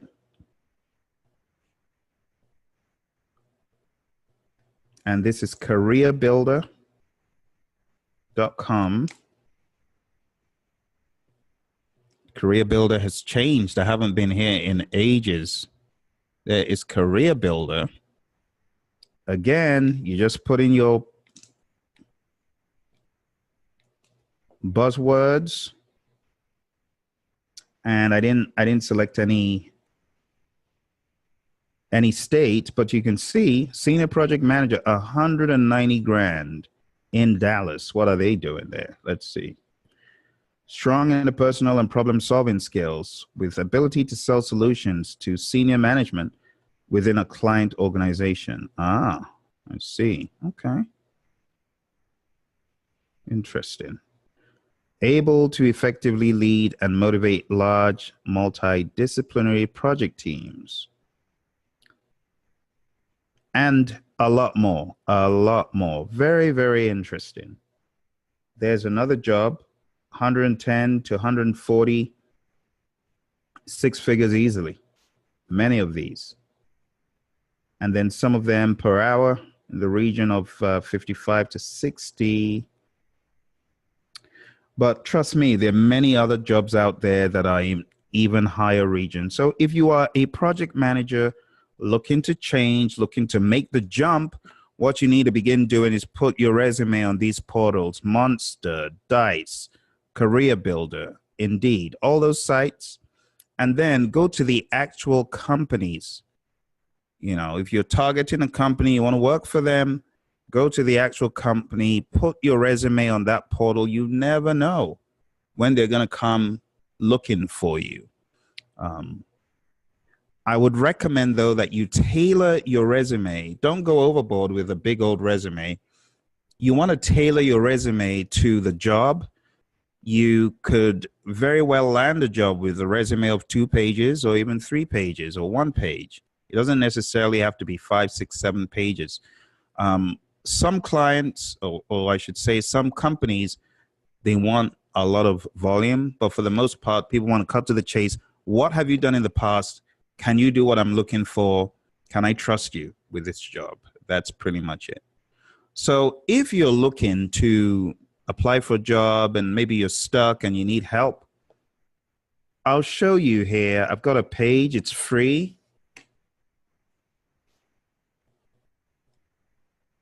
I call it Job Seekers Motivation. So if you do a search for Job Seekers Motivation and you type my name in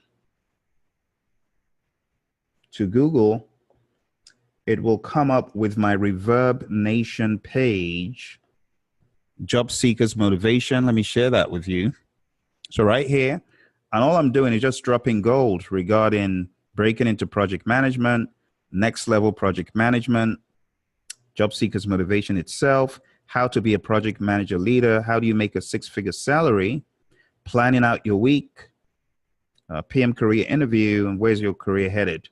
So these are just motivational audios to help anyone who is looking for jobs, looking for project management related work, or maybe even outside of project management, other types of work. I would advise that you go there, listen to it. This will help you. If the stakes are really, really high and you feel you need additional help for a particular job, check out pmsucceed.com and just take a look at the one-on-one coaching and training, because that also exists. Okay, so looking for coaching and training for your job. You want me to interview you. You want me to prepare you for the interview, to hone in on what you're missing. Click on one-to-one coaching and you'll be able to book some time there. See, so it's not just to prepare for the PMP or CAPM exam. Outside of that, I could coach, prepare, and help you for your next job interview. So if that sounds like something of interest, hit that page, send in a question. I'll be happy to get back to you. Okay? Thank you for joining me, and I'll speak to you in another episode. Bye for now. 6 ways to stay motivated in your job search. Why this video? In the very first place, let me say I have been exactly where you are if you are in this position. I have had to look for work for 9 months without finding any job. And it's happened to me twice in my career. So today I'm going to be presenting to you 6 ways to stay motivated in your job search. Why this video? Because I've been there. I know you need a boost of encouragement. You need some support. I've been stuck in a rut. I had it rough. I was going crazy 9 months until I began to think about doing things to help myself out of that rut. The first time it happened, I stopped being picky and choosy about the job I wanted, and I decided to get engaged in work that may not have been exactly what I wanted to do, but at least it helped my sanity. And I would highly recommend that any project manager or any individual, any expert that is going through this, you really need to think about jumping on a bandwagon and beginning to do little things that make you feel more fulfilled. Don't do what I did. Don't stay stuck in a rut for months straight without doing something. Stay in motion. Move. From motion, you will get promotion. Highly advise some motion. Let's be honest, as a project manager, you're likely used to working with timelines, budgets, a clear sense of purpose. However, when it comes to the job search, things can feel a lot less structured and a lot more frustrating. It's easy to get discouraged, especially when you feel like you've been searching for perhaps a PMP role for an extended period of time. Well, let me give you some further ideas about how to stay in motion. Successful and unsuccessful people do not vary greatly in their abilities. Think about this. They vary in their desires to reach their potential, said my mentor, John C. Maxwell. So I encourage you, my friends, to see where you have been and understand that you absolutely can and will get the job that you're looking for. It may not be an exact match to what you're thinking, but you will move forward beyond this state. You need to think that. You need to imagine that. Believe you can, and you're halfway there, said Teddy Roosevelt. It's absolutely true, because a lot of this is in the mind. The moment you have a defeatist mindset and you want to crumple up and cry, that has gotten to your soul. Don't let it. Fight, my friend. Fight for your sanity and fight for your future, because that's where you're going. Let's talk about the very first step. Set realistic goals. Setting realistic goals can help you feel in control and motivated during your job search. Let me share with you one of my goals. Every day I woke up during those 9 months, I would get on monster.com, I would get on Career Builder back in the day, I would get on Dice, and I would adjust my resume just a tweak. It might have been just a full stop, a period, as we say in the United States. It might have been just one word added or removed, but I kept my resume ever fresh because I wanted recruiters to go on there and see, who's been the most recent resume submitters, and they would always see me come to the top. And it was the daily practice of this that helped me keep my sanity. And it's a very tiny little goal, but it's something I knew I could do. I would wake up, I would look for work, I would apply to those jobs, I would adjust my resume, and that would be my routine, on and on. So this can help you, okay? Researching certain companies every week. Maybe you research 5 companies, one every day. Maybe you reach out to a set of companies every week, or you just send out your resume to potential employers, maybe on LinkedIn. Harness the power of LinkedIn. You see, break your job search down into manageable tasks. Even if you have a resume written, you can tweak it, you can optimize it, You can optimize it for the different positions that you are applying to. So set these realistic goals, my friends. It will help you. It will give you a sense of accomplishment. The great Zig Ziglar, one of my favorites, says, you don't have to be great to start, but you have to start to be great. E.T. Eric Thomas, he says, successful people do what unsuccessful people are not willing to do. You have to be willing to set these goals and to go, go, go. The second thing, my friends, is networking. I cannot tell you how powerful networking is. I have found networking to be the key to massive success. Do you know that the Stanford Research Institute did a survey way back, and they discovered that success was not about your technical skills, but it was 87.5% attributed to relationships. So you must keep your networking intact with your peers. Networking with your peers can not only help you find job opportunities, but it can also help you stay motivated, stay connected to your professional community. One of the things I typically say is find your PMI chapter, find your local chapter. Why do I say that? Because I know where I have been. I've been in the dark, in the depth of depression. Don't let it get to you. Join online groups or attend virtual events to meet other project managers, other PMPs who have been there, done that. Hey, reach out to your buddy Phil. I'm putting this out for you so that you can reach out to me and vent and share your frustrations, but also share your wins. I'm here for you. You see, success is not how high you have climbed, but how you make a positive difference to the world. And I know that. And that's why I'm here to help. I'm here to be a sounding board. I've been there. You see, motivation is what gets you started, but habit is what gets you going. I want to encourage you, in the words of Jim Rohn, you got to get going, get motivated, get inspired. Hearing the sound of my voice, I'm hoping that it's energizing you to see beyond where you feel you are. It might be you see yourself stuck in a rut, but I want you to know, my friends, be persistent. Network. Let me know what you're going through. Share it with me, and let's network. Number 3, keep your skills sharp, my friends.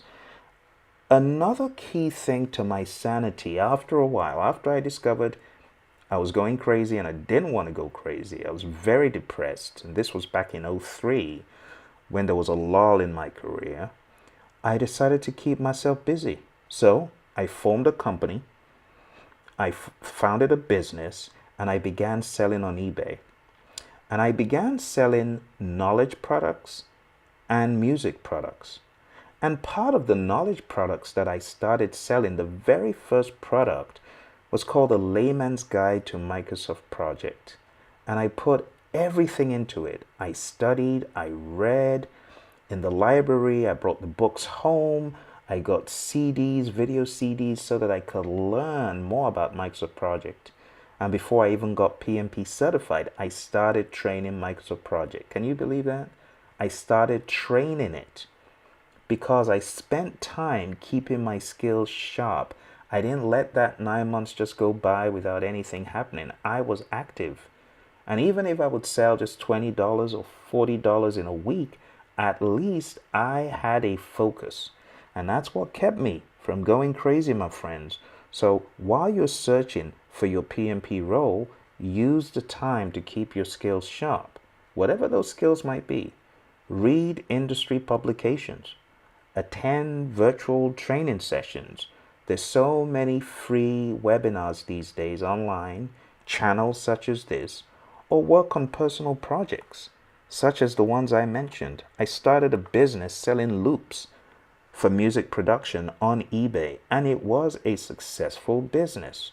And I did that for months until the job similar to what I was looking for in project management came along, and it was about Microsoft Project, the very skill I had been trying to beef up during my lockdown back then. And when I say lockdown, it was a lockdown because I didn't have a job to go to. But I didn't let it lock me down all the way. I began doing other things.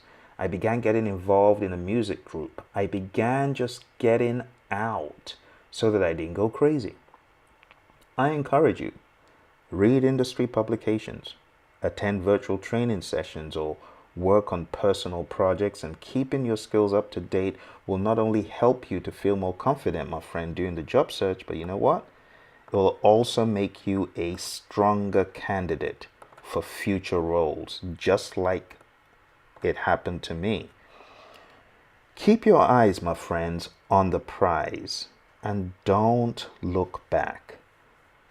The next thing I want to encourage you to do, my friends, is to be innovative. The great Steve Jobs says it is what separates a leader from a follower. And you can be innovative right there in your job search. You see, it can make a big difference in your success as a job seeker. It's very easy to get stuck in traditional job search methods, but taking a creative approach can help you stand out from the crowd. And I'm going to give you some ideas. Number one, use social media. I see people quiet as a mouse in a little corner, not want to let people know they're there. You got to use your social media, my friend. LinkedIn, Twitter, those can be powerful job search tools, and they can be very powerful amplification tools for you to amplify yourself. So connect with professionals in your industry, join relevant groups, and share your expertise. Demonstrate your knowledge and skills, my friend. You got to network through channels that might be uncommon. You see, networking doesn't have to mean, it's this big old PMI event or reaching out to people you already know. How about your alumni from your university? How about participating maybe in some online forums or joining a local meet-up group? I don't know, maybe your Chamber of Commerce has something if you're in the world of business, but you got to get creative. And in that same vein, my friend, you got to get creative with your resume. Your resume is your first impression on a potential employer, so it's important to make it stand out. You could use some infographics in good taste. You could even use some multimedia elements. You could even record your elevator pitch and send that to an employer. Why aren't you doing these things? This time is yours to be innovative. You could offer to volunteer. Volunteering is a great way of gaining new skills. Volunteer for the PMI, volunteer for the local community. But consider reaching out to companies in your desired industry. I want you to be a walking sales pitch of yourself, my friend. Stop being the little mouse in the corner feeling browbeaten and dejected. I don't care whether you spend 9 months like I did, or 2 months, or 1 week. I don't care however long it is, but you gotta have a tenacious mindset to be innovative and to be out there doing what other people aren't. Beef up your confidence. So I want you to reach out to hiring managers instead of applying through a job board. How about being a little bit more aggressive and applying to the hiring manager of a company you're interested in? A personalized email, a LinkedIn message. You got to get desperate about your situation, my friend. But on top of that, you got to add some sprinkling of innovation to your job search. I know it takes courage, but it can be a game changer in your search for the perfect job. You got to go strong and go hard. I remember when I just finished a stint at Honeywell and I was looking to get back in the game. And it looked like, well, Phil, your stint has come to an end. You outdid yourself. They wanted you to do this in 9 months. You did it in 3 months. Now all the work is done. But at the end of the day, I had one person, as a result of my innovation in teaching people around me project management, I had one person who was senior to me in the firm who approached a hiring manager and really sold me hard. And if not for my innovation in teaching those around me, this individual wouldn't have been as inspired as he was to pick up the phone and say, look, I know you got a job. You need to hire this guy. This is the guy. If you don't hire him, you miss the boat. As a result of my innovation, this happened.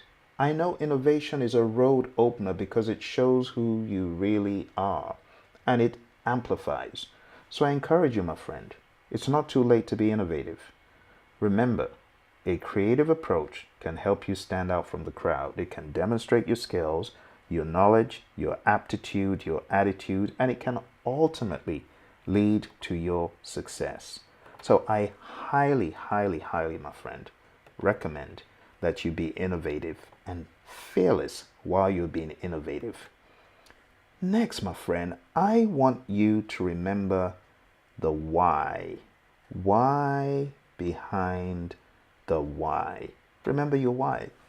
It's important that you remember why you first became a PMP. What drew you to this strange arcane arts of project management that blends agile and predictive in ways that people don't even care to know in some aspects? What drew you to this field? And what are your long-term career goals?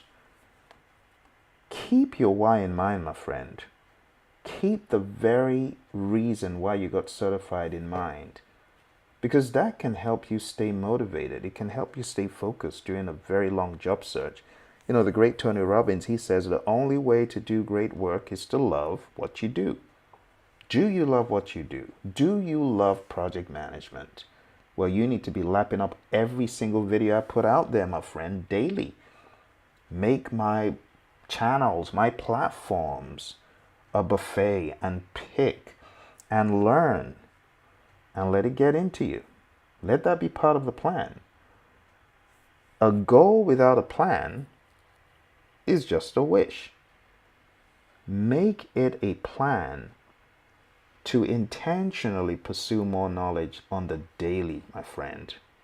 This is one of the things that can help you cope in this crazy job search that you're in.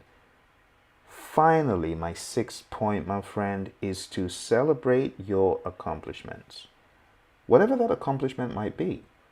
You completed a resume, celebrate it. You sent out a resume, celebrate it.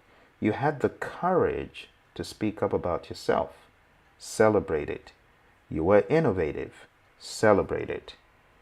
You succeeded on passing another exam, or a certification, or even a course.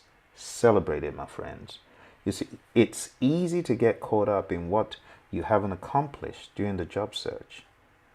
But you know what's more important? Celebrate the small wins, celebrate the big wins, celebrate the accomplishments along the way. This could include even landing an interview. You got a call back for an interview, celebrate it. Maybe you receive positive feedback about your open for work profile. Celebrate that thing, my friends. Or maybe even connecting with a new contact. Do you know the power of a contact? I went for a job once at Motorola and the hiring manager said, "You're good, but you're not the best fit for this one. Want someone who has a little bit more hardware experience. You seem to have some software.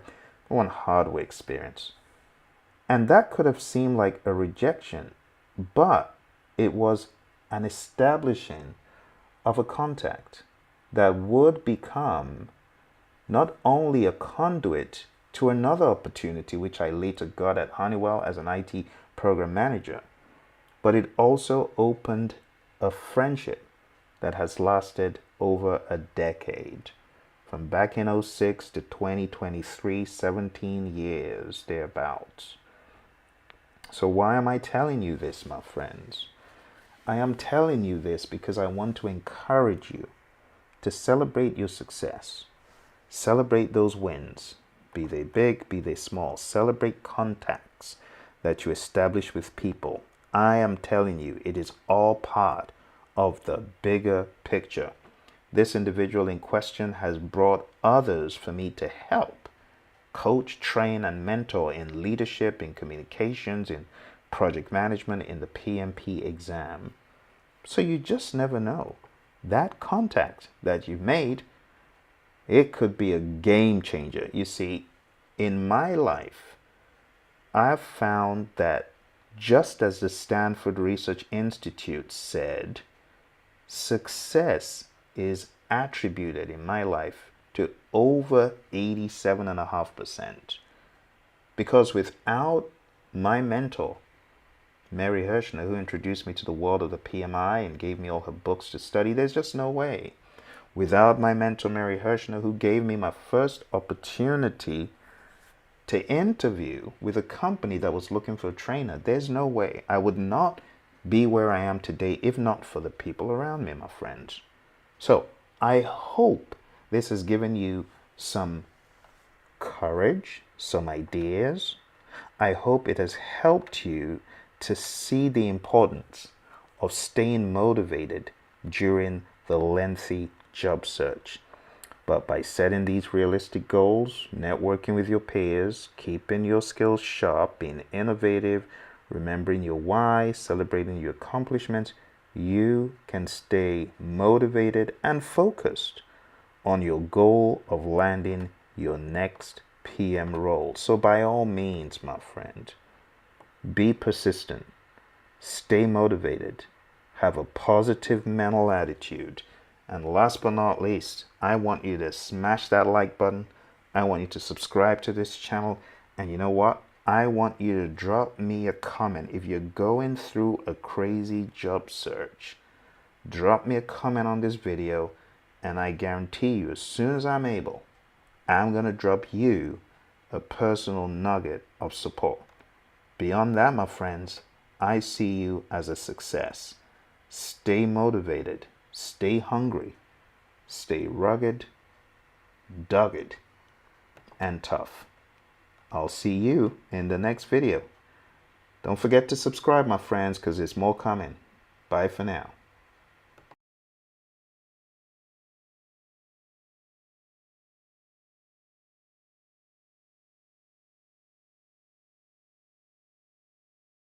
Well, my friends, today we are going through the question, walk me through your resume. Now, this is exclusively for PMPs, and I know that a lot of the advice I give and a lot of the approaches I take, it's a little bit different from what you get from other individuals who give resume and professional advice without actually having been a project manager that has gone through the process.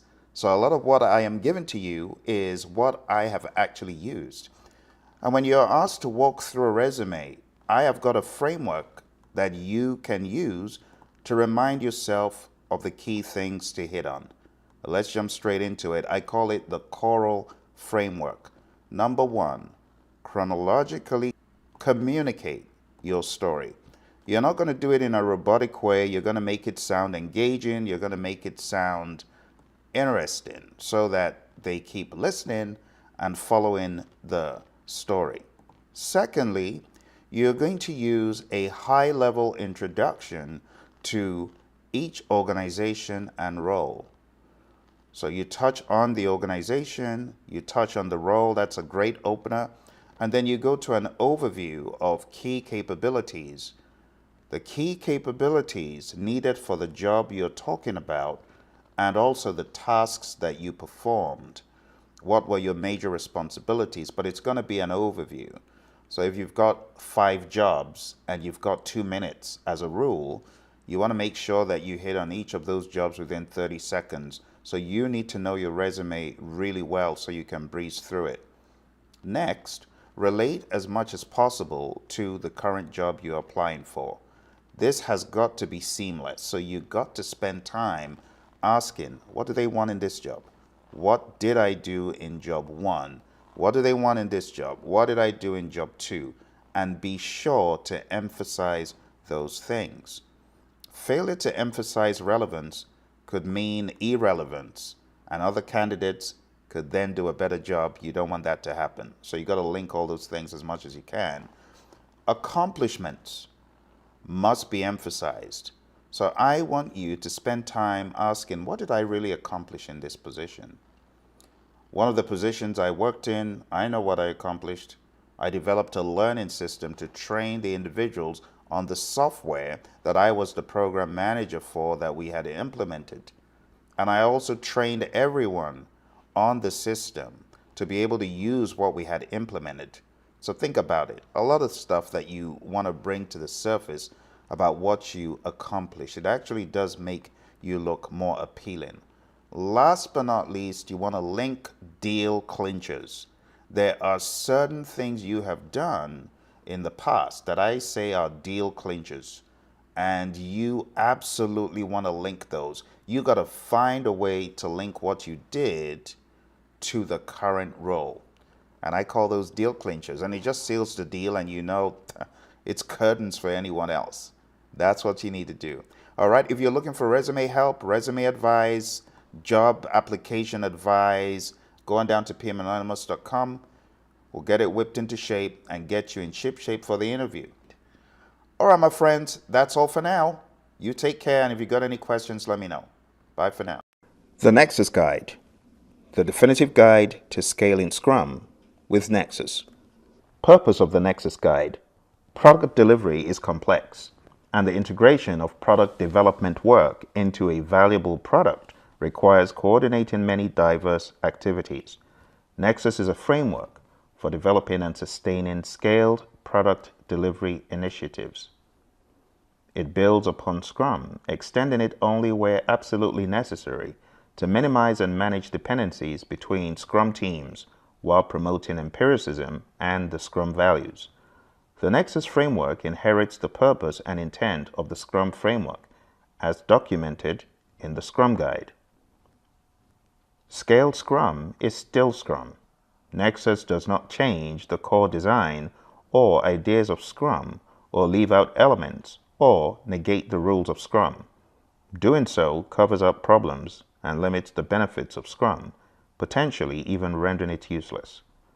The guide contains the definition of Nexus. Each element of the framework serves a specific purpose that is essential to help teams and organizations scale the benefits of Scrum with multiple teams working together. As organizations use Nexus, they typically discover complementary patterns, processes, and practices that help them in their application of the Nexus framework. As with Scrum, such tactics vary widely and are described elsewhere. Ken Schwaber and Scrum.org developed Nexus. Nexus definition. A Nexus is a group of approximately 3 to 9 Scrum teams that work together to deliver a single product. It is a connection between people and things. A Nexus has a single product owner who manages a single product backlog from which the Scrum teams work. The Nexus framework defines the accountabilities, events, and artifacts that bind and weave together the work of the Scrum team in a Nexus. Nexus builds upon Scrum's foundation, and its parts will be familiar to those who have used Scrum. It minimally extends the Scrum framework only where absolutely necessary to enable multiple teams to work from a single product backlog to build an integrated increment that meets a goal. Nexus theory. At its heart, Nexus seeks to preserve and enhance Scrum's foundational bottom-up intelligence and empiricism while enabling a group of Scrum teams to deliver more value than can be achieved by a single team. The goal of Nexus is to scale the value that a group of Scrum teams working on a single product is able to deliver. It does this by reducing the complexity that those teams encounter as they collaborate to deliver an integrated, valuable, useful product increment at least once every sprint. The Nexus framework helps teams solve common scaling challenges like reducing cross-team dependencies, preserving team self-management and transparency, and ensuring accountability. Nexus helps to make transparent dependencies. These dependencies are often caused by mismatches related to 1. Product structure. The degree to which different concerns are independently separated in the product will greatly affect the complexity of creating an integrated product release. 2. Communication structure. The way that people communicate within and between teams affects the ability to get work done. Delays in communication and feedback reduce the flow of work. Nexus provides opportunities to change the process, product structure, and communication structure to reduce or remove these dependencies. While often counterintuitive, scaling the value that is delivered does not always require adding more people. Increasing the number of people and the size of a product increases complexity and dependencies, the need for collaboration, and the number of communication pathways involved in making decisions. Scaling down, reducing the number of people who work on something, can be an important practice in delivering more value. The Nexus Framework. Nexus builds upon Scrum by enhancing the foundational elements of Scrum in ways that help solve the dependency and collaboration challenges of cross-team work. Nexus reveals an empirical process that closely mirrors Scrum. Nexus extends Scrum in the following ways. Accountabilities. The Nexus integration team ensures that the Nexus delivers a valuable, useful, integrated increment at least once every sprint. The Nexus integration team consists of the product owner, a Scrum Master, and Nexus integration team members. Events. Events are appended to, placed around, or replace regular Scrum events to augment them. As modified, they serve both the overall effort of all Scrum teams in the Nexus and each individual team. A Nexus sprint goal is the objective for the sprint. Artifacts. All Scrum teams use the same single product backlog. As the product backlog items are refined and made ready, indicators of which team will most likely do the work inside a sprint are made transparent. A Nexus sprint backlog exists to assist with transparency during the sprint. The integrated increment represents the current sum of all integrated work completed by a Nexus. Here we have an image showing cross-team refinement takes place. The product backlog is generated. That leads into sprint planning. Sprint planning is where we generate the Nexus sprint backlog. The Nexus sprint backlog feeds into the sprint where we have 3 to 9 Scrum teams, integrated work happening as a result of those teams. The image also shows the Nexus integration team interfacing within the sprint. We also see the Nexus daily Scrum and daily Scrums for each of the teams.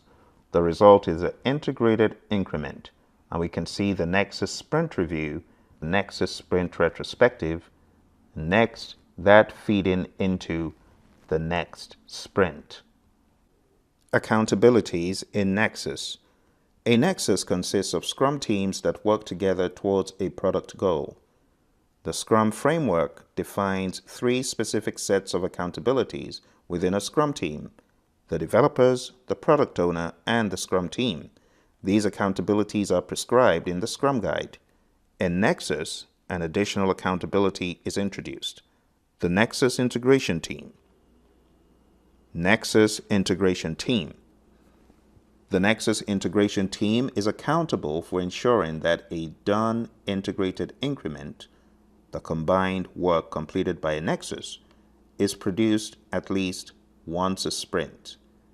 It provides the focus that makes possible the accountability of multiple Scrum teams to come together to create valuable, useful increments as prescribed in Scrum.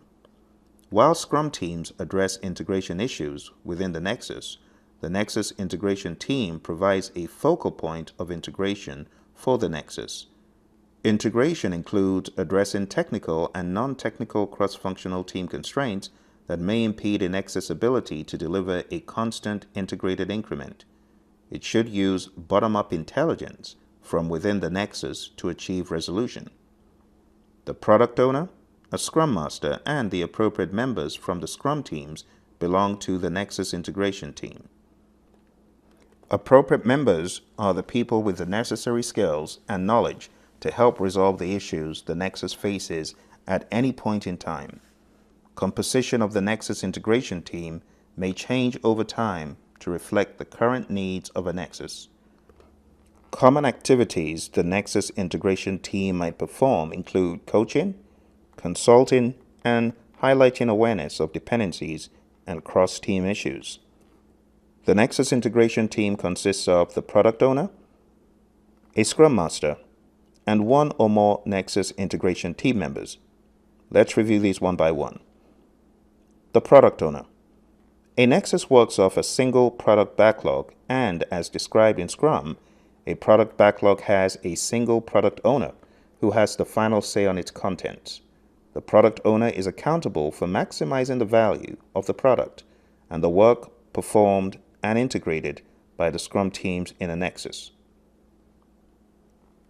The product owner is also accountable for effective product backlog management.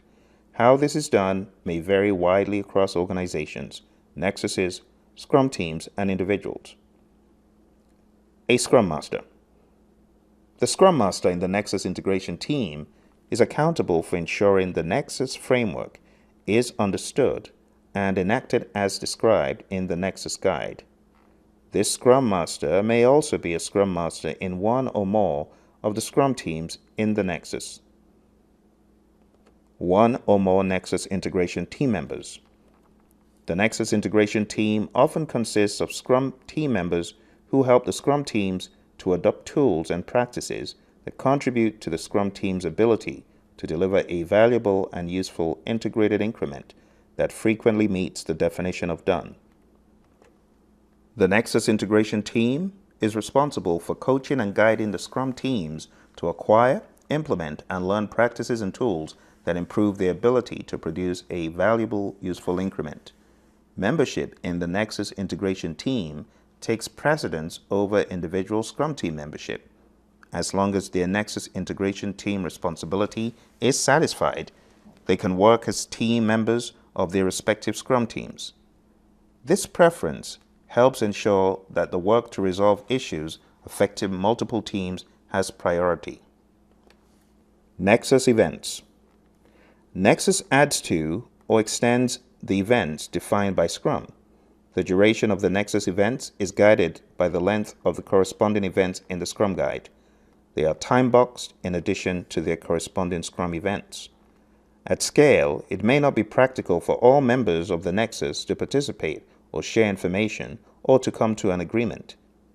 Except where noted, Nexus events are attended by whichever members of the Nexus are needed to achieve the intended outcome of the event most effectively.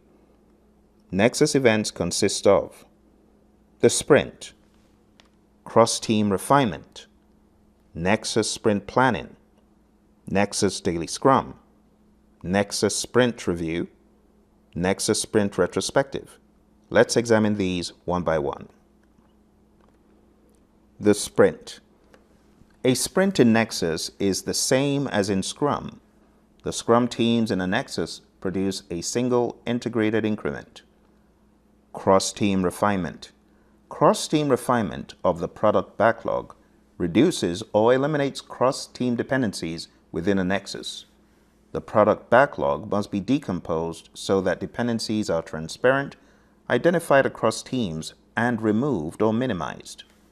Product backlog items pass through different levels of decomposition, from very large and vague requests to actionable work that a single Scrum team could deliver inside a sprint.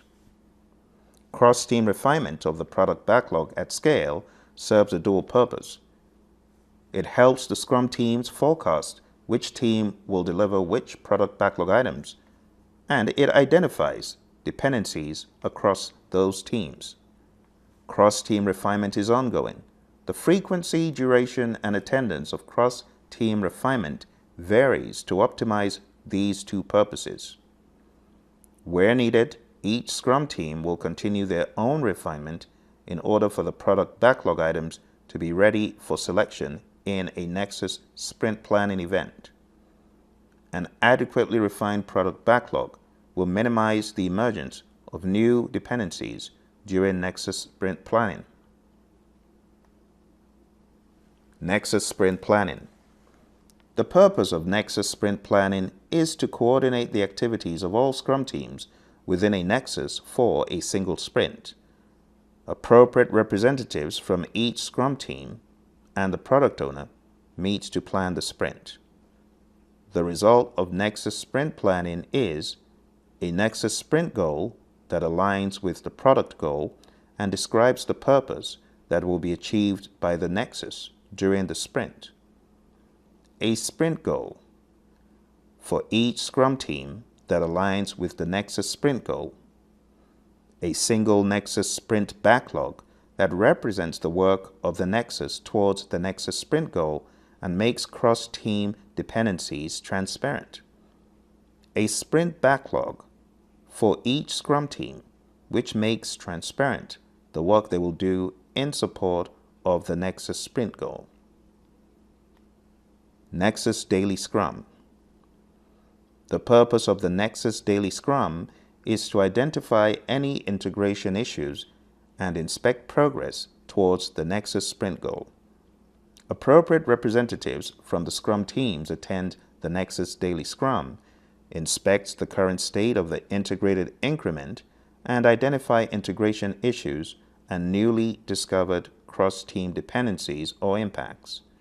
Each Scrum team's Daily Scrum complements the Nexus Daily Scrum by creating plans for the day, focused primarily on addressing the integration issues raised during the Nexus Daily Scrum. The Nexus Daily Scrum is not the only time Scrum teams in the Nexus are allowed to adjust their plan. Cross-team communication can occur throughout the day for more detailed discussions about adapting or replanning the rest of the sprint's work. Nexus Sprint Review. The Nexus Sprint Review is held at the end of the sprint to provide feedback on the done integrated increment that the Nexus has built over the sprint and determine future adaptations.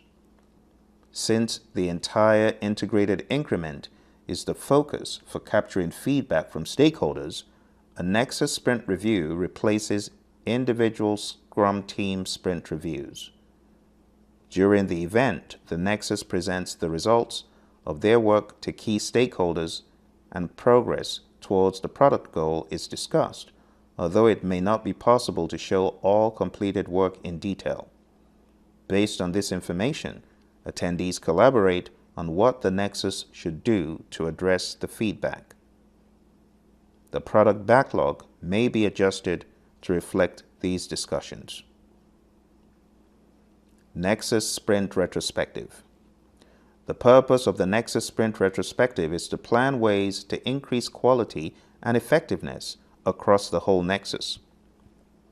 The Nexus inspects how the last sprint went with regards to individuals, teams, interactions, processes, tools, and its definition of done.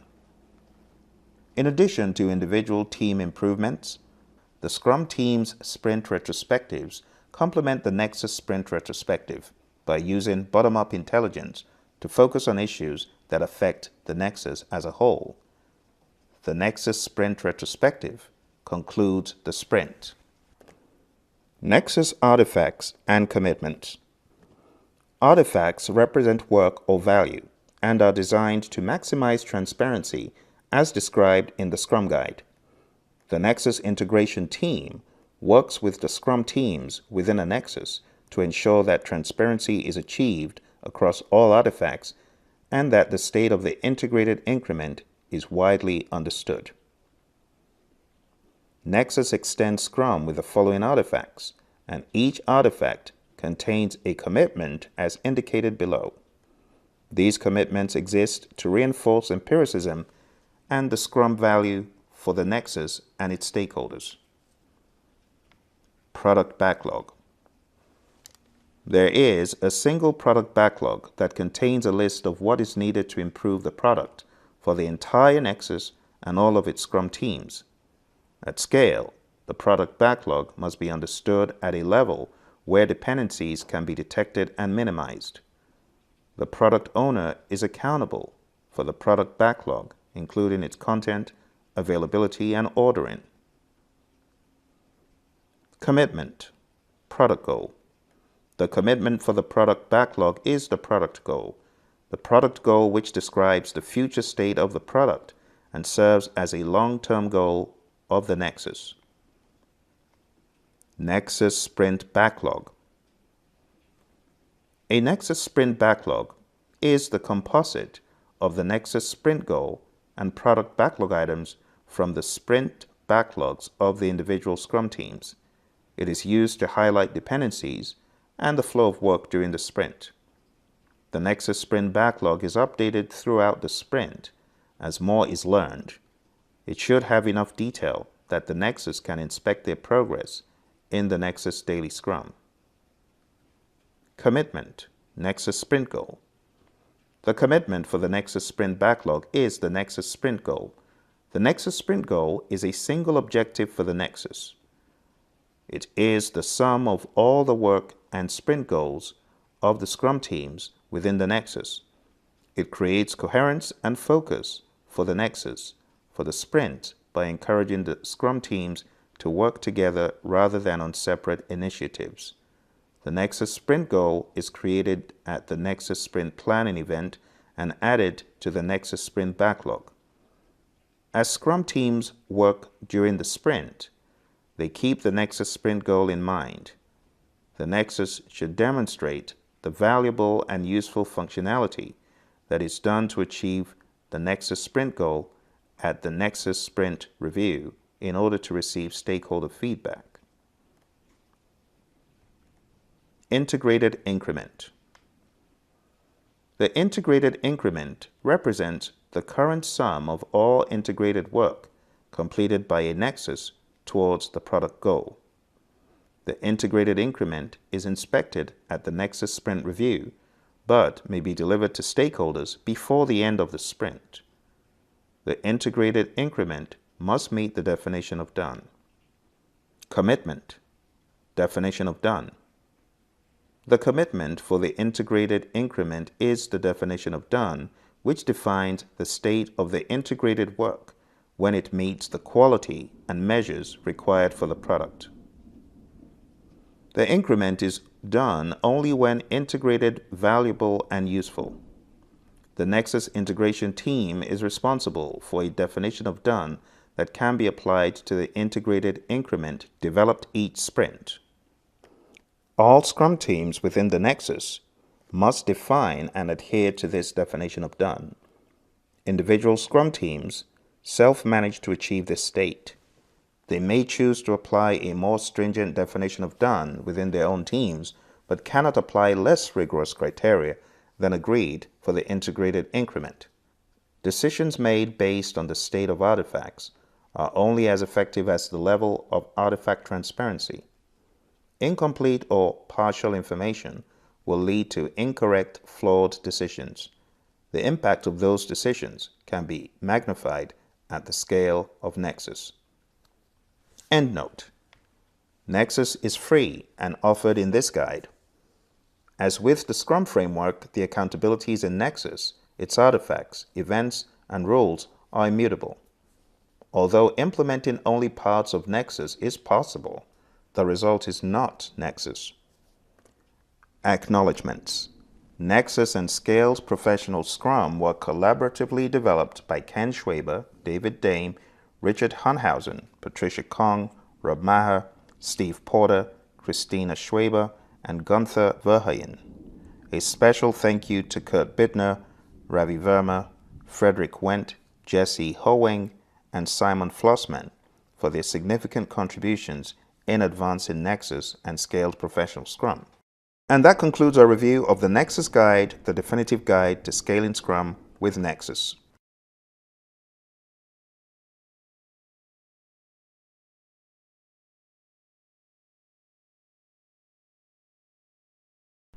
Hello, are you looking to write a resume using AI? If so, go to openai.com. That's the link up there, openai.com.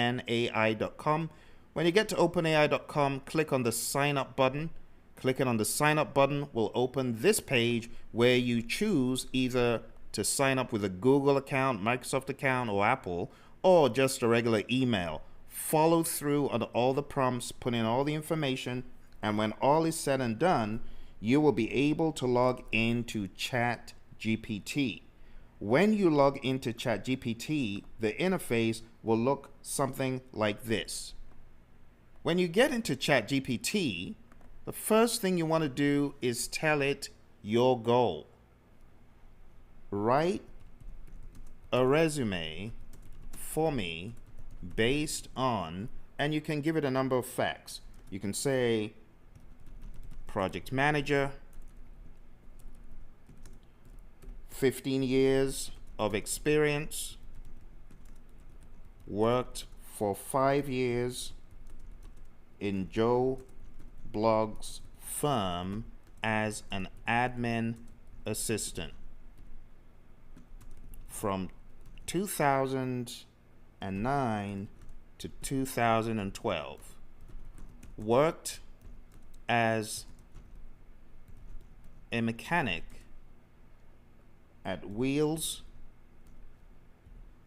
R Us from 2012 to 2019. Worked as a manager and supervisor at the food factory from 2019 to current, all in the city of Los Angeles. Write a resume for a hard-working, people-focused individual.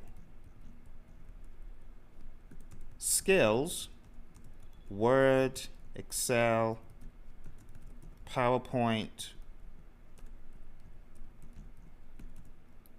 bachelor's in fine arts, interested in helping less fortunate in spare time. You want to put in as much information as you can. Now, with that put in, the next thing I'm going to do is hit the enter button. This is all in the free account. You don't need to sign up for GPT-4 at this point. Just hit the enter button and allow ChatGPT do its magic. And there you have it. It is crafting a resume based on the limited amount of information I put in, using the line of best fit for people in this industry and how resumes typically look. You can see it's also putting in some reference requests, interests, skills. It's lined it up nicely. In this case, what I would do is just copy all that information. Sometimes ChatGPT is unreliable in terms of the format. It gives you different formats. But if we take that original format and we put it here and use the second option, you see that merge formatting option? Click on that and there's your resume, as simple as that. Include the other information, your name. Just go ahead, put it nicely in the middle there. Unbold those. When it comes to the paragraph, I would use single. I'll get rid of any spacing. Just have a 0 and say OK. Space it out nicely. And there's your resume, all in seconds. I hope you found this to be useful. Don't forget to hit like, subscribe, and share. Help others who are looking to write their resumes. Talk to you soon.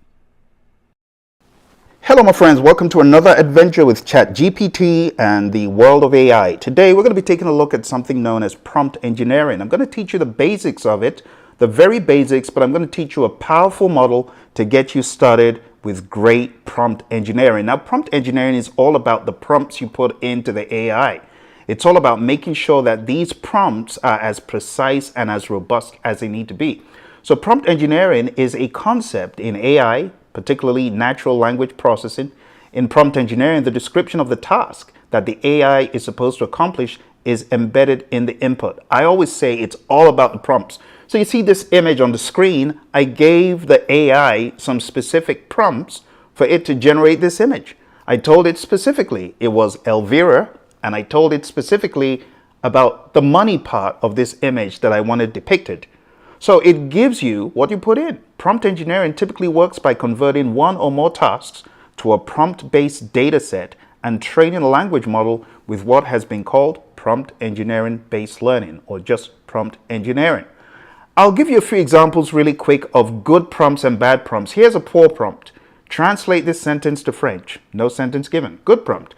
Please translate the following sentence into French. I would like to order a coffee and a croissant. So you're giving it more specific information. Or write a short story. It's rather vague. What is short to you, right? But write a 500-word short story that includes the following three elements: a red balloon, a deserted beach, and a mysterious stranger. Or generate an image of a cat versus please generate an image of a white Persian cat sitting on a windowsill looking out at the moonlit city skyline. Now that is an example of poor prompts versus good prompts, but I've got several more. If you take a look here, just do a freeze frame. There's so many of them, too many for us to take a look at every single one, but we've got make me a sandwich versus make me a turkey and Swiss cheese sandwich. You get the idea. So you see the specificity in your command is what makes a good prompt versus a bad prompt. Now, in the very beginning, I said I was going to teach you a new model, so let's jump straight into that model. The model is the role, goal, benefit, prompt language model, coined by yours truly. Because I come from the world of Agile, I take things from the world of Agile and use them. So the role, goal, benefit language model is really from the world of user stories, right? It's been around for a long time. And all I'm doing is taking that structure of a user story and crafting it into my prompt. So here's an example. As a sales rep, you are a sales representative for a software company. This is you telling the AI what it is, the role that it is meant to generate the data about. So the goal is to sell a new project management software to a potential customer.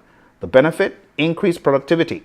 Now look, you're going to take all this information and you're going to say, as a sales representative for our software company, your goal is to sell our new product management software to a potential customer. You see what you've done? You've set up the scenario so that the AI knows how I'm meant to be thinking, what I'm meant to be going after. And by doing so, you will help them increase their productivity and streamline their project management processes, leading to more efficient and effective project delivery. So you have made it so precise that it is almost impossible for the AI to get lost. So let's take a look at an example. Let's go into the tool, and I'm going to take this same prompt. I'm going to put in a crummy prompt, and I'm going to put in a great prompt, and you'll be able to see the difference for yourself. So let's go ahead and take this text as a sales representative and put this in, and take a look at what it generates.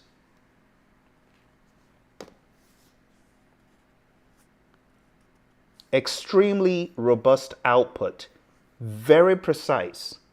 You see what it's trying to do here? It's trying to increase productivity and streamline the PM process. You see, it's trying to get the language to be in line with the story. So that's just one example. Let's go to the second example. The next example that I have for you is from the world of teaching. So primary school teacher. You're a teacher at a primary school. Introduce a new interactive learning tool to your students.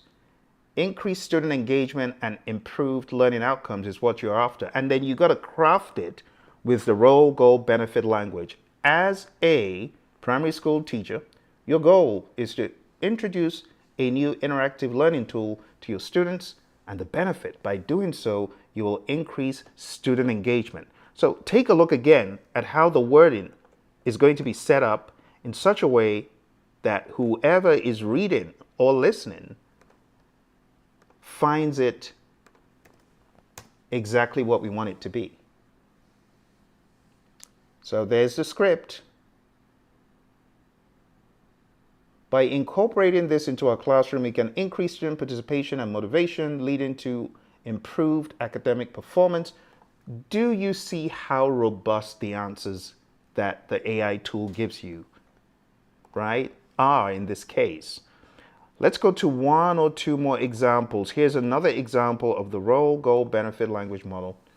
So marketing manager, you're a marketing manager for retail brand, launch a new clothing line for the upcoming season. The benefit, increased sales and brand awareness.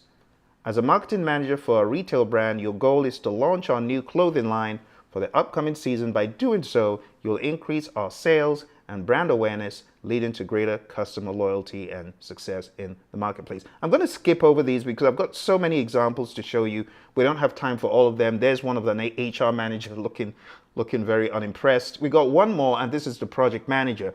And being a project manager, I just had to get to this one. So please excuse my indulgence. Those of you who are PMs, I know you've been waiting to see something that's PM related on this channel, right? Because we are the Project Leadership Institute. Let's go ahead and put this in. And as a project manager for a construction firm, your goal is to complete our new building project on time and within budget. By doing so, you satisfy our clients and increase our reputation in the industry, leading to more business opportunities and continued success. And feed it, and it gives you a response. Now you need to take this role, goal, benefit model, internalize it, so that when you're given prompts, you make the prompts as robust as can be. But great prompts are not just about knowing the RGB model. You have to be dynamic in your prompts. And there are different types of prompts. There are two types of prompts. You can have direct prompts. You could prompt by example. But I'm not going into any of that today because you can get that elsewhere. Let me give you a more robust understanding of prompt engineering before we go to the next section. So prompt engineering, like I said, is the process of designing and generating prompts. You got to be a great designer of those prompts by using things like the RGB and other intuitive methods, right, for artificial intelligence to produce a desired output or behavior. The prompt is a set of instructions given to the AI model that guides its decision making.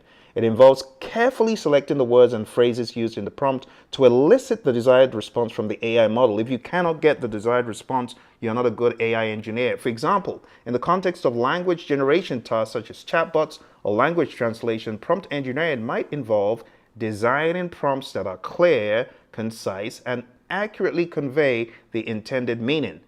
In the context of image generation tasks, prompt engineering might involve designing prompts that specify the desired style, subject matter, and other visual characteristics. So this prompt that I used for this guy on the screen here, it was very precise. It had certain words in it like photorealism, hyperrealism, and the exact role of this character. Like this character, I call this character the server sorcerer, because in the story that I wrote, this character was a guru when it came to providing you with servers to run your business, although he was fraudulent towards the end.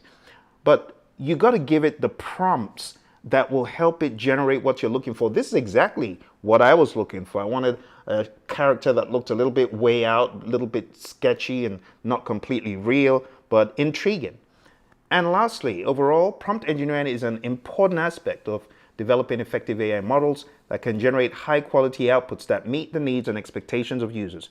In a few episodes ago, I shared how I was able to take a task that took me upwards of 20 hours, and I was able to get the AI tool to spit out data for me in less than 2 minutes.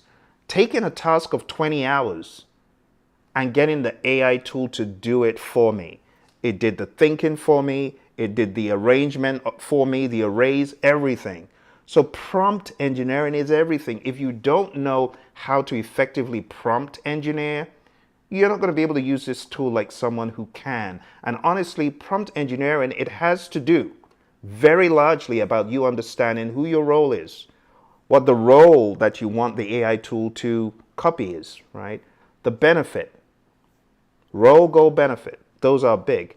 Now, in closing, my friends, I'm going to give you a few more tips. And I'm going to give you 10 tips for powerful prompt engineering. Number 1, clearly define the task or problem that is being solved. Number 2, identify the key inputs and outputs. Sometimes the input has to be a huge data set, not onesie, twosie words. No, you got to understand that the AI tool has the capacity to absorb large data sets. So spit everything that you need it to take into the tool. It could be as outrageous as copying an entire spreadsheet, right? Or feeding it several images for it to get the aggregate of the images. And I'm talking about things like Midjourney now. But you need to know what exactly you want it to do. You need to be able to visualize what you want. Use natural language. Just speak to it as naturally as possible and it will understand. But try not to put ambiguous language into your prompts because it will mess the tool up. Keep the prompts concise and focused on the most important aspects. And that's why the RGB, the role, goal, benefit format, it works wonderfully. Consider the context in which the prompt will be used and design it accordingly. Use active verbs to give the prompt more energy and urgency. Incorporate relevant domain-specific knowledge to make the prompt more effective. Consider the audience. It's a big one. Who's my audience going to be? There are times that you actually have to tell the AI tool, hey, this is the audience. Stay focused on the audience. Test the prompts with real users to identify any areas where they may be unclear or ineffective. And lastly, continuously iterate on prompt design based on user feedback and performance metrics to improve overall effectiveness of the AI model. So I hope by now this is making more and more sense to you. If you're enjoying it, don't forget to smash that like button, subscribe, share with your friends. But I want to show you the last piece, This is my favorite, being a Marvel fan. I had to squeeze in one Marvel AI picture for you, but I'm going to give you the last key tips for prompts.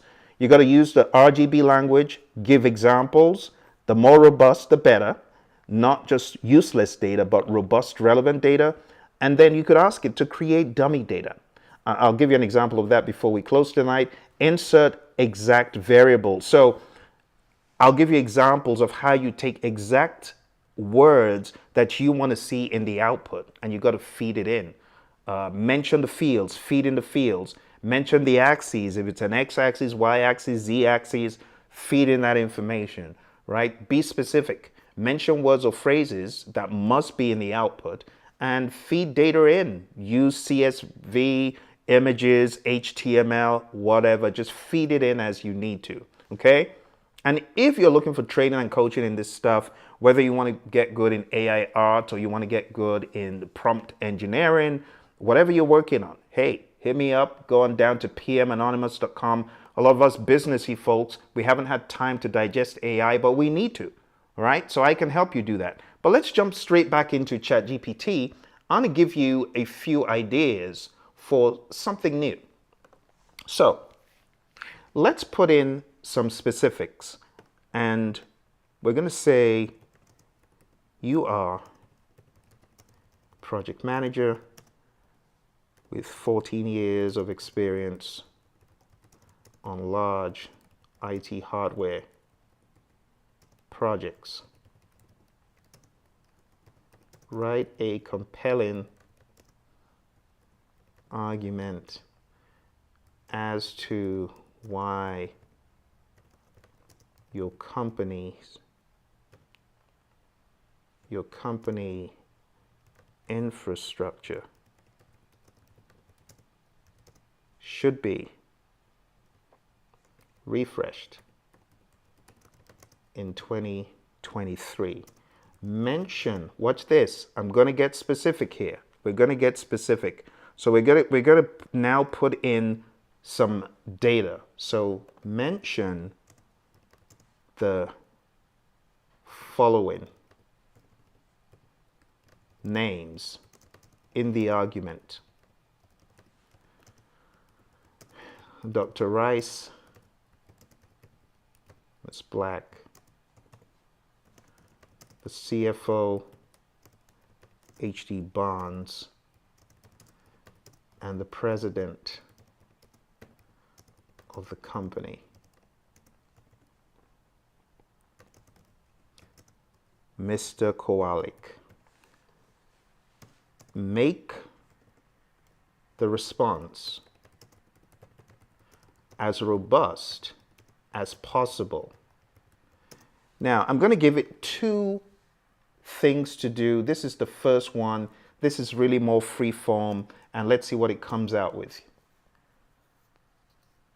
So you see how it took those names and addresses them right there in the first section, and off to the races it goes. all the logic and all the thinking. I often tell people the logic of the Einsteins and the logic of the Edisons and the Fords, it's all out there on the web.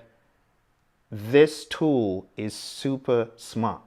Don't underestimate the power of ChatGPT. It knows far more than a human does because it's able to access all of the logic and reasoning and rationale that is relevant and make it concise. And there you go. In conclusion, I strongly recommend that we refresh our infrastructure in 2023. You see how it keeps anchoring back to the major things I told it. This upgrade will provide our company with a solid foundation for growth, blah, blah, blah. So it's made a compelling argument. Did all my heavy lifting for me. Let me show you one more thing that you can get this thing to do. All right. So project manager with 14 years of experience, blah, blah, blah. Right. So I'm going to ask you to write something different. Build a compelling argument. Watch this, in tabular view, showing the pros and the cons of a hardware and software upgrade. Include the cost-benefit analysis in a separate field. Watch this.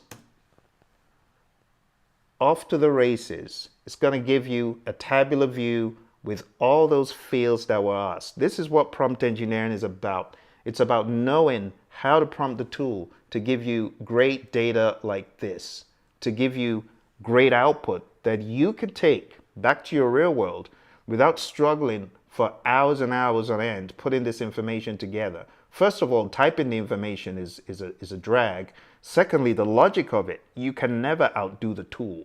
It's too smart. It's been proven. This thing passed the bar exam.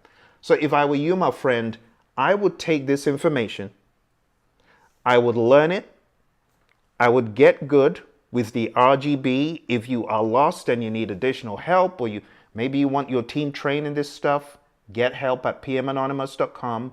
But don't forget, if ever in doubt, you got to use the role, goal, benefit, prompt language model. You got to use that model just like I've shown you in these examples. This is powerful stuff, my friends. And you got to get very specific, very precise when you input the information. Remember, you got to mention fields, mention axes, be specific, mention words or phrases that must be, and feed data in. Now, project managers, quick tip for you, because I know lots of you have timelines, you have backlogs to develop. Let me show you this. Those of you Scrum Masters and project managers, I'm going to show you how to get this thing to build you a product backlog to get started to solve a random problem. So let's say we got a random need from our stakeholders.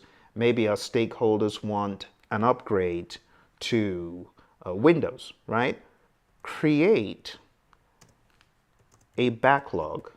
Now watch this. I'm going to put the role, goal, benefit thing in here, right? So I'm going to say you are, let's do this again. You are a portfolio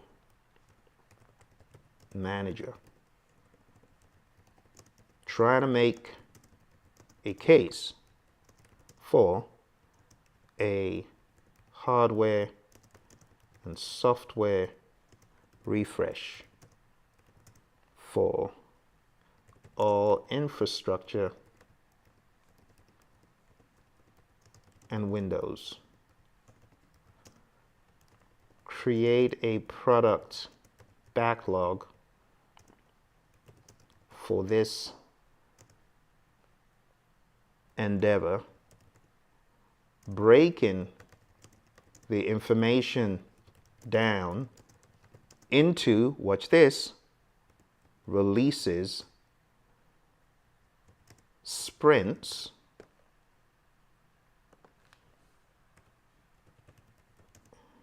epics, features, releases, sprints. I'm just going to give it a lot of random data, and you're going to see the brilliance of the tool.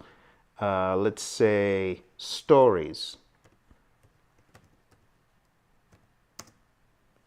Use as many lines and columns as is necessary to paint a clear picture for the less technical stakeholders, resulting in a green light to go ahead. Watch this, my friends. Watch the brilliance of the tool. It took the key elements that I gave it. It knows its epics. It knows what features are. It knows what stories should be bunched into which release. And there it goes as a starting point. Don't get me wrong. Of course, you are a professional, right? Mr. Product Owner, Mr. or Miss Portfolio Manager. But I'm telling you, this is a great way of starting the dialogue. You got a meeting in the next 30 minutes. You need to bang out a huge amount of data or convincing information, compelling information. This is your tool, my friend. Don't look a gift horse in the mouth, right? For those who will say, well, not really sure about GPT, and no, this is the tool. This is a tool, my friends. Now, I could show you what else is out there by way of AI. It doesn't come close. It doesn't come close. All right, my friends, I hope you found this to be helpful. Don't forget to hit that like button, subscribe, share with your friends, and if you've got any questions about this model, hey, hit me up and I'll give you some further clarity. You take care and happy AIing.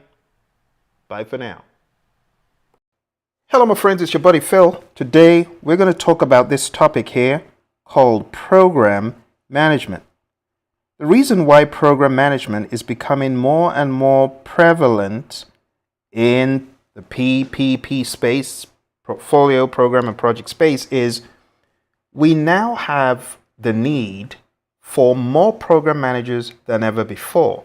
Because as companies undertake bigger goals that have interrelated projects, there needs to be that oversight at a higher level to obtain benefits and control from the individual projects and collective making the program that we wouldn't get if we didn't manage it as a program. So let me take you back in time for those who have forgotten.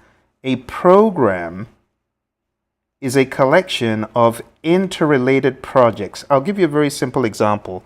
Project 1 is a software project. Project 2 is a hardware project. And Project 3 is the integration project. These together make the program. Without any of these, the program will not achieve the benefits. For example, if you have the hardware but not the integration, or the software, what good is hardware without software?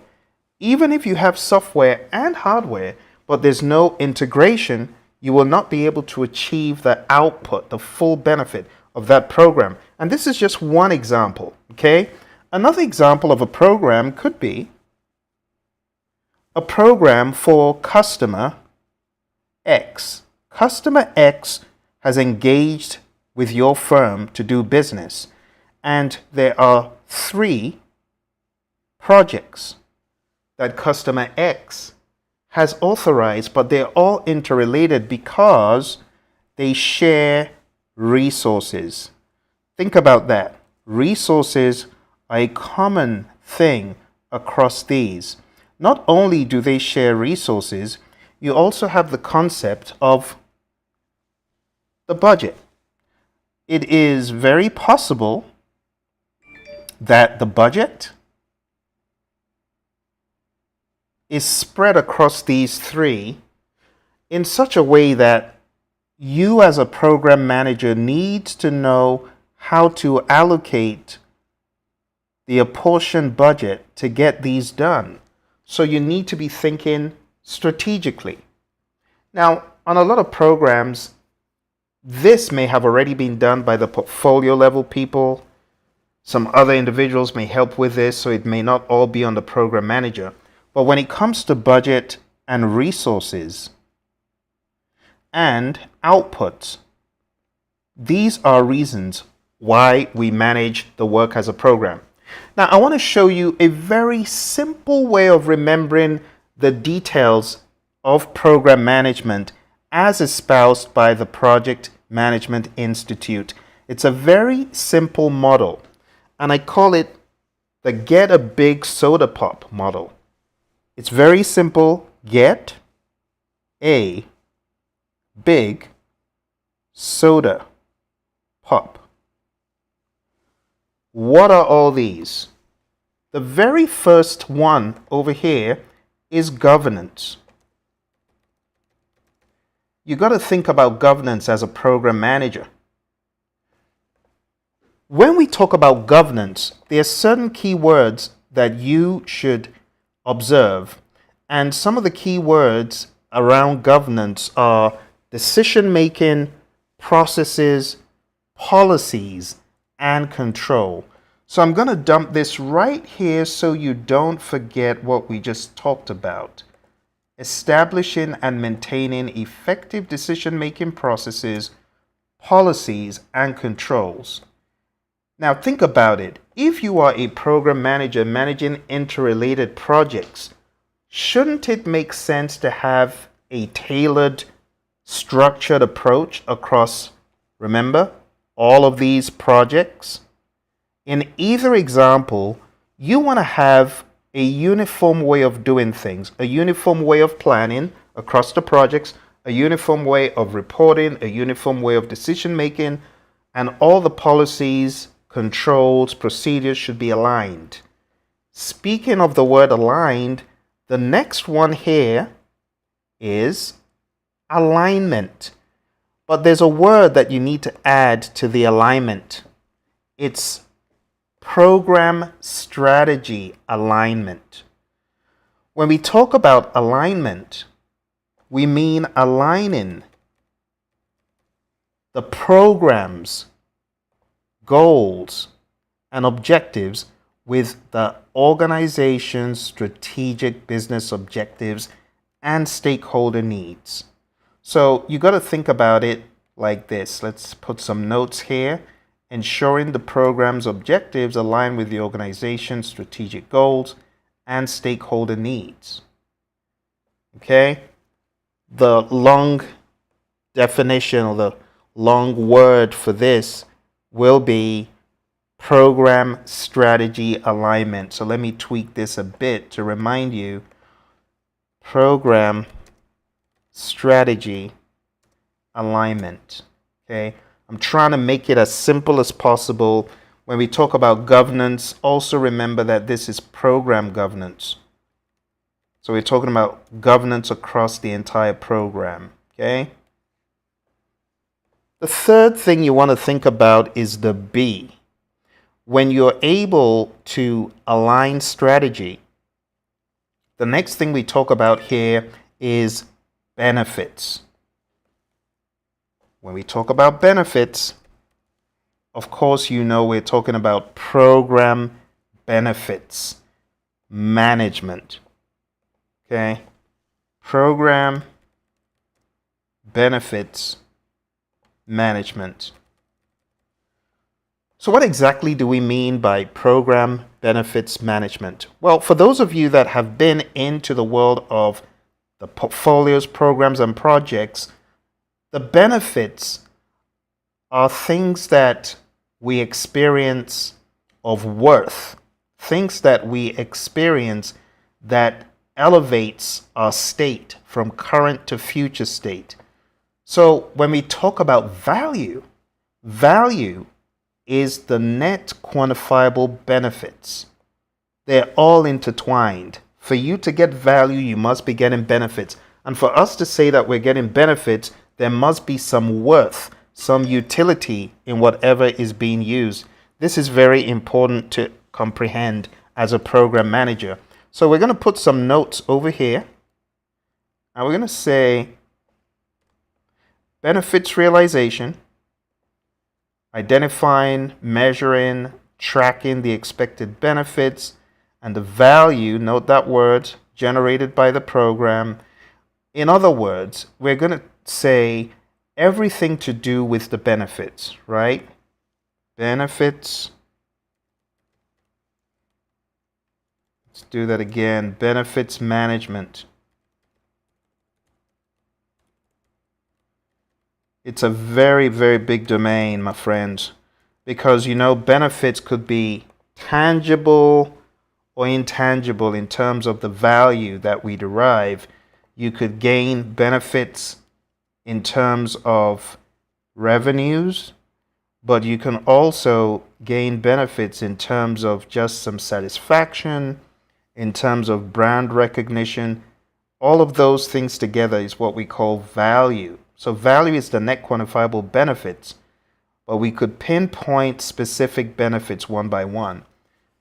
On a program, you as a program manager need to have this conversation early, which is why we talk about a benefits register, a benefits plan for the program.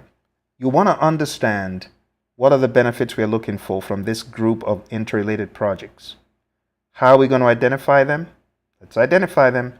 How are we going to measure them? How are we going to track them? How are we going to make sure that the benefits have indeed been realized? That needs to be a question all throughout the process. The next one that we have here, the S, is for stakeholder. And it's for stakeholder, you could say engagement. That would be the right word. We like using the word engagement as opposed to management. So we could say program stakeholder engagement. Now, as a program manager on previous endeavors, I can tell you, on these endeavors, you could have individual projects where the stakeholders are multiple stakeholders on projects within the program.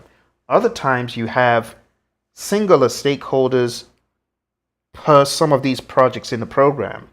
But you as a program manager, you need to understand who the key players are on every single one of those projects within the program and understand how that rolls up to higher levels of oversight in the firm or with the customer.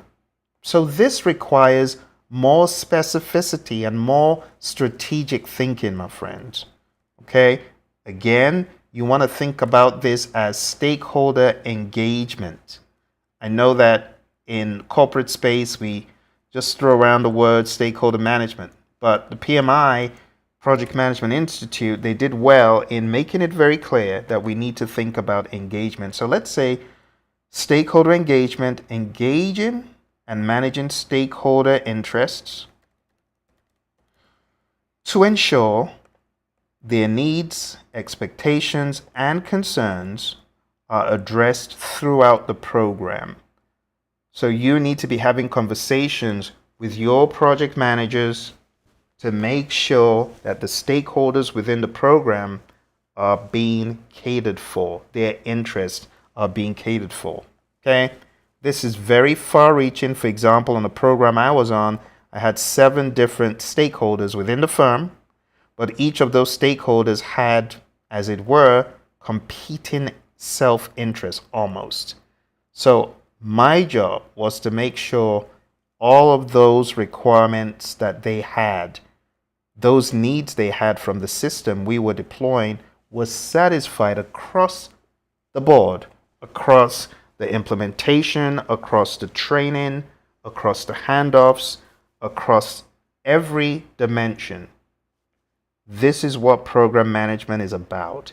It's the multiplicity. It's a geometric escalation of sorts from just one tiny little project, right? It goes from just having this, right, to scaling it. And instead of that, just that tiny little thing, it becomes this big thing with smaller pieces that are interconnected still, and then some more that are interconnected. And it's the interconnectivity that throws a lot of people off because you need to have your eye on a macro view. Let me explain one more time. This is project management at this level. This is program management, seeing the cohesive whole and the interconnection points. Moreover, it's understanding how this influences, watch this, a much larger view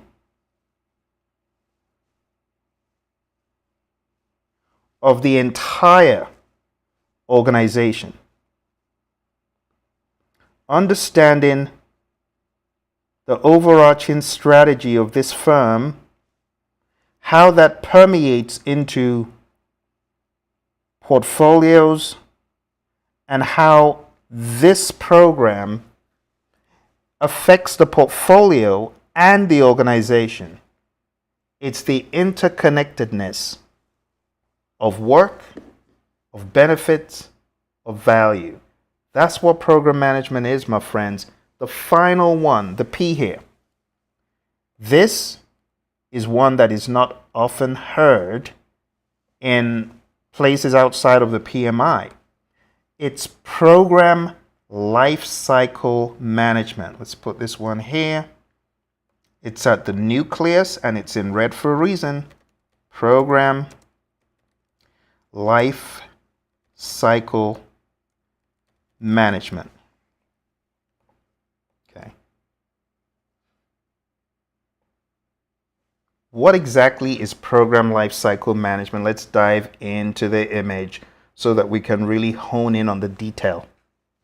Program life cycle management is all about managing the program through its entire life cycle. Okay? And when you think about program life cycle management, there are pretty much 3 phases. And the way I remember these 3 phases is with the mnemonic DDC. So we're going to go a little bit deep here, my friends. This is the life cycle that we're talking about. Okay. And that could be a terminal point. The first D in the life cycle is definition. This is where all the preliminary understanding comes from. This is where we clarify, we solidify the program's objectives, we flesh out scope, strategic alignment, key activities are done, which include planning, but even before that, feasibility study. It's the definition. It's really having a solid understanding of what exactly needs to be done. Okay, so it actually comes, you could say comes first. Like think about it like an authorization, an understanding the context before planning. Okay, that's definition. Then we go into development. Now, when we talk about development here, it's a little bit different because the development here also includes going to the lower levels of planning. So at a high level, doing a feasibility study, understanding the program scope, the deliverables, that comes in definition. But when we get down to the detail of how things are going to be done, the detailed planning, the individual project plans, defining tasks, timelines, and all that, we call that the development. And then on top of that, we're also going to work on stakeholder engagement, communications and reporting, change management, everything that happens as the project is being executed. So I really want to make this clear. Let me create a few notes here just for the sake of this deep dive. Okay, so when we talk about the definition, I'm going to put some notes for you over here.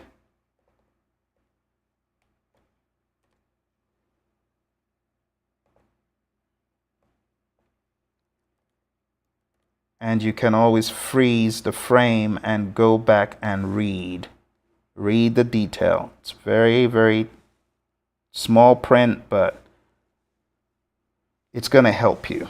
Okay, so just freeze that, go understand the definition, all of the stuff I said, and then we go into the development.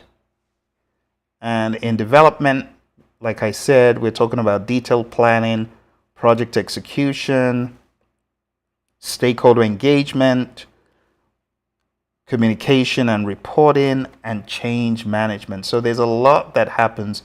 This is where stuff gets done. So let me put a note here as well. Okay, let me make this engagement, because I want you to think about it as engagement.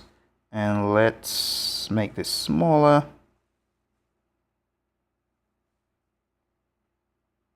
There we go. And let's zoom in, just so that you can have a screen grab if you need to. See that? That's the development phase.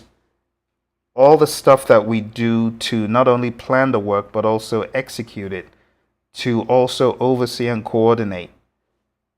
Right? This is where we're getting the stuff done. Think about the massive work across all those projects. So the development phase is very sensitive, and as a leader, you need to be driving this stuff and making sure that everything is indeed aligning. Okay? All right. Finally, I know you're wondering what the C stands for. The C here stands for the closure phase.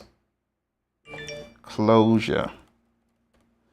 All right. And as I did previously, I'm going to expand this so that you've got a good idea about what happens in closure. And closure is just finalizing and closing the program.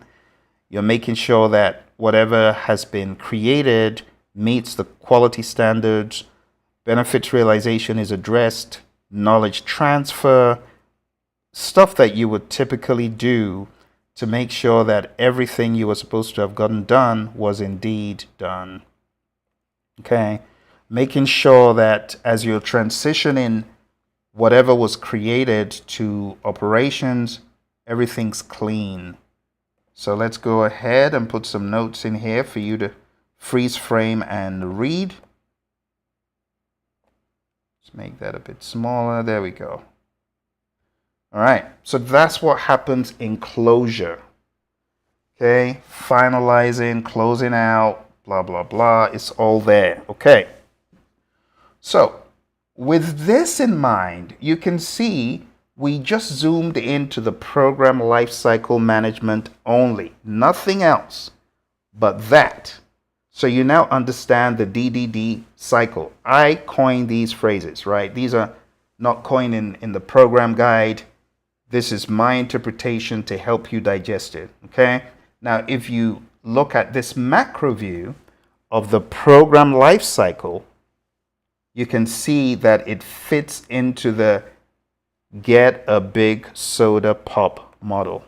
Now, it sounds funny, but it's going to help you remember what these things are, okay? Last but not least, we're talking about the P here, right? The program lifecycle management. Now you understand what the program lifecycle is. We can go a step further and put some notes in here, okay? So let's go ahead and put in some notes about the program lifecycle. Okay, so the program lifecycle, DDC, you're now aware of that. And we could just say here that this is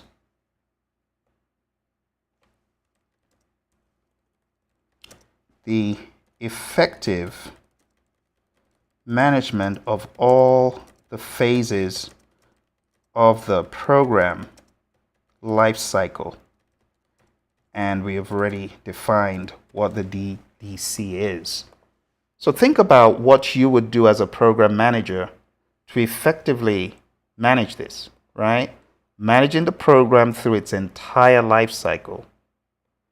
Everything that is in the life cycle. So let's go ahead and put one more tiny little note here. All of this stuff is blown out in the PMI's Program Management Standard.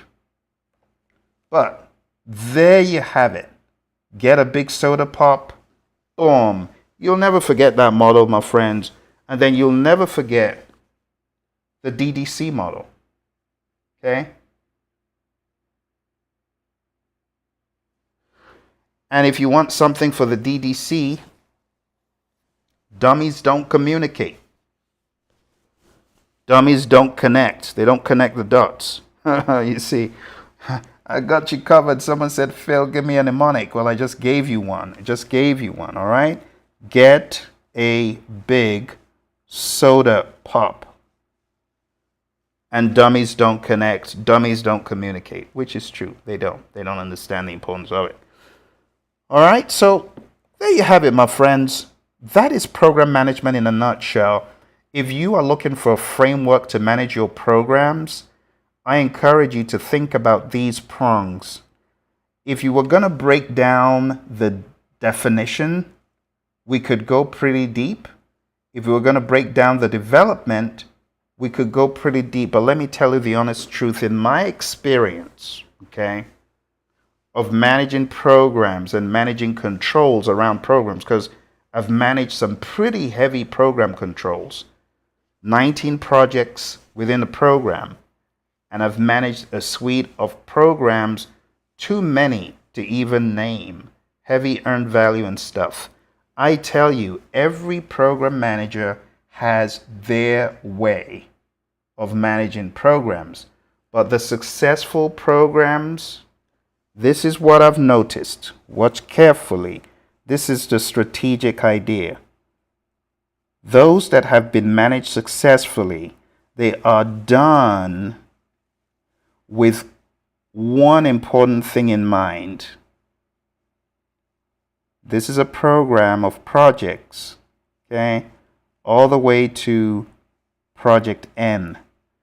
The thing that I've found they have in common leadership. When they succeed, the leadership has to be tight. In other words, you are able to influence, you are able to see things at a higher level, the interconnectedness, the concerns of the stakeholders. You can anticipate what the stakeholder is going to ask next. You can anticipate what is near and dear to the stakeholder's heart. That's leadership. Leadership is many things. It's foresight, it's vision, it's listening to the intuition, it's going after the big things. Something that is closely connected to leadership is, like I said, strategy, the ability to see the big picture and understand how to get to that future state that you're seeing at the big picture level. That's strategy. If you do not have strategic thinking, it's going to be hard. The last one that I want to say is really important here is the ability to effectively communicate, which means not just verbal communication, but non-verbal. And I'm talking about non-verbal cues because interpersonal relationships often hinge not just on communication with words, but communicating with body language and tone of voice, showing emotional intelligence. You can tell someone is emotionally intelligent or not from how they communicate. Their body language, their posture, their countenance. Those who are great leaders combined with great communicators, they are mindful and in the moment at all times when they are communicating with, you got it, stakeholders. Because those are the people we communicate with. So if I was going to give you a base to ensure your programs are solid, number one is definitely going to be leadership. Number two is definitely going to be understanding what is most important. Number 3, you got to understand the stakeholder, and you got to be able to communicate. And depending on the situation, one of these might be on top of the other, depending on the unique program manager. Some program managers are all-rounders. Some program managers are weak when it comes to stakeholder interaction. They're not good at communicating. They're not really good with stakeholders, but they are strong in their decision making, which is part of leadership, but it's not the only thing. In fact, all of these are parts of leadership. So when I say leadership, that's why that's at the base, right? But then for those lacking good communication, body language, tone of voice, they need to up the ante on that. Another quality of program managers as leaders is, even if they ain't got it right now, they know they're going to get it. They're going to study, they're going to research, they're going to do everything. They're going to go above and beyond, and they're going to always look, I got this. Even if they felt an iota of doubt, you're not going to see it on their countenance. That's what makes great program management. Leadership, strategy, communication, stakeholders. Okay? So let me give you a few quick notes on these 3, and then we're going to be done. We are going to be done with this lecture.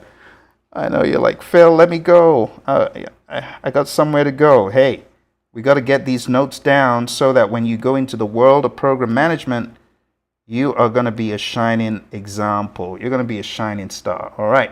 So take some time out to freeze this frame. I'm going to try and make this a little bit more compressed so that you can see everything in one place. All right. But spend some time freezing the frame, taking a look at what I'm showing you here, and just understanding, just organically, what I'm talking about. I've got to be honest, I've worked with some program managers that don't have a whole lot of education, but they've got great determination and all those other qualities I showed you. And guess what? They're able to make things happen. Their plans may be a little bit primitive, but they are plans across the projects. They station people on those projects that they can depend on. This is what program management is, right? So, my friends, take some screenshots, clean up your act, get a big soda pop, my friends.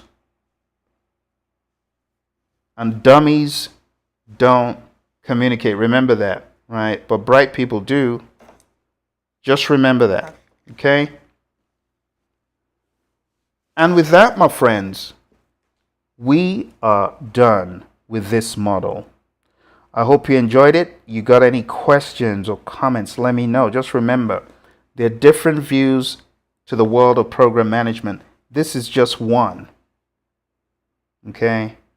There are different organizations, different entities, but this helps align your thoughts. So what I would recommend is, if you find anything from the world of program management and you want to bucketize it, just ask yourself, is it in the governance, alignment, benefits, or stakeholder bucket? Or is it somewhere in the scheme of the life cycle management? Because what you need to remember, these prongs that we have, which is why we put them on the outside, all of these, there's interchange.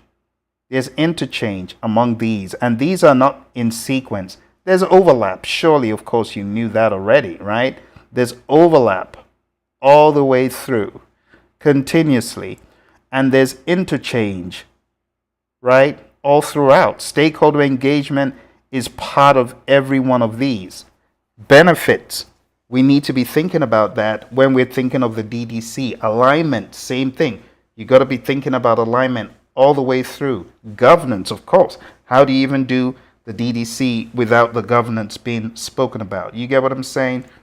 When you understand this model from the perspective of iterations, overlaps, no rhyme or reason, everything melded and molded together, you will have a better view of program management, because it is so not linear. And trying to define this as linear steps means you don't get it. All right? So think about this a little bit more, my friend, and you will be laughing all the way. I don't care whatever position they've given you as a program manager. Use this model. It is going to help you wildly, okay? If you have not checked out my book on Amazon, do that. I have a book on program management on Amazon, and it's called The Layman's Guide to Program Management. Check that book out. I've got an audio book of the same on Amazon.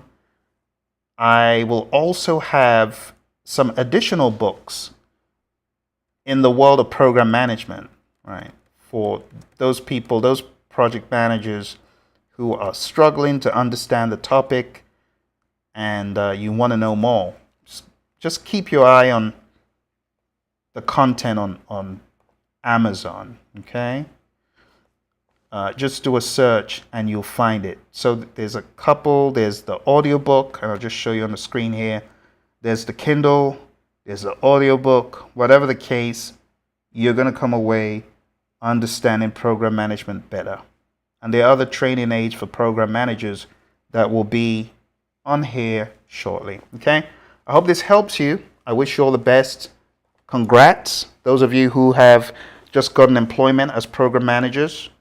I would advise you to take a look at the PMI's program guide, the standard for program management, and learn a thing or two from there as well. Okay? You take care, my friends. All the very best, and bye for now. Hello, my friends, and welcome to 15 Program Manager Interview Questions. Now, this is going to be a rather long session because there's a couple of things that we're after today. One is to understand what program management is, and two is to talk about the program manager interview and give you very clear ideas of what to expect. So let's talk about program management first of all. What is program management? Program management is often defined as the application of knowledge and skills, tools and techniques to a program to be able to experience benefits and control that would not be available by managing the individual projects in the program separately. You can say that program management is a systematic approach to the coordination and administration of multiple interrelated projects. You see, for it to be a program, we must be talking about multiple projects, and not just multiple projects, but multiple interrelated projects. And these are happening at the same time, you see. So we're talking about projects and activities that are interrelated and aimed at achieving a common goal. Program management encompasses a wide array of processes and methodologies to ensure the successful delivery of a program and its intended outcomes. When we talk about the program manager role is responsible for overseeing all aspects of the program, from the definition of the program and planning of the program to executing, monitoring and controlling, and finally closure of the program. And this could span across several months and even years. Let's talk about governance. A well-designed program governance plan is an important component of program management. It provides a framework for decision making, and it ensures that the program conforms to established expectations and agreements throughout its life cycle. When we talk about a program life cycle, the life cycle is divided into three major phases. There's program definition, program delivery, and program closure. Now, when we talk about program activities, we refer to things such as change management activities, communications management, financial management, information management, procurement management, quality management, resource management, risk management, schedule management, scope management, and we also talk about support program management and governance. The program manager has to coordinate all of these activities I've mentioned to ensure the successful delivery of the program. So let me ask you this. Is this similar to what you thought program management was? Because it's a very wide topic. I could spend the next 1 hour solid just giving you the introduction. In fact, if you look around YouTube, you'll find my 1 hour introduction to program management. I'll endeavor to put a link to it somewhere. But to be an effective program manager, it means you have strong leadership skills and the ability to effectively manage and motivate cross-functional teams. It also requires a deep understanding of an organization's strategic objectives. So whichever firm you're in, what are their strategic objectives? What is the definite chief aim of that firm? And it also requires the ability to align program outcomes with those strategic objectives. So in summary, program management is a critical function in any organization that helps organizations to achieve their goals and deliver value to stakeholders. Now you've got a good understanding of program management, or much better than before. Why don't we go a step further and let me show you some jobs for program management. Let's jump straight into DICE, and right here on the screen you can see I've got a job from dice.com for Senior Program Manager Enterprise Products. Let's scroll down and take a look, and it says job duties. In this role, you will manage executive project expectations, including the escalation, communications, and C-level interaction on critical, you see that word again, strategic projects for the company. Help guide the design, planning, development, and implementation of, again, strategic, you see that word, corporate projects, the scope of which includes program reviews, executive communication and approval, requirements gathering, and eventual deployment. It goes on and on. Supervise coordination, program deliverables, collaborate cross-functionally to effectively guide projects. So in the interview questions I show you, you're going to see a lot of questions about the cross-functional aspects of teams, document all aspects of the program, including requirements, risks, issues, project schedules, and meeting agendas, so on and so forth. So you can see this is a rather robust breakdown just in the description alone. You can see that lots of content to understand here. And going a step further, they're looking for bachelor's, 4 years of experience, the ability to convey urgency throughout a given program, dynamic personality that can quickly establish trust and rapport, ability to operate in uncertainty and adapt quickly, the capacity to document, vet requirements, and drive quality. So it sounds like a lot, but this is what program managers need to come with. Here's another one. Scroll down. This is a contract type thing, and it says end-to-end IT infrastructure management. Seasoned, proactive, and business-savvy professional with a well-earned reputation. You see, reputation is really big in a program because it's touching so many parts of the firm. Proven ability to understand big picture. That's another thing. Big picture, the strategy. This just comes with the program manager role. Here's another one. IT program manager remote. Let's read the full description. Going down, it says experience with both traditional and waterfall and agile project management methodologies, demonstrated experience in task, risk, and scope management, the ability to communicate about technical matters with business stakeholders, business matters with technical stakeholders. You see that person's a go-between. It's mentioning some agile terminology here. So the summary, my friends, is this needs to be a seasoned individual with a very wide net of abilities, really wide net of abilities. This would not be for a lightweight. One more here.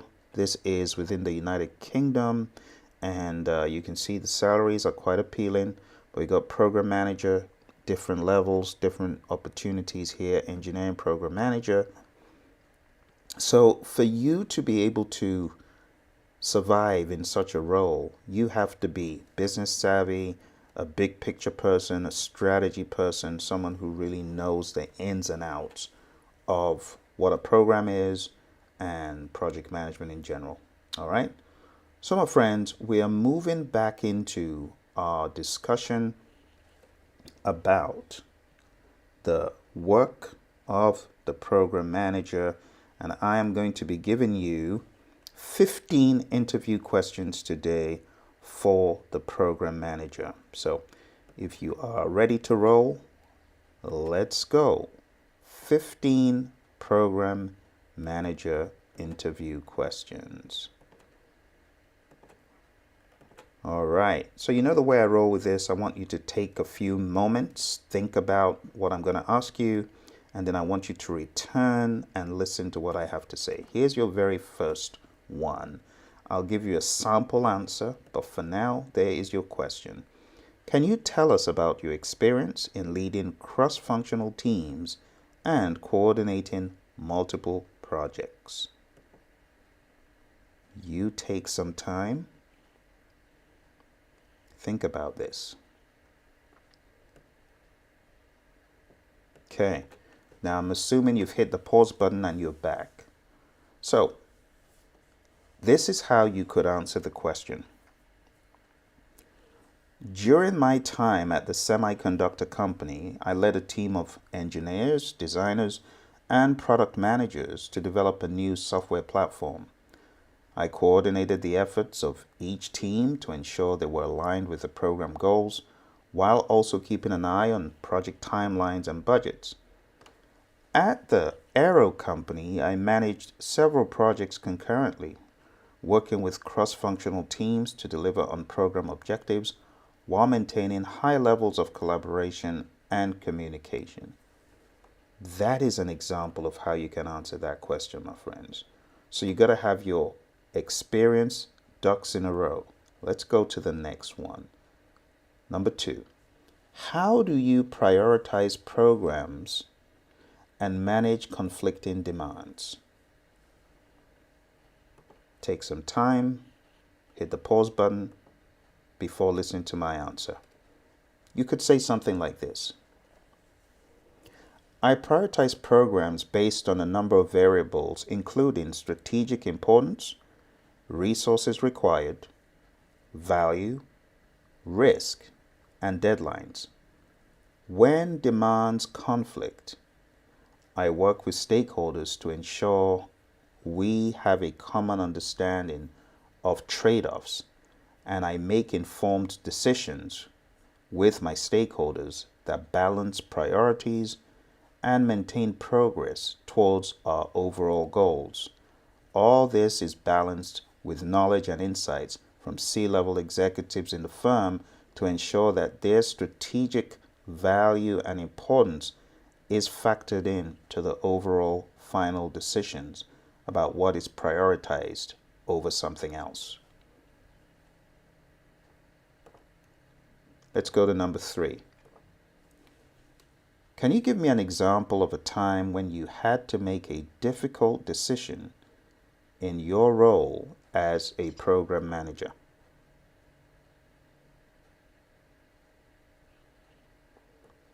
So your answer to this question could be something like this. I recall a situation in the semiconductor firm where the team was behind schedule on a critical program, and we faced pressure to release the product before it was fully tested. I made the difficult decision to delay the release and invest additional resources into testing for 2 more weeks to ensure a high quality product that met customer needs and expectations. The end result was it paid off, because even though we were delayed severely, because 2 weeks is big in the world of production, it panned out all right, because what we released was hitch-free and bug-free, and it was a well accepted decision by the stakeholders. Let's go to question 4. How do you measure the success of a program you're managing? Take some time to answer it before listening to my answer. This is how I could answer this question. Success on any program is measured by a combination of quantifiable metrics, such as program budgets, timelines, project deliverables, qualitative measures, but most importantly, stakeholder and customer satisfaction, as well as feedback. It could also be measured by employee engagement. I track progress against these metrics to ensure the program is on track, and I make any necessary adjustments. Let's go to number 5.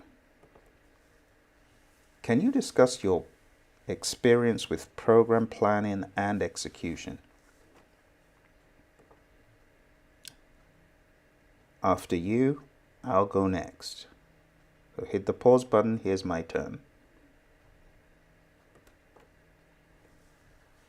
I have extensive planning with both program planning and execution, having managed complex projects at the Aero firm. I utilize Agile methodologies to prioritize and deliver on program objectives wherever necessary.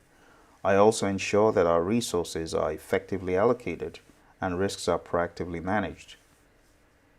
I go the extra mile where necessary to include metrics such as earned value to ensure that we're in total sync with scope, schedule, and cost.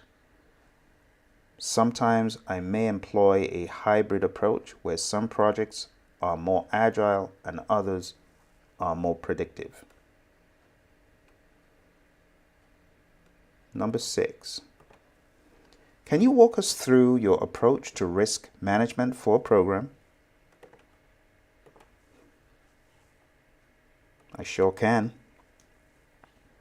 Being a risk management professional, in addition to being an organizational project management maturity model expert, I have systematic approaches to risk management, starting with the planning for risk across the entire program. In a previous employment at the semiconductor firm, I sat down with the PMO manager and strategized a planning approach and a management approach for risks. We had a risk register that was well thought out. The formatting of the register was very meticulous, and the scale that was used to score qualitative and quantitative risks was decided upon, and that was used across the slew of projects within the program.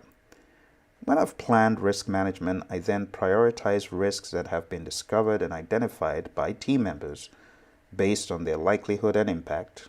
I ensure that all project managers within the program use one template, one tool, one look for risk, so that we're comparing apples to apples.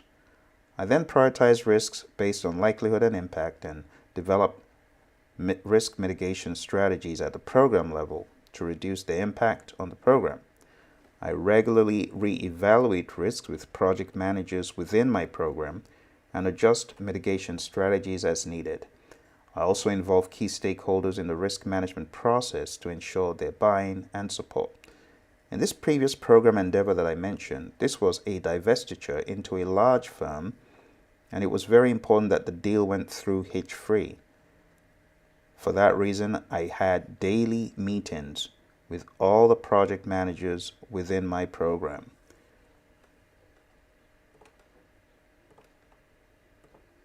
Let's move on to number 7. How do you ensure effective communication and collaboration between program teams and stakeholders? You could answer the question like this. I believe that clear and regular communication is key to effective collaboration and program success. I hold regular check-ins with team members and stakeholders, and I use collaboration tools such as Miro, Asana, Jira, and others to keep everyone informed and aligned. I also encourage open communication, and I actively listen to feedback, ensuring that all stakeholders have a voice in the program and can contribute to its success. Let's move on to the next one. Number 8. How do you stay on top of industry trends and incorporate them into your program management strategies?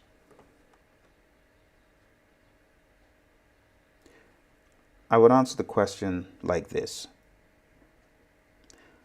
I stay informed of industry trends in a number of ways, such as regular reading, regular research, staying plugged into the Project Management Institute and other bodies, and I also attend conferences and events. I also have a network of industry peers who I regularly connect with to exchange ideas and insights. I'm also a member of the Project Leadership Institute, projectleadershipinstitute.com, where I network with other like-minded professionals, and I'm regularly updated with what is best in class or new in industry. I regularly connect with other individuals to exchange ideas and thoughts and insights, and when a trend is relevant to a program I'm managing, I assess its potential impact, and I work with the team to incorporate it into our strategies, and in that way, it adds value to the program and supports our goals. Now let's have a very quick synopsis of how I have been answering the question so far. You can hear my voice is pretty even. It is not up and down. You would also be able to see my demeanor that is calm and composed. When you're interviewing, be sure to be cool, calm, and collected, not all over the place and not with fluctuations in how your voice is projecting. This is a very key step in being successful in any interview. Your poise and having the knowledge to disperse back to the person questioning you is important. So you must know your definitions, your tools, your techniques, and the lingo of programs to be able to succeed in such an interview. Let's go to number 9. Can you describe a situation where you had to manage a program with limited resources? Go ahead and answer, and my answer would be something like this. At the semiconductor firm, I was tasked with managing a program that had limited resources and a tight deadline. In fact, I had to jump in as a project manager on one of the projects within my program for human resources. I worked with the team to prioritize deliverables and identify opportunities for resource optimization. We also identified areas where we could leverage external resources or partnerships from other parts of the firm to support the program. Through effective collaboration and resource management, we were able to deliver the program successfully and within the specified timeline. The divestiture went through, and on day 1 of the new year after we were divested into this firm, everyone was happy. So you notice I am introducing some personal stories into the interview answers, and this just helps underscore your familiarity with your resume and your content. So I tell people, know your resume. I also tell people, know your story. Very important. Number 10. Can you discuss your experience with budget management and financial forecasting for a program? I would answer something like this. Thanks for your question. I have extensive experience in this area, having been a program controller for a slew of projects from the aero industry. Every week without fail, I would have to give an account of how budgets were spent and the earned value metrics, SPI, CPI, CVSV, and even EAC and ETC. So for me, it is extremely important for anyone in program management to have a handle on budget management and financial forecasting as I did. As you might know, EAC means estimate at completion and ETC means estimate to complete. And I had experience in reporting on very deep analytical financial forecasting for the programs I was on. Let's move on to our next one. Next, we're going to number 11.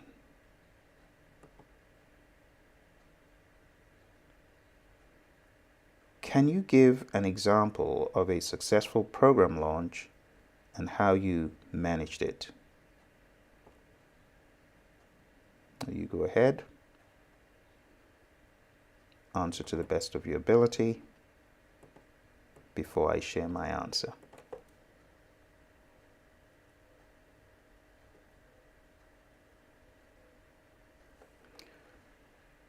All right, so I would answer something like this. I have mentioned the semiconductor firm a few times.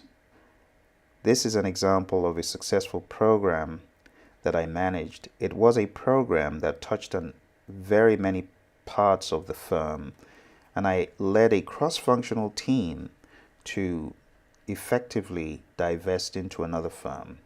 The program was successful due to a clear focus on the customer, effective stakeholder management, strong team culture that encouraged collaboration, and open communication. Everyone was ready to roll up their sleeves, and leadership level was high. Through these efforts, we were able to deliver a high quality final divestiture into this second firm without any hitch on day one. It received a lot of positive reviews, and our customers were very pleased. Let's move on to the next one.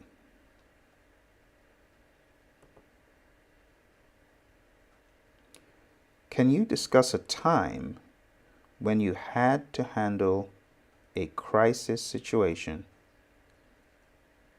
in a program? I'll let you think about it for some time.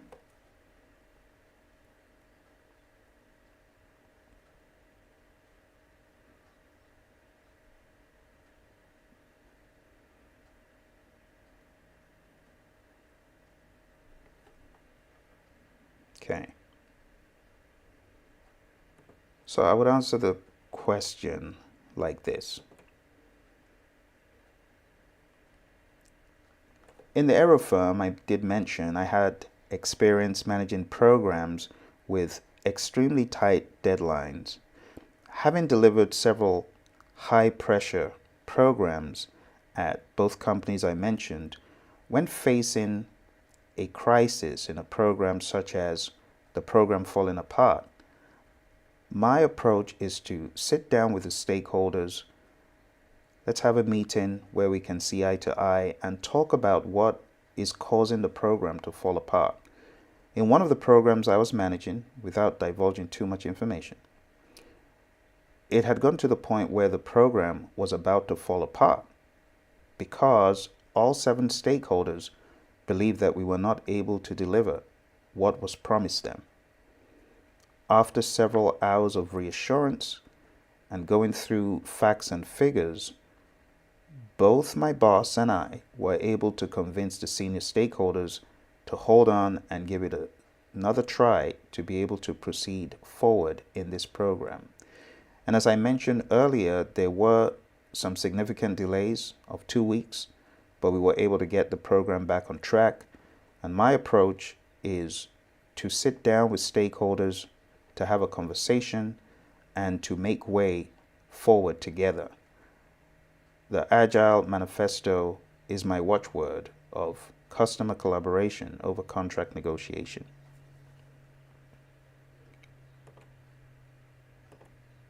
All right, let's move on to number 13. We are almost done. Can you describe your experience with stakeholder management and keeping them satisfied with program outcomes?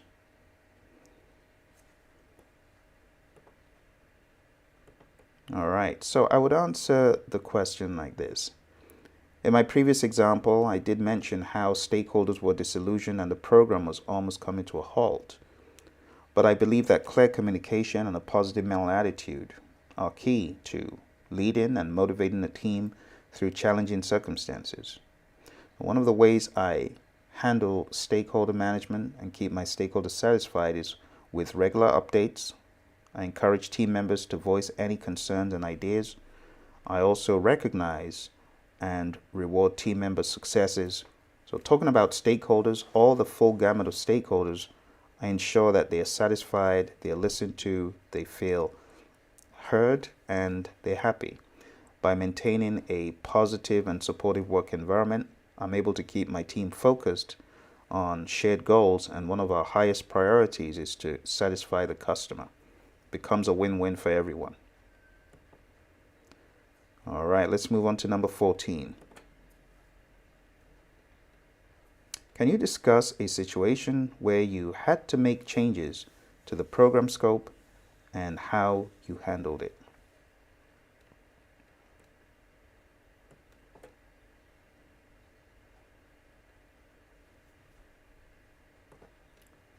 All right. So I would say something like this. In one of the firms I mentioned, I had a situation where we needed to make changes to the scope at the last minute. Not only were additional requirements requested by the customer, but these requirements were going to be pretty hard to implement. Knowing that the customer needed them, my boss and I decided to move ahead with those requirements and put them in our traceability matrix before working with vendors and other individuals who made it happen. Making changes to the scope was very important, but it was not done irresponsibly. It was done using an intentional approach by first of all documenting the requirements in our requirements traceability matrix across the entire program, and then running test scripts, use cases, and understanding what exactly we had to do and test to get our stakeholders to be happy. Once the scope was determined and assignments were made to team members, our next step was to tightly manage the schedule, to drive the schedule. I'm not proud of saying we had a lot of overtime to do, but I was working upwards of 70-hour weeks along with other team members. But when the dust settled, when all was said and done, it was a home run.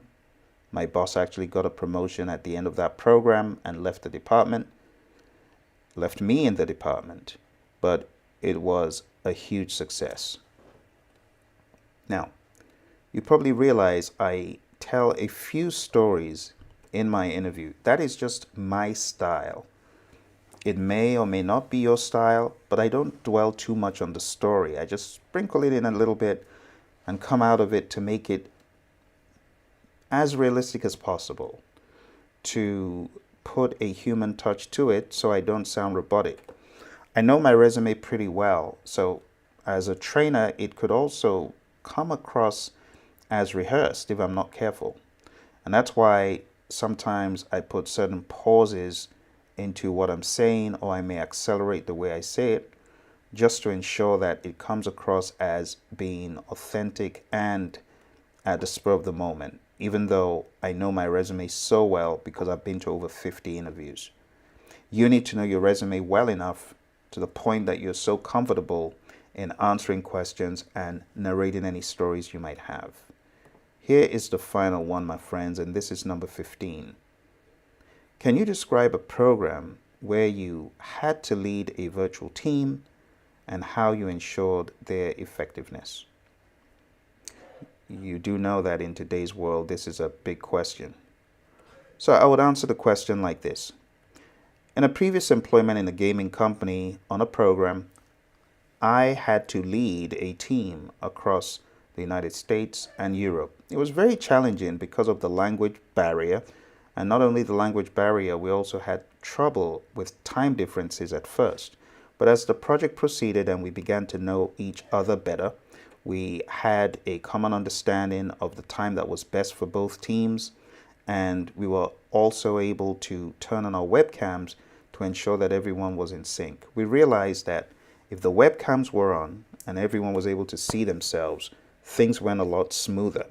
So to ensure effectiveness, we used the concept, you could call it, of web conferencing, or even at times a fishbowl window, where we worked collaboratively with cameras on and everyone was right there in the zone at the same time collaborating. Sometimes we used a concept known as swarming or mobbing, just to ensure that everyone worked to the highest efficiency on problems that were common to us at the time and needed to be resolved with all hands on deck. And that, my friends, has brought us to the end of these 15 questions. Did that feel like quicksand? Kind of grueling at times. And I mean, these are questions I put together. So if you found these to be helpful, I'd appreciate it. Hit the like button, subscribe. I also want you to check back here because in the next few days, I'm going to put a link down here so you can get my ebook on Program Management, a Layman's Guide, to help you excel and exceed in your project and program management as well, aptitude. So make sure you subscribe, hit like, and I'll speak to you in the next video. Thank you very much, and don't forget, I offer resume help at pmanonymous.com. I prepare executives and project and program managers for professional interviews, many of who have received glowing reviews after their interviews and gained employment in top Fortune 500 companies. There's the ticker tape again. It's pmanonymous.com. Thank you very much for joining me. I look forward to speaking to you in my next video. Bye for now.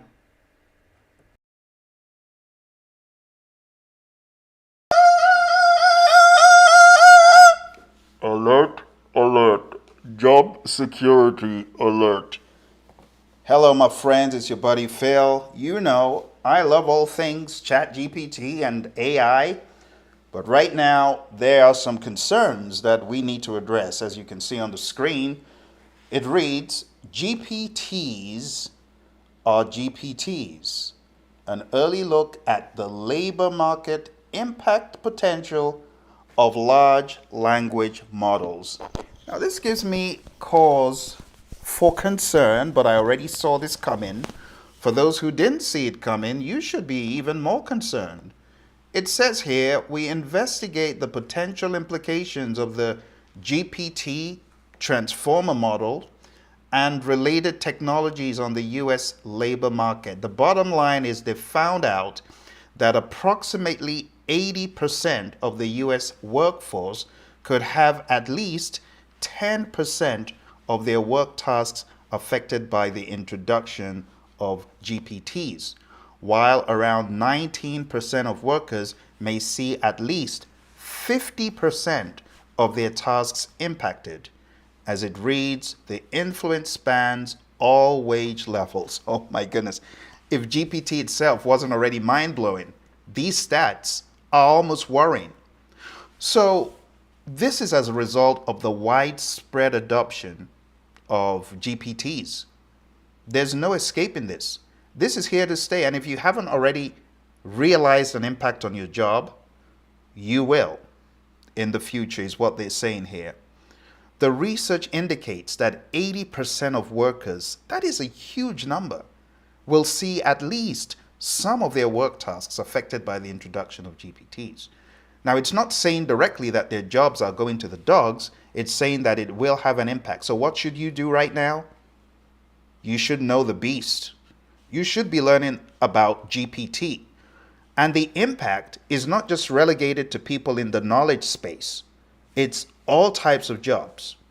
And it's going to span across all wage levels and sectors. As a project manager and as a trainer and consultant, I've developed a course that can teach you about GPT. It's right there on Udemy. And the reason why I did this was to help people put their best foot forward. But I already saw this coming. But the number 80%, that's mind-blowing. You see, workers in higher impact jobs, higher income jobs, are going to be probably particularly vulnerable to the effects of GPTs. Because these models, they could change a lot of their tasks. Now, some workers right now may only see a little portion of their tasks affected, but those that see a mind-blowing 50% of their tasks affected, they better be thinking ahead of the curve. You want to be one of the people that can use the beast, not one of the people that the beast will kick out. If you can ride the beast, you're going to outlast everyone else. If you are clueless about GPT and what it can do in your field, the handwriting's on the wall, my friend. You see, these findings that we're talking about here on the screen, it actually suggests that policymakers, business leaders, people in political power they got to prepare for the significant changes in the workforce and what's coming down the pike, because this is going to put people out of jobs, and you know what that leads to, right? When you've got a massive shift in terms of who's doing what, and you got a lot of jobless people roaming around, it's horrible for the economy. Just look at history.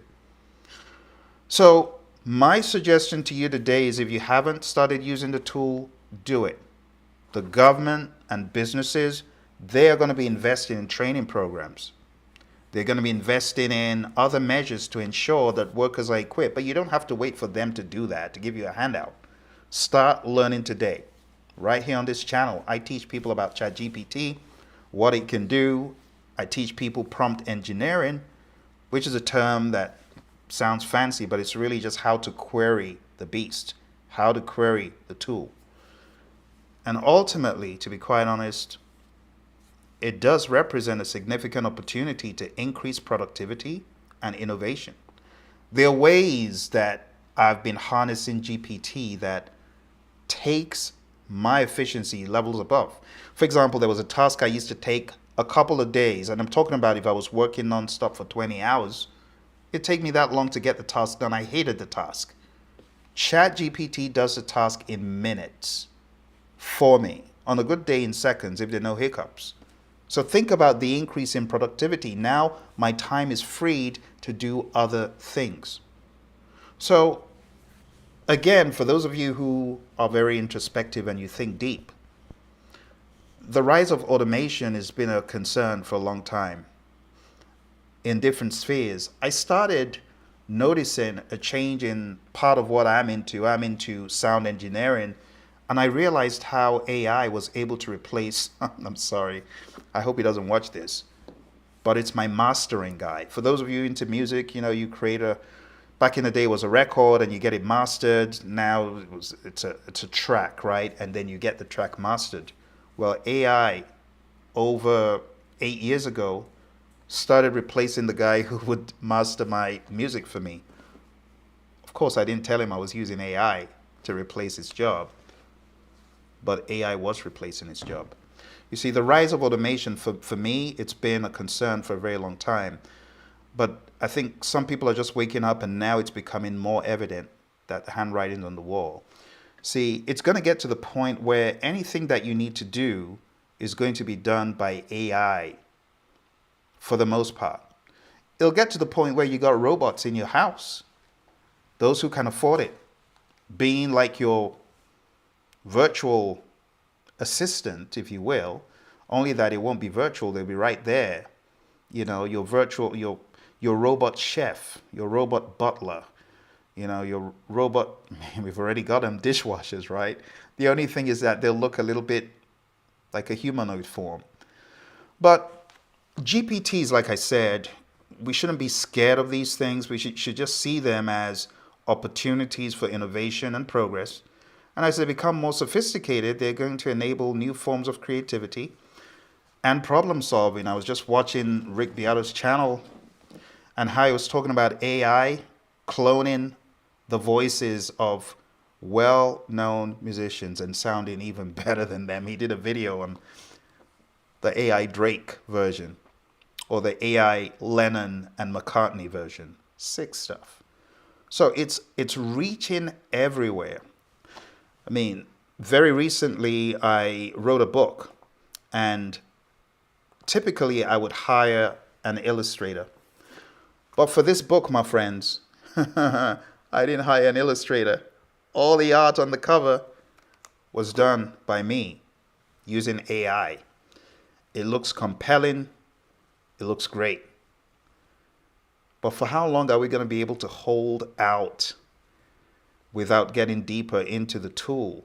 You want to be the top 2% in your industry that is able to manipulate the beast, control the beast, know how to mine the data, have prompts that you are one of the few who knows how to get stuff out of the tool.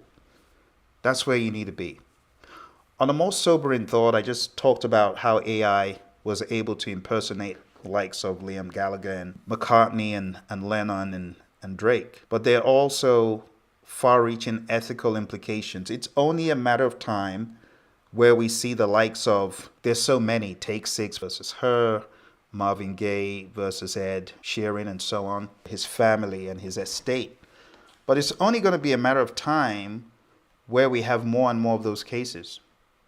And as GPT models become more prevalent, we as humans just need to make sure that they are developed in an ethical way, they are transparent, they're unbiased, they're aligned with shared values. You think about it. If someone could clone the voice of your loved one, call you on a regular phone number, and AI deceives you into thinking it's your loved one because the voice of that loved one has been perfectly cloned, how scary and creepy is that? That's a security risk. That's not just AI. That has so many legal ramifications. So the advent of AI, it may require new regulatory frameworks for sure. People in government, they need to get clued up with the program. They need to be all over the technologies. And honestly, this opens a new legal specialism, or I should say, accentuates the already existing specialism of AI, because we have AI lawyers already. But it's only going to times a million the demand, because you're going to be seeing violations. A lot of violations. There are things right now that if I were to tell you what GPT can do, you would be concerned. But I'm not even going to talk about some of the things it can do. It can do some scary stuff. And it can do some stuff that makes me, as someone who owns intellectual property, concerned. It doesn't make me afraid. It just makes me concerned of what GPT in the wrong hands, or what GPT in the illumination of knowledge as it begins to grow can do. And, you know, as the likes of Elon have said recently, people have no clue what this thing can do. It's like Pandora's box. You got no clue how mind-blowing this thing is. It has cause and effect that we haven't even begun to discover. So, my friends, when you hear people being concerned about this, understand where they're coming from, but at the same time, don't be scared of it. What I need you to do as a professional is to understand the tool. Understand what it can do for you as a professional. Understand how it is affecting the world around you. Understand how it's affecting your industry, and understand how you can get bigger bang for your buck. You want to be one of the early adopters. It didn't take me a second to understand I needed to get a ChatGPT Plus account, because when I saw what it could do, I didn't need anyone to sell it. Perhaps you need to see what it can do, and you begin to tap into the brilliance of it. It's ridiculous, truly. All right, so right here, I'm going to put a link to this page, and OpenAI talking about transparency. They've been pretty transparent, and I appreciate that. And that's just one of the tools. GPT is just one of the tools that they have. You might want to also check out Dolly. I've got some videos on that. It does great impressionist art. It beats Midjourney, in my opinion, when it comes to the impressionist art, the Van Goghs, even Rembrandt, Cézanne, all the greats. Does really, really cool artwork. All right, my friends, that's all for today. I hope you enjoyed it. Hit like, subscribe, share with your friends. Speak to you again soon. Bye for now. So you're PMP certified and you're wondering, how do I get a job? In fact, lots of you have been trying for jobs over and over again. Perhaps you're missing something I did early on in my career. I became really proficient in scheduling, which is a bread and butter project managers. I got into Microsoft Project and I learned everything that I needed to learn about it. I learned about how to put tasks in, durations, start and finishes, the do's and don'ts when it comes to scheduling, the predecessors. There's certain things that you shouldn't do in Microsoft Project. I learned all those things. And I learned about resources. We go on down to the resource sheet view. You can see we have resources in there. Some are red. Why are they red? How do I fix that? I was able to answer all those questions, and I landed 6-figure jobs as a result of Microsoft Project. So Microsoft Project needs to be high on your priority list. Another tool that I learned that's really helpful to project managers today as you apply for jobs is scheduling in a tool like Smartsheet. Smartsheet is very easy. Let's go to the very beginning of Smartsheet. Let's click on Home. And going back to Home to create a new sheet, which is like an Excel sheet, just click on Create New, click on Sheet, and it's going to open up something that looks like Excel. Click on OK. And this is a sheet that you can use for data gathering, for data representation, the same way you use Excel to input data, to present data. You can use Smartsheet.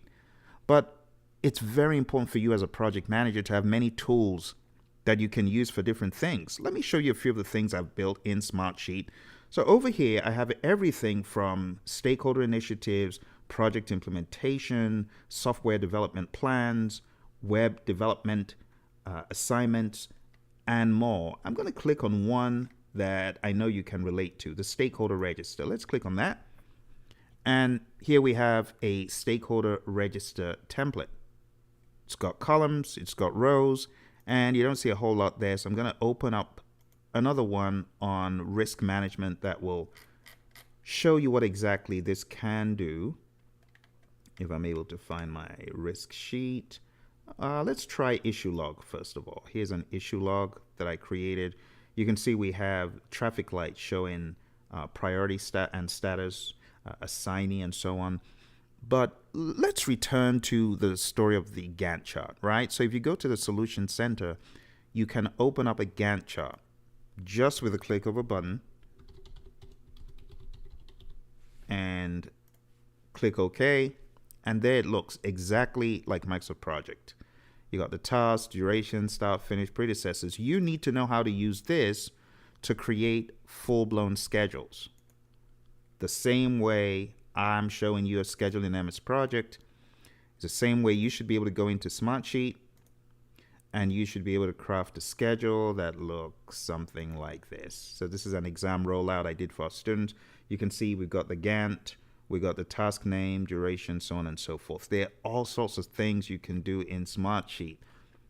My advice to you, I'm just going to search for my risk document here. Let's put that in. All right, so risk register, let's click on that. And this is exactly what I was telling you about. That's my risk register.